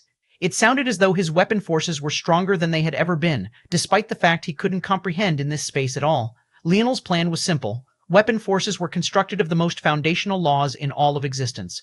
Things like sharpness, swiftness, heaviness. These simple forces were often neglected, but it was they that came together to form the weapon forces that so many humanoids used. These small laws were everywhere. Unlike other forces, weapon forces didn't come from within one's body most of the time. Instead, it was a push of intention that caused those many smaller laws and forces to come together to form these weapon forces in real time. Essentially, using weapon forces of any kind was almost always an external endeavor. This was why there were no Spear Force innate nodes or things of the like. They were naturally things that came from the universe and had to be treated as such. They could be granted to you for use much like Universal Force could be, but they weren't truly your own. In fact, most weapon forces had progenitors or those that would have far more of a say over a weapon force than you would simply by virtue of being the first. If Leonel ever ran into the man or woman that created Spear Force or Bow Force, it would be out of luck no matter how overbearing his weapon force was. Even if he inherited their idol, it would be like he was following the path of someone else once again. Leonel had already made a promise that this would never happen. He had lost everything once before, and he had no intention of ever experiencing it again. Although his weapon forces seemed like they would always be his just by virtue of how they worked and how their originators were certainly long dead, how could he ever confirm such a thing to be sure? He had been thinking about it for a long while, and he decided something simple. The only way to ensure that this would never happen was if he could force the weapon forces to manifest from himself. The easy way to do this was to use his incomplete world, but then he would be handicapping himself. He still needed a great amount of energy to help them progress to a level where they could truly rival Godrealm, and right now they were also limited by his dimension. For Leonel, who was used to having strength in his weapon forces that could rock worlds, this would be a step back, not a step forward. Of course, Leonel was willing to take a step back if it was necessary. He knew that this was the moment that he could least afford to be impatient in. In such a mental state, it was easy for him to run down a path that he shouldn't, only to regret it later. But that didn't mean that he should take a step back if he didn't have to. It also didn't mean that he couldn't take a step forward if it was available. He had sat in this same spot for what must have been almost a century, suffering endless torment, just so that he would have a 20% chance of accomplishing this. Leonel's innate nodes began to move, and out from his brainstem, a familiar emulation spatial force innate node was ripped out. He didn't flinch in the slightest, but what happened next was even more shocking. Shrack, he shattered it. Some mysterious power erupted, and his emulation spatial force innate node practically crumbled to pieces. But that still wasn't the end of it. At the very same time, his Scarlet Star Force innate nodes manifested as well. CRAK. It shattered to pieces at the same time. Emulation spatial force, it had been by Leonel's side for a long while. To Leonel, it had been known as an inferior infinity force all the while. It had potential, but it wasn't good enough. Scarlet Star Force, it was one of the most powerful forces in all of existence, but it was still one that could be trumped and superseded. The shattered remnants of his innate nodes fluttered in the gray space, finally giving it the smallest hints of color as the hidden runes within began to move about in a pleasing rhythm. One was the little brother to the strongest force in all of existence. The other was such a strong creation force that it became known for its destruction, and now Leonel would use them to create something new. Chapter 3043 Condense. Chapter 3043 Condense. There had never been a weapon force innate node before, but Leonel didn't just want to simply create one, he wanted his entire foundation to be rebuilt with his weapon forces as the core. Even if he lost his strong dream force, even if his body was broken and shattered, even if his soul was ripped out of his body, he wanted to have access and control over his weapon forces. No matter the situation, no matter the circumstances, he wanted to have the utmost control that no one could take from him. This wasn't just a process of creating a new innate node, it was a process of making his weapon forces so synonymous with himself that even his ability index could control them as freely as he did his own body. This was why he had put his body through so much torture. Right now, it was unlikely for anyone to be able to easily tell where his body stopped and his weapon forces began. Even his tears had become shimmering blades, let alone the rest of him. His weapon forces had infiltrated his cells, learning how to coexist with them on an individual level. In fact, in that way, it could almost be said that not only was he creating an innate node and mutating his ability index, but with the changes to his body, he was building a new lineage factor as well. This sort of blurred line between constitutions and where they originated from was exactly what Leonel was missing now. It was precisely this core and foundation of his very being that he needed to rebuild. In the past, it had been his Dream Asura bloodline, it was just that he hadn't been aware of it. It was what allowed all of his skills to consolidate and build up, maybe the greatest talent to be born in all of existence. Even when he did realize that this was its role in his body, he had been entirely unwilling to use it because he knew that it was the machinations of that woman at play. But now, things had changed. This time, he would be building his own foundational core. And though it wouldn't be nearly as strong as the core that the demoness had managed to build after countless generations of planning on top of the destruction of more lives than he could count, Leonel was confident that there would come a day when he stood even above what his enlightened self was capable of, and all of that would be built off the back of what he, Leonel Morales, had been able to do all on his own. At that moment, creation and destruction sovereignty began to form in the air. They separated and then formed four sovereignties, both of which divided the world into two. Half of Leonel's body seemed wreathed in destruction so great that it bloomed into creation. The other half was wreathed in creation so great that it descended into destruction. Then came Leonel's spear and bow sovereignty. Arrogant. That was the one word that could be used to describe both of them. They somehow wanted for nothing and yet claimed everything to be theirs at the same time. Even sitting in the air like this, they clashed and rebounded against one another as though they couldn't stand to be in the same general vicinity. Then they turned their attention toward Leonel, roaring into his mind as though forcing him to choose one or the other. You will be in my body, and my control won't be usurped by anyone, not even you. This was the first time Leonel had spoken in decades. His voice sounded like nails grating along a rusted surface, his throat having been ravaged by too many blades, yet it was powerful nonetheless. He meant every word he spoke, and this time, in a shocking change, the two sovereignties were actually forcefully suppressed. Leonel had gained more in these years than just pain and suffering. He had already accomplished the first leg of his plan. His weapon forces were so ubiquitous in his body now that his ability index could already control them as though they were an extension of his body. It wasn't yet perfect, but that was what the remainder of his plan would be. Condense. King Alexandra's ability index thrummed, and Leonel's command took hold of the laws in this space. The 6 sovereignties were compressed and then compressed again, being forced together into a condensed space. They shrank down, bringing the runes from his innate nodes with them. If at the start they were like miniature exploded supernovae, right now they were trying to return to their usual size, forming 2 perfect innate nodes. Things seemed to be going smoothly until Leonel coughed up a mouthful of blood. The backlash was sudden and forceful, so much so that Leonel, who had planned everything out, wasn't ready for it. His weapon forces were even more unruly than he thought they would be, and they had already begun rampaging around. At the same time, his body was too weak. It seemed that that was the main problem. The plan would work if he was in top condition, but if he was in top condition, he wouldn't have been able to initiate things at all. Even if he had brought healing treasures with him, that would have only reset all his progress. He needed his body to be in this state, and healing treasures would just expel what they thought were foreign from his body. That would have made him lose an entire near century of work. How could he do that? Leonel coughed up a mouthful of blood again, but this time it came out in a way he had never seen before. There were chunks of black as though he had just vomited instead, and as though that wasn't enough, the back end of his cough came out as a fog of crimson. His blood had actually evaporated. Chapter 3044, Doom. Chapter 3044, Doom. The pain that Leonel had experienced in the last few decades had dulled considerably. His nerves were so fried that it was hard even to carry pain signals back to his brain. However, right now, it seemed that he had returned to his first few years here. That much would have still been fine if it wasn't for the fact that his body was in far worse condition than it had been back then. Even so, the light of almost madness in Leonel's eyes didn't fade. He had lost count of the number of times these same memories had flashed in his head. Every time he wanted to give in, to give up, but he also realized that what he was trying to do right now couldn't be accomplished with determination alone. It just wasn't enough. A malevolent light flickered in Leonel's eyes. He didn't know if it was an illusion or a trick of the mind, but he could see a fluttering black robe suddenly appear before him. The robe was riddled with holes, and when he craned his neck, he could see a bony skeletal hand holding a scythe to his neck. Those empty eye sockets looked down at him, as though waiting patiently for those last few seconds to finally tick by. Leonel's gaze spat fire at this figure. He clenched his mouth shut tightly, but the same crimson fog began coming from his nostrils. His body was giving up on him. He had put it through too much, and the fact that it had lasted this long was already a miracle in and of itself. He simply couldn't take much more. Bloody fog began to emit from Leonel's eyes, but veins didn't even pop across his body like they should. His body simply wasn't hydrated enough, or more accurately, no matter how much water he drank, his body simply didn't have the capacity to absorb it. Leonel could feel his life wavering like a flickering candle. He weakly pulled an arm up to push the Reaper's scythe away, but he passed through air, falling to the side. Sparse, dry, white hair fell before his vision, but he couldn't even see it with his blind, murky eyes. This was the first time he had laid down in decades, and he simply wasn't sure if he had it in himself to get up. I do. His thoughts were far stronger than his body. More, I need, more. Leonel hadn't planned to do this at the start. It was far too risky. If this plan had a 20% chance, then this one likely didn't have a 10% chance. But he gritted his teeth and moved forward nonetheless. His dream sovereignty was suddenly added to the powder keg. Then came his fire sovereignty. Of them all, his fire sovereignty was the most infantile, only recently formed. Throwing it into such a pack of wolves was only asking for it to be devoured.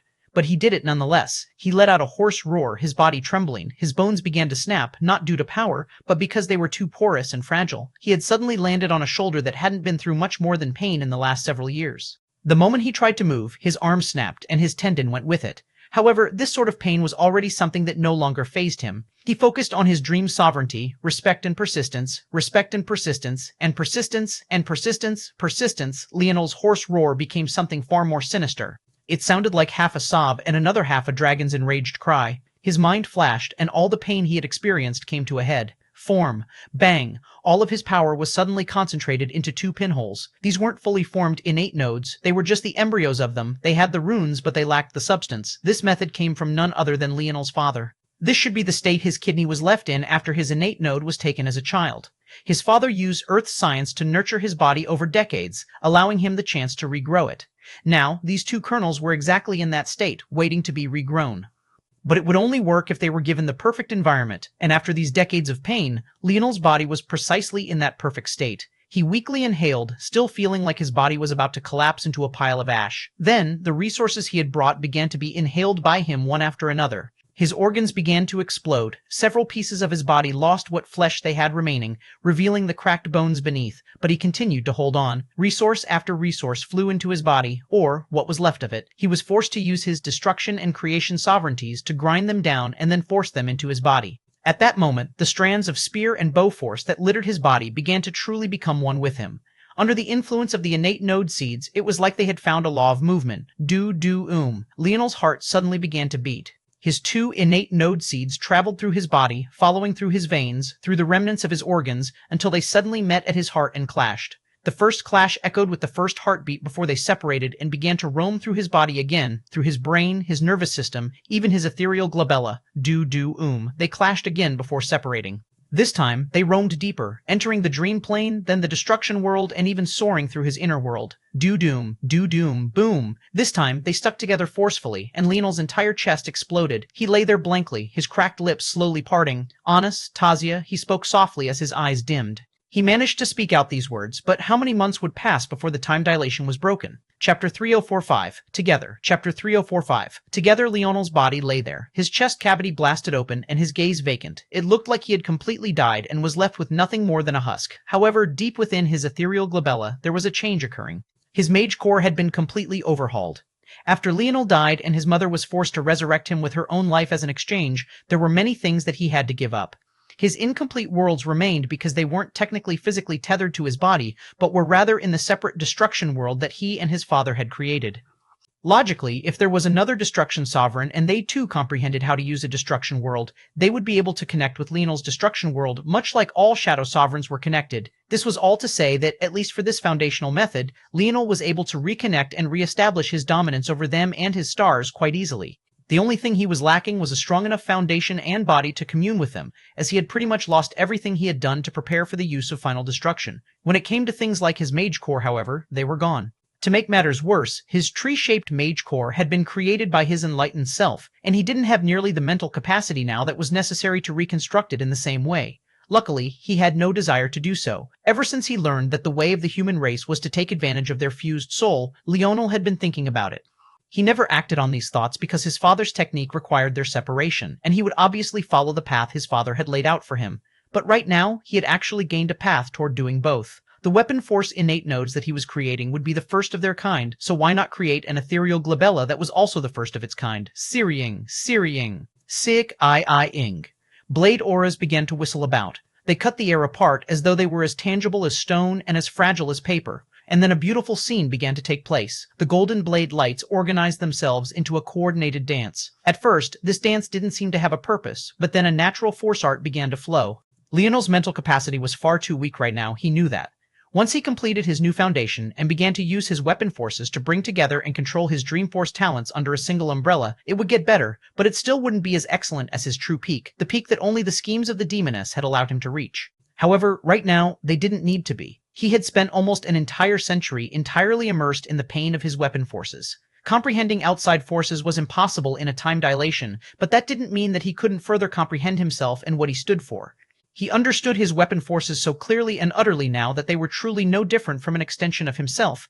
That was the entire purpose of the pain that he had experienced. Right now, even his individual cells were bursting with the golden sovereignty. And now, as he completed the spear dance and bow dance he had formed so many times before, it was so much more fluid, so much more sharp. The golden blade lights began to form gorgeous lotuses in the air. The others formed fluttering butterflies and soaring birds, while the last few formed an endless golden lake. Soon, they began to be tinted by a touch of violet.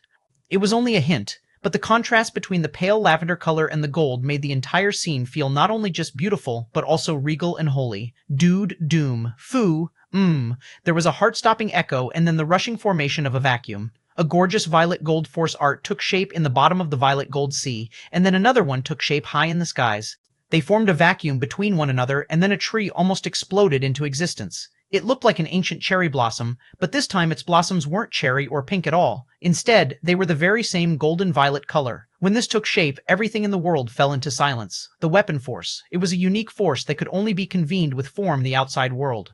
It took shape based on the will of the soul and appeared only when it was needed most. Leonel could see the obvious cycle more clearly now than maybe ever before. The human soul was locked within the body and formed an anchor through the dimensions. While many took it as a weakness, the technique that Leonel had scanned through several times over made him realize that it was actually a great strength as well. So what would happen now that a weapon force that was meant to only find its roots in the outside was suddenly rooted into the body instead? What would happen if that same weapon force was following a unique sovereignty that was the representation of its owner's core being? That was the crux of Leonel's path forward. His soul would remain separated from his body, as that was what was necessary for his father's magnum opus to shock the world. However, his weapon forces, their sovereignties, and the new foundation of his talent would be rooted into his body, taking the place of the soul that no longer was. And together, they would form a cycle not much unlike his creation and destruction sovereignties. His soul had once been rooted in his body and was no longer. His weapon forces had once been rooted in the universe and were no longer. And together, Chapter 3046, back Chapter 3046, back dude The perfect balance was struck, and right then, the carcass that seemed to encompass what remained of Leonel suddenly convulsed. A spurt of blood shot out in all directions, but it was clear at a glance that this blood was only of the most foul sort. Blood continued to be pushed and rushed out of Leonel's body, but every time this happened, his dull expression became ruddier, fuller, more healthy. Runes began to swirl about, and it was then that the two seeds appeared once more. Rather than taking shape in Leonel's kidneys like before, they took root in where his heart had once been. It was then that the resources Leonel had swallowed finally began to play their largest role. They rolled in from the surroundings, being poured into Leonel's body one step after another. Leonel should have been overwhelmed. He should have been crushed beneath the might of all the energy that he was consuming. But with every doom, It felt as though his slowly forming heart was taking all the volatile energy, shredding it apart into its simplest laws, and then sending it spiraling toward the rest of his weak body. When these resources ran into his cells, the blade forces within would shred them apart even further, then take some for themselves before distributing it to the rest of the cell. This process was recycled again and again, and there didn't seem to be an ounce of energy being wasted. With every heartbeat, his body seemed to begin to reanimate itself, and that was when it happened. It was maybe the largest innate node that had ever taken shape in the world. It was the size of 2 fists, and it appeared right in the middle of Leonel's chest. But as though that wasn't enough, it began to spread out veins and arteries, even replacing Leonel's nodal pathways with a network of runes. It shimmered with a beautiful golden-violet color as it continued to greedily suck up the resources in the surroundings. Do-noom. This time, every time a heartbeat shook the world, spear and bow force would casually manifest as though hearing the call of their master. Sometimes this spear and bow force would have a slight tinge of red, destroying everything in its path. Sometimes it would be gold then red, leaving beautiful trails in its wake that healed the world. Sometimes it would have a slightly silver-black tinge, causing space to react unpredictably, and sometimes it would have a violet hue that lorded over all the rest. These different weapon forces had characteristics that shouldn't be natural at all. They didn't even seem like just spear force or bow force any longer, but 4 completely new and different types of forces. This was the difference between a weapon force gathered from the surroundings and one that was curated by your very own self. Leonel's body convulsed once again, and 2 braces appeared on his arm. His cells shimmered, and then thin points of light began to manifest from them. These points of light formed a shield of skin that covered Leonel. It seemed to want to do more, but there was no one directing it. As it slowly faded away, Leonel's eyes suddenly regained their light with a sharp pulse of their own. His pale violet eyes had gained a ring of dark gold within them. He took his first breath, and the time-dilated world around him almost collapsed. Shying! Just Leonel's gaze alone shredded apart space. It was as though he had casually created one of the world's strongest ocular techniques, and yet it was just a byproduct of his new body. Leonel had used the foundation his metal synergy lineage factor had left behind and overhauled it, twisting and turning it until it could learn to use his weapon forces as the new foundation for his strength. However, he didn't lose the characteristics of his Morales lineage factor either. He could still reforge his metal body and divine armor in the future, and that was because, as was seen earlier, his weapon forces had gained the ability to fuse with and assimilate new forces with ease. This had been possible in the past. Leonel had once fused his Scarlet Star Force and Spear Force before. That was a foundation that the Spear Domain lineage factor allowed him. Well, that and his grandfather's teachings. But now it wasn't a simple fusion, nor did it need him to put in nearly as much effort as he would have in the past. The reason fusion was so easy in the past was counterintuitively because his force manipulation was so weak. The less of the Force's true self he understood, the easier it was to force them to weaken and combine. But now, he wasn't just fusing, he was creating and destroying. Doom. The last of Leonel's chest finally closed up and he stood slowly. His height wasn't as overbearing as it had been in the past. He had gone from a man that was almost 6'10" to a man that stood at only 6'6", but he felt good. That additional height had surely come from his demon side, as they tended to be quite large. Many of them were even 4 or 5 meters tall, which was also why he grew so much in his enlightened form. But now, he was completely and 100% human, and he had never felt better. Leonel unleashed a roar just as the time dilation field dispersed. It had been months since he called for Anastasia, but that was fine. He had calculated it precisely for this moment. A cyclone of weapon forces rose into the air, and his individual cells shone with a golden light. When his pores opened up and tiny strands of violet gold force manifested from them to form a skin, it looked as though small blades were swimming across his body. The ring of gold in his pale violet eyes shone with the brightness of a star, and his blood surged. He was back. Chapter 347, Kunz. Chapter 347, Kunz. Leonel clenched his fists, and his eyes practically pierced the clouds above. He exhaled slowly, tears that were threatening to form being sliced into countless pieces before they could even take shape. At that moment, his brothers appeared. He didn't even get a chance to react before he was dogpiled. Shit, fuck, what the hell? The lot of them were all riddled with holes. If Leonel didn't pull back at the last moment, they really would have been completely skewered through. This new spearbow body of his was deadly not just in defense, but it was an offensive constitution, the likes of which had rarely been seen. Leonel smiled. That's what all you bastards deserve. What if I had been in the middle of a crucial breakthrough? Fuck your breakthrough, I want reparations. Oh my god, my handsome face. James, who had been among the first to pounce, was stuck closest to Leonel and couldn't pull away even if he wanted to. The laughter echoed, and they all seemed to be relieved that Leonel wasn't in the same state he had been after his father died. Even if he wasn't laughing and joking now, just his roar from earlier was enough to make that clear. You guys need to be more mature. Don't you know you're going to be uncles soon? Huh.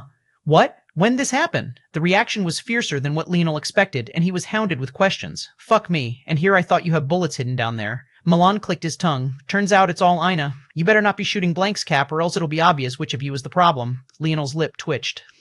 What happened to the camaraderie? How did he end up being attacked like this? He ended up changing the topic and asking them about the battle. He knew that they wouldn't let Ina fight on her own, so since they had all been in the segmented cube, he knew that they must have been fighting the four great families as well. They're fucking cunts. Do you know how they escaped? James asked. Leonel's gaze flickered. Now that he thought about it, Ina had taken the Brazinger family's heirloom, and Nana should have succeeded in taking the Aderna family's heirloom. His enlightened self had certainly ensured that that happened. All things considered, the four great families should have been significantly weakened without these two treasures, and his Gramps should have been on the edge of being absolutely furious with his mother's death. If the Fox saw their enemies right before them, what were the odds that they'd just let them go? Of course, it was possible that the price to pay was too high, but that didn't make logical sense to Leonel either. That was because if the Fox dared to return to the God Realm, how could they fear the four great families who had also been forced to go into hiding? That said, the four great families did also dare to return as well. So it was possible that they had shored up their strength much like the Fox had. All things considered, Leonel still felt that it was impossible for Gervais to let them leave without facing any harm, especially after they lost two powerful heirlooms. Leonel was once again assured in his deductive abilities because his mind had not only returned to the state it had been without his Dream Assura bloodline activated, it was even marginally better now. All he had needed was a foundation to rely upon, and this was almost as good as any. Although he was still leagues away from his enlightened self, the fact that he was already better than him with his Asura blood suppressed said loads about how much potential his path had. Right now, his weapon forces had only barely entered the creation state. As they improved, this foundation of his would only grow better, and the potential he could pull out from the rest of his body would only improve. Of course, without his Dream Assura bloodline, he would still be missing a pillar that had made his Dream Force so powerful to begin with. But Leonel was already considering these matters seriously, one step at a time. Those bastards, James gritted his teeth. They're so completely and utterly shameless. They relied on the Void Race. The Void Race? This answer surprised Leonel. He listened intently and finally understood the rest of the situation. It seemed that the four great families had shackled up with the Void Race somehow. From James's words, Leonel's speculation was that they had always been together. Maybe, sparks of lightning flew through Leonel's eyes. It seemed that the realization of his dreamscape was even more violent now. His eyes were like a window into his ethereal glabella, and his ethereal glabella was where his soul resided. Now, his ability index had become so powerful that it was beginning to affect the outside world even though it wasn't designed to do this at all. He had just realized something profound.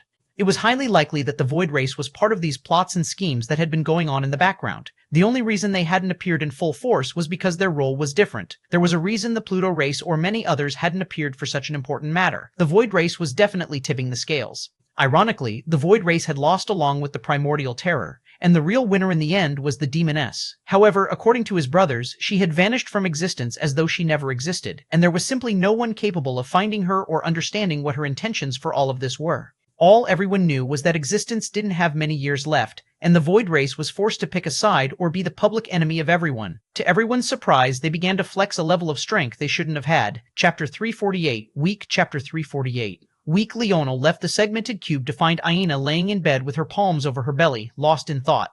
Leonel's sudden appearance startled her for a bit, but then she smiled. It was a sweet smile, almost careless in its formation, but deep and filled with love nonetheless. It left Leonel in a daze for a long moment. The way her hair spilled out onto the bed beneath her, the rosiness of her cheeks, the redness of her lips, even the way her nose scrunched up as though she was trying to tease him a bit with that smile of hers, as though she was well aware of just how beautiful she was.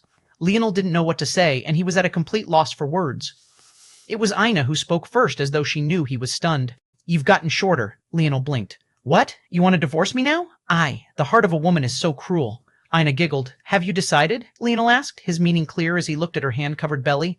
It's a surprise, Ina said with a brighter smile. She hadn't even truly become a mother yet, but she was so bright-eyed and happy that Leonel almost melted all over again.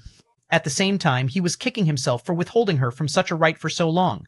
Just seeing this smile made whatever hardships came later more than worth it. Okay, keep your little secrets then. Leonel chuckled and sat by her side, placing a much larger hand over hers. The two sat in silent peace, feeling one another's warmth.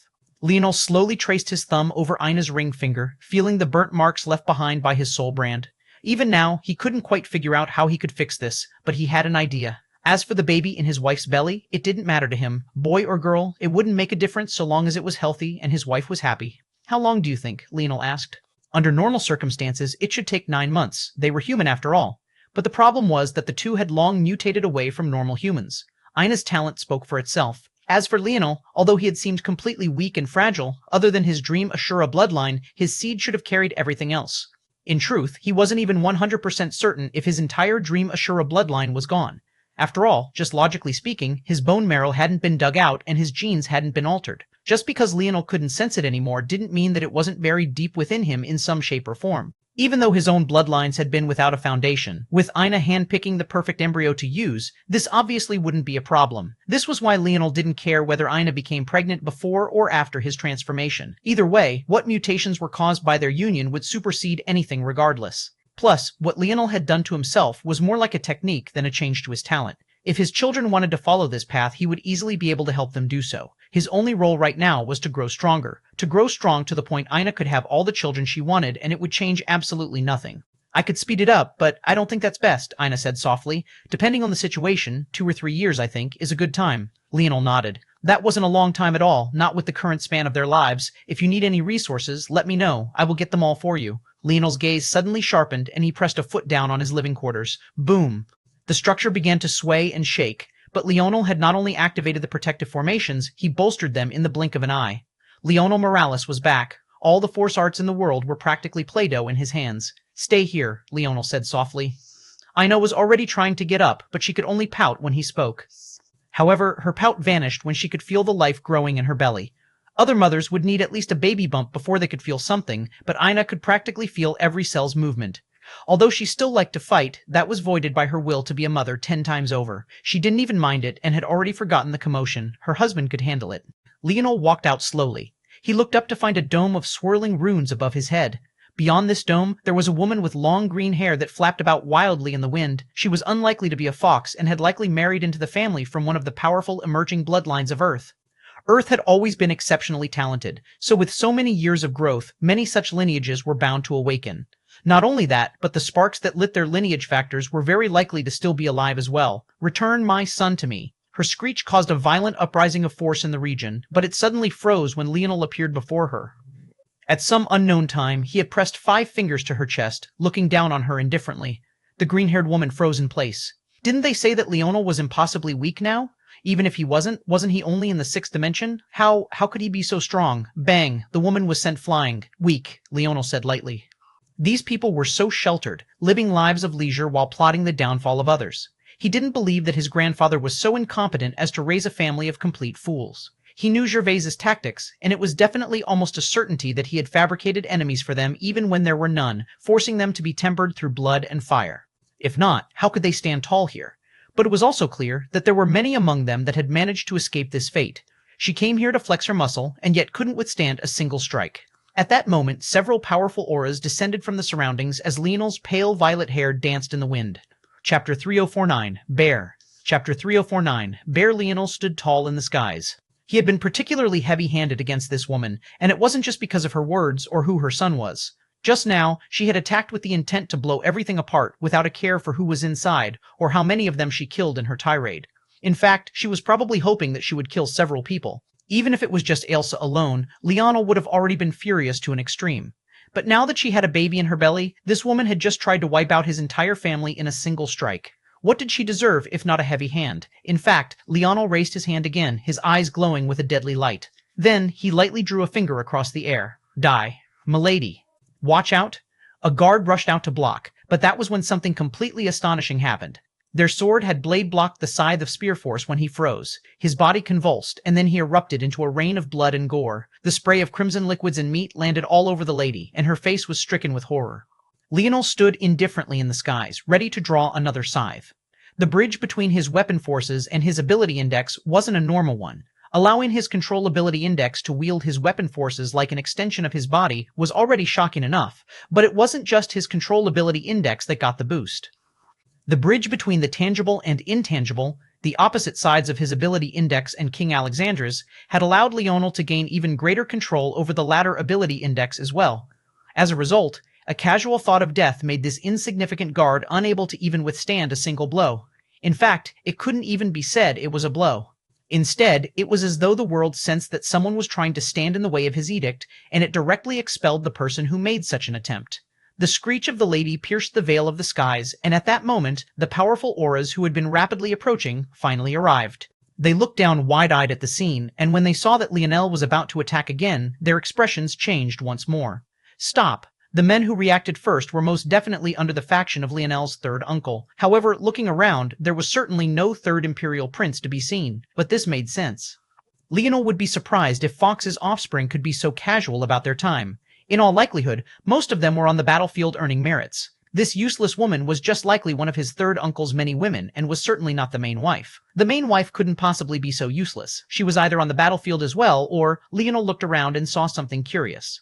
His lip curled into a smile. It was subtle, but he noticed it immediately. There were many uniforms in the crowd. Some wore armor and others wore robes. However, regardless of what it was, he could see the fingerprints of the crafter that made them all. Of those that weren't acting right now, many of them had the designs of a different crafter. But, though a minority, there were still several in the crowd of elites that were wearing the designs of the same crafter as the men protecting this woman of the third imperial prince.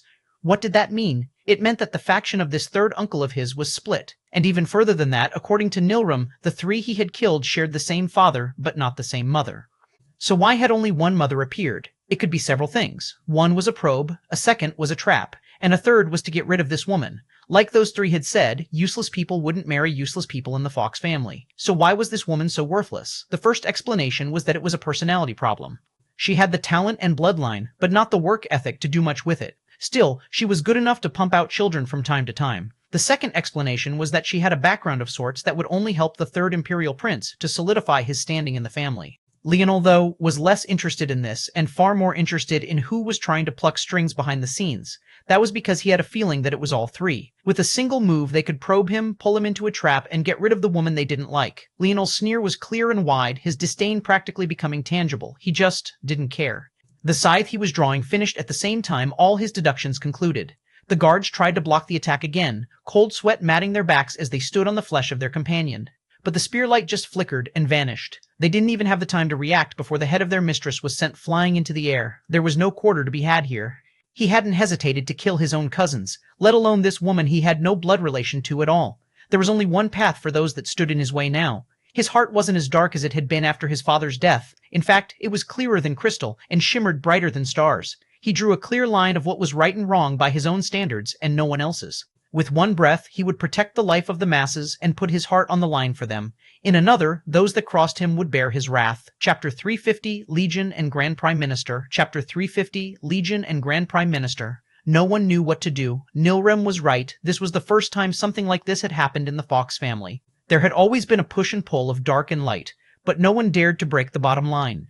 But even if they hadn't personally seen Leonel kill them, after he killed one of their mothers with such careless disregard, how could they not just make the assumption that he had killed the three others as well? Only a child would fall for Nilram's confession, and it seemed like Leonel clearly didn't care if they believed it or not. He seemed to be showing them that there was a door he was willing to open and walk through that they were not. He was not a cripple, not someone they could just trample over. He was a Morales, and they all happened to be madmen. Boom, boom, boom. High in the skies, a legion of golden-armored guards appeared. These ones Leonel recognized. That was because they were the same bastards that had always given him a headache every time he visited the Ascension Palace. They were the guards that had been guarding the stairs and the entrance, and now it seemed that they were no longer hiding their true power or their true numbers. Their head captain began to speak about a whole bunch of political jargon that Leonel couldn't be bothered to pay close attention to. The too long didn't read was that he had violated laws of the Empire and was under arrest pending the start of a trial. Leonel ignored it all and walked back into his house. Go find someone else's time to waste, he said with his back facing them. You have one of two choices. Fight or scram. If you want to hold a court proceeding, we can do that, but I'm not going to be detained and wait for your chain of bureaucracy to kick in. Click. The door closed behind Leonel quite softly. It was as though he was truly just strolling into his house and escaping annoying neighbors rather than subverting the rule of law. There was another stunned silence. The guards were already quite lenient. They hadn't even unleashed their pressure to suppress Leonel. No matter how much Leonel had improved again, it had to be remembered that for the Fox to dare to do this and return to the God realm, they had to have a God's foundation. This meant that their strongest fighters all had God constitutions. Leonel could cross dimensions to do battle against people, but that was limited by how talented his opponent was. Obviously, the weak lady and her guards were insignificant. The lady wasn't even in the 9th dimension, and her guards were almost certainly handpicked by those scheming against her to be as weak as possible. The golden armored guards, though, they were not only all of the ninth dimension, they all had creation state forces and god constitutions. None of this even accounted for what individual talents and shocking ability indexes they might or might not have. Even against one of them, Leonel would most definitely lose, let alone a legion of them. To make a complicated matter simple, if Leonel alone could be invincible in the Fox Empire, then they would have been wiped off the map while he was asleep by the God Realm long ago. However, that was what made his actions all the more shocking. No one knew what to do. Unlike most of the new Fox, the guards obviously knew Leonel, and they also knew that he had done more for Earth than the best of their current generals aside from the first Imperial Prince, Noah's father, and his own deceased mother. Even then, that was debatable. Their perspective was based on what Leonel had done for them back in the incomplete world. They didn't know how much pressure Leonel had to bear alone in the complete world to ensure that no one was thinking about their little world. If they did, maybe they would be even more bold about saying no one had feats comparable to him. In the end, they sighed. They were supposed to be cold arbitrators of justice. But even for these hardened men and women, they had watched Leonel grow up with their own eyes. From a young man arguing with his grandfather about killing too many people, to the young man who practically conquered the whole dimensional verse before his grandfather took him away. Just as they were about to take action, though, another aura descended. He was a man wearing a judge's garb. Black robes were layered with a heavy stole embroidered by gold and founded by its emerald green color. This man was not only one of the most powerful existences in the Empire, but his position was truly shocking as well. Grand Prime Minister. More accurately, he was Grand Prime Minister Dove, someone who was just as familiar with Leonel's feats as compared to everyone else. We will hold the court proceedings here in 3 days' time. Everyone disperse. The eyes of the spectators went wide. This sort of favoritism, wasn't it too blatant? The Legion didn't hesitate. With a bow, they vanished. Grand Prime Minister Dove cast a complicated glance toward the home. Was it really possible for Leonel to return to his former glory? Or had their Ascension Empire truly lost 2 geniuses instead of just one? He was about to leave when his gaze flickered again. He looked at the formation that covered the home and his frown deepened until a sudden smile appeared in the depths of his eyes. It seemed that even if Leonel's talent was gone, there was one that still remained: crafting. The Fox had some of the best crafters in existence right now. He wondered if Leonel would be able to make a name for himself amongst them. If he could do that, maybe they wouldn't have anything to worry about after. Chapter 3051. Disdain. Is everything all right? Ina asked with a tinge of worry. Leonel grinned. It's just fine. Are you sure? Leonel couldn't help but laugh. Ina wouldn't usually be worried about such trivial things. It seemed that she was starting to see the world differently already. Okay, I promise to let you come with me from now on. So long as you stay a step behind, of course. Ina rolled her eyes. What is this, the 1900s? I seem to remember someone quite liked pretending it was the 1900s in bed. Ina looked aghast, not with the baby listening. Leonel was left speechless before he erupted into another fit of laughter. The baby didn't even have ears yet, let alone comprehend language. Given that Ina was taking the slow route with them, they would take even longer to develop. It probably wouldn't be until 2 years later that there was an even visible baby bump on Ina, but maybe this was the crucible all fathers must go through. It seemed that enjoying his wife would be a struggle from now on. Don't worry, we'll get the baby little earmuffs. The little guy won't hear anything, I promise. Ina sputtered, as though thinking of her wearing earmuffs on her belly all the time. Tsk, what do you take me for? Leonel asked, practically reading her thoughts. Only the best for my baby. He pointed a finger and then lightly touched Ina's belly. At that moment, her entire uterus was surrounded by a soundproof barrier of force arts. In fact, he made 3 layers. See that? Daddy's love life 1, baby 0. I'm already upping the score. Ina was left speechless, but she had already run out of excuses and could only laugh as Leonel pounced on her. It was probably a few hours before Leonel and Ina finally finished their several extra rounds. It had been just a few hours for Ina, but for Leonel, it had been decades since the last time he touched his wife. She was confused about the longing that she sensed in him, but as his wife, she accepted it with open arms. Leonel had no intention of burdening her with such a thought. She didn't need to know how much he suffered. She just needed to know that he would be strong enough to protect her and the baby in her belly. Everyone else was also surprised by this as well, but not because of the same reasons, obviously. They were surprised that Leonel actually dared to step outside his courtyard. Their souls couldn't help but shudder as the couple stepped through the craters and the uncleaned blood and gore as though it was the very same paradise it had originally been. They talked and laughed without a care in the world, and seeing the look in Ina's eyes, most people couldn't help but sigh. Trying to take this woman away from Leonel, would that even be possible? Ina's feats on the battlefield had long since spread. There were very few of the Fox men that would even be comparable to her in talent, and yet there were too many that didn't even understand their own limits and ended up jostling for position as though they truly had a chance. What was even more amusing was that 3 such fools actually ended up dying and were publicly humiliated. Although the sign said Nilrim had done it, and Nilrim also hadn't appeared in public since then, who could possibly believe such a thing? Leonel and Ina continued their stroll, and their walk seemed aimless. It didn't even particularly seem like they had a destination until they suddenly came to a stop.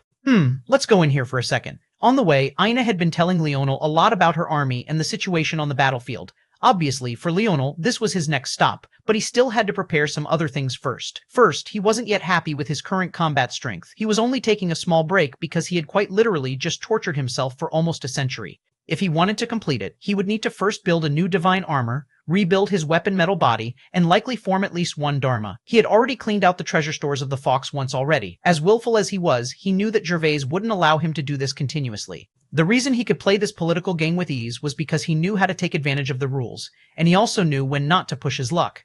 What had happened today and how things had ended were well within his expectations, but he could only ride on his olden days glory for so long before that rope ran out. Leonel looked down at his wrist to find an impossibly small band of silver resting there. It was dormant and didn't seem to have the capability to awaken. He would do something first, and then he would clear out the treasure stores of the Fox for a second time. That was true capitalism. Leonel laughed to himself as Ina gave him a weird look. This husband of hers was about to cause some trouble again, wasn't he? The building they entered looked like an ancient academy. It felt like the cross between a castle and a prestigious college. It was the crafting guild of the Fox, and there were already a large number of orders moving in and out as the Fox were no doubt rushing to embed themselves into the businesses of the God Realm. Since the God Realm had expanded now to include even the demigod realms, this was actually much easier than it sounded. Leonel gained several frowns as he entered, as it was clear and obvious that not everyone knew his face all that well, but those that tried to stop him were unceremoniously kicked away until he eventually made it to a basement pulsing with heat. That was where Leonel's nose wrinkled with disdain. Chapter 3052, Last Gift. Chapter 3052, Last Gift. There was a clear mass production line pumping out weapons at astonishing rates. It was clear that they had taken much of their inspiration from the Industrial Revolution of Earth and then transferred that power to crafters to maximize their skill. If there was anything he would praise his grandfather for, it was for waiting, watching, and biding his time as Earth progressed along its own unique path. Gervais didn't act early to establish his Ascension Empire because that would ruin much of Earth's personal potential. Instead, he only stepped in when the path of Earth was set, and even then, he remained mostly hands-off. Thanks to this, the Ascension Empire had a beautiful mix of wider existence methods, mixed in with evolution driven by Earth's methods alone. This led to a mix of the two. However, this trash. Truthfully, Leonel was being harsh. All things considered, these mass-produced items were very good. They were all at a God Realm standard. The bronze-grade weapons here could shatter the life-grade weapons of the former dimensional verse with a single touch, let alone a swing. However, to Leonel's eye, they were too inferior. There was too much variation between them, the runes were weakened on purpose for the sake of making mass production easier, and there were actually 3 crafters working on a single weapon at a time. Of course, they also finished this weapon in just a few seconds. But this was still an unacceptable use of their time. Every second they spent here was a second less actively improving, because there was certainly no crafter that would improve in a place like this. Leonel picked up a sword from a bin. Even though it had dimmed from its previous red glow, it was still scalding hot and should have melted his hand to ash. But he didn't seem to notice at all. He looked at the bronze-grade item for a moment and then flicked a finger. Shrack. The sword fell apart as he shook his head. Shrack there. A burly woman came rushing in with short bob-cut golden hair and sparkling green eyes. From the small bits of information Leonel had gathered, she should be of his generation technically, meaning that one of her parents was on the same level as his uncles and aunts, or where his mother had once been. She should be an overseer of this factory, and after the commotion that Leonel had left in his wake, it was only natural that she would eventually have to step in and take action. However, Leonel just waved a hand. An emperor's edict appeared before her, and the woman was entirely frozen in place. Just stand there and watch. I can't be associated with this sort of drivel. The woman's eyes opened wide. It wasn't because of Leonel's strength alone, but the technique he used. Emperor's edict was one of the most commonly used techniques of the Fox. After all, though they were mostly feared for their top 3 techniques, how many had the skill and talent to use them? It had to be remembered that even Leonel almost died walking to the end of the platform to take these techniques. Of course, there wasn't a trial for every Fox, and they could normally just read the technique in exchange for enough contribution, but that didn't change just how difficult it was to learn the technique. The problem was that Emperor's Edict, although being one of their commonly used techniques, took a lot of setup and time for most. Leonel had been so fast she hadn't even seen him cast it. Did he even set a law? How was this possible? As for Leonel, he had already ignored this cousin of his. Well, he wasn't sure if she was even his cousin or not, but he didn't care much. He didn't have a reason to kill her anyway. His thoughts were focused on something else. He had seen mass production work before, he just didn't use it much because he had no reason to. However, it had to be remembered that one of the functions of the segmented cube was to copy his crafting style and perfectly replicate it. The last time he had used something like that was during the Air Wars, which was a bit amusing considering how useful the ability was. However, Leonel had no intention of pawning his segmented cube off to the Fox for their own personal use. He would take a much different approach instead. He would create his own path forward. Leonel had already promised Anastasia that he would fix her weaknesses. He still wasn't as skilled as the Minerva had been, but if he couldn't even replicate a small bit of their strength now, he might as well end it all right now. Taking a breath, Leonel's mind flickered with calculations. Then, his dream force suddenly began to manifest, projecting his dream world into the outside world.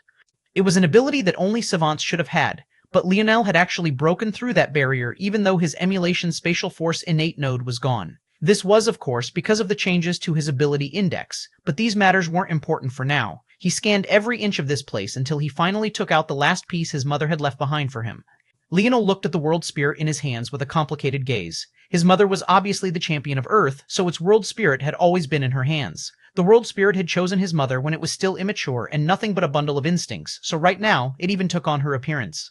It slept soundly in his arms as though it was confident that nothing bad would ever happen to it as long as it was with him. Leonel took a breath and exhaled. The only reason he hadn't just cut ties and left the Fox even after everything that had happened, even though he knew that he and his grandfather would likely never see eye to eye, was because of his mother. In that case, he would use her world spirit in the best way possible, elevating the Fox. Chapter 3053, Soar. Chapter 3053, Soar. Leonel's sadness vanished as his gaze became sharp. He lightly pushed the little world spirit into the air and then pressed his palms together. A strong flow of energy spread, and then Emperor's Edict began to appear one after another. The laws of the world were bent and twisted, and soon it felt as though the entire factory had become a separate world in and of itself.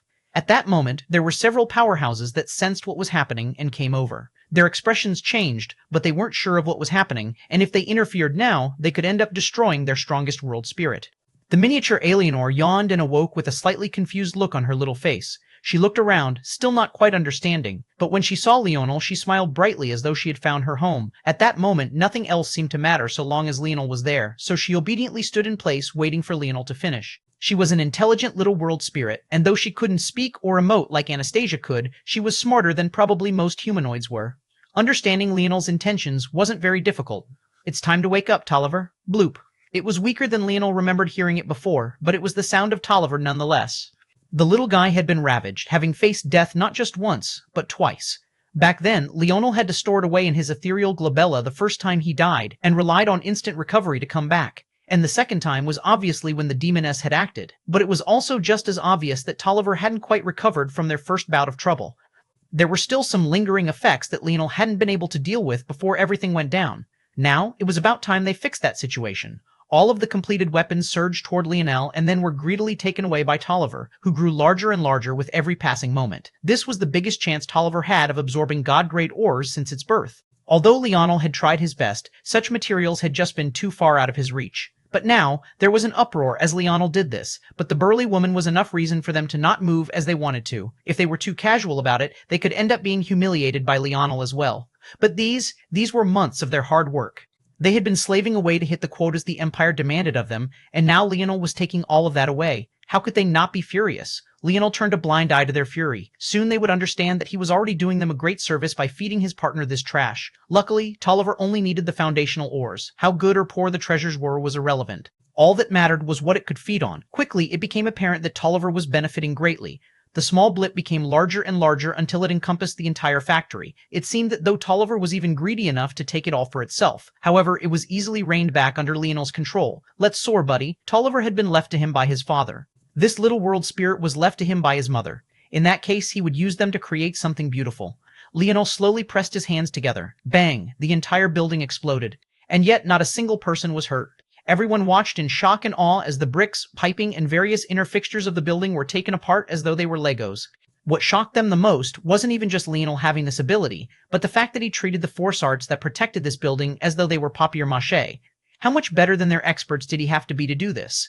The building was one of the most important in the Fox Empire. It housed the greatest source of their wealth, or at least one of the two greatest sources.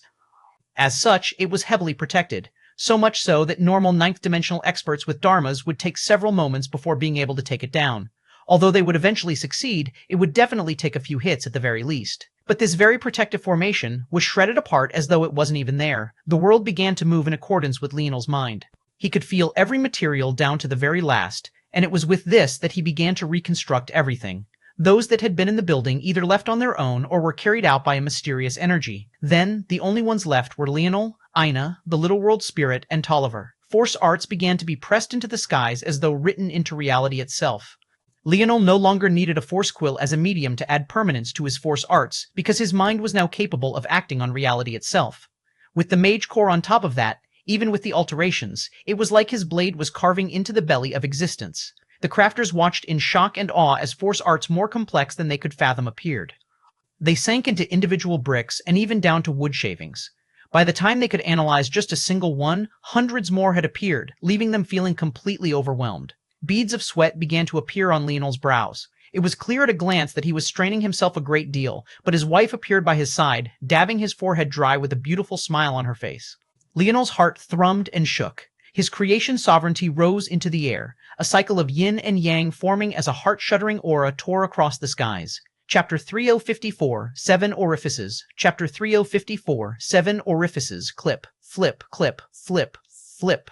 The sounds of the building coming back together echoed faster than their eyes could keep up with. The closer it got to completion, the more it seemed that Leonel hadn't changed anything at all, but who could possibly believe such a thing? Just looking at the building, it felt like it was just a few dozen meters in front of them, and yet, somehow, it still felt a world away. Somehow they got the feeling that if Leonel didn't want them to enter, either a powerhouse would have to take action, or they would be stuck outside for the rest of their lives. At that moment, the last roof shingle was pressed into place and a resonating hum filled the skies. Echoes of gold and violet spread, and though at first they were worried about being harmed by it, when it rushed by them, all they felt was an endless sense of comfort. Before anyone could react, Leonel walked out a bit pale-faced. Tolliver had formed an arm sleeve on his left hand once again, swirling with silvers and golds and what seemed to be hints of violet. However, the Little World Spirit was nowhere to be seen. At least it seemed until a wisp of something suddenly manifested on Leonel's shoulder. The adorable Little World Spirit looked just like what his mother might have looked like when she was far younger, maybe even 10 to 11 years old at best. It happily wobbled around, tugging on Leonel's ears from time to time as though to point out something cool in the distance. Leonel smiled. It was far more animated now than before. It seemed he had already succeeded in step 1. His plan was feasible. He didn't explain anything to these people as he left with his wife. Everyone stood in silence, and it wasn't until a long while later that chaos erupted. It was uncertain who moved first, but the moment they did, there was a tide of crafters moving. The non-crafters were much slower because they still had no idea what they had just witnessed. But no matter how useless the Fox family crafters were, how could they not realize they had just witnessed a once-in-a-lifetime event? The moment they saw what Leonel had done, they were in a complete uproar. The commotion was so great that it spread across the Fox family in a wave, so suffocating that eventually it gripped even the eldest members. A man in his older middle ages walked into the factory. The moment he did, a hushed silence fell over everyone. They knew exactly who this man was, and not a single one of them dared to show the slightest hint of disrespect. He was Grand Prime Minister Green, one of the very few who had risen up to take a new position here. Originally, the Ascension Empire only had 2 Grand Prime Ministers, but with the expansion of their strength, so too had come an expansion of their ranks. This man went by another title as well. He was one of the 3 crafter gods of the Empire. They were individuals who had pioneered new fields of crafting, fusing the paths of the rest of existence on Earth. It could be said that this factory was single-handedly created by Grand Prime Minister Green. Everyone couldn't help but wonder how he would react to see it like this. What no one could have possibly expected was that he would stand in frozen silence for 3 entire days before he suddenly began to bleed from all 7 orifices. He coughed up a mouthful of blood and then directly fainted. News of what happened spread like wildfire. However, it wasn't just because of Grand Prime Minister Green's affair. That was because another high-standing official had a reaction much like the Green family head. Secretary Marquisette Leo of the Leo family, a middle-aged woman with the charm of a prowling cougar and the edge of an enraged lioness, also bled from 7 orifices, coughed up a mouthful of blood, and fainted. This event confused most people. It made sense for the head of the Greens to end up in this state because he was a crafter. But Secretary Marquisette Leo was a force pill crafter. Why did she have such a fierce reaction as well? Very quickly, the news as to why spread. The factory that Leonel had created wasn't only capable of perfectly replicating any craft he forged, but it was also capable of replicating any force pill Ina concocted as well. Secretary Marquisette Leo and Grand Prime Minister Green had been working so closely together these last several years that countless rumors about a love affair spread far and wide. But in reality, they had been working on a method of taking these factory methods and replicating them with force pills as well. If the Fox family had a way of mass-producing weapons and pills, they would be able to stifle the market and take control of the reins, even if they mass-produced pills and weapons that were inferior. What no one expected was that Leonel would succeed in a single afternoon, and not only that, but the result of his process was akin to something they had never seen before in their lives. Leonel and Ina had only left the blueprints behind for simple weapons and the most ubiquitous force pills, and yet they were better than even force pills and force weapons personally handcrafted by the best crafters of their family. This was especially so for the bows and spears that the factory produced. They were so amazing that many felt their hearts shudder at the thought of their enemies wielding such weapons. Could they really sell such things? But this wasn't even close to the most amazing part. That was because the most shocking part of all of this was the fact that not a single human laborer was needed. Instead, the factory became almost like a university hall where crafters jostled for position just to get a better look at their teacher's lesson. This sort of uproar was able to pierce a hole through the veil of the skies. Chapter 3055, My Ina. Chapter 3055, My Ina. The uproar in the Fox family didn't seem to have anything to do with Leonel at all. He had already gone back to his courtyard and was busy spending time with his wife. She insisted on keeping her secrets, so his dream world became a hub for housing both girl and boy names. The very same dream world that was practically a nightmare for his enemies became a useful dream projection for his wife to cross off names she didn't like and add ones that she did. Leonel didn't even get an input.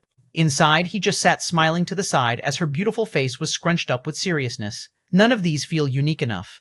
Oh God, no, Leonel said with a chuckle. What's that supposed to mean? You don't want to name our baby something stupid like X marks the spot, do you? Ina sputtered. What the hell are you talking about? Do you think we can count as celebrities now? Leonel suddenly asked, seemingly changing the topic. I guess so? Ina blinked, not quite understanding. They were certainly well known enough. The only difference was that rather than being known for entertainment, they were known for other things like their talent and combat skill. Well, actually, Leonel might be known a little bit for his entertainment. She had seen his taunts toward the world and their powerhouses go viral more than once, even though he didn't seem to pay much attention to it. And technically, if she was going to add him, she counted as well, considering she was on several rankings for her beauty alone. When she looked at things that way, it was hard to say that they were anything other than celebrities, just in a different time. Leonel grinned. I've heard celebrities catch this unavoidable disease. Huh? It's a disease where they name their kids ridiculously, scarring them for life. Leonel? Ina's face blushed. Suddenly, she realized that she really was about to go down that route. Almost immediately, she waved a hand and crossed off names like Heaven and Blue.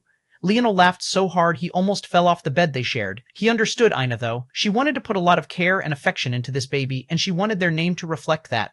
But it was extremely difficult to come up with names that could embody that sort of care and affection when there would almost certainly be someone else that fit that criteria. Who knew? Maybe celebrities only went so far for selfish reasons, wanting their babies to become an extension of their marketing. But Ina certainly didn't want such a thing, or to even be associated with such a thing. Stop laughing, Ina pouted, pinching Leonel. How can you do that when I'm carrying your baby? You need to be nicer to me. Leonel only laughed harder. Ina lugged around an axe that probably weighed heavier than a moon in her hand all the time. Their baby would be 10 pounds even on its heaviest side. The logic was hilarious to him. Oh my, I'm sorry. Leonel held up his hands in mock surrender. I apologize. You're doing something that only you can do, well, you and half the rest of the population. Leonel Morales. Oop. Leonel dodged and ran, flashing around the abode setting of the segmented cube. However, after a few seconds, he felt that something was wrong. Leonel flashed and returned to Ina's side. She was still running after him with a smile on her face, but she was too slow. Ina was a bit startled when he suddenly appeared, but the concern in his eyes made a bit of her smile vanish. Are you okay? Leonel asked. Ina blinked, confused. What do you mean? Your speed? Oh, that. Ina's smile returned. It's not a big deal. My body strength comes from using my blood force as a vessel for a lot of life force. I've directed most of that to the baby now. Leonel stared at Ina seriously, and then he nodded. Ina had already told him that she would likely be weak for a while, but he didn't expect it to be this soon. He thought it would be much further down the line. It was only now that he realized that this wasn't a matter of the pregnancy at all, but rather Ina's personal choice. She could very well still tap into her greatest strength, but she didn't want to because of the baby in her belly. She was already giving everything to it. Leonel stroked her hair gently, feeling somewhat bad for his earlier words. Are you going soft on me? Ina asked with a giggle. You aren't any other woman. You're my Ina, my wife, Leonel replied. It was hard to see how this was a direct reply to her question, but in Leonel's mind, he couldn't have been more direct. He wrapped his arms around her. Ina was a bit stunned, but the look in her eyes quickly softened as she nestled her head into his embrace. You don't need to worry so much, Ina said softly. I know you have a lot on your plate. You're right, half the population can carry a baby, and I'm better equipped than 99% of them. Leonel didn't respond, so Ina continued. That said, I am your wife, so I will be taking my privileges as such. I will complain, and you will wait on me hand and foot. Leonel finally chuckled a bit. Yes, ma'am. The two wasted the day away, and then the following days after that as well. They took their time enjoying one another's company and that of their friends. They only had one life to live, and there was no need to waste it away stressing about the world's end every waking moment. A few thousand years was short in the span of existence itself, but wasn't it still incredibly long to them?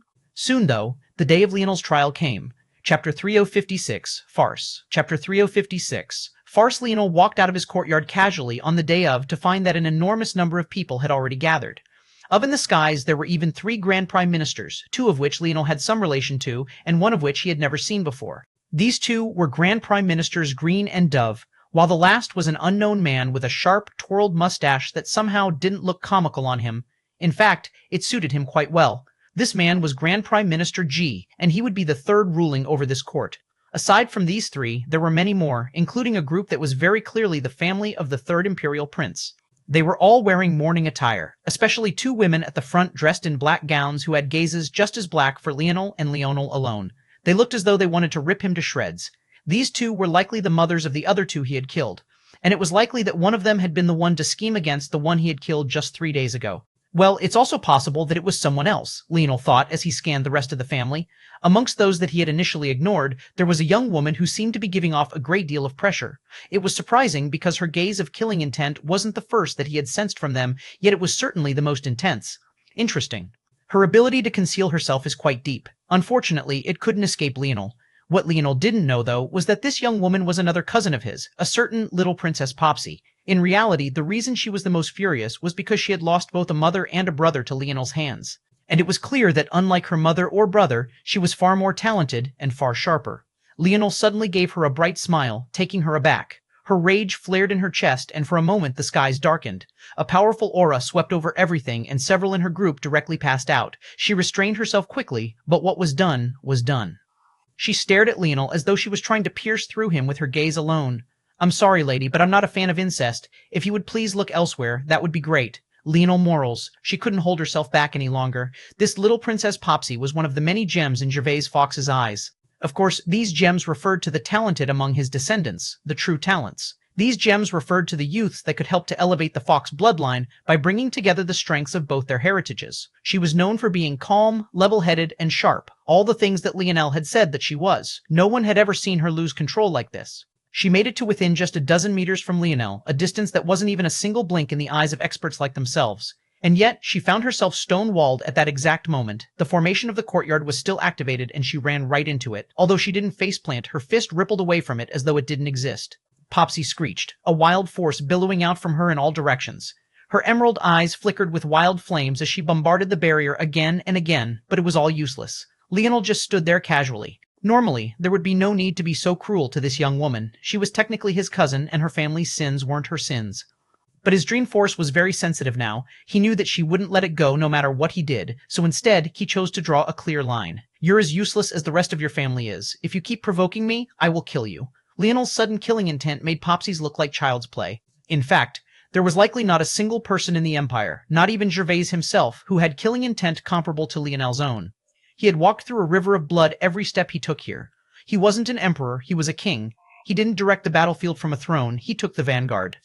The bloodthirstiness in his bones wasn't something this young cousin of his could even begin to compare to. And even though his dream force wasn't at the level of his enlightened self, it had already surpassed his previous self. In these last few days, he and Ina had talked about their child's name, and he gave her an idea. Instead of trying to force all the uniqueness of their child's name into a few syllables, why not do what Lexi had done with hers? After that, Leonel spent some time teaching Ina how she might go about projecting her dream force onto a name and intention like that, something that was a bit more difficult for her since their souls were no longer linked. In fact, that was what she was busy doing right this moment, and it was the only reason she wasn't here. But that lesson had also given Leonel another path of attack. He had yet to form his Dreamforce Dharma, but he was mind-numbingly close to it, and his strength, at least in Dreamforce, wasn't something that these young cousins of his could ever hope to match up to. So when he fueled his dream world with his destruction sovereignty and his willingness to watch the world burn rather than let a single hair on his wife's pretty little head be harmed, Popsy wasn't the only one that felt it. The entire Fox family felt it, and they realized the price for enraging Leonel. He wouldn't even let his own family off. "Let's begin this farce," Leonel said coldly, ignoring Popsy, who had fallen onto her ass. Chapter 3057, Fuck Off. Chapter 3057, Fuck Off. Grand Prime Ministers G, Dove, and Green settled the atmosphere down. Everyone already knew the bias the court had for Leonel. The fact that this sort of proceeding was happening at all was a testament to that. But Leonel himself didn't seem to be very appreciative of it. If this had been just 2 days ago, it would have caused a great deal of dissatisfaction. But now everyone already knew how this would end. After what Leonel had done for their weapon and pill industries, everyone understood that he couldn't be touched. Useless? Riding on past valor? Taking advantage of connections? Who could even dare to say such a thing anymore? What no one knew was that Leonel hadn't even planned this out. He had only been on a walk with his wife when he saw the ridiculous state of their crafters. He chose to take action for the sake of his mother and Anastasia. The former because he wanted to do something for the Fox family since that was what she would want, and the latter because he needed practice using world spirits as the foundation for his crafts. Although there was still a little adorable fairy on his shoulder right now, he had still succeeded.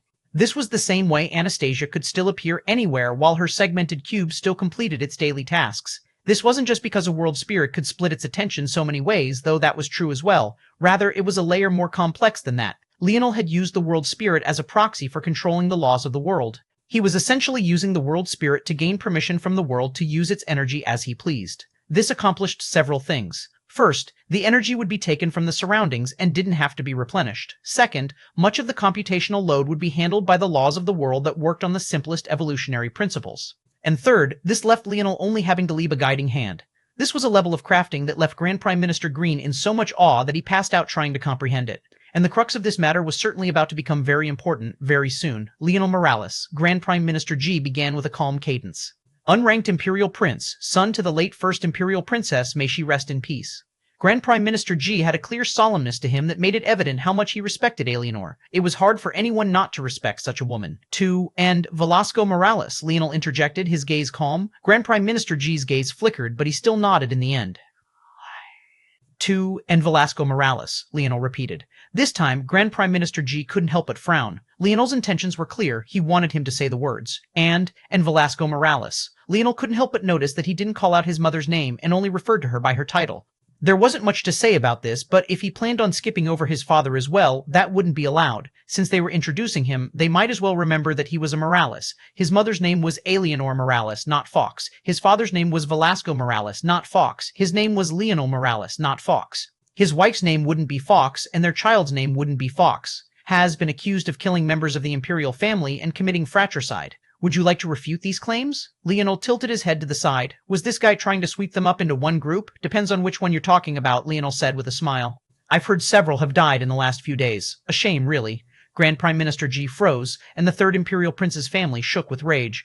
There are 4 counts of each for 8 total. Interesting, but I only killed 1 person, Leonel said with innocent, blinking eyes. This time, Grand Prime Minister G maintained his calm.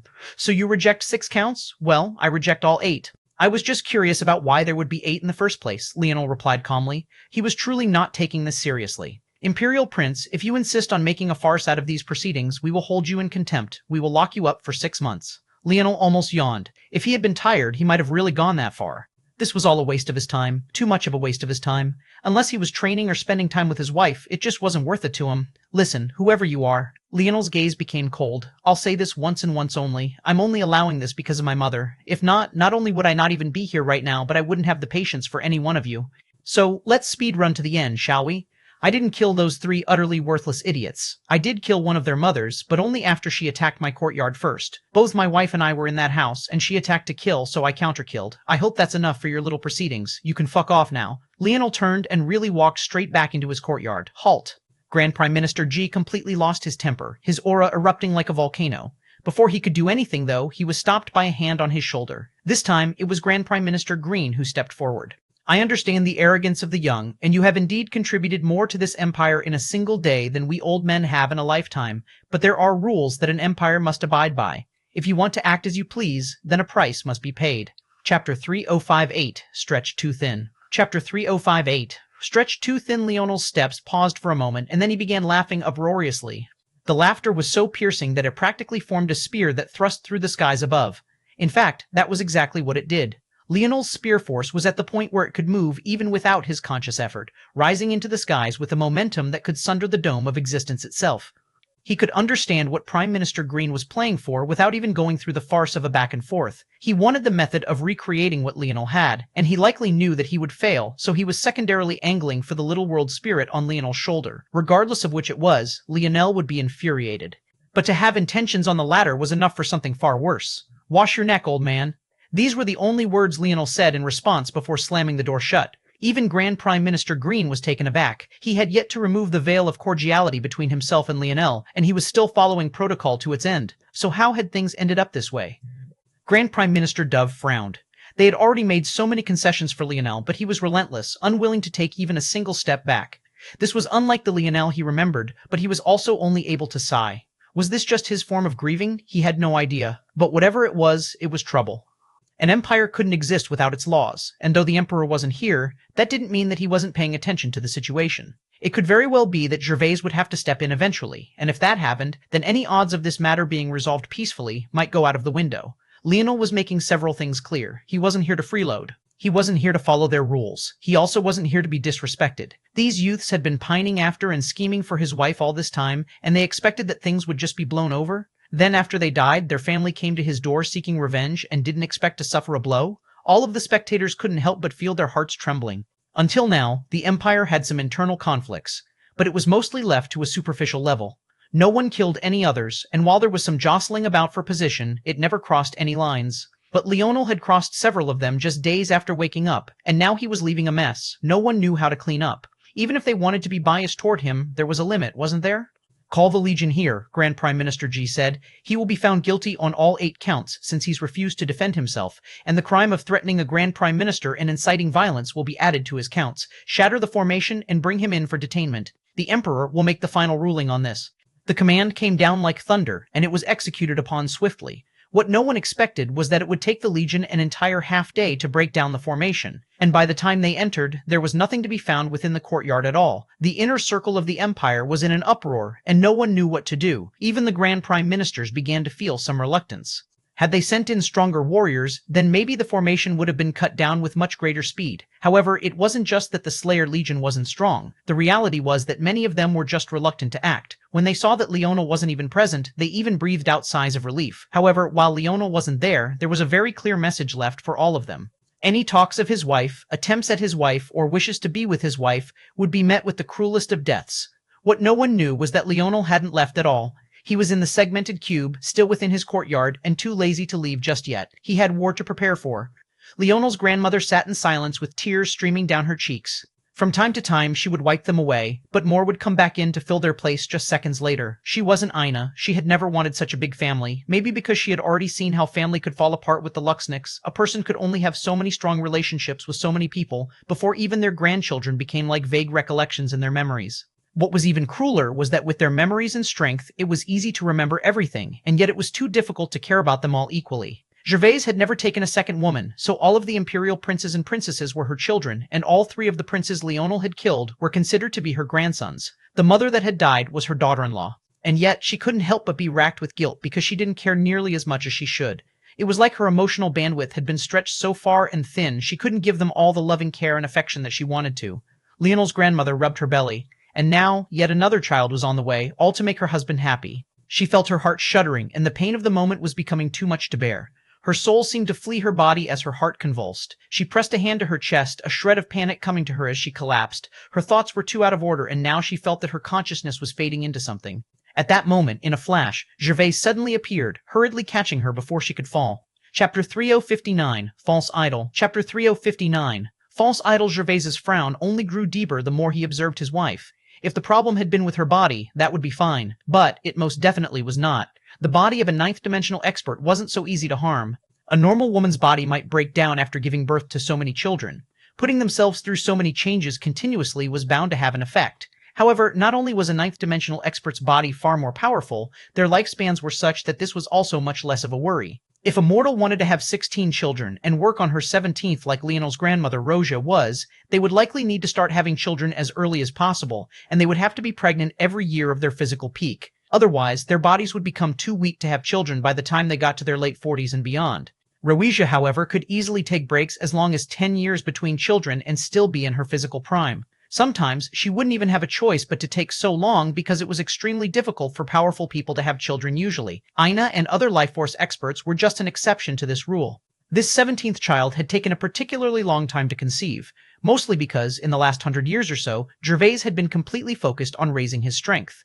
This meant he had less time, on top of having a body too strong to conceive by normal means. In the end, it had been over 100 years since the last time Roisia had had a child, giving her more than enough time to recover amply. No, the issue with Leonel's grandmother now wasn't her body, it was her mind, her soul. Forming an idol made a person incredibly powerful, but it also made you vulnerable in other ways. The ancestor primordial terror was the perfect example of this. It was because he had an idol that he could be schemed against by the demoness for so long and not even be any wiser to what was happening. An idol was a great form of power, but that power could be summarized in a single word: self-reliance. An expert with an idol was essentially removing themselves from the normal laws of the world to build their bodies, their minds, their hearts on their own understanding. That made them extremely powerful, but it also meant that if there was ever a problem in their progression, it could easily mean death or outright crippling. Roisia's mind had been taking so much abuse in the last 3 days between the death of her grandchildren at the hands of her own, grandchild, self-blame, and a feeling of helplessness because she didn't believe that things would be able to change in the future. She felt stuck. Of the 2 children she felt closest to, she had been forced to watch one die, and now the other was drowning in political matters and didn't even have the time to see her. It just felt like no matter what she did, it wasn't correct. Back then, she had failed to protect little Leo, and then she had been ostracized by her family for protecting the wrong people in the end. She had managed to stop the Luxnix family from being wiped out, but at what cost? She had spent those years in a coldness she couldn't expel. She still remembered how Leonel had allowed her to hold his hands that day during the Void Palace selection. That happiness was something that she hadn't felt in a long time, but it was also bittersweet. It was bittersweet because she understood some of the thoughts of her grandson. He wasn't a person who would forgive something that easily unless he just truly didn't care about it. But what would have to happen for a grandson to not care about the betrayal of his own grandmother? Wouldn't that have to mean that he didn't care much for her at all? He had allowed her to hold his hand back then, maybe out of pity and nothing more, and maybe that was all she deserved. Now she couldn't even find the tears to shed for her own grandchildren. What kind of mother was she? What kind of grandmother was she? She was supposed to be this great talent, the hallowed Northern Star Order. But what had that meant in the end? Roisia, you must get a hold of yourself, or else you will die. The frown that knitted Gervais's forehead deepened. Every thought he had for what to do was thrown out immediately. Casual interference in the formation of a false idol could make the situation far worse. Gervais was in a better position because he had a soul bind with his wife, one that he hid beneath a wedding ring because an enemy would easily see such a thing as a weakness of his to be exploited, but even he didn't dare to do this casually. Leonel's grandmother lay in her husband's arms, her breathing shallow, her face deathly pale, and her eyes half closed. It was clear that she hadn't heard a single word Gervais just said. At the moment, Leonel was having idle chatter with his boys when he frowned. He looked toward the little world spirit on his shoulders before he suddenly stood to his feet. "I'll be back."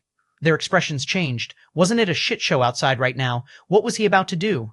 Leonel didn't have time to explain anything, and he vanished in an instant, appearing outside in his courtyard.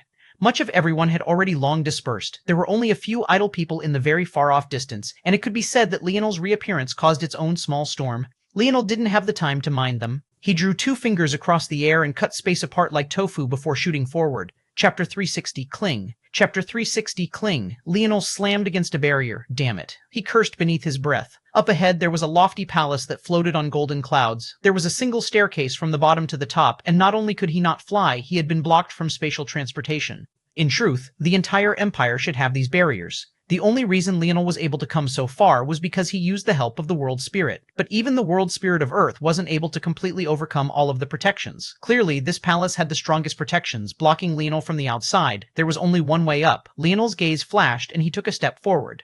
A great amount of pressure fell on him, but it was as though he didn't notice. His speed only seemed to increase beneath it. He unleashed a roar, and his body turned into a line of spear force, charging up like a thrusting blade. He split the pressure in 2, and it was at that moment that the guards seemed to react. The members of the Slayer Legion who overlooked the palace were without a doubt the strongest there was. The instant they moved, the skies darkened. They were shocked when they realized that it was Leonel, but by this point, their patience had already begun to wear thin. There was only so much that they could allow. This was the most sacred ground of the Ascension Empire. The only people allowed into this region were the dead of the Fox, the first Imperial Prince and first Imperial Princess, and finally, the Emperor and Empress. The only exception made to this rule was after the Empress gave birth, but when the child turned 16 years of age, they would, too, be escorted out of the Ascension Palace. This couldn't be allowed. Bang, bang, bang! A rain of attacks fell from the skies above. At that moment, Mordred and a familiar figure were entangled with one another in bed. The 2 women seemed to be extremely familiar with one another's bodies. They shifted positions like perfectly matched puzzle pieces and almost seemed to treat sex like it was a sparring session. But the both of them froze at the same time. At that moment, Mordred and a familiar figure were entangled with one another in bed.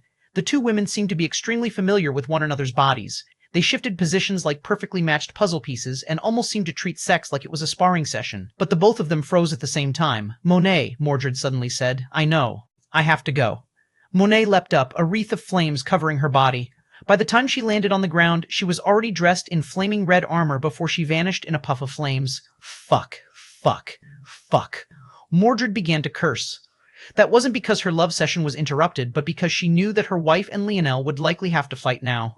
And though Leonel was far more talented than any of them, no one knew what would happen to his talent now, and he also had far less time than any of them. She also had no right to stop Monet, especially since she had probably been nursing this grudge of hers for a long while. It had to be remembered that Supreme Monet had her own clashes with Leonel. A long time had passed since then, and she had already gotten over most of it.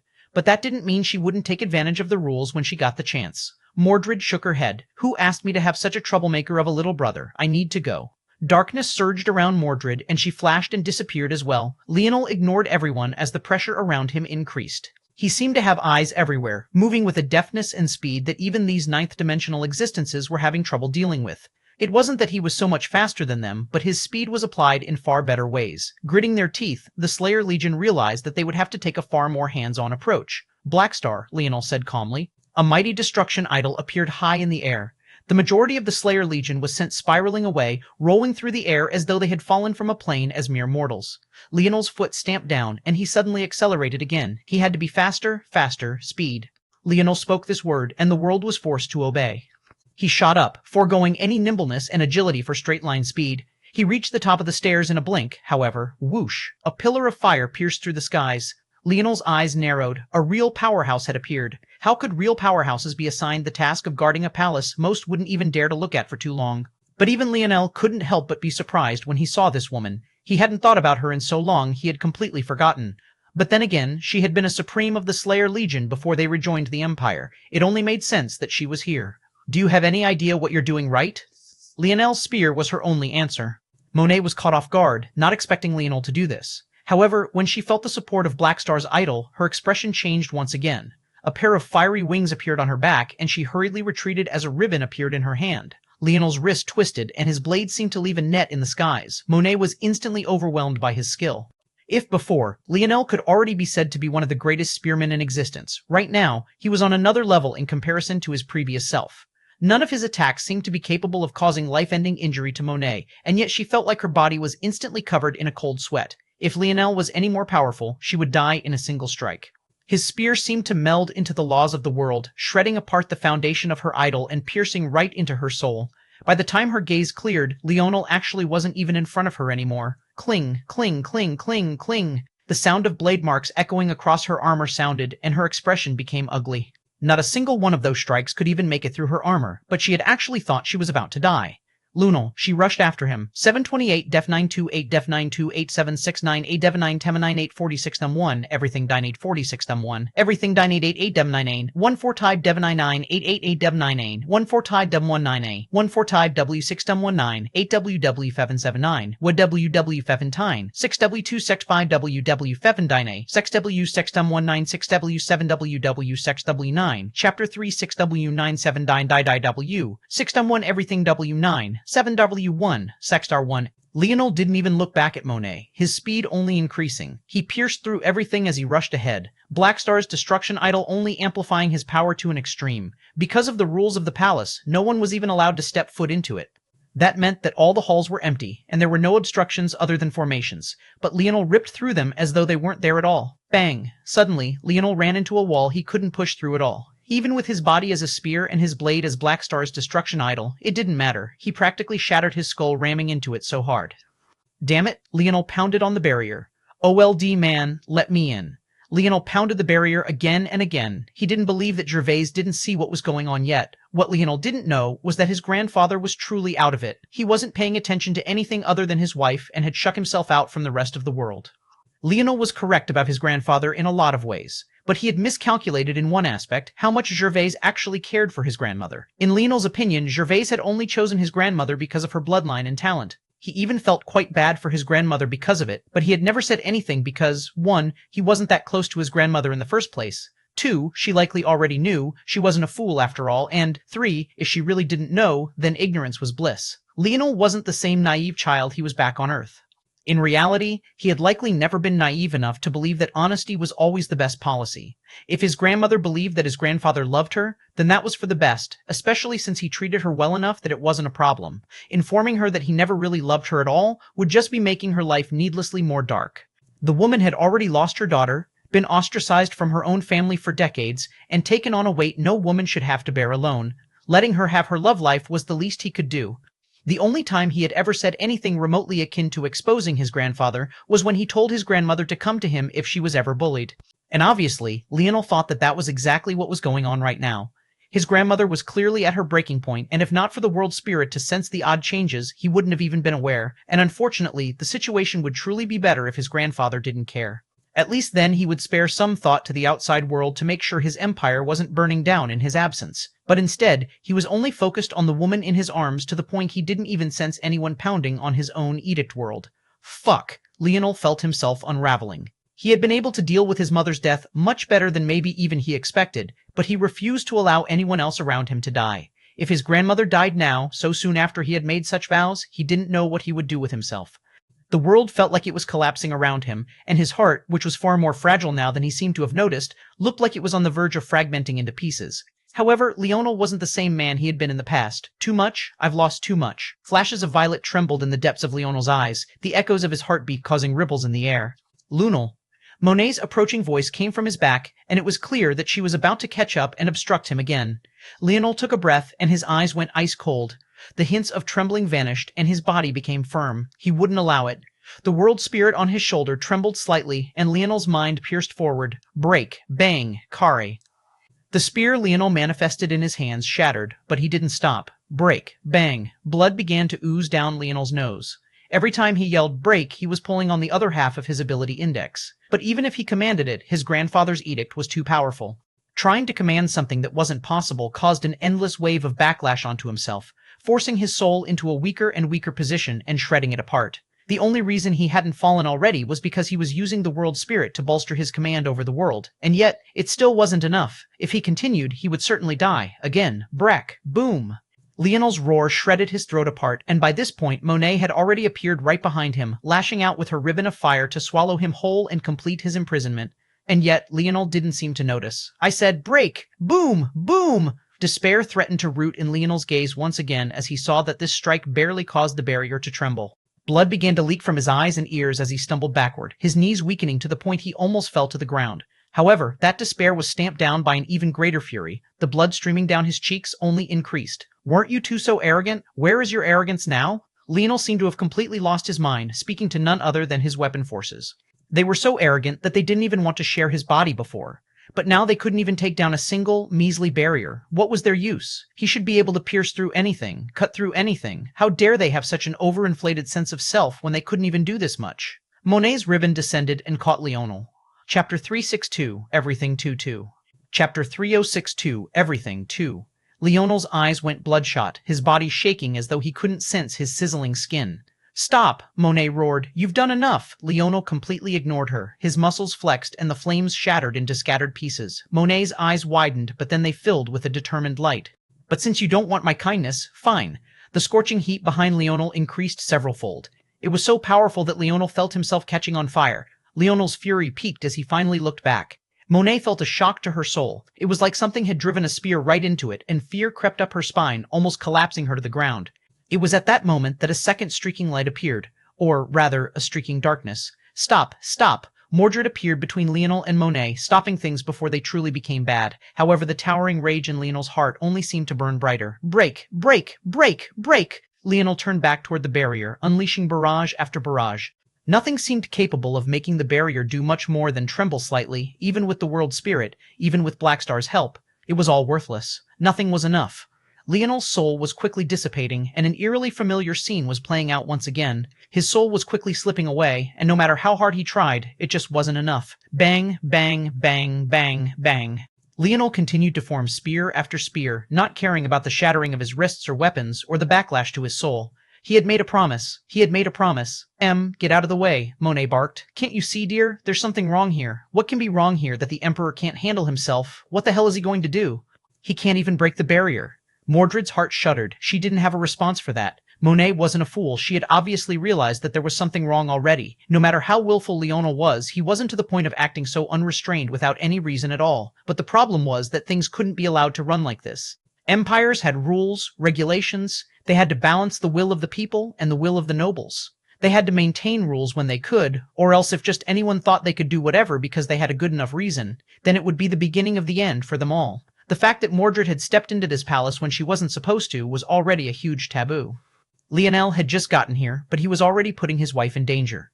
This only made Monet grit her teeth all the more, and her conviction to stop this farce was even greater.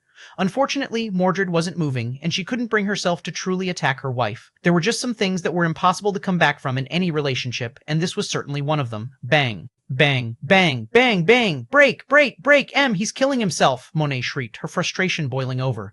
Mordred looked back, and what she saw left her horrified. Leonel was already nothing more than skin and bone. His clothing had grown so loose that it literally fell from his body, but he hadn't noticed anything. Every time he struck the barrier, one of his arms would snap out of place, but he would just form a spear with the other and strike again in a relentless assault. He was practically bleeding himself dry. All the beautiful spearmanship in the world didn't seem to be enough. High in the skies above the palace, a constellation had taken shape, as had a destruction world and 10 shimmering stars. But because of his grandfather's special edict, they couldn't even break through the range of the palace at all. In the end, even his constellation and destruction world were destroying themselves trying to break through. Nothing was enough. Nothing was enough. All he had was a spear. All he had was his bow. But they weren't enough. Not again. Bang. Leonel's arm snapped back with so much force that his entire shoulder dislocated. In fact, his flesh had grown so sparse and fragile that the skin nearly tore along with it.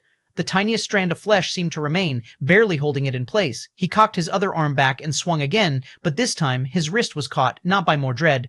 Tears streamed down Mordred's face as she kept muttering an apology, but she realized that Monet was right. Leonel wasn't getting anywhere. He was just going to kill himself if he kept it up. Get off of me. An unexpected power thrummed through Leonel's body and forced Mordred back. Her eyes couldn't help but widen in shock, not understanding how Leonel's body could possibly still have enough strength to do that. Even if he had been in tip-top shape, he shouldn't have been able to blow her back like that. Violet plumes of smoke exuded from the edges of Leonel's eyes and came smoldering out from his feet. His body churned and whined. Break. He pierced out again, but the scene was just the same. In fact, it was worse. This arm didn't survive, being ripped out of its socket from the force of the backlash. Shattered bits of spear and a hollowed arm went flying into the distance, crashing against the wall. Leonel's heaving breaths were the only things that could be heard outside of the reverberating boom of his previous strikes. He lifted up his one lanky remaining arm. Grabbing at the air, the previous injury only began healing enough to pop his arm back into place. There was a certain devastation in Leonel's eyes, an unwillingness to allow anything to stand in his way. He unleashed a roar and struck down again with everything he had. Chapter 363 Break. Chapter 363 Break. Leonel roared and pierced forward with a single arm. Break, break, break. He only struck out a single time, but he roared out thrice, layering everything he had left into this single strike, focused and intentional, bearing his very soul itself. He tapped into the foundations of his weapon force, their arrogance, their undaunting confidence to pierce through the veil of the very world itself. Gervais held on to Roesia's body, his frown only growing deeper and deeper. His entire attention was truly focused on her, and his mind was racing as he tried to understand how he could fix this. But no matter what he thought of, it all felt inadequate. There was only one conclusion, and it was the conclusion that was obvious to him from the very start.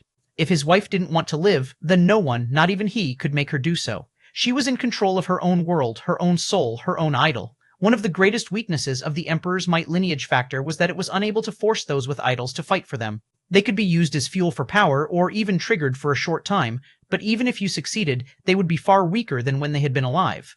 The resurrection of a person through Emperor's might, by definition, would strip them of the individuality that formed their idol in the first place. Even the life tablet could do nothing about it. If Roesiya died normally, then she would at the very least be able to resurrect as a ninth-dimensional existence. But if she died due to the collapse of her idol, it was all over. It would be a true death. Gervais's jaw clenched, his eyes a dark, piercing cold. Would it really end like this? He had been carrying the burden of the Fox family all his life. He couldn't complain. It was his burden to carry. It was his fault for being too talented, for bringing the ire of the god realm onto his family.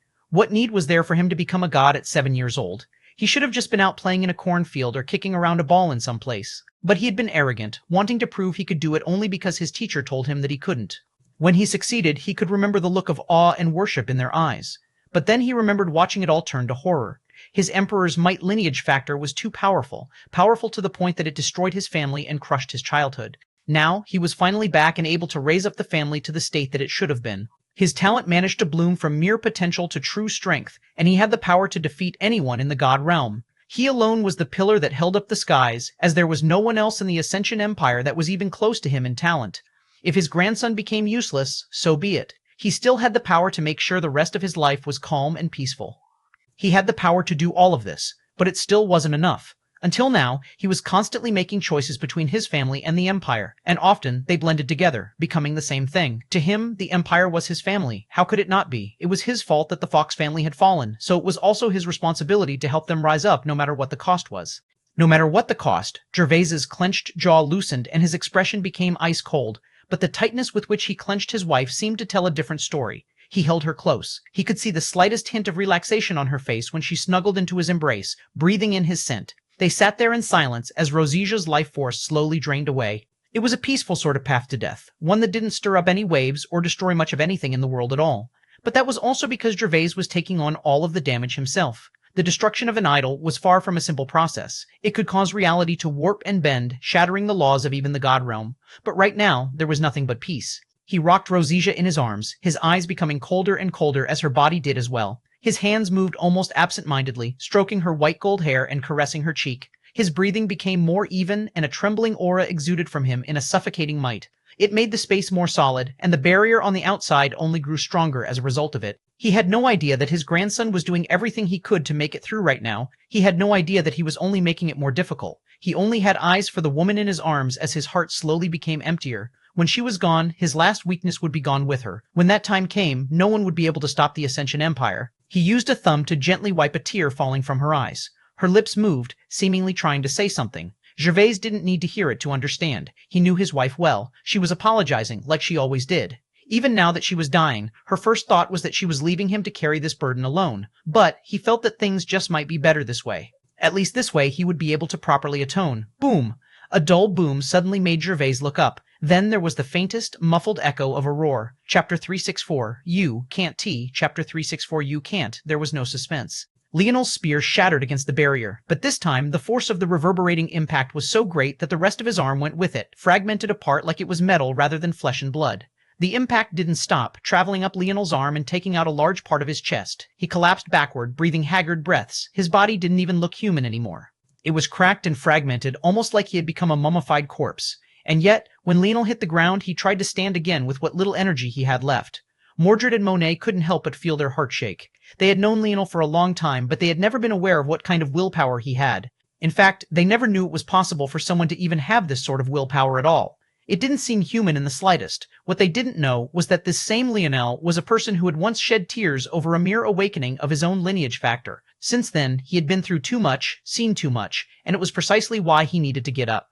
Get up, Leonel coughed, but no blood came out. Still, he rose to his feet, carrying forward. He tried to wave a hand, trying to form another spear, but the world wasn't listening to him anymore. Not only that, but he didn't even have his arms anymore. He looked to his shoulder and felt his heart aching, not because of his missing arm, but because of something entirely different. The little world spirit had grown pale and passed out long ago. Maybe that strike had been nothing but himself to begin with. He gently picked the world spirit up and sent her to Anastasia. Leonel, Mordred tried to call out to Leonel, but she could tell that he wasn't listening at all. He couldn't form spears anymore, so he pressed a hand against the barrier. Since nothing else was working, he was going to have to make a battle of soul against soul, the most dangerous kind, and the kind that would come with a backlash he certainly wouldn't be able to handle, but there was no other way. So long as there was a chance, suddenly, Leonel vanished. Both Mordred and Monet were taken aback, looking at where Leonel had just been. They hadn't sensed a single thing. Considering their power, how was that even possible? Leonel stumbled forward and had nothing to catch him. He crashed into the ground, only to force himself to roll over. He didn't even have the strength to gather more weapon forces to heal himself, so this was all he could do for now. Grunting, he managed to sit up once again. When he looked forward, he found his grandfather and grandmother on the grass of a peaceful garden. Or rather, Gervais was holding Rosea up as she breathed her last. Leonel's gaze went bloodshot. Grandma! His roar was out of place in this peaceful garden, especially considering his half-dead state. Gervais's gaze flickered as he looked at Leonel, then down at the woman in his arms. Roscia stirred slightly, having heard a voice just now that she didn't expect. As for Gervais, his own heart couldn't help but skip a beat when he saw this. Why aren't you saying anything? Leonel roared, looking at Gervais as though he wanted to tear him apart. Are you that incompetent that you can't understand she wants someone to talk to?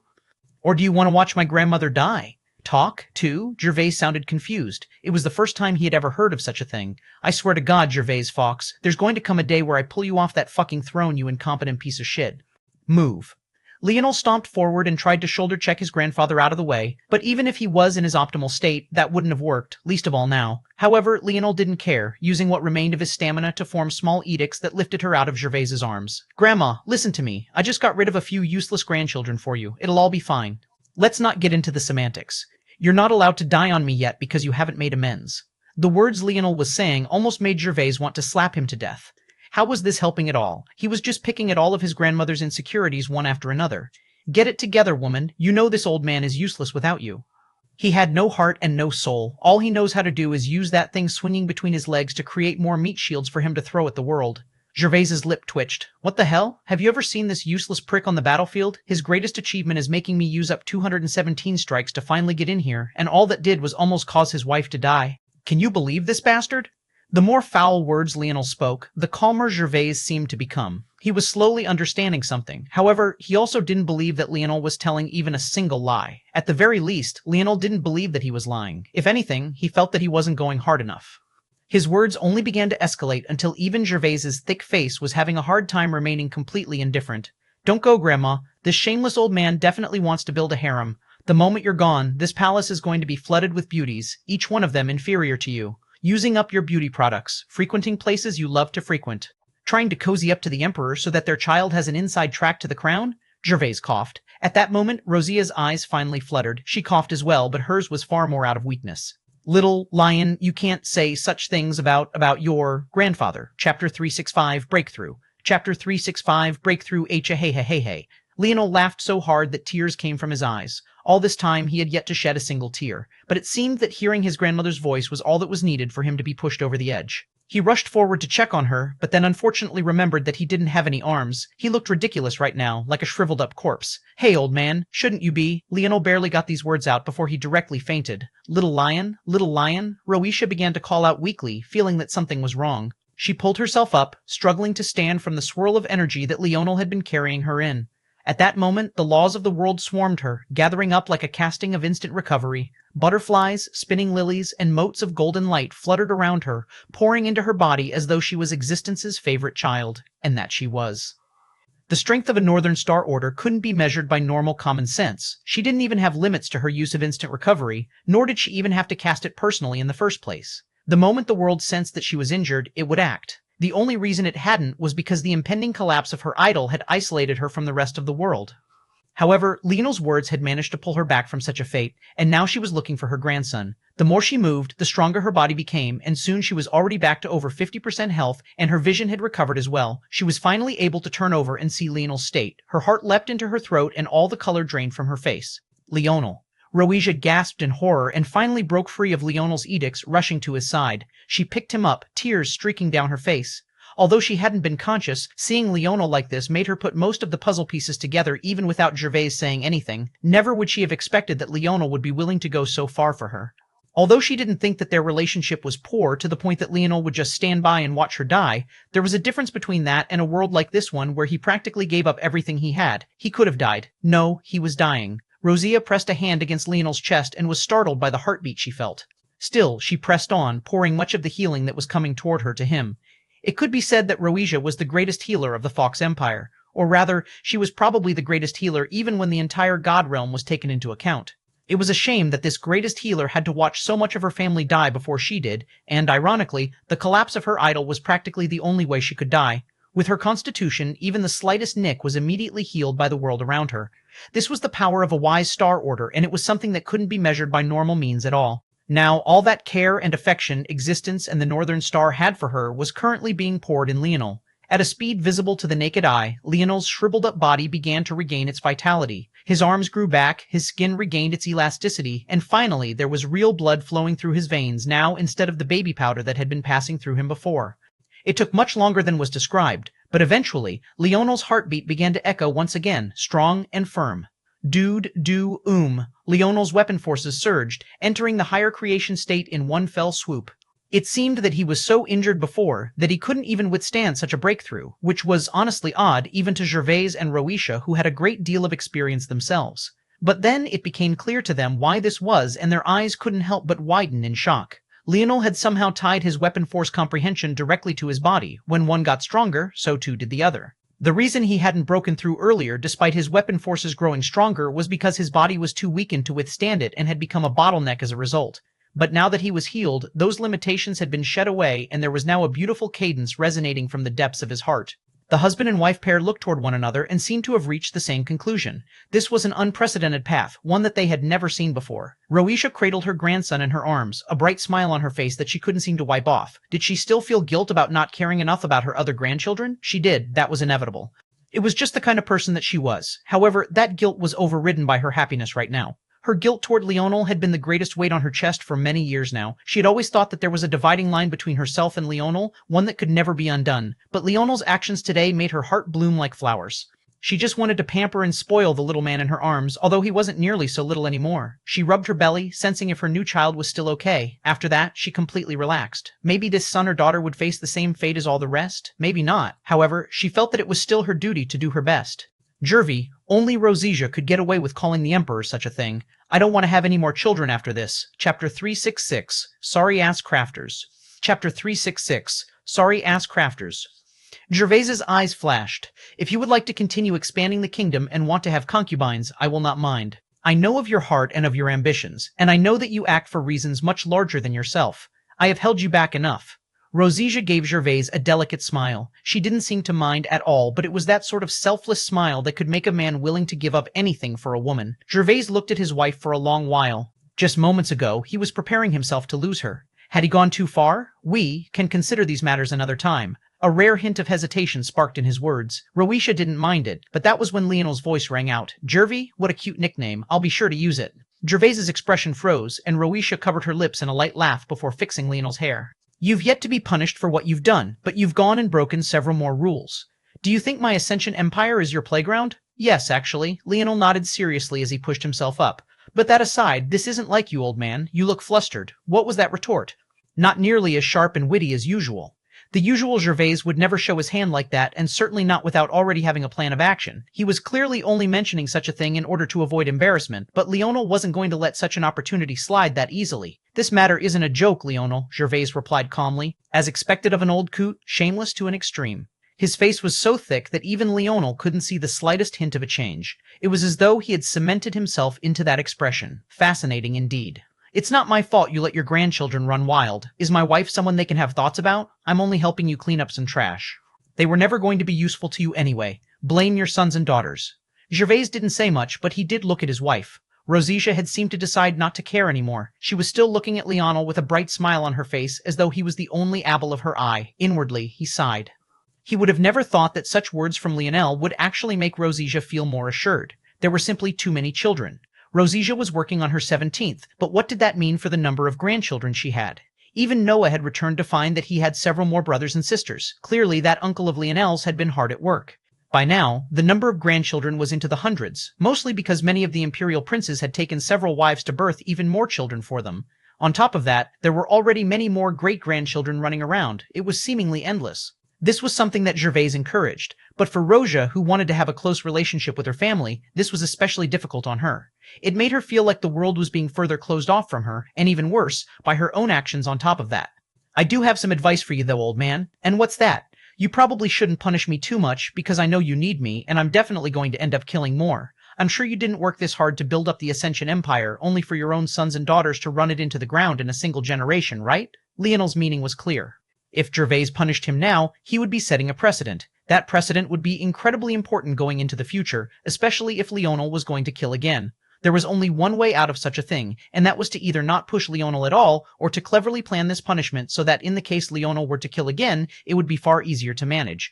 These people are still your family, Leonel, Gervais replied just as calmly. This can't be considered a family. It is a cabal of people you brought together for benefits. I haven't been here for long, but just the fact that people would be willing to go after the wife of their own cousin or nephew says enough, don't you think? I'm aware. These things are still under my control, Gervais said calmly.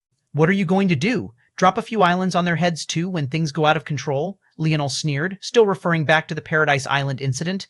I thought you had grown up. I did, Leonel said. And now I'll kill those who stand in my way and help those that don't. Simple enough to understand, right?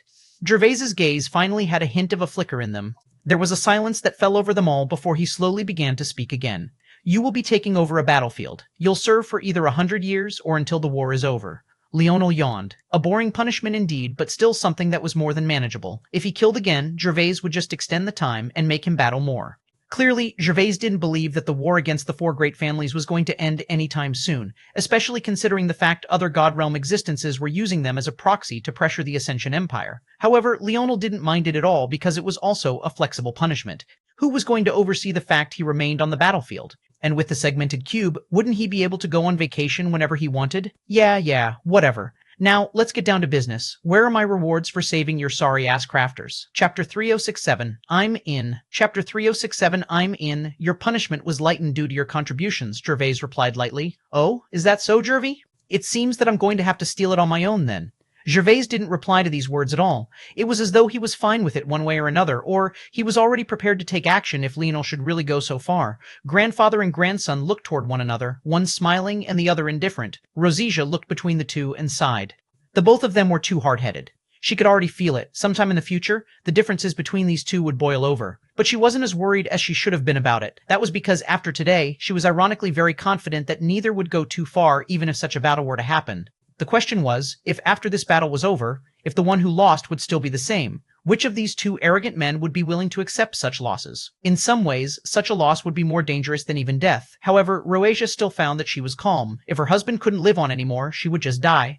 If her grandson couldn't live on anymore, she would just die. She had already lived for far too long anyway. No mother should outlive their child. Leonel walked out casually, strutting around as though nothing had happened. His steps were quite light, and the smile on his face was bright. He would have asked his grandmother to take a walk with him. After all, she would be like the greatest protection badge he could have. But in the end, he decided that that would probably be a bit too unfair. No matter how he felt about it, he had still killed her grandchildren. Asking her to then walk around with the murderer of those grandchildren, even if said murderer was also her grandson, was still a bit too willful. Leonel still had some propriety in these matters, but clearly not enough. That was because he strolled out of the palace having forgotten one very important thing. He was still a wanted man. A wall of fresh air hit Leonel, and then he felt thousands of powerful gazes on him. Shit.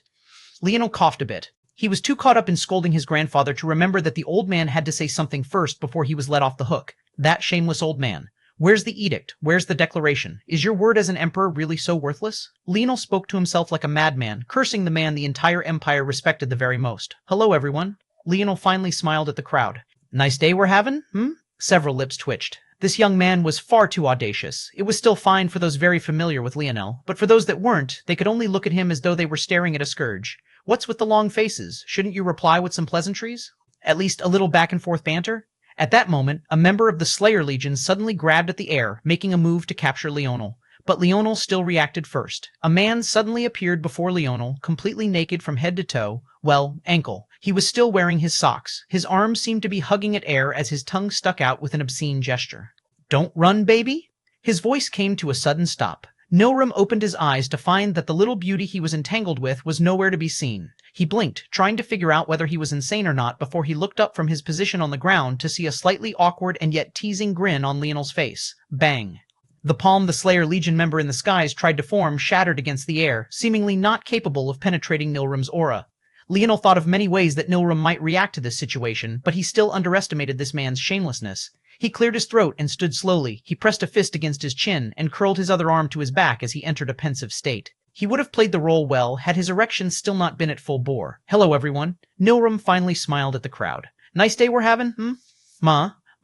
Fuck, what's with this reaction? Nilrim spoke again, but while everyone was in a daze, he had also suddenly put his clothes on at some unknown time. No one likes a shitty sequel, Leonel chimed in. Nilrim was confused at first before it set in. What did I do to deserve such a terrible disciple? I don't know, Merlin. How about we get out of here? My name is Nilrim. Let's go rob the Empire. I'm in. Nilrim did a complete 180, and the two suddenly vanished. A commotion was kicked up across the Empire, and Gervais's lip could only twitch. Leonel alone was enough of a headache, but when it was matched with Nilrim's personal brand of shamelessness, they were impossible to handle. Gervais should have known that when Leonel said he would steal, he didn't mean alone. Now, two murderers were running around his empire and making a mockery of everything. Luckily, his prestige was built up so high that most of these things wouldn't harm him in the slightest. Most wouldn't even think that he was tacitly allowing it. He would just let Leonel take the brunt of the pressure. Then, he sent out his first son to deal with the rest. 3 days later, it was Noah's father, Galeron, who brought down the orders that Leonel would be sent to the battlefield. Chapter 368, Black Sea. Chapter 368, Black Sea, shouldn't you be preparing? Overlooking the battlefield? Something other than harassing the mother of your child? Leonel put on a shocked expression. This is just your husband tax. Are you not going to pay? I'm paying in rearing your child. This never stops. You'll be using that for the rest of our lives, aren't you? Ina giggled and snuggled up into Leonel's arms. These days, she couldn't stop smiling. She had even forgotten that she was supposed to take Leonel to go and see her father. It wasn't on purpose. She had truly forgotten. Maybe this truth would hurt Meal more than anything else could. But the kind of hurt that Ina had experienced back when she learned the truth wasn't something that could be explained in a few words either. Knowing that the mother she loved so much was originally just a tool for her own father's revenge was a hard pill to swallow. And to think that being used as such a pawn would cost her more than just her life. If her mother had just died, Ina would be distraught, but she would still be able to understand it. That was the cruelty of this world. But the torture her mother suffered wasn't something that could just be accepted in the same way. It was inhumane, and it was a torture that Brazingers obviously used quite frequently. The hatred Ina had built up over this couldn't be understated. To know that her mother had suffered such a thing, that she herself had been cursed to suffer for years on top of that, it was too difficult to accept, too difficult. She understood that her father hadn't had such intentions when he started, and he probably didn't expect that things would go so far. But in the end, he still bore some responsibility. That said, Ina was right about one thing. Leonel probably should be learning about the battlefield and what he was going to be doing. He just didn't want to. He had no intention of fighting meaningless battles against the four great families. Neither the Fox nor those four families were interested in a victory just yet because they both knew that the depths of both parties was far too deep. As such, these were nothing more than probing attacks and methods the two parties used to temper their youths and raise the prestige of their nobles. It was a farce, a pathetic farce. If Leonel was going to be fighting, he wasn't going to be doing so for clout points. He would be doing so to rip their hearts out. As such, while he was being escorted to the battlefield for his punishment, he paid no attention whatsoever because he never planned to play ball. If he wanted to win this war, the first thing he needed to do was kick the chair out from under the four great families. And that chair was none other than their backers in the shadows. First, Leonel would attack their pockets. He had already accomplished the first goal, but only in part. It wasn't enough. Even if he cornered the weapons and pills markets, there were too many other methods for the gods to pivot to, let alone the fact that his crafting still wasn't to the point of being able to do that. His move would definitely corner the mass production market. But what about the higher end? What about the weapons that only Dharma and idol wielders would use? There were even many rich individuals who wouldn't touch his mass-produced items with a 10-foot pole. At most, this move of his could grab a substantial portion of the market, maybe about 10 to 15%.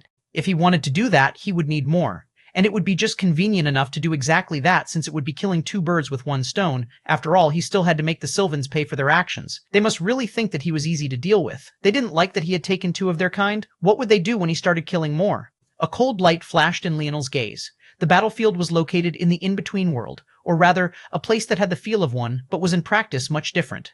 A black sea spread out for as far as one could see. It wasn't water, but rather had the thickness of crude oil. From time to time, there would be a solid mass floating with it that could make one's heart shudder. This sea was none other than a concentrated mass of anarchic force. The solid masses were the greatest concentration of anarchic force in existence, capable of rendering even the strongest ninth-dimensional experts helpless. The battlefield was one fought on these waters, and the various battles actually occurred on makeshift landmasses crafted by the two parties. Often, these landmasses would be temporary, being destroyed beneath the overbearing anarchic force within just a few days. The people that had once called that landmass home would then have to weather the storm themselves as they built a new one. It could be said that this was probably the most grueling battlefield in existence, aside from just a single other place. Leonel's face became more gloomy when he saw this. According to Anastasia, he had been out of it for 3 years. That meant that his wife had actually been fighting on this battlefield all this time. His overprotectiveness nearly began to boil over, and he wanted to find those four great family bastards right this moment to teach them a lesson. But in the end, he pressed it down. This wasn't what he was here for. Before he took the next step in his plan, he needed to find where they were getting help from, how this help was being provided, and to what extent they would provide this help. Once he did, his revenge would begin. Chapter 369, Escort. Chapter 369, Escort. Leonel touched down with his escort.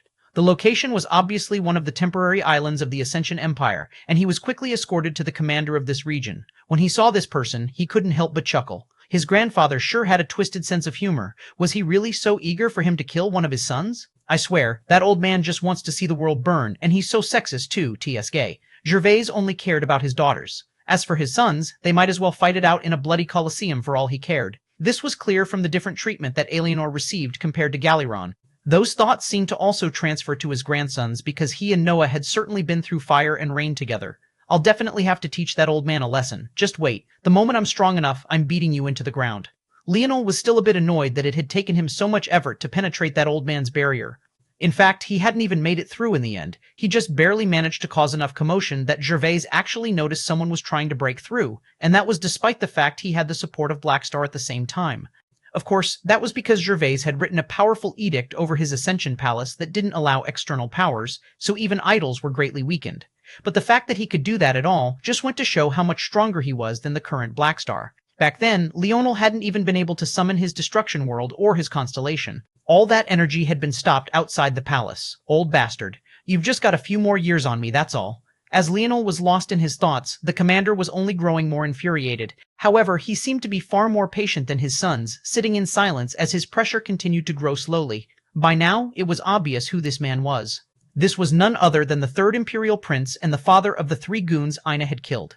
Well, Leonel had also killed his wife. Even until now, the emotions of the man weren't clear, and other than a slight, understandable gloominess, there was nothing else. Finally, he spoke. This battlefield will use you as it sees fit. For now, you will be part of the crafting support. Help streamline the process and guide the crafters. We will let you know if you are ever needed in battle. You may go. Leonel gave the man a look and then turned and left. The response wasn't an answer, but it also wasn't the worst-case scenario either. As for what the man was really thinking, Leonel couldn't be bothered to care for now. After Leonel left, the third Imperial Prince Fox slowly rose to his feet, his blackened armor thrumming with life and vitality.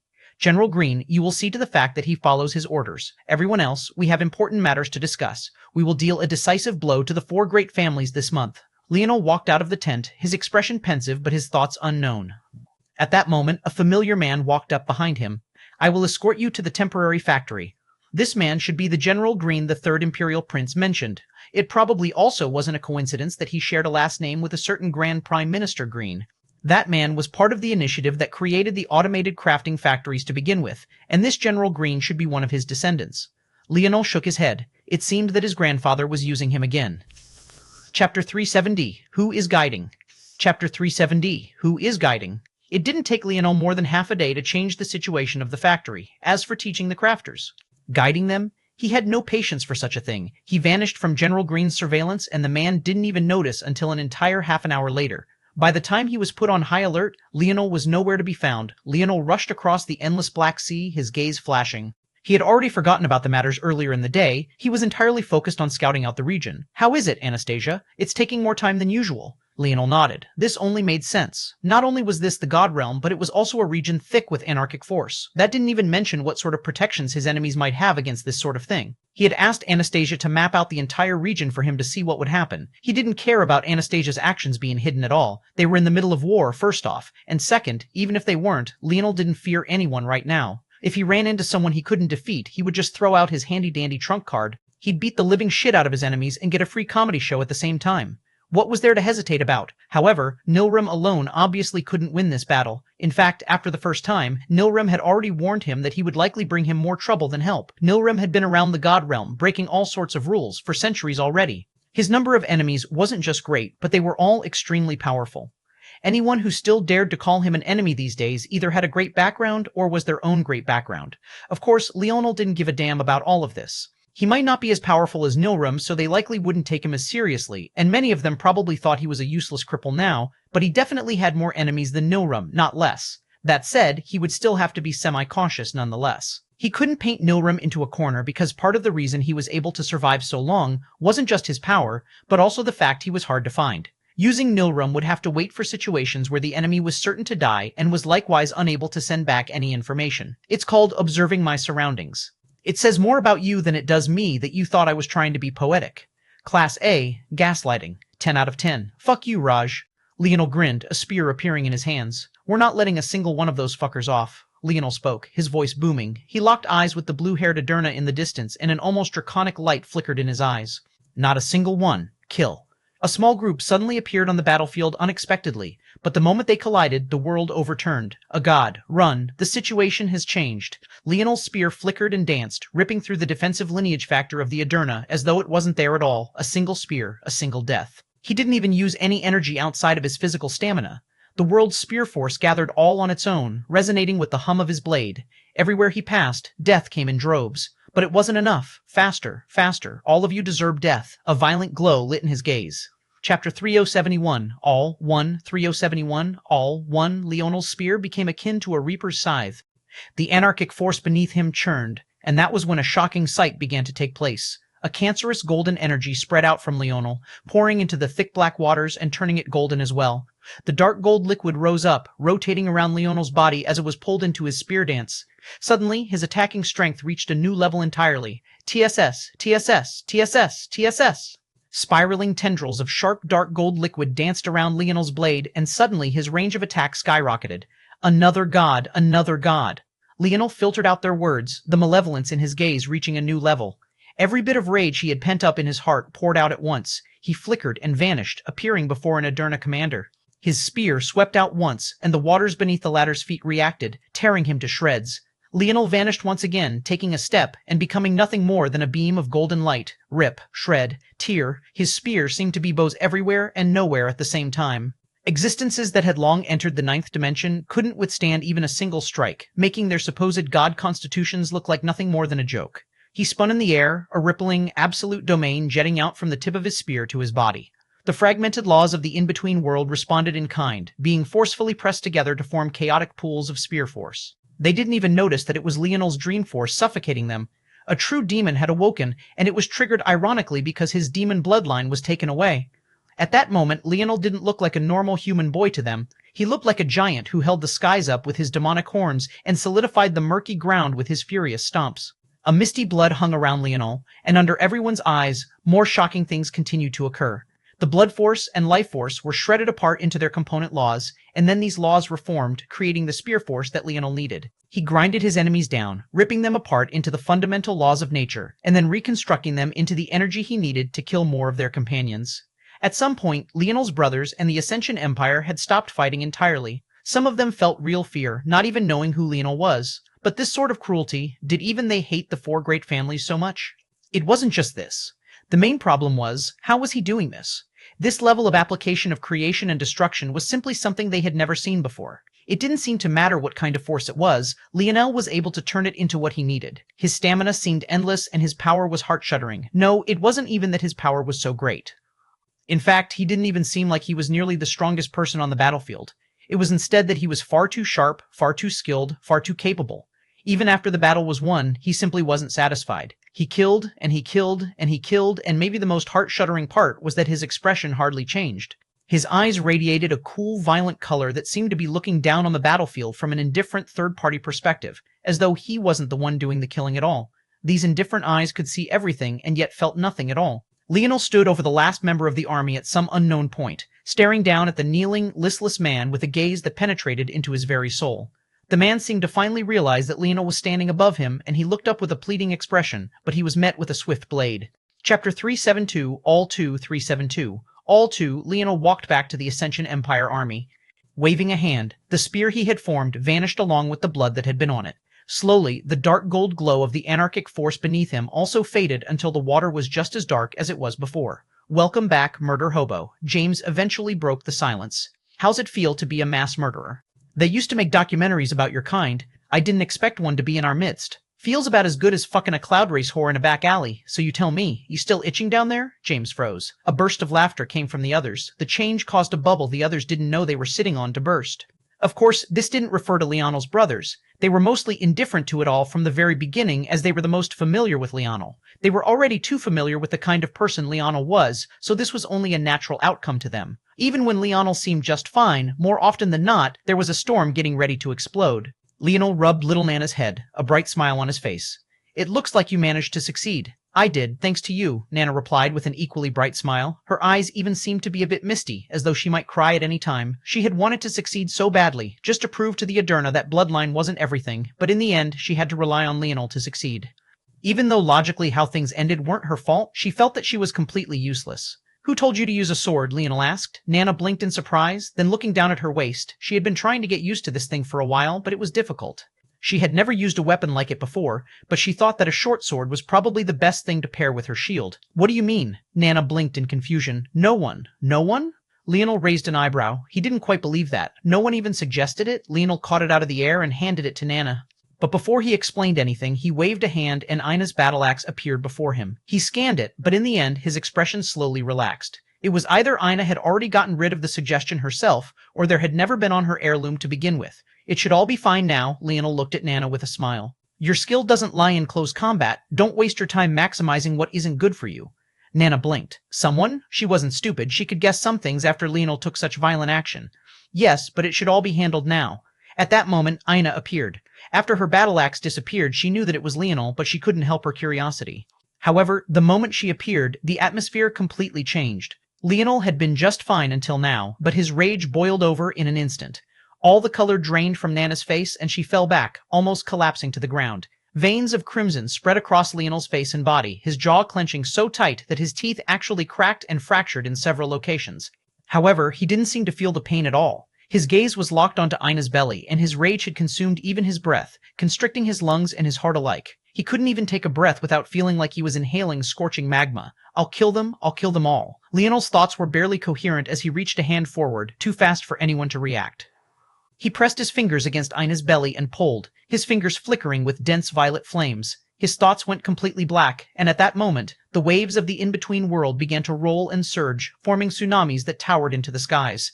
Chapter 373, Wrath 373. Wrath. Leonel had been angry many times in his life before. He had even thought that he had reached the pinnacle of what was possible for him. He had watched his father die, his own mother had died for him, his world was destroyed, his life was played at the hands of his own grandmother. He had even watched his own wife die before him once before. He had been through so much, experienced so much, but nothing could have prepared him for this moment. Many said that it was impossible to understand the breadth of a parent's heart or what they were willing to do for their child. The baby wasn't even a tangible idea in Leonel's heart just yet. He didn't know its gender, what it would grow up to be, what kind of quirks and personality it might have. He knew none of that. He had always thought himself to be a rational person to a fault. Was it even possible for him to love something that he didn't know or understand yet? To be pulled by the whims of evolution and instinct instead of the control of his own mind? But right this moment, all of those thoughts went out the window. He felt rage to the point that it was almost irrational, as though he would crawl across a bed of rusted nails with nothing more than his teeth to pull him forward if he could just take a single bite out of the perpetrator's flesh. He wanted to boil their blood and stew their bones, dig out their eyes and pull their brains out through their noses. The rage was so palpable that even anarchic force seemed to tremble, unable to come close to the savagery being exuded from Leonel's mind alone. There was no one that sensed this aura that didn't feel a dense sense of fear. The only person that saw it as something else was his wife herself. Her face paled, but not because of Leonel's aura. It was instead because he had pressed a hand to her belly, and that could only mean one thing. Her baby? What happened to her baby? It was simply unforgivable. Leonel didn't know what their plan was exactly. Maybe they wanted to use their baby as a trump card. Maybe they wanted to use their child as a hostage. Maybe they wanted to turn their child against them in the future. Every potential route Leonel thought of just added to his fury. All the ways this could have gone, all the paths their lives could have taken. The two of them just wanted to be happy. They had both lost so much in their lives, the world itself didn't even seem to have much time left at all, and yet these people still insisted on targeting his bottom line again and again. Leonel's irises turned entirely red, his fury reaching its absolute peak. The dream plane of the god realm seemed to be thrown into complete upheaval. A venomous fury spread all across the land as though a monument to Leonel's anger was being built. It rose higher and higher until it couldn't be ignored by even the strongest Dreamforce experts. Leonel didn't care for the changes one bit, his focus entirely on the baby in his wife's belly. She continued to hold onto his wrist, the two of them standing there together. Their reactions were completely different, but there was a clear solidarity between the husband and wife at that moment. It was then that the soulbind that had been destroyed began to be forcefully etched back into place. Their baby formed a bridge between the two of them, a pact, an oath that the two of them would be the hands that held up the skies for their child. Whoever had done this would suffer their wrath. Chapter 3074, Bestowment 3074. Bestowment. Leonel pulled his hand back, taking deep breaths to try to calm himself. He didn't have a target to vent on right now. He had already killed all of the Aderna family's army, and, now that he was finished, he didn't have anything else to focus his anger on. Leonel, Ina said softly, looking up at him with a pleading expression. Leonel felt his heart breaking when he saw how fragile she looked. She was one of the strongest women he knew, and yet they had made her end up in such a state. Ina had been carrying a burden all alone since she was a child. His journey had only started days before his 18th birthday, but she had been pushing herself hard since she was a mere toddler. Every step of the way, she took it with a grit of her teeth and hardly a falter. Part of what made her so fragile in the face of the puppet master was precisely because he took away the one aspect of her life that she could control completely and wholly, her own body. But now, this strong woman looked as though she might collapse with the slightest breeze. She was teetering on the edge, waiting for Leonel's words. She didn't even have the presence of mind to realize their souls had been connected once again. She could easily read Leonel's mind if she wanted to. Leonel pulled her into his arms, pressing her head to his chest with a gentle hand. "It's all okay. The baby is safe," he said softly. Aina trembled when she heard this, and tears began to fall. Her sobs reverberated through his chest, and every tremble made Leonel feel as though another piece of his heart was falling away. In the end, he still wasn't strong enough. Part of the reason he wanted to avoid having children for now was because he didn't want Aina to have to deal with this very problem right here. Leonel gently stroked her hair, the rage in his eyes slowly cooling into a heart-shuddering indifference. All that anger was suppressed into a small kernel in the depths of his mind, seemingly ready to explode at any given moment. It took a few minutes for Aina to regain her bearings, her sniffling slowing down. "Little Nana, from now on, follow your natural path and progression. Leonel is everything." Leonel shook his head. "It's fine. Things worked out, and they will pay for what they tried to do." "I see. I think I wasted 3 years then," Nana said with a bitter smile. She had put her everything into training the sword in these years, and her progress was less than satisfactory, and that was probably exactly what her opponents wanted.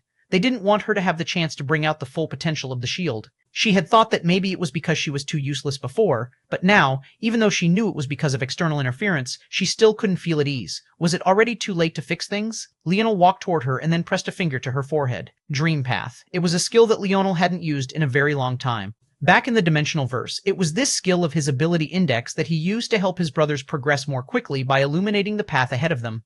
But back then, his simulation abilities were imperfect, and though he did help them greatly, it couldn't be said that he had given them their perfect path. Now, however, things were different. His ability index had reached an unprecedented level, and his simulation abilities were perfect within reason. If his target was singular and the variables were limited, it was a simple matter, especially now that he had the other half of his ability index and Emperor's Might on top that. Not only was he capable of elucidating such a path, but he could bestow titles much like King Alexandra had. The difference between himself and King Alexandra, though, was that his bestowments were far beyond just mere titles. See Chapter 3075, thank you. Chapter 3075, thank you. Just now, what Leonel had done seemed easy, but it required entering the world of the Aderna family's heirloom. The lineage factor of the Aderna family was quite simple. It was defensive and was designed to, as one might expect, increase defenses. It was a coating of a special concentrated force that formed a crystalline skeleton over their bodies. The weakest version of the lineage factor, and the one Leonel was most familiar with, was just a coating of skin, but it could increase to the point that it coated bones and even the inner lining of organs. At the highest levels, not only would you be able to control this force to express itself into the air or attach itself onto other forces, but it was also possible to extend its abilities beyond simple applications of defense. After seeing through the depth of the Aderna family heirloom, all of these thoughts coalesced and came together for Leonel quite clearly.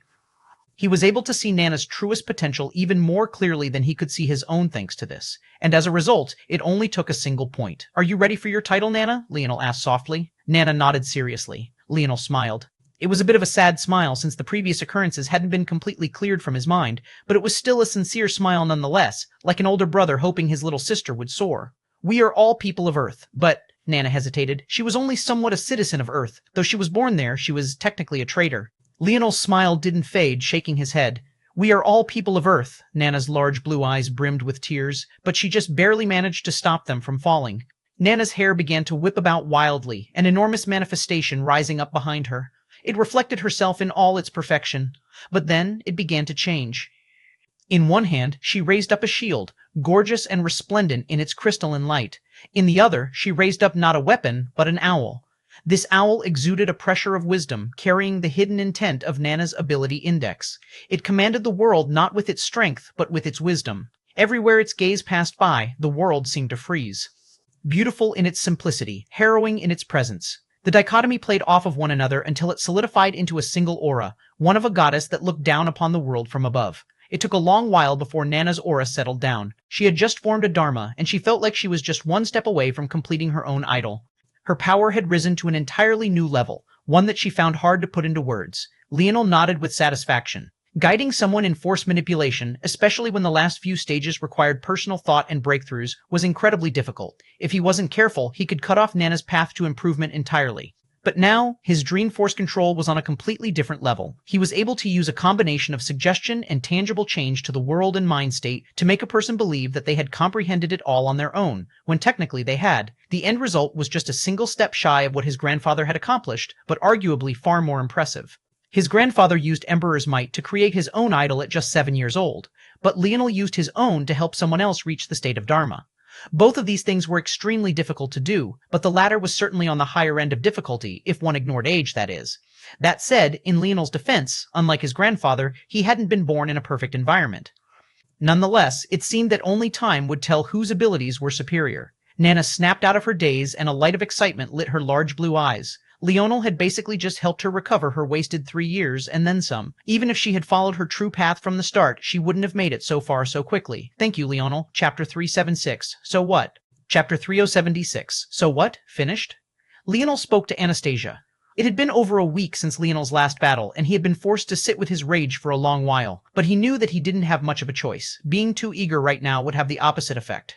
His killing intent had already leaked into the dream plane, and it could be said that most Dreamforce experts were waiting for the other shoe to drop, but the number that knew it was him should be 0. Leonel was no longer the same vulnerable young man he was in the past. Although he had yet to form a Dharma, his Dreamforce had already reached the very limits of the creation state. There didn't exist anyone in the world that could manipulate or see through his mind as they pleased, at least not without him noticing. One shouldn't misunderstand what a Dharma and idol were. Technically, the peak of the creation state was already the extreme of force control. There was nothing beyond it. Rather than being a type of force comprehension, one's dharma or idol were just extensions of oneself and one's understanding of oneself. If the creation state was the pinnacle of understanding the world, the idol was the pinnacle of understanding oneself and carving out a place in the world that even existence couldn't ignore. This was all to say that Leonel's Dreamforce comprehension right now might not be unmatched in power, but in terms of understanding the ins and outs of the Force, there was no one who was beyond him. Yes, but a lot has changed. It took too long. By the time I got to the end, the beginning had changed, Anastasia replied, feeling a bit guilty. The in-between world was too volatile, and temporary islands didn't last for long. It took Anastasia over a week to finish, so it was to be expected that much of the original landscape had already changed. That's okay, I expected as much already. Send it to my mind. Even if there was a change, there would be a pattern to take advantage of.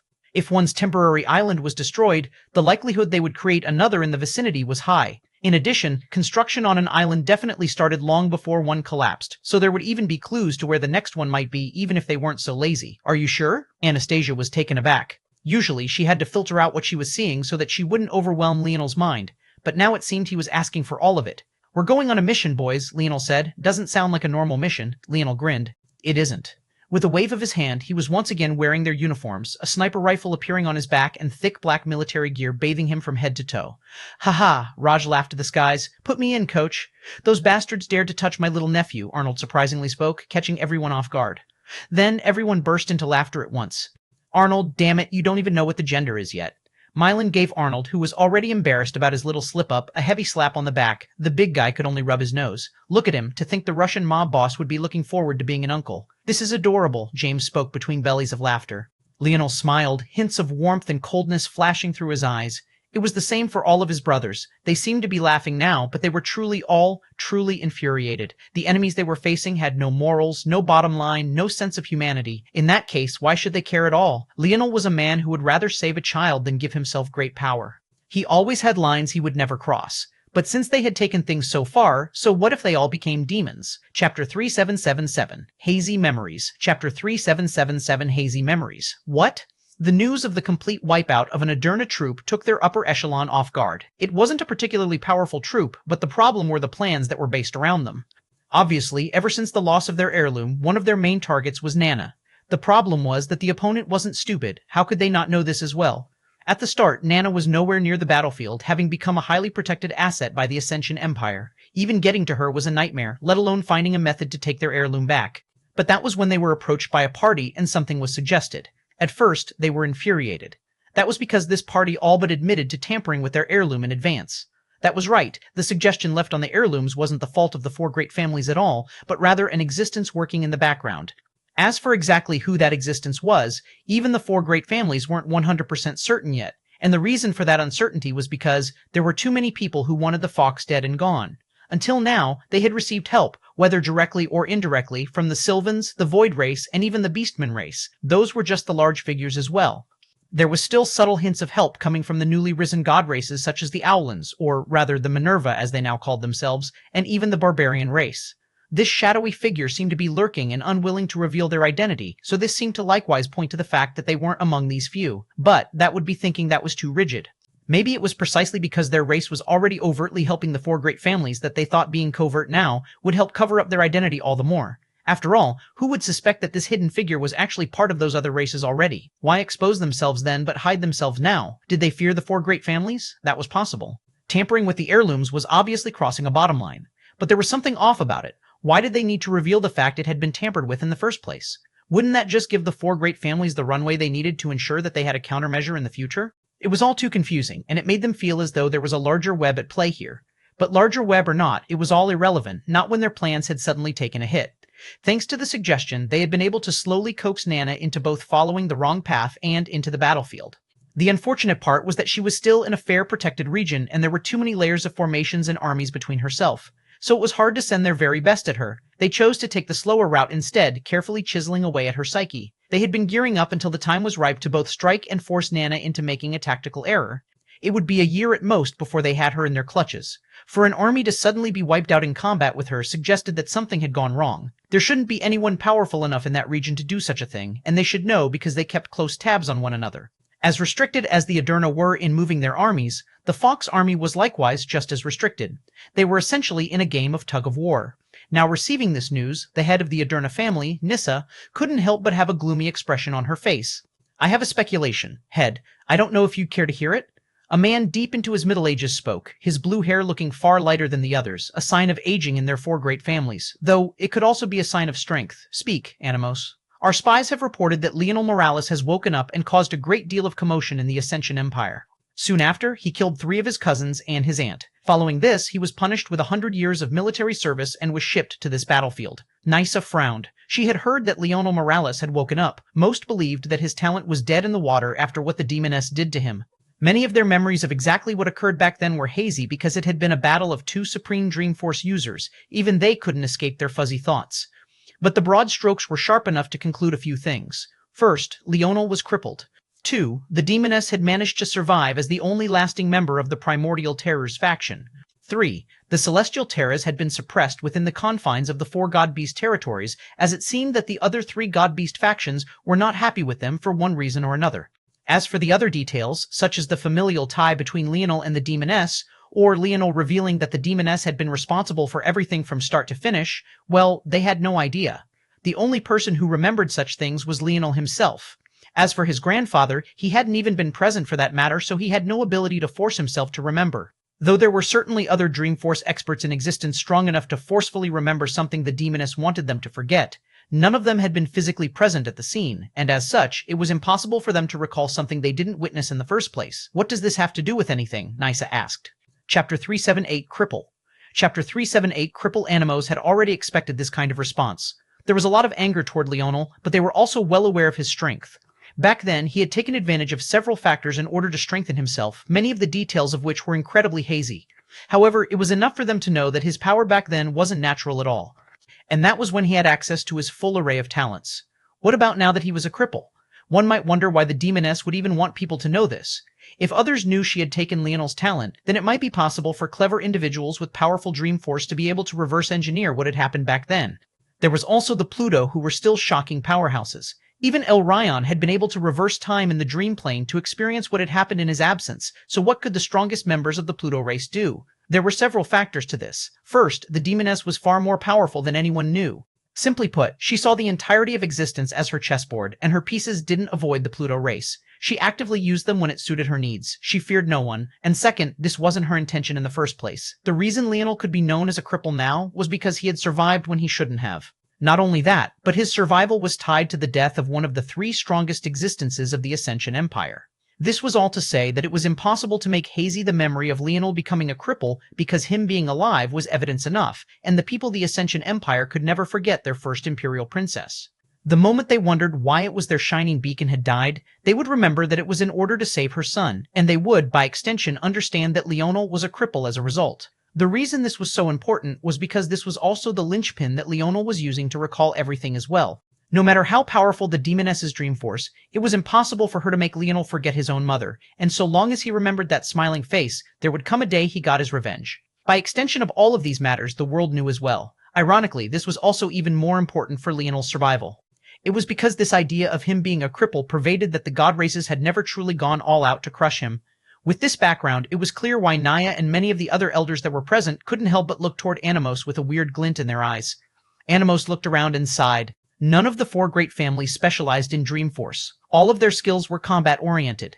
Originally, they were meant to be secondary protectors of the human race, following after the envoys. As such, they were warriors. As such, it was difficult for the few among them who did have a strong understanding of Dream Force to explain such matters.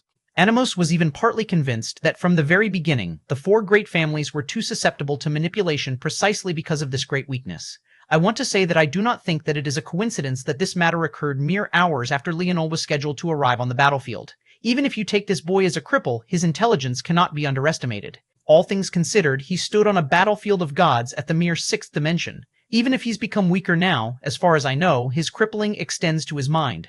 Without his foundation of Dream Force talents to rely on, even the life tablet is useless in his hands. Another elder interjected. A fiery discussion suddenly sparked before Nysa put a hand up. That's enough. Finish what you want to say, Animos. Let's say I accept that this was the fault of Leonel Morales. What would you have us do? We need to start tracking odd occurrences. Assuming that it is Leonel Morales, we can conclude that he has a very rare spatial treasure capable of transporting large numbers of living beings in an instant. I was confused as to why the fox did not take it from him, as it would be an invaluable war weapon, but it is very likely that it has made an appearance. We need to find a way to track his movement patterns and kill him swiftly. In an in-between world of this caliber, most spatial devices didn't work properly. Those that were powerful enough tended to only be capable of carrying inanimate, non-living objects. It also had to be remembered that just in order to carry a single ninth-dimensional existence in the first place, a spatial device would have to both be capable of carrying living things and be extraordinarily powerful. Without this, it would be impossible for them to be of any use. It could be said that the segmented cube was the only treasure in existence capable of doing such a thing. It was worthy of being the magnum opus of the fallen Minerva race, even if it was a failed product in Leonel's eyes. When Animos said this, far more people accepted it. If it wasn't Leonel, but rather Leonel's treasure doing all of this, it would make far more sense. Lay out your plan in more detail. Nysa spoke again. Yes, Animos began to lay out everything as he saw it, and their eyes became brighter and brighter. Just as Nysa was about to adjourn the meeting so that they could go execute, a cold, shadowy aura suddenly appeared. Nysa's eyes sharpened as he recognized it. This was the aura of the mysterious figure. Things have changed, a raspy voice spoke out. My suggestion has been destroyed. Nysa's eyes opened wide. Chapter 379, a cripple? Chapter 379, a cripple? The shock was palpable. No one here was a fool. In order for them to even listen to such a mysterious figure in the first place, they had to have displayed an adequate level of power, one that made the four great families wary at the very least.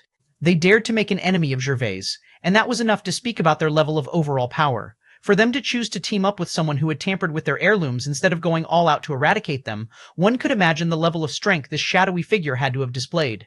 How could such a person's suggestion be overridden so easily? That was just the first problem. A far more shocking thing was the implication that, in order to destroy the suggestion in the first place, it had to be found. That was a whole other layer of difficulty. Was it even possible for a person to do such a thing? The heirlooms were the most important items in all the four great families, and yet they had no idea that they had been tampered with. How could someone else figure it out before they did?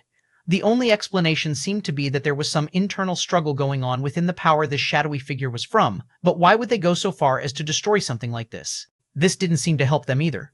Wouldn't it be better to take advantage of such a carefully laid plan? That was when the shadowy figure continued to speak and their eyes opened wide. It was Leonel Morales. They didn't know how to take this information, but it was no doubt the truth since this shadowy figure had no reason to lie to them or to make such a bold statement. Still, Nysa had no choice but to ask. How do you know this? You don't need to know. All you need to do is understand your target, their weaknesses, and take advantage accordingly. With a flick of their hands, an object fell and landed in Nysa's palm. Use this. The shadowy figure continued to speak. His dream force level is far beyond yours. Without this, you will suffer greatly. After saying these things, the figure vanished. The figure had only ever admitted to tampering with the Aderna family's heirloom. None of them knew that they had actually tampered with all four of them. Of course, the other families had still done their own checks after finding out about this matter, but they hadn't been able to find anything. If they were aware of this, the so-called four great families would be even more shocked by Leonel's feat. By now, with this said, it was obvious why it was that the figure was able to figure out that it was Leonel. That wasn't because they had sensed Leonel, but rather because the suggestion on Leonel's child had disappeared around the same time that all-pervading killing intent spread through the dream plane. There was no doubt that that killing intent was aimed toward this shadowy figure and the four great families. And after sensing it, the figure couldn't help but feel a frighteningly cold chill pervade their spine. They had never sensed such unbridled fury before, and this was in the case that Leonel's child had come out unharmed. What would have happened had they fully succeeded? For the first time, the shadowy figure felt hints of relief that their plan didn't work out as expected.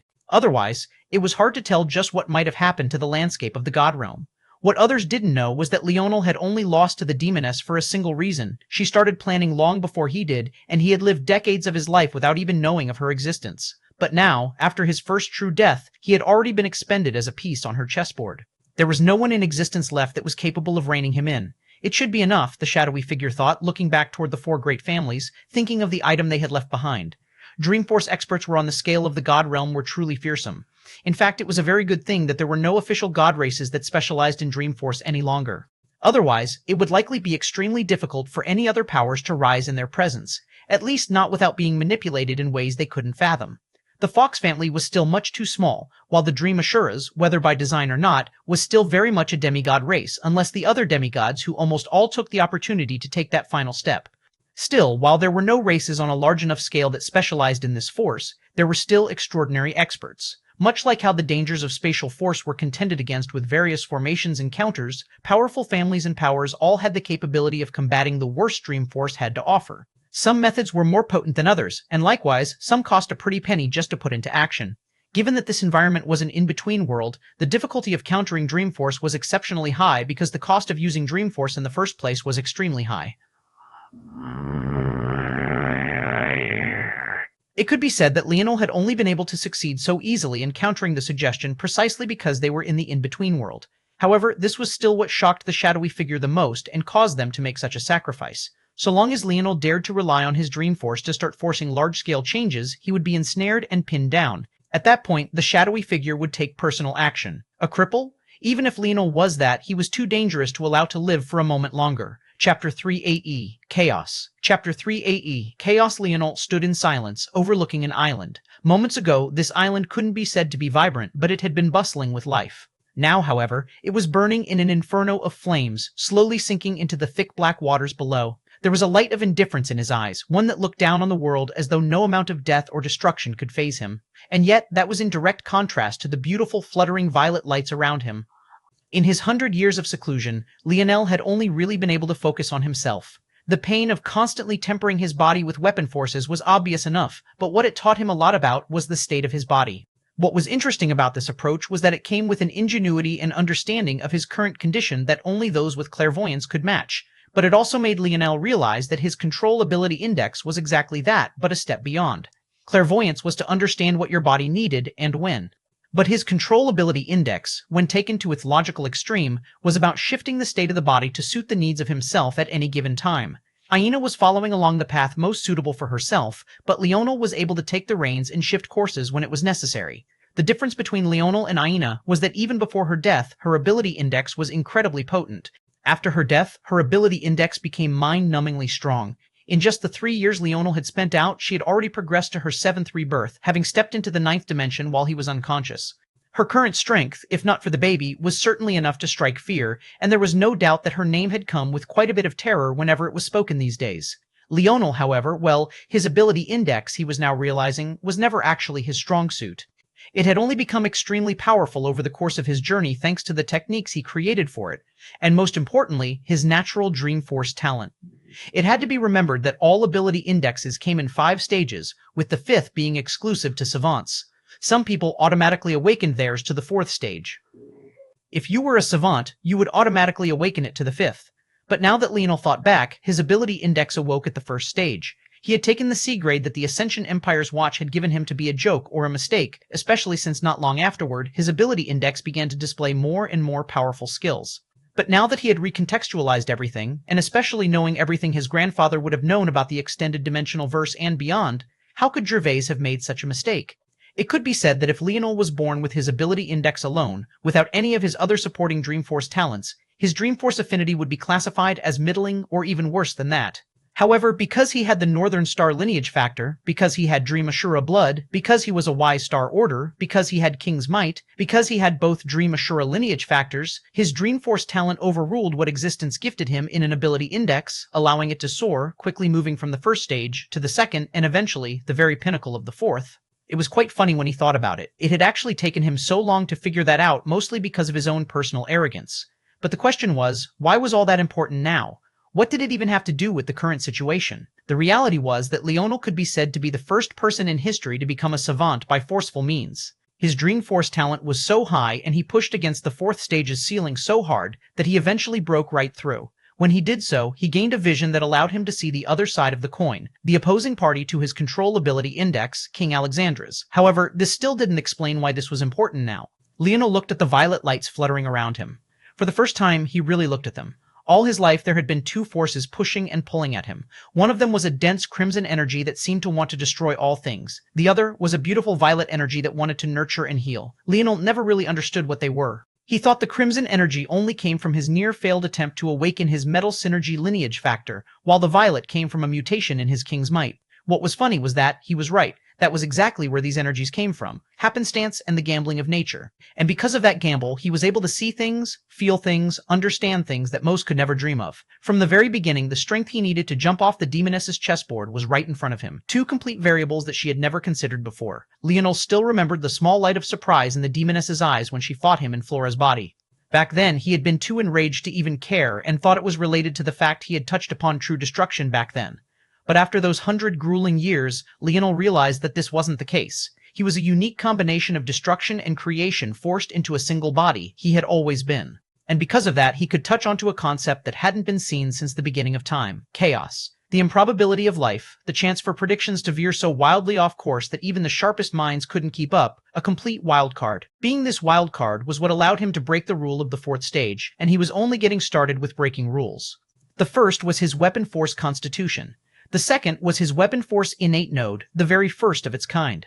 The third was his now godchild level ability index. The fourth was controlling anarchic force to fuse with his own forces in battle. And the fifth, well, it was going to give his enemies a very bad time. Protections against Dreamforce? What a joke. Chapter 3081, Heirlooms.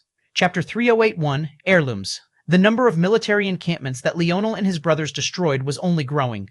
Every time they acted, it was swift and decisive, and their advantage couldn't be described in just a few words.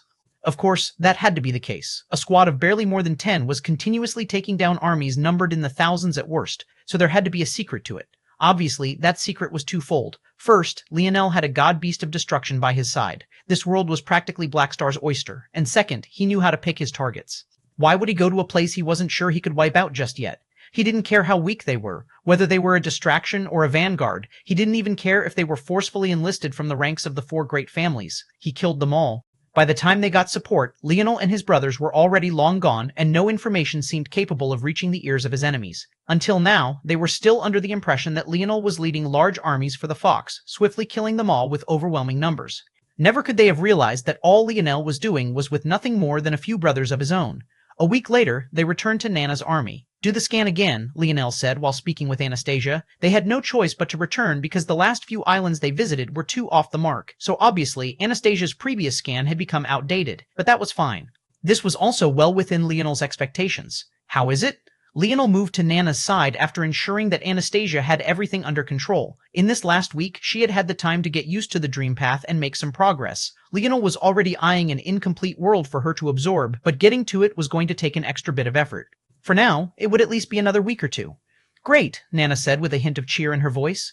I feel like I've made more progress in 7 days than I've made in the last 10 years. Leonel smiled. Show me. Nana nodded seriously, beads of sweat still running down her forehead. It was clear that she had been doing everything in her power to not disappoint Leonel. After having received so much help from him, if she couldn't at least hold up her end of the bargain, wouldn't she be too useless? She pressed 2 fingers together and held them up before her chest. The Aderna shield flew from her back and suddenly vibrated before separating into hundreds of clones at once. Nana flew into the skies with a slow cadence, her petite frame looking like a little ladybug caught in a windstorm. And yet she was firm as all the power accumulated around her. Leonel's pupils constricted. Those hundreds of shields formed a honeycomb pattern and covered hundreds of kilometers both left, right, above, and below. Can she really defend such a large area all on her own? Leonel's gaze flickered for a moment and then he threw out a punch. Bang! The fist energy rebounded against the wall. Leonel nodded once, flipped a palm to reveal a spear of energy, and then struck out casually. Bang! The energy rebounded again. Now, Leonel was a hint serious. He was targeting not the core of the formation of shields, but rather the edges. Theoretically, they should be the weakest, and yet they hardly shifted. His grip on his spear tightened just a little bit more as his gaze flashed. He took a step forward and thrust out again, a valiant momentum surging around him. Boom! The array of shields shook, but in the end, they maintained their state. Leonel's eyes couldn't help but brighten. These heirlooms, they were stronger than he expected. If they could increase Nana's strength by this much, it was truly shocking. Nana was barely a talent better than his own brothers before he gave them incomplete worlds to devour the inside of. She was good enough to get some attention from the branch levels of the Aderna family, but she ultimately came from an impure line and didn't have the greatest talent. Compared to Leonel and Ina, she was far inferior. For her to block his attention like that when the power was dispersed over such a large region, it was truly shocking. But what happened afterward was more shocking. Nana's blue hair began to dance in the wind and her bright blue eyes only became brighter. Bind. Her delicate voice spread over a long region and one of the many shields blinked out of existence. Leonel felt a pressure descend onto him and his body was frozen in place. His dream force shook and shattered it apart, but then Nana spoke again. This time, several more shields moved out, layering Leonel in bind after bind as though the laws of the world were moving to the whims of Nana's words. Leonel was still able to bear it at 3, and even at 9 he could still forcefully shatter it apart with just a little bit more effort. But the more they layered, the more he realized that he was slowly facing off against an insurmountable mountain. Fascinating. So, this is a path of crafting as well. That's where these treasures get all their power from. Leonel felt waves of enlightenment hitting him as he stood in a bit of a daze. Up in the skies, Nana became flustered, feeling that she might have accidentally harmed Leonel. She hurried to disperse her shields, rushing to his side to see if there was anything that she could do to fix things.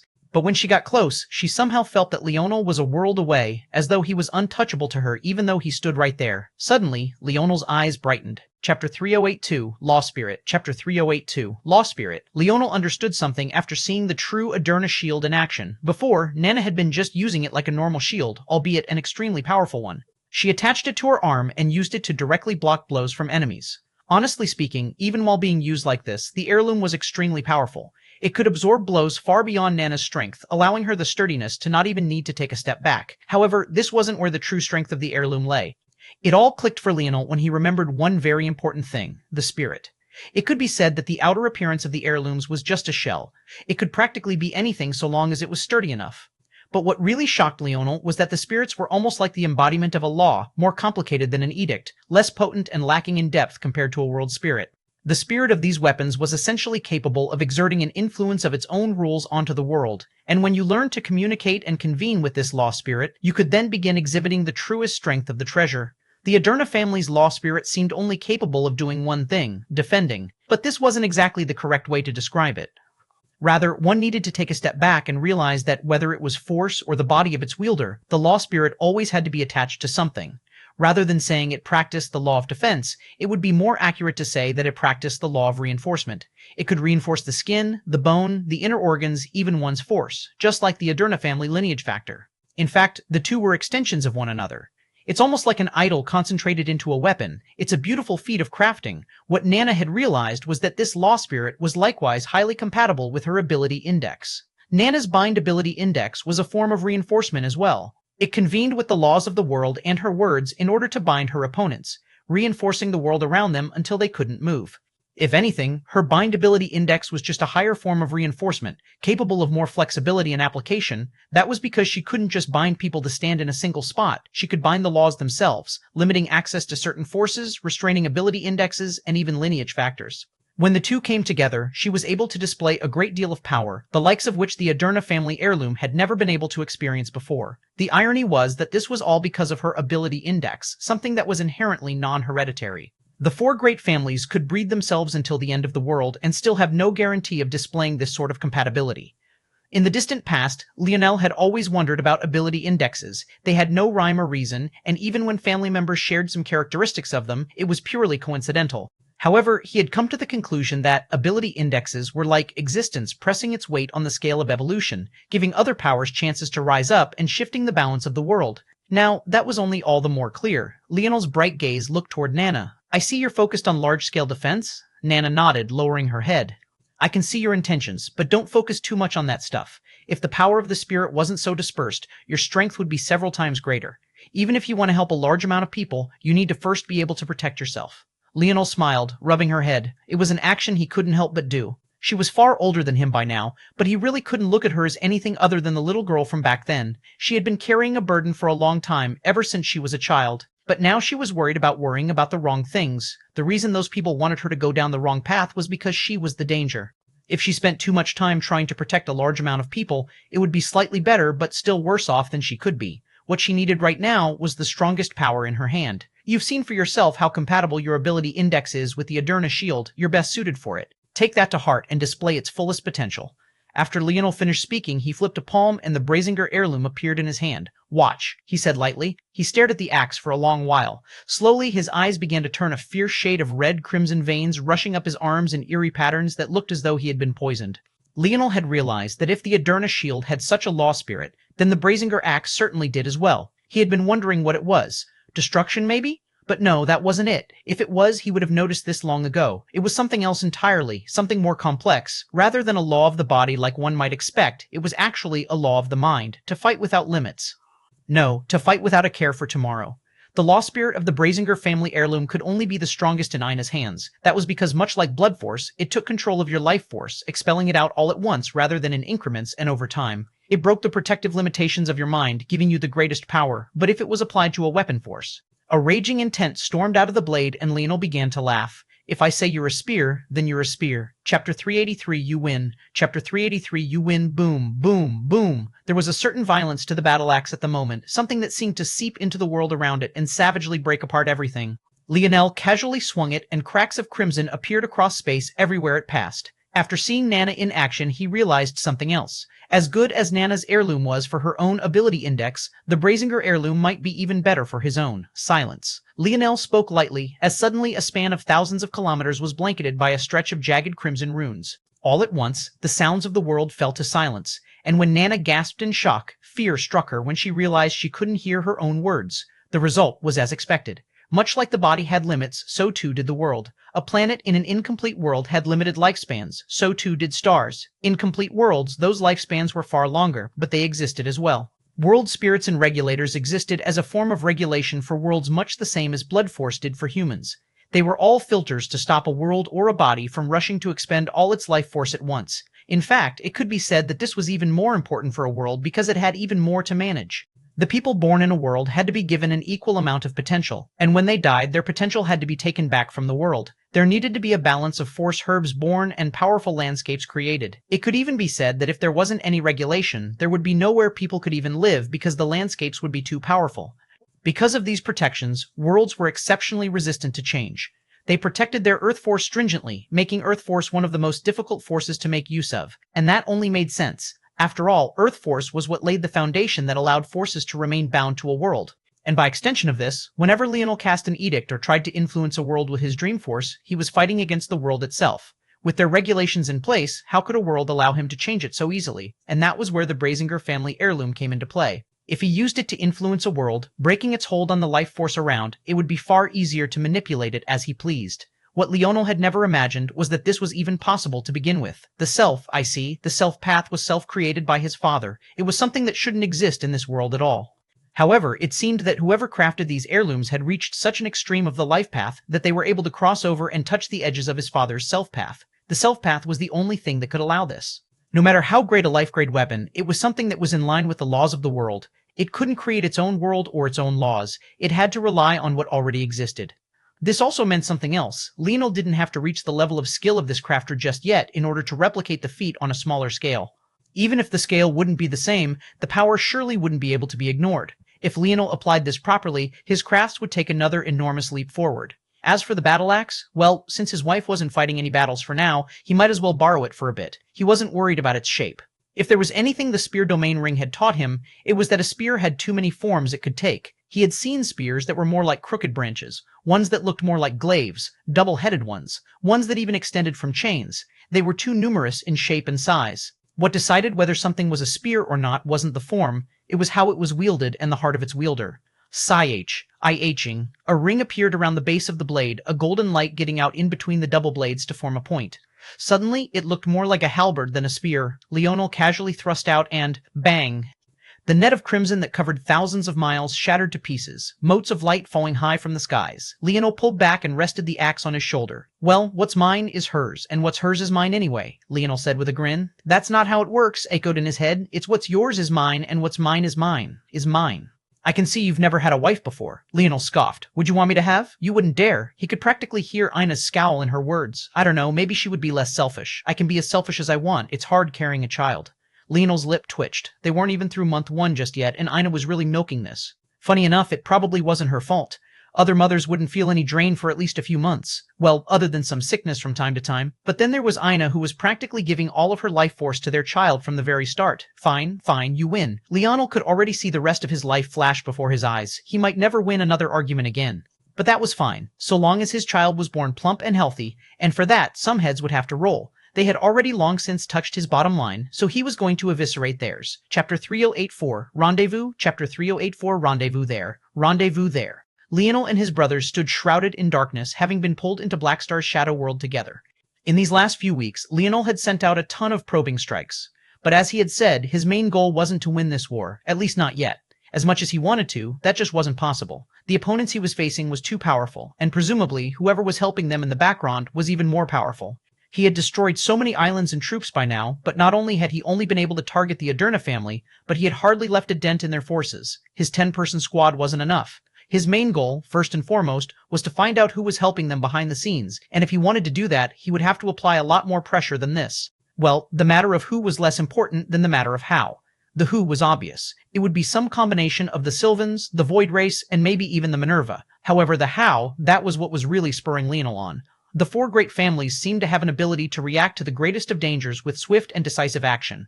3 times now the Fox had had the chance to wipe them out, but every time they managed to pull something at the last minute. Leonel had a pretty good idea how that could be possible, but he would love to confirm it personally for a reason that would likely be clear very soon. Ahead of them, as the group stood there, it seemed that they were staring out into an endless darkness. They all stood there in silence, not speaking a word and not having their usual banter. For the first time in their battle, Drake was present. Until now, they hadn't been using him, mostly because the aura of a god was unmistakable, and he didn't have the ability to hide himself that Blackstar did. If they were too casual with using him, he would be detected too far ahead of time. But now, it seemed that Leonel didn't mind it. That was only made more obvious by the fact that Nana was with them as well. At that moment, the silent blackness rippled. Leonel's eyes seemed to light up as though a slumbering beast was waking up. The Brazinger heirloom on his shoulder trembled and red, jagged veins began to grow down the length of his arm, but he still didn't move. The ripples became greater until 2 figures stepped out, one with green hair and eyes, the other with golden hair and eyes. The former was a man while the latter was a woman, and the 2 of them had a very obvious hint of rosiness to their cheeks. Though their clothing was immaculate and there was nothing out of place, Leonel could tell immediately what he was seeing, a secret rendezvous. The man pinched the woman's ass and she slapped his hand away before the 2 shot in different directions. There was a reason such a relationship had to be secret. The 4 great families were obsessed with pure bloodlines, but that also included one another. In fact, probably the greatest taboo, even worse than bearing a child outside of the families, was to bear one from one another. If such a relationship was found out, the both of them would be killed. And the irony was, this relationship would do a far greater harm to their cause than just a child out of wedlock. Leonel took a step forward after they were gone, and his brothers quickly followed. They appeared where the ripple had opened up, but there didn't seem to be anything here at all. Seem was the operative word. The heirloom left Leonel's shoulder, and he suddenly thrust forward. Before, it would have taken him quite some effort to do this, but after learning the secret of the heirloom, open. His voice was gruff and filled with a dense murderous intent as though he hadn't spoken in years. Jagged red runes filled the darkness, and suddenly the ripple opened up once more. The group stepped through, and when their vision cleared, they found themselves in the middle of nowhere. There was an endless desert plain in all directions. However, Leonel had already expected this.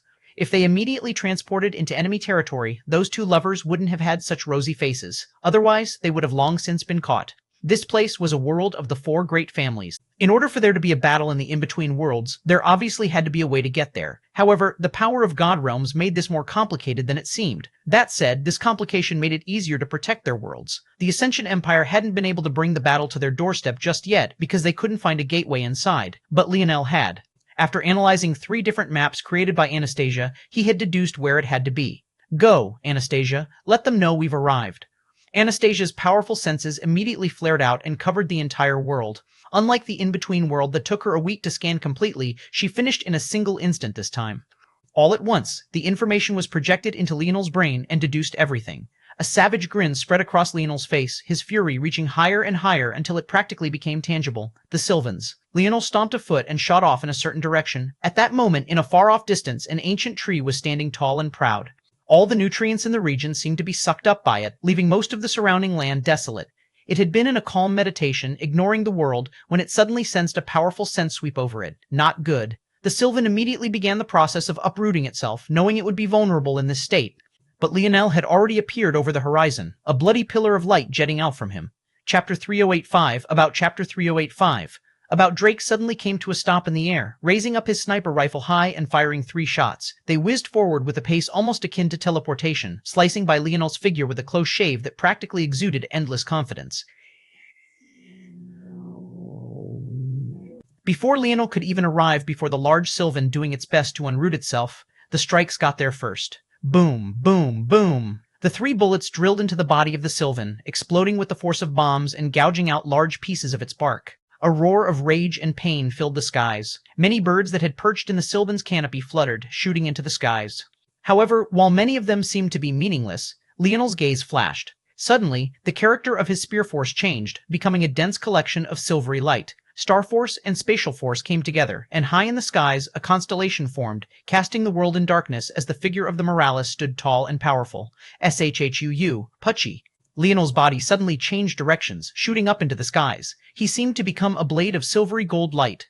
With a flash, he cut into space, vanishing and appearing several kilometers into the skies in a single instant. One of the birds in the skies was bisected. Falling down in a rain of blood, the roar of pain became layered, increasing in volume. Without Leonel saying a single thing, his brothers got the message. They flared out, and Drake repositioned his sniper rifle. Discs of metal flew from Alan's back as he unholstered 2 Desert Eagles. With a click, he aimed them both forward as those discs of metal shredded several birds apart. Bang, bang, he unleashed a rain of fire. The birds tried to dodge, but the metal plates exuded an electromagnetic field, pulling the bullets in a curve according to Alan's will and ripping their skulls apart. Raj shot into the air on a surface diamond. He slapped his belly once, and a reverberating echo roared through the world. In that instant, the earth that the Sylvan was trying to pull itself out of solidified, becoming harder and harder, and eventually starting to constrict its very flow of energy. Crimson lightning sparked around Gil. He unleashed the pace of a speedster, pulling out a single Desert Eagle. He didn't even bother to aim and shoot. He cut through space as though it wasn't even there, appearing beneath a bird and blasting a hole through the bottom of its beak and out the top of its head. Milan and James roared at the same time. Standing shoulder to shoulder, they slammed out a fist toward one another. The instant their knuckles met, a surging energy covered the battlefield. The skies were suddenly covered in a dome of reflective gold, and it was then that little Nana seemed to realize that this was her turn. She also let out a delicate shout, the Aderna shield on her back vibrating as the dome Milan and James formed became honeycombed. Bang, bang, bang! Several birds trying to escape crashed right into this enormous barrier, exploding by the force of their own escape. A rain of blood fell from the skies as Joel, Arnold, and Franco all appeared by the trunk of the Sylvan. They all unleashed their attacks at once. Joel slashing out with his glaive, Arnold slapping out with his palms, and Franco unleashing a furious whip of a hammer. It seemed that Franco had finally decided to take advantage of his strength ability index, carrying around a hammer so large that the flat of its head alone was larger than even his body. The 3 took the vanguard of the attack, unleashing a furious rain of attacks that suffocated the roaring Sylvan. High in the skies, Leonel's spear continued to dance. Everywhere he appeared, a shriek echoed soon after. He was absolutely relentless. Each one of these birds had the power of the 8th dimension at worst. Many of them were at the 9th, and yet it was like they had no combat power at all, because that was precisely the case. The moment Leonel laid eyes on them, he realized what they were. A contingency plan. The Sylvan had hidden it carefully, but it couldn't possibly hide from Leonel. The Sylvans knew about their own greatest weakness, so how could they not be prepared for it? These birds were an extension of what Leonel assumed was the Sylvan's ability index. He had managed to fuse it with a lineage factor and a personally created technique to split his soul into several beings. Every time Leonel killed one of these birds, he was killing another piece of the Sylvan. "This son of a bitch is about to break free," Raj roared out. He wasn't yet a god like Drake was. The fact that he had held out for so long just went to show how much improvement he had made. But if things continued like this, the Sylvan would break free and begin to exhibit its true combat power. The look in Leonel's gaze, however, was still a calm, icy coldness hiding a smoldering fire of fury. He appeared high above the Sylvan, ignoring the birds for now. With the point of his arm, the Brazinger heirloom suddenly began to tremble. Veins of red appeared, spreading across the ground like a cancerous tumor. "Sink," Leonel said coldly. Boom! The Sylvan's body, which had been about to pull itself out of the earth, almost lost all of its height. It was forced into the ground, its canopy, once high in the skies, almost being crushed against the sandy dunes it had created.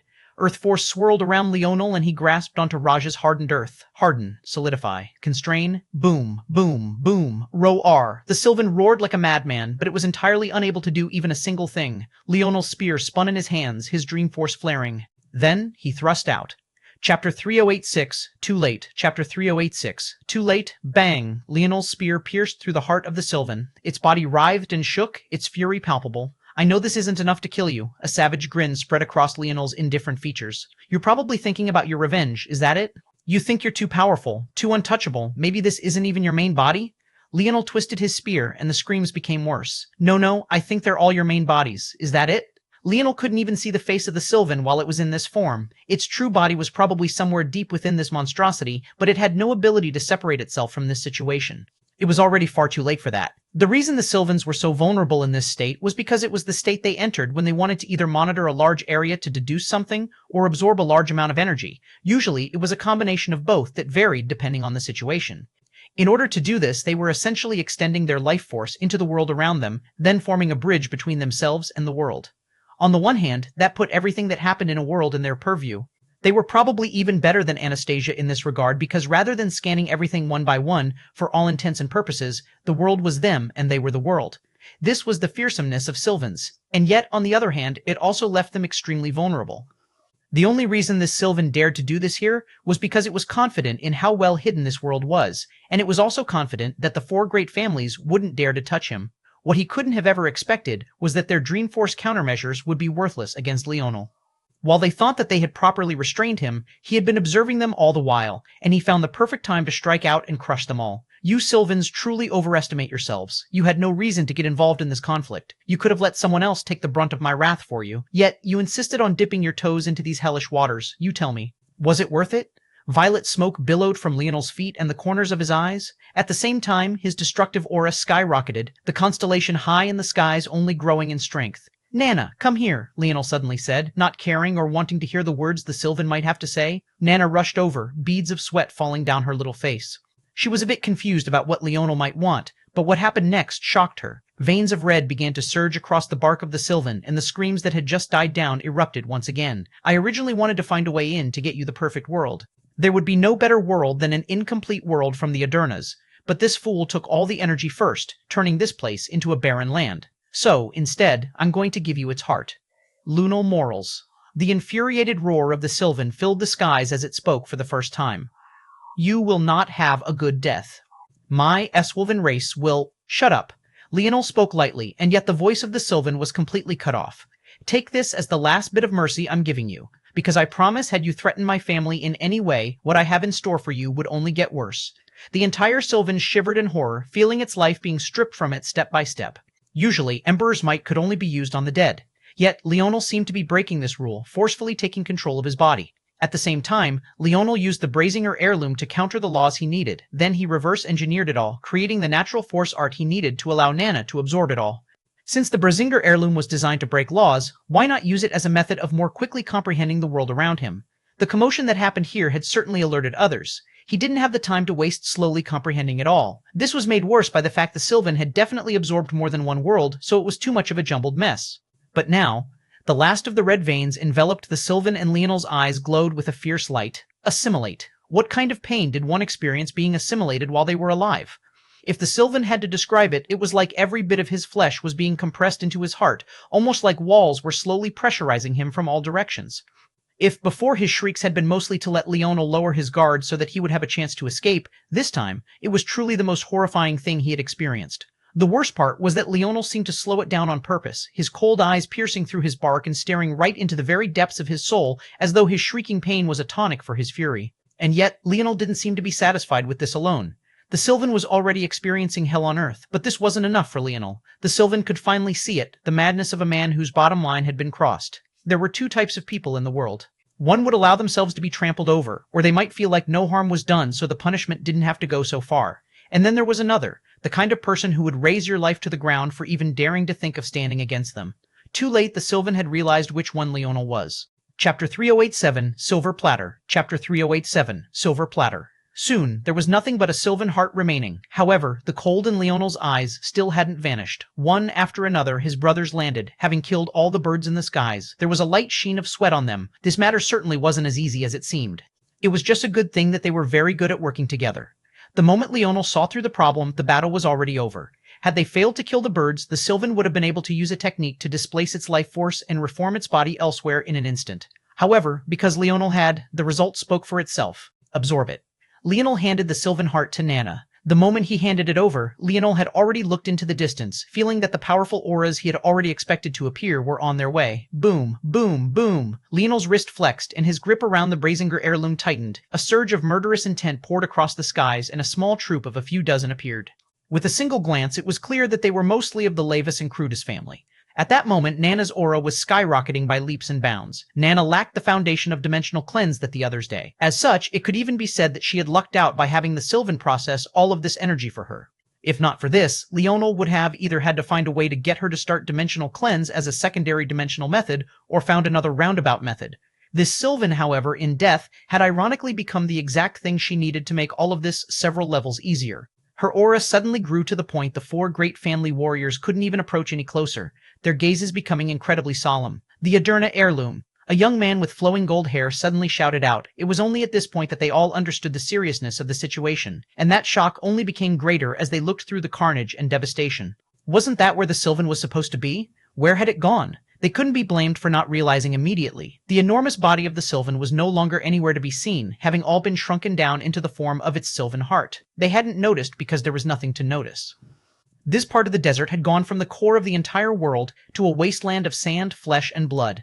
Leonel's gaze landed on the young man who spoke. His eyes narrowed when he saw a bow strapped across his body. There was something strange about it. The bow itself was beautiful.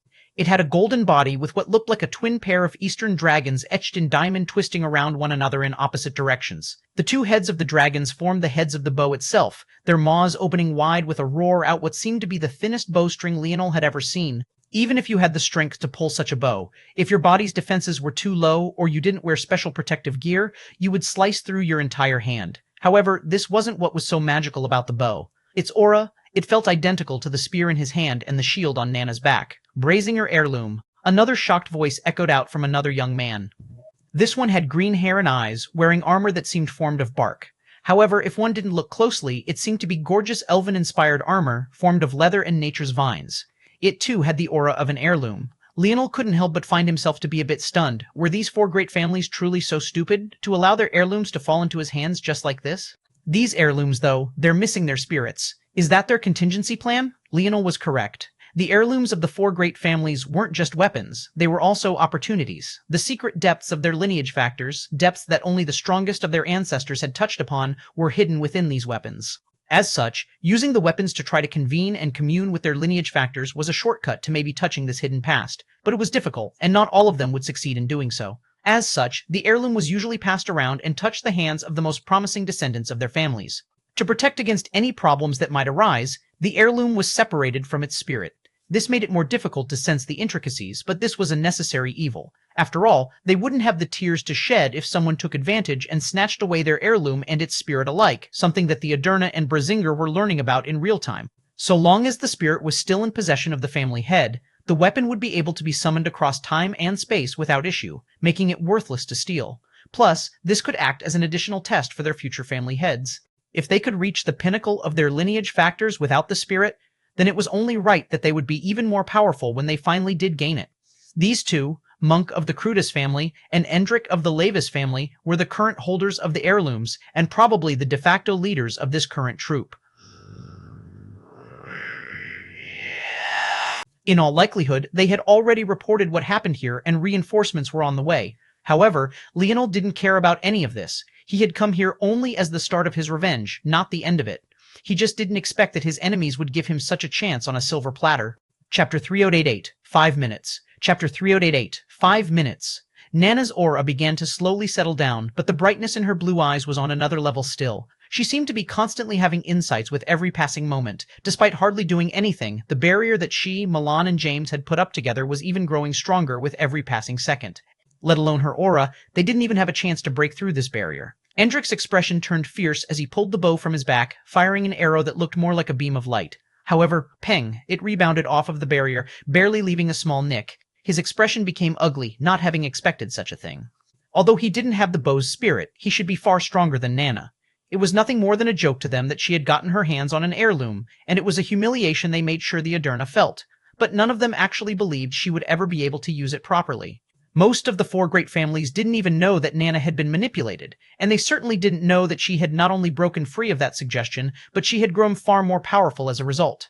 However, at that moment, something unexpected happened. Leonel raised a hand and placed it on Nana's shoulder. "This isn't your fight, not now. Just digest what you need to digest." Then, with a wave of a hand, a young man appeared. He was seated in meditation, and even after he felt the shift around him, it was a few seconds before he slowly opened his eyes. His skin was a delicate brown, his eyes looking like a blue star had exploded within them. However, as elegant as his appearance was, his clothing was no less simple than Leonel's, wearing his favorite white tracksuit as always. Eloran Hutch, old Hutch's grandson. "You've been eating my food and swallowing up my resources for a while. It's about time you be a little useless, don't you think?" Leonel asked with a cold smile. Eloran looked at Leonel, then up at those in the skies. "Take them," Leonel said lightly. Eloran nodded, slowly raised a hand. His gaze flickered and he swiped down. His hand seemed to multiply in the air. Despite moving slowly, it left countless after-images in its wake. Only those with the sharpest of gazes could see them as the ripples in time that they were. Then, Eloran's hand suddenly stopped before moving toward Leonel and handing him something. Or, rather, two things. Raj's lip twitched and Milan's mouth was practically hanging open. They rubbed their eyes, trying to make sure they had seen properly. Was that what they thought it was? Endrick's hand was empty, and Monk was almost naked. Instead, the former's bow and the latter's armor were now being held by Eloran's hands.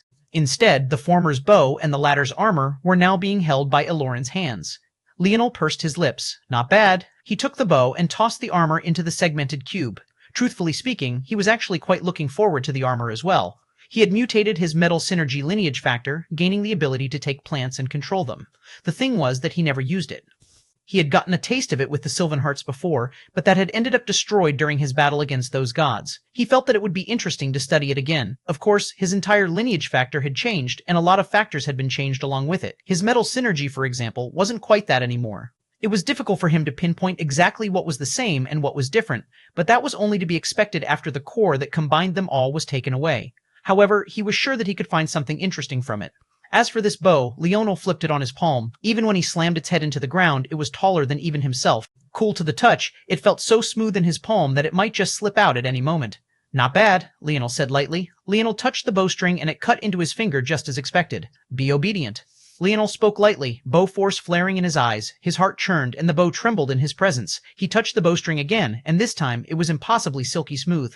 Even if he tried to cut himself again, he would certainly fail. He raised the bow and pulled back the string. All the light force in the region seemed to rush toward him. Soon, a blazing arrow had formed. However, unlike Endrick's, it soon solidified into a solid mass, swirling with gold and violet colors. "Lower the barrier," Leonel said lightly.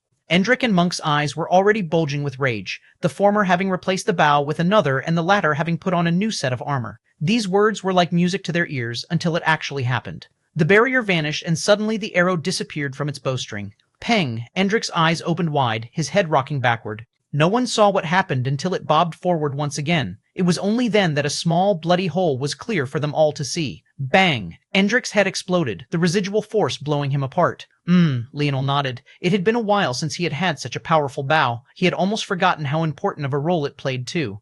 Not bad, indeed. Leonel lowered the bow, seemingly having already had his fun. He put it away, storing it in the segmented cube as well. "Eloran, you have 5 minutes. I don't need that much time," Eloran said lightly, taking a step down from his meditating hover position. Then he suddenly vanished. The air seemed filled with after-images of Eloran. Many tried to swipe at them, only to hit nothing but empty air and lose their lives in the next instant. COB 780718 FUV18 FUVNL 7078 FUVNL 7D70078 FUVNL 70070 Lifespan AL 7007007D Lifespan AL 782A1A FOVER 784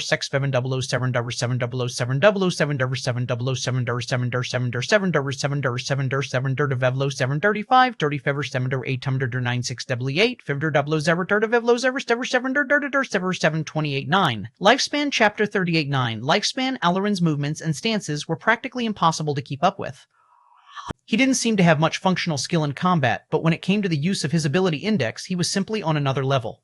Leonel thought that maybe he should train Aloran in a weapon force, or maybe teach him some martial arts, but after a moment he scrapped the idea. In fact, he felt that things were just fine like this. During all these years, Aloran had been basically being trained by Anastasia. Anastasia's understanding of Time Force was probably comparable to even the most ancient ancestors of the Pluto race. However, because of the failure of the Minerva in creating her, her thought processes and flexibility were limiting in combat. At first, Leonel had been a bit worried about what that would mean for Aloran, but not enough for him to truly care. That was because he still didn't like Aloran all that much anyway. The only reason he was still keeping him around was because he felt that he owed Old Hutch at least that much, and because he felt that he might be useful in the future. Although Aloran had been the one to kill his own grandfather, if his mother was anything to go by, he was more than willing. In fact, he had already deduced that the infamous hacker Hutch had allowed himself to die so that he wouldn't have to choose between his duty and his grandson. However, from what he could see here, Aloran had mostly used Anastasia as a springboard, learning what he could from her and the dense time force she could provide, and doing the rest on his own. Although his actual skill in combat was limited, his actual battle sense was exceptionally high. He simply didn't need to be able to wield a sword as beautifully as Amory, or a spear as deftly as Leonel, to be able to take this step. In fact, if they paired him together with Drake's gun force, he would truly become a force to be reckoned with. I need to invest more in my people. I guess, very soon, how strong they are will make or break a lot of things. There were many people training in the segmented cube. There was his cousin, Fifth Nova. There was Kira, who was doing her best to keep up with Blackstar's footsteps, and now had many more envoy corpses to analyze. There was Emna, who was maybe the most shocking talent of them all. Her potential was exceptional, and she had a chance to stand on Leonel and Ina's level. There was Amory, who seemed to have forgotten about everything but his sword these days. In fact, it was like the man had forgotten that he had two innate nodes as well. Of course, Leonel hadn't forgotten about Elthor, but Elthor and the other Oryx were in a bit of an odd situation. Lifespan. Leonel had noticed it quite a bit ago, but he didn't quite know how to deal with it. Back when he first became a Wise Star Order and saw through the true use of the tablets, Elthor had been among the few he helped upgrade. His affinity for chaotic particle force and Raj's ability index both played off of one another well. However, since then, Leonel hadn't done much other than speak with Elthor from time to time. These days, Elthor, who had once been a great talent, was only growing weaker. And the problem was because he was aging too fast. At first, Leonel thought that the problem was because Elthor came from that subdimensional zone. However, he dismissed that idea when he realized that the others, like the pure speedster or his former good friend, were just fine. They were living out happy lives, and most of them had no idea that they were even trapped at all. To them, they were just in a normal world, and as more generations were born, even those that were aware had mostly forgotten. That was when Leonel realized what the problem was: hyperevolution. He had always thought that hyperevolution was a great thing, but clearly it had its drawbacks as well. For Elthor, who was maybe the greatest beneficiary of it, he was bound to suffer the most. In the end, he hadn't been able to bring out much of his potential at all. Honestly, Leonel felt that he had let Elthor down. For one, he gave up most of Elthor's family and race for the sake of saving his brothers the first time. Back then, he had been self-obsessed and incredibly selfish. Although he had been lucky enough to enter that zone again and rectify those mistakes, the burden of that guilt was still there, especially since he hadn't bothered to care for Elthor's feelings at all. Ironically, it was due to that though Elthor had been by his side for so long and was also highly compatible with their friend group, Leonel found it hard to truly treat him as one of his brothers. Leonel planned to take steps to fix that, but if he wanted to, he would definitely have to fix Elthor's troubles first. Wait, a flash of enlightenment sparked through Leonel's mind. That was right, he had gotten a second chance to revive the people of that zone, but that had come at a cost. He lost Goggles. His good friend looked at him as nothing more than a stranger. Most of the warriors he had been able to grow and depend on during their battles were too fearful to even look him straight in the eyes these days. However, wasn't Elthor a part of that zone? If he got a second chance at it, what happened to Elthor himself? Was it really hyperevolution that caused this? Or was it because a piece of Elthor had been taken away? A piece he hadn't noticed until now. Leonel's gaze flashed with realization. Chapter 3090, Result. Chapter 3090, Result. His mind continued to whir as he looked back toward the silver tablet for the first time in a long while. Ever since he got the life tablet, the silver tablet felt a bit redundant. Other than that time he used it to trick the world into thinking he was someone else, he hadn't had a need for it at all. But right now the silver tablet was invaluable because it was the tablet that housed the souls of the people here. It really is here. Leonel shook his head and sighed. It was just a sliver, and it was easy to miss, but there was a piece of Elthor's soul right there. It was no wonder his lifespan was hindered. This should be why the other Oryx were experiencing this as well, because some of them had been resurrected the first time along with Elthor as well. I'm actually so incompetent. Leonel shook his head. He wasn't the same as the past. He remembered the first time he came across these tablets. He thought they shouldn't exist, that they made life feel cheap, and he had even gone into a bit of an existential crisis about it. But now he understood far more. Life wasn't just about the intrinsic value of a soul or a body itself, but rather the culmination of experiences, a mix of nature and nurture that couldn't be replicated. Maybe there really would be some way he could revive his dad in the future, but the man he knew would already be dead because the culmination of things that had made his father, were simply no longer there. Goggles had been the biggest wake-up call, and he learned that these silver tablets weren't a way to cheat death, they were just death by another form. He couldn't treat them as carelessly as he had in the past. I will help Elthor recover properly then, but there's still more people. There's the little rapax still in my world, there are the sea gods as well. Ever since he formed his inner world, he hadn't had the time to care for those matters. All of those people were very much still there, and it had already been almost 4 years or so. It's about time I put some real effort into growing this little kingdom. Leonel was so lost in his thoughts that he didn't even pay attention as Aloran killed the last of them. Aloran returned to the ground in his tracksuit, his eyes seemingly still blazing with a fighting intent that slowly waned. This was the first time he'd gotten to fight in a long while. Anastasia. At that moment, an adorable little girl with a lower body of floating clouds appeared. She smiled brightly, seemingly still happy that Leonel had finally gotten up. After taking a deep breath, Leonel summoned Aina as well. Aina looked around in a bit of confusion, but sensing the hints of seriousness coming from Leonel's soul, she focused herself quite quickly. "What's wrong?" she asked. Leonel gave Aina a reassuring smile and then looked at Aloran. As early as the Air Wars, Leonel said slowly, his gaze far more stern now. "I could have brought your grandfather back from the dead." Aloran's pupils trembled fiercely when he heard this. Although he quickly regained his calm, this wasn't something that could escape Leonel's notice. It was only after he felt Aloran's reaction to this information that he continued. "And your parents." Aloran was far more prepared this time, so his face remained placid. However, Leonel could still see the blood draining from his face. His parents were the reason he had a falling out with his grandfather at all. He couldn't accept the fact that the Fox had just let them die on those Paradise Islands when they knew exactly what would be coming. It was simply unacceptable. "However, I didn't," Leonel continued. "And do you know why?" Aloran's heart rate slowly calmed down as he waited for Leonel to continue. "It's because I didn't want my wife to know that it would have been possible for her to revive her mother as well, had she not entered the 7th dimension." Aina's eyes widened, her own heart shaking. She gripped onto Leonel's hands fiercely, trying to keep herself stable. It hurt. It definitely hurt. She had been striving to get stronger to avenge her mother all this time, only to find out that her pursuit of that strength was the very thing that stopped her from seeing the woman that she wanted to with her entire heart and soul. It was devastating. The worst part was back then, she had only just entered the 7th dimension. Just a few days shy, and maybe she would be holding her mother right this moment. A flash of rage lit Elloran's eyes. To know the reality of it all now, and that Leonel had simply not wanted to upset his wife, so he let him wallow in his own pity, well, how could he not be infuriated? But he managed to calm himself once again.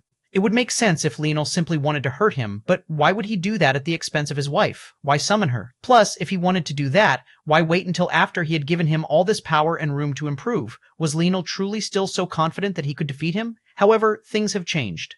I have the life tablet now, and between your ingenuity for Time Force and Anastasia's power, it's possible to go through the stream of time to revive them. But I will only ask you this once. Is it really what you want?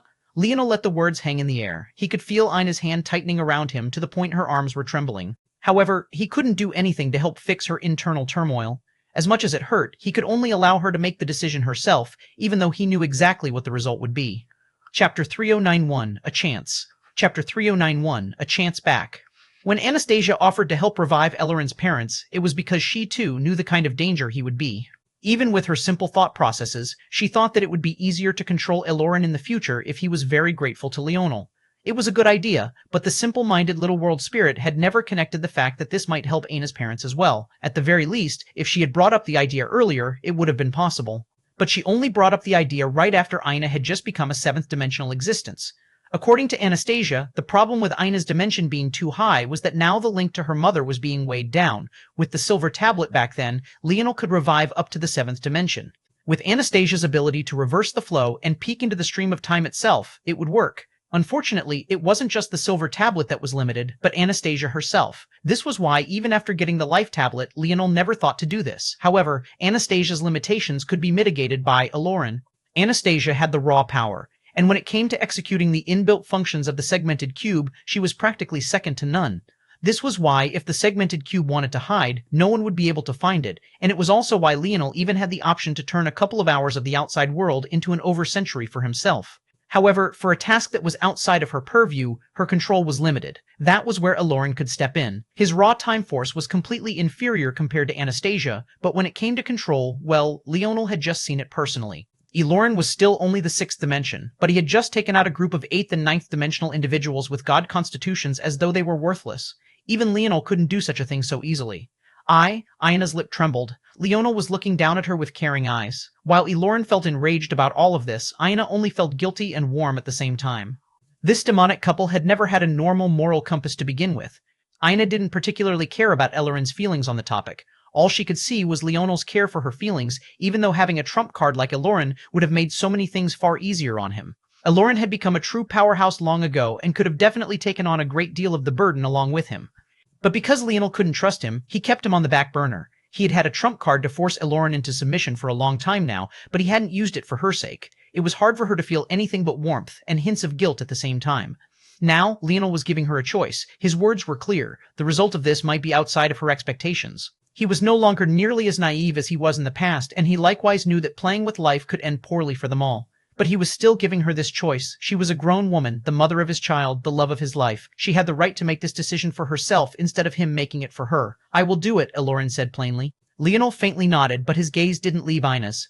Ina thought about all the dreams she had of her mother suddenly reviving one day, of her coming back and their lives being all the better for it. But then, for the first time, she thought of what the worst of it might be. What would her mother be like if she came back with memories of that torturous death she experienced? Her mother was nothing but a mortal, which was why this was even possible at all to begin with. Could a normal person's mind even hold up after such a thing? And what if she did manage to hold up? What would happen to their lives after that? What about when her mother found out that her husband had only gotten close to her as a tool for revenge? That it was because of Miel's selfishness that she had ended up suffering like she had?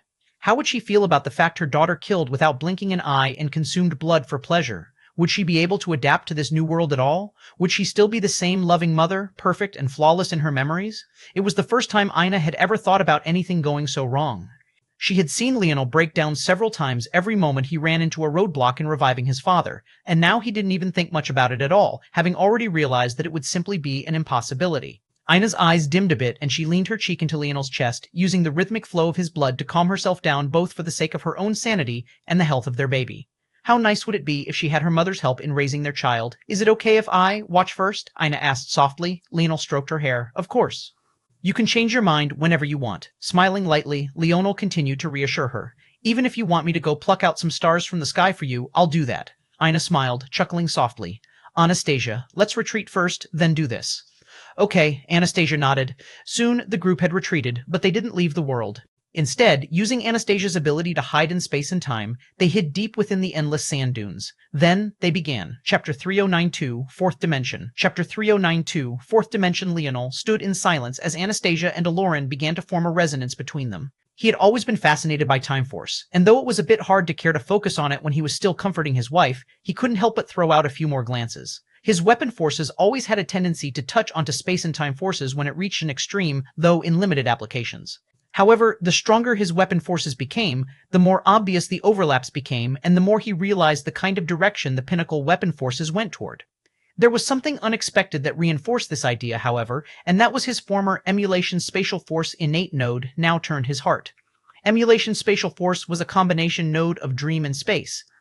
But what was more interesting than that was how Leonel had deduced that it sat as an inferior version of Infinity Force, the all-encompassing force that could be or represent all things. The reason this was interesting was because of the very fact Emulation Spatial Force was made of dream and spatial force in the first place. It was like a hint. The fabric of all things was divided into consciousness and the tangible result of it. This was the soul and body. When you had these two things, it was only natural that you could create anything, but it was still missing something: time. Could it be that the true Infinity Force was a fusion of dream, space, and time, instead of the amalgamation of all forces like many claimed it to be? The world had no meaning, no structure, without time. Even if you could think of anything and force it into being, what kind of substance would it have if time was ignored? There was already an amalgamation of all forces. It was neutral force. Back then, Leonel had thought that the difference was that Infinity Force was perfectly balanced in all forces, while there were a ton of impurities in normal neutral force. But now he wasn't so sure, and the reason for that was precisely his weapon forces. Weapon forces were also a kind of creation. It was the consciousness of a person that forced it into being. The fact this was true, and how it seemed to be able to control time and space to an extent at its extremes, seemed to point toward there being something much more deeply hidden in all of this. And now, observing how Anastasia and Elorin were weaving their time force together to pull at the stream, he felt endlessly fascinated, especially because they were using the core of Elorin's being to succeed. They weren't just aimlessly searching through time, they were using Aloran as an anchor and looking back through his past to find his parents and grandfather. And this was what sparked a small moment of enlightenment for Leonel. Weapon forces started coming off of him like slow solar flares, arcing and slowly separating into a resonant ring. Ina sensed the change, but she remained perfectly still, nestled up in his arms without a desire to disturb him. Plus, she was endlessly comfortable here. Ping! Leonel's weapon forces broke into the higher creation state. Ping! They broke into the peak creation state mere moments later. There was a calmness to his gaze, even though he was looking forward in a daze. Time wasn't just something that stretched through the infinite bounds of space, but it was represented in one's consciousness as well. His dream force shook. A memory, if clear enough, was almost like a pocket of a past enough, a return to a previous timeline. Suddenly, Leonel had touched upon a comprehension level of dream force that only the demoness ever had. When the demoness appeared in the lair of the Invalids and all time seemed to stop, this had never been an application of time force. It was an application of dream force that only she had ever comprehended. Until now, control. That was Leonel's ability index, but he had thought of it in far too limited a capacity. The dream plane existed in the second dimension, and his dream force comprehension had reached down into the first, making lowercase dimensions feel worthless. It was why he could sense it when someone spoke about him even from countless worlds away. But he had forgotten, the dimensions weren't just 3, they were 4, and the fourth was time. To have control over one's mind, to truly control it, meant not just controlling himself in this present space, in this present time. It meant controlling himself across all iterations, across all timelines, across all events. A bomb seemed to have echoed through Leonel's mind, and his aura began to change rapidly, not necessarily growing stronger. Sometimes it would grow infinitely weaker, but then explode forth with a great amount of strength. Sometimes it would begin at an impossible to fathom height, only to drop down to an abyss of weakness. He didn't know how long he spent in this state, but when he awoke, he found that the souls of Old Hutch and Aloran's parents had already been pulled out.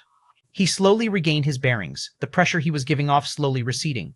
Aloran's looked toward Leonel with wild flickers in his eyes, seemingly only now understanding why Leonel had never cared about antagonizing him. Leonel simply didn't fear him. His opponents were the true gods of this plane. Leonel waved a hand and a surge of energy flooded into the life tablet. He ignored Hutch for the moment and poured it all into Aloran's parents. Before his eyes, they became more tangible and slowly regained their human forms. Aloran finally couldn't hold his emotions back anymore. They were real. They were here. These were his parents. He rushed forward and hugged them both before they understood what was happening, tears flooding down his cheeks. Leonel watched this in silence, not saying anything even as he watched the whites of Aloran's parents' eyes suddenly consume their irises and pupils.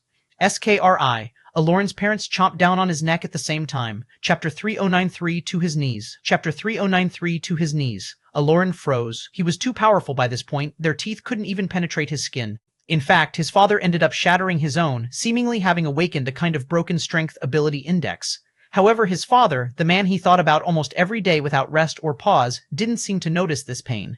It was a pain that should have put even elite warriors at bay, and yet he didn't even pause before he moved to chomp down again. The second one hurt. Not to Aloran's father, or even in terms of physically for Aloran, but rather to the very depths of the latter's soul. There was no humanity left. Even pain wasn't any sort of barrier. All his father wanted to do was to shred him apart and use him as a stepladder to increase his evolution. And then there was his mother. She didn't awaken any sort of strength at all, and seemingly not knowing how to use her ability index, she instead began to scratch and claw at him, gnawing into his skin for any hope of breaking free or just the slightest taste of blood. Ina looked away, burying her head into Leonel's chest and silently sobbing. She had thought of so many things, but she didn't even consider this route. She didn't even think of the possibility of what if her mother wasn't even able to make it through the metamorphosis in the first place. Her mother was just a normal woman. Until the end, she probably didn't even have a full appreciation for the kind of man her husband was, or the woman her daughter would be able to become in the future. She didn't even come from a particularly powerful family and could only stay on the Paradise Islands along with everyone else. Ironically, had Ina not been an orphan who gained a scholarship to go to Royal Blue Academy and stay on their campus, she would have been on those Paradise Islands too. In all these years, she never even considered the fact that she might have lost her mother long ago one way or another, and right now, she had no willingness to find out. She could practically see Aloran's heart breaking through his eyes. Even now, he continued to hold his parents in place, hugging them tightly as they tried to rip him to pieces. Ina didn't know what would happen to her mind or psyche if she ever were to see her mother in such a state. She simply couldn't do it. At that moment, Leonel's words seemed to have a different sort of connotation to them, a different sort of weight, and it formed a lump in her chest that just sat there, unwilling to move. Leonel sighed inwardly, gently stroking Ina's hair. He held her close, giving her the only comfort that he could. As for Aloran, he seemed frozen in his own time. It didn't seem like he had any ability to move at all. The daze in his eyes was deep, but eventually he simply broke down, unable to hold it in any longer. Tears streamed down his face and pooled toward the ground. His heart thumped madly as he knew what he would have to do. He unleashed a roar of agony and suddenly squeezed down on his last hug to both of his parents. They shattered beneath his strength, becoming motes of light that descended and entered his body. By this point, the strength that such invalids could give him was next to nothing at all. It hardly even gave him any warmth. In fact, they felt almost shockingly cold, and his body couldn't help but shiver on impact. With red eyes, he stared down toward the ground, his lips trembling. He knew that his grandfather had already known about all of this. There was a reason that his grandfather had taken him away from that paradise island, but made no attempt to do the same for his parents. They had already deduced what would happen, and his grandfather had saved him from this fate. The worst part was that his grandfather had already explained all of this to him, but he just didn't believe it. Even now, he didn't want to believe it. There was no blood left, no bones, not even the faintest wisp of a scent. The irony was that the only thing that was left was the saliva his parents had left on his neck while trying to bite through it. It was such a pitiful remnant that he almost laughed like a maniac. He had done all of this. It was all his fault. His grandfather had been right from the very start, but he had ended up killing his only family remaining with his own hands. His grandfather hadn't even fought back, letting him do it. Not once did he blame him. Not once did he show the slightest hint of unwillingness. All there was a hope that Aloran would one day find what he needed. Aloran fell to his knees, practically burying his head into the ground as he sobbed like a weeping child. Not once during the course of these years did he regret what he had done to his grandfather. He thought that old man was brainwashed, forced into duty, and indoctrinated until he could think for no one other than Gervais Fox. He had hated everyone in the Fox family to the bone, and had sworn that he would one day rip them down from the throne and destroy them to the last man, woman, and child. But now he knew that he had been fishing for nothing more than fool's gold. He was the fool in this situation, and he had lost everything. Ina's shoulders quaked as well, feeling it just as much of a loss. Her heart shattered into countless pieces, and she didn't even know if she could pick them back up again. In the end, these weren't things that anyone else could help them through. Chapter 3094. Chapter 3094. It was a long while before Aloran reached any sort of semblance of calm. With red eyes, he looked up to Leonel to find him staring back at him indifferently, his wife in his arms. Aloran took a shaky breath and nodded only once. There were no words that needed to be exchanged. Leonel already knew that he wanted to revive his grandfather. When Ina thought of reviving her mother, she had come to think of several issues as well, things about her current life that her mother simply wouldn't be able to accept. Could her mortal mother accept that she killed as easily as breathing now? That her daughter used blood to strengthen herself? What if her mother transferred some of the blame of the torture she experienced onto Ina herself, and their relationship was never the same? It was impossible to tell what someone who had gone through such trauma might think or feel, and it was even more impossible to take back words that had already been spoken. No matter how lenient or forgiving Ina would want to be in such a situation, once some lines were crossed, there was simply no going back, especially now that Ina was even more sensitive about certain things with their first baby on the way. Would she still be able to forgive her mother if she said something about their child? All of that was all before she even considered the fact that her mother might not even come back human at all. Invalids might have been living creatures in some sense, but they were the antithesis to the living in others. Pawns of existence, they were designed only to do one thing: destroy. Their souls were corrupted, and they simply weren't the kind of beings that could be saved. As much as some might want to talk about extending an olive branch, or treating all the same, Leonel was willing to do such things when it came to all races under the sun. But invalids didn't fall into such a category. Invalids could come from practically any race to begin with, and they represented the underbelly of existence, the yin to the yang that was life, the destruction to the creation of the world. Even when they broke free of those violent instincts and evolved into variant invalids, those tendencies only became more twisted and sinister in nature, backed by an intelligence no less than any other creature that only made them all the more dangerous. Invalids weren't people. They were the representation of a force of nature, a force that Leonel had no ability to reverse or fix. Aloran obviously knew this, or else he wouldn't have killed his parents with his own hands. And part of the reason he had sobbed so much was because he too had begun to realize some of the things that Ina had. Even if his parents weren't invalids, what would he do if his parents despised him for killing his grandfather? Would they even be able to look at him the same? Now, he was facing the same issue with his grandfather. They had already been growing distant after the metamorphosis descended, but what would happen now? However, this time, Aloran was ready. Even if his grandfather hated him down to his guts, he would still revive him. That sort of punishment was precisely what he deserved, and his grandfather deserved to live life. Aloran took a deep breath and stood to his feet before he began working with Anastasia again. It was much harder to commune with Hutch because his dimension had already been in the 7th when he died. Luckily, that 7th dimensional cap was decided by an incomplete world which made it somewhat easier. But that didn't stop beads of sweat from falling down Aloran's brow. Controlling this much time force was still beyond him. However, he grit his teeth and pressed on. His grandfather deserved a chance at life. He knew how much his grandfather loved to battle. He had been waiting to step out into this world for the longest time, a time where he would finally be able to test his blade against the world and see how his machete art stacked up against the geniuses of the rest of the world. But his own grandson had robbed him of that opportunity. Maybe even worse, Elorin had abandoned the machete arts his grandfather had passed down to him, wanting to distance himself from the man as much as he could. Knowing his grandfather, this was probably an even crueler torture than just outright killing him. I'll make up for all of it, I swear, even if you hate me to the bone, even if you never want to speak to me anymore. Blood began to seep from the corner of Elorin's mouth, but the staunchness in his eyes only grew deeper. At that moment, a flickering Dharma began to appear to his back. This time, it was Leonel's turn to be a bit shocked, because the Dharma was actually in the shape of a silver machete. No, it wasn't just a single machete, it fanned out, forming 2, 3, 9, 12. The number seemed to keep expanding until the layers of machetes fanned out like a fan, so numerous that it was impossible to see the individual ones. This is... Leonel's expression flickered as he came to grasp something. These machetes, each one, represented a time Elorin could have chosen to practice the machete but ignored it. He was using his causality ability index to go back and rewrite this causality for this one event. But as he did so, he was giving up his time force control in equal parts. Leonel didn't stop him, although he felt like it was a waste. Instead, he looked at Anastasia and gave her a message. If he didn't say anything, this little dolt wouldn't have realized. Oh, she said in a cute cadence, giggling as she understood something. And at that moment, boom. Chapter 3095, Old Hutch. Chapter 3095, Old Hutch. There was a sudden rush, and eventually Leonel waved a hand, pulling a soul out of the stream of time and stuffing it into the life tablet. Elorin collapsed into a daze, his aura still growing as he gasped for breath. He was quite lucky, honestly. If not for Anastasia's intervention, all of his time force training would have turned into machete training, and he would have been back to square one with his ability index. Truthfully, just from an objective point of view, this would have made him weaker. His ability index had shocking versatility that a blade couldn't match up to.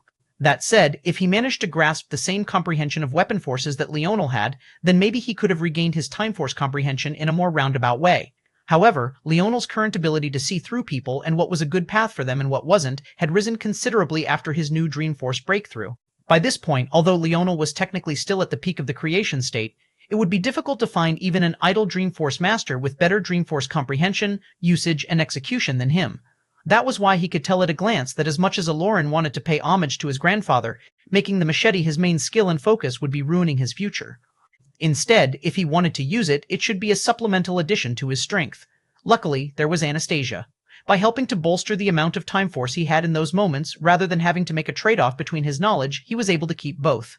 Of course, there was another price to pay. Elorin looked much older now than he did before. He seemed to be a man in his mid-30s, and considering his strength, that meant that he had lost a considerable amount of years. However, Leonel was pretty confident that that could be reversed. He just needed to go up in dimension again. After Elorin seemed like he was about to regain his bearings, Leonel finally poured the energy into the life tablet, and Old Hutch's figure began to slowly manifest. There was a slight moment of silence. Leonel's brothers had a dear fondness for Old Hutch as well. It was he and their coach that had helped them during Leonel's 2-decade-long disappearance, helping them train into the men that they were today. They had a great hatred for Elorin because of what he had done now as well. But they also knew that it was impossible for any one of them to replace Elorin in the old man's heart.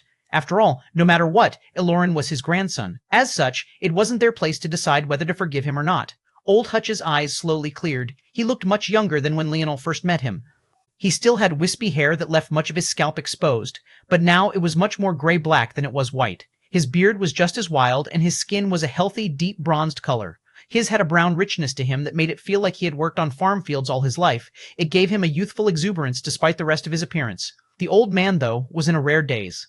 The first person he saw was obviously his grandson, and it left him confused. Had he died? Had his grandson come with him? He couldn't help but sigh. He had somewhat known that Elorin's revenge would end in failure, but it still hurt to see the result himself. He couldn't help but blame himself. Elorin suddenly hugged Hutch tightly, causing the old man's eyes to open wide. When was the last time his grandson had hugged him? Years? Ever since he became a teenager, he had become too grown to do that, and after he learned about the fate of his parents, their distance only grew further apart. The hug was one thing, but when he felt Elorin's sobs, Hutch's eyes couldn't help but tear up and turn red. Was he dreaming? Why did it all feel so real then? I'm sorry, it's all my fault. Elorin squeezed these words out, holding on to his grandfather with a firmer and firmer grip, almost as though trying to make sure he wouldn't disappear again. Old Hutch didn't even know what to say to these words. Ina slowly wiped her tears, releasing shuddering breaths in Leonel's embrace. I want to see my dad, she said so softly only Leonel could hear her. Okay, Leonel nodded. Would it be easy to see Ina's father right now? Absolutely not. He had been basically banished from the Fox Empire, and he was certainly in their midst. Doing so would either require ignoring his grandfather's words and bringing down an even harsher punishment onto himself, or actually finishing off this war. But he didn't care. Since his wife wanted something, he would make it happen. It was really that simple to him. So long as she could get herself out of this rut, it would be well worth it. He had been too naive in the past about how life worked. From the very beginning, it was never so fragile. For every one case there was with Old Hutch, there were a million other failures. It took a long while, but when Old Hutch finally realized that everything around him was real, he also broke down into tears. Then, something that left Leonel speechless began to happen. His aura skyrocketed, his blade force practically piercing the skies. Leonel shook his head. Old Hutch was his first teacher in this wild world, the man who always said you should listen to your blade. Back then, Leonel had said that was absolutely ridiculous, but now he was seeing it in real time. Now that the one regret in his life had vanished, Old Hutch had torn the final layer holding him back. Chapter 3096, No Choice. Chapter 3096, No Choice. You finally finished crying, old man? Leonel asked with a laugh. Old Hutch only seemed to finally realize that Leonel was behind him at that moment. He blinked for a moment, and then his eyes brightened. Don't make fun of me, brat. I've been making my enemies shed tears since before you were a thought in your father's sack. It was about damn time I shed a few. Leonel laughed. The old man was still the same, it seemed. Well, the same in some aspects, and very different in others. The old man's dimension remained the same, but his blade force, that was very much different. Even Leonel could feel some pressure coming from it. That man really had an obsession with his machete. Tell you what, old man, I'm kidnapping. Huh? Old Hutch asked in confusion. Technically, you're supposed to be a warrior of the Slayer Legion, but we're not doing that anymore. You're coming under me. Old Hutch was speechless. Was this the sort of unilateral decision you could even make? The old man had always been a person of duty. He didn't even allow his grandson's hatred to get in the way. But now, Leonel was. Nope. You don't get to refuse. Do you know why? Old Hutch was confused again before he suddenly realized what was going on. You think you've grown some hair on your balls finally and think you're stronger than me? Is that it? Think? Leonel burst into a fit of laughter, his booming cadence filling the skies. Leonel patted Ina on the back and pulled her behind him. Then he grabbed at the air, causing the Brazinger heirloom to appear. Then, with another wave of his hand, he tossed over a familiar rusted blade over to Hutch. Leonel looked at the Brazinger heirloom, and after a long while, he shook his head and pierced it into the ground. That's too much. I don't want to scare the old man. Old Hutch's eyes almost bulged out of their sockets. Hee. It was all he said, but a bloodthirstiness was already coming from him. Leonel grabbed at the air again, but this time a long branch broke free of a tall tree. With a surge, his spear force rushed into it, and it began to glow a bright golden light until a blade grew out from its tip. Come on, you old bag of bones. I'll show you that listening to your weapon nonsense you were spewing was all bullshit. Veins bulged from Old Hutch's forehead.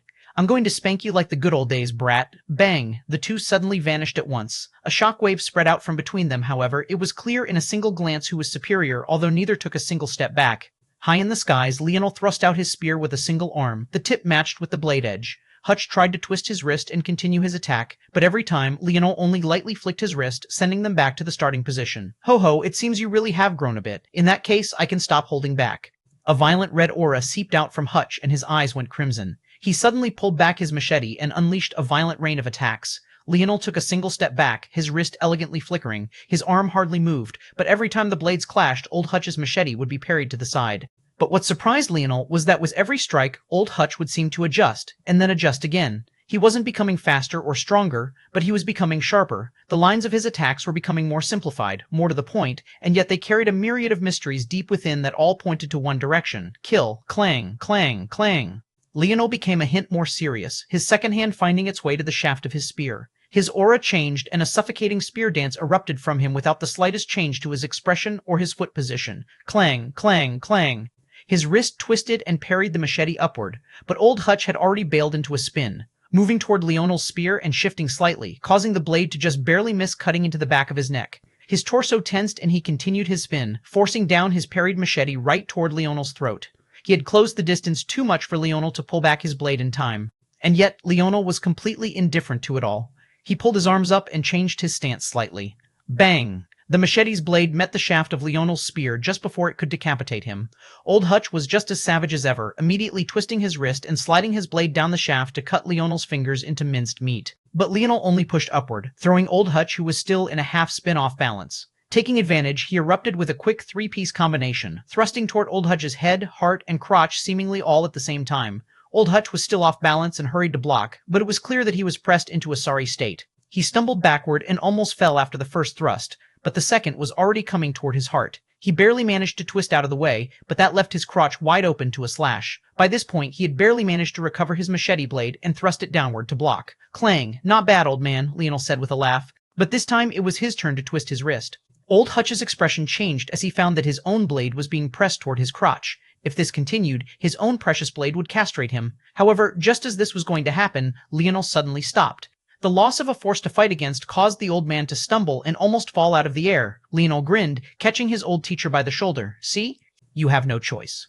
Chapter 397, Monstrous. Chapter 397, Monstrous. Hutch was speechless. This wasn't a joke. You couldn't just do this. The situation has changed a lot since you died, old man. I'll let others fill you in, but I want to make it clear that I'm not giving you a choice. Leonel gave the old man a level glance. Old Hutch shook his head. He could feel that there were two secrets hidden within Leonel's gaze.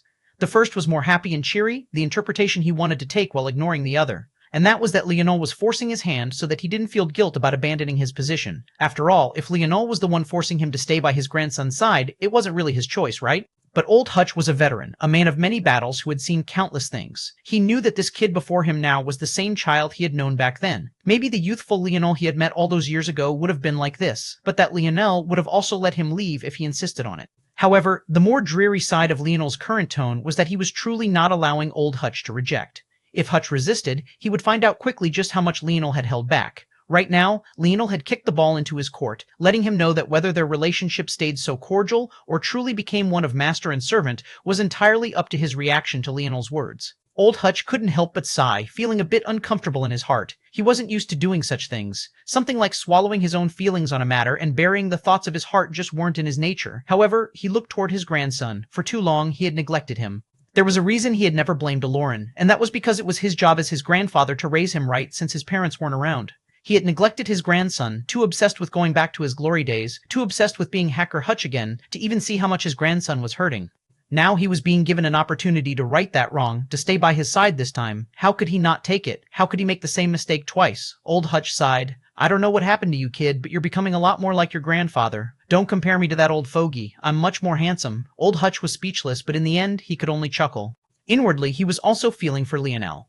What did Leonel have to go through to become this version of himself? He would have never thought that Leonel had it in himself to strong-arm him like this. Although Leonel's ultimatum was a bit cruel, there was a reason old Hutch was so loyal to Gervais. Sometimes, a leader had to have that sort of edge to them, or else, rather than a little bit of discomfort now, it would be their people suffering for it in the future. In the past, Leonel would mitigate this by taking on the entire burden himself, suffering the pain himself so that others wouldn't have to. But he had matured enough now to know that there was certainly a sort of middle ground to take. Even if he was going to take on the burden himself, he had to put more effort into raising everyone around him up. He descended from the skies and wrapped an arm around his wife. Ina still felt a bit fragile now, but he could see that there was some color returning to her face. We're going to need a lot of force pills very soon. Do you think you're up to it? Ina's eyes brightened somewhat and she nodded. Something to distract her and something to do while she couldn't battle. That was exactly what she needed right now. I just need blood, she said softly. Usually she would use her own blood to concoct pills, but she couldn't for obvious reasons now.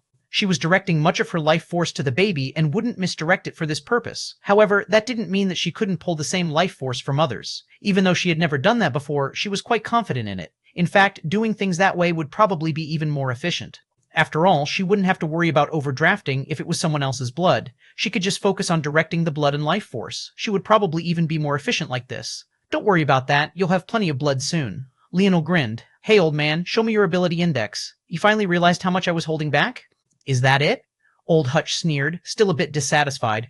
After he finished speaking, there was a sudden rush through the air, and Leonel felt like he was frozen in place. It wasn't just him, but it felt like everyone was experiencing it all at once. Old Hutch crossed his arms over his chest, laughing to the skies. How is it? Leonel would have blinked in surprise if he could. This was clearly an application of spatial force, and though it seemed to function like Nana's bind ability index, he felt that it was completely different. It was such a strong application of space that it actually crossed over to influence time as well. He was solidifying the three dimensions to such an extent that even time force itself couldn't move freely, effectively causing a result that was akin to time stop without quite being time stop. Leonel's body trembled slightly, and his weapon force tore the constraints around him apart, causing Old Hutch's lip to twitch. However, none of this stopped Leonel's eyes from brightening into two suns. The combination of grandson and grandfather would be monstrous. Chapter 3098, 4 Dimensions, Chapter 3098, 4 Dimensions. Leonel felt that just by observing these two, his comprehension of Time Force was only increasing. But what left him truly speechless was the fact that Old Hutch was the perfect opposite of his grandson. Elorin was almost entirely focused on his ability index. Many would say too focused. But by comparison, Old Hutch ignored his too much. He had such a powerful ability index, but his mastery over it was clearly lacking. And yet, despite that, Old Hutch's ability index was practically as close to the 5th tier as you could get without being a savant. He was basically born with his ability index at the absolute extreme. Leonel's gaze flickered. In just a few seconds, he had thought of thousands of uses for Old Hutch's ability index. But even when he directly dismissed all those that would help directly with his machete, he was still feeling quite shocked. Right now, Old Hutch was a dimensional expert to the standards of Old Earth. Meaning, he was far too weak. If Leonel had wanted to, he could have defeated the old man in a single strike. It was just that he wanted the man to know that he had surpassed him in skill as well, so he weakened himself considerably. If Old Hutch wanted to be of use, he would need to improve in two massive ways. First, his foundation had to be reforged, and that would be easy enough given Ina's abilities and Leonel's own. And second, he had to start using his ability index properly. Old man, how much do you know about your ability index? Old Hutch shrugged. It's just a parlor trick you can use against weak people. My blade is still best. Leonel almost coughed up a mouthful of blood. He looked toward his brothers, and many of them were also feeling aggrieved. The one of Leonel's talents that had started off incredibly weak was his ability index. He had put in a great amount of effort to get it to this level, and this damned old man was wasting such good stuff. Sometimes Leonel felt jealous. If he had been born with Elorin's ability index, or Old Hutch's, heck, even if he had been born with James's, his strength right now would be far more exaggerated.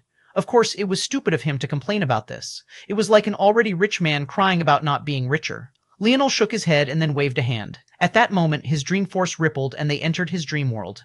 Grid lines of blue filled the white space, making it look as though they had entered a matrix of some sort. Watch, Leonel said. He grabbed at the air and a machete manifested from his dream force. Then, everyone froze in place. It was like Hutch's frozen domain had descended once again, but this time more subtle and hints more powerful. Leonel swung down and Hutch's eyes widened. He was certain.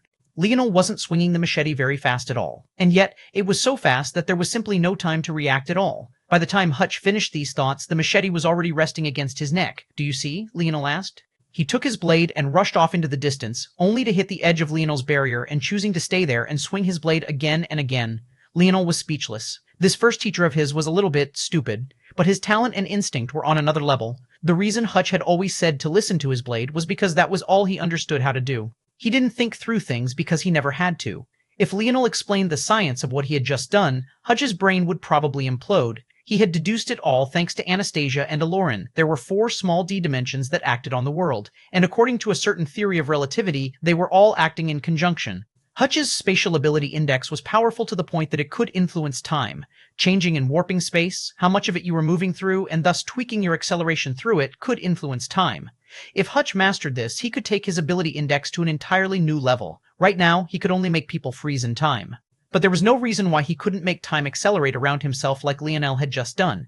If this was layered with his grandson's ability, the duo would be able to control all 4 dimensions with ease, and their power together would be greatly exaggerated. At that point, had Leonel not only comprehended his own path to mastery over time and space, he would have no confidence in defeating these two at all. Perfect. This here was his foundation. Before he died, he had already decided to truly begin to form his faction, even to the point of having created the first iteration of their uniforms. Now that he was back, he had not only not changed his mind, but he was planning on pouring even more into it. He flicked a finger and used Dream Path on Hutch while he was lost in his own thoughts, madly swinging his blade. After that, Leonel could practically see the enlightenment in his eyes. "You're all going to have to work a lot harder," Leonel said with a grin to his brothers. "Otherwise, the old man is going to surpass you in a few days." "Fuck that," Milan roared. "Give me drugs." He looked toward Ina with a feverish light, causing her to burst into a fit of laughter. "Let's stay here for a while. I'll have Anastasia deduce a few things for me, and soon we'll do another round of incomplete world absorption. Ina, you just help Hutch fix his foundation. As for me, I'll be back in a bit. I have a certain swordsman to visit." Leonel hadn't seen Ameri in a long while. He wondered how much improvement the man had made. As Leonel moved, though, he was thinking about something else. The new Time Force capabilities of his Dream Force, they just might allow him to give the opportunity his grandfather had given to him to everyone else. If he completed this new technique of his ability index well, he could allow everyone the chance to return to the 3rd dimension again. Chapter 3099, A Former Weakness. Chapter 3099, a former weakness. Ameri was in the same exact state that Leonel remembered him being in, sweating buckets and swinging the very same wooden sword. In fact, the only thing that had changed was that he was using a different hand, but Leonel was pretty sure that was a coincidence. Ameri had always been a dual sword wielder, so it wasn't a surprise that he would use both hands. In fact, part of the reason for that was because his innate nodes were in his hands. He probably wasn't born ambidextrous, but had instead learned it. That said, it was clear that he had a proclivity toward it nonetheless. The reason it would be easier for him to learn to use his offhand compared to others was precisely because of that innate node in his left hand. It made certain that the nodal pathways in his arm were just as robust as the nodal pathways in his dominant arm. Thus, so long as he trained his muscle memory, the skill would come naturally. Seeing Ameri still working at it, Leonel felt a slight hint of admiration. It was something that he wouldn't usually feel toward others. In fact, the only man who had ever elicited such awe in him was his father. However, maybe because he was in a bit of a charitable mood, he had projected some of that onto Ameri. However, it wasn't truly because he felt that what Ameri was doing was impressive, but rather because of a certain empathy. The only difference between himself and Ameri in regard to this training was that Leonel had timed it in a time-warp zone, while Ameri had been drilling himself in this clearing, in the same spot, to the point he was already standing in a crater of his own making. What made it more shocking was that this crater wasn't due to a sudden and abrupt use of power. It only appeared because he had been grinding at the same region with his feet again, and again, tirelessly for years on end. Leonel could tell with a glance that the man hadn't even eaten anything in all these years. His entire focus was on the sword, and he replaced any of his nutritional needs with force. In fact, Leonel was pretty sure that he wasn't even absorbing energy from the surroundings at all. Instead, he was relying entirely on his two innate nodes. From what Leonel knew, Ameri had one Dark Force innate node and a second Gaia Force innate node. Gaia Force was a truly shocking and rare force that was a fusion of water, earth, and life forces. It allowed the user to borrow power from both land and water to bolster their strength considerably.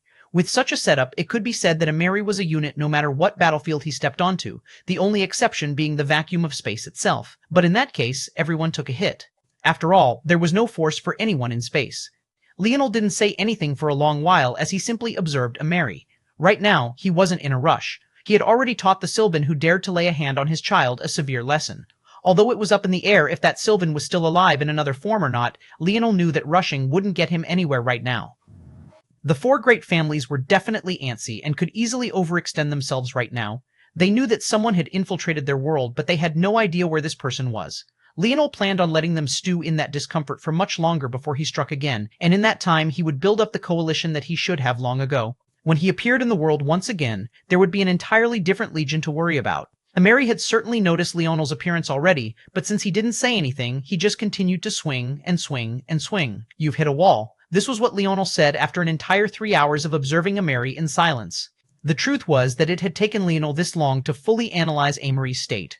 Although his dream force was on another level now, Ameri's skill was also no joke. Trying to use Dream Path for a swordsman when he had no affinity for swords, and said swordsman was nearing him in skill, was incredibly difficult. However, in the end, he was still a step beyond Ameri in terms of weapon force mastery. So he knew where Ameri had to go and about where he was. Ameri's sword stopped, and he looked toward Leonel with a level gaze, his chest heaving in an oddly slow rhythm as sweat beaded down his body. "You're ironically too obsessed with the sword, and it's not letting you see what's beyond it." Ameri's brows furrowed. "If you can answer this question, you'll make it through," Leonel continued calmly. "Ask yourself, do you want a sword that lords over all things, or a sword that is all things?" Ameri's eyes flashed like a bright pair of torches. In truth, when it came to his weapon force, Leonel felt that Ameri stood on the same level as him. The difference between them was that Leonel had a dream force affinity that was off the charts, one that allowed him to see his weapon forces from a different sort of perspective, a perspective Ameri couldn't see. At the same time, Leonel had those 10 years in the Sea God Zone to blow Ameri out of the water. Though, he didn't really count those because Ameri had started training far younger than he had as well. All things considered, they should be at about the same level, but they weren't. And the reason for that was ironically the one thing Leonel had always seen as a weakness: he had too many affinities. Now that he had reached this point, he realized that could be an asset as well.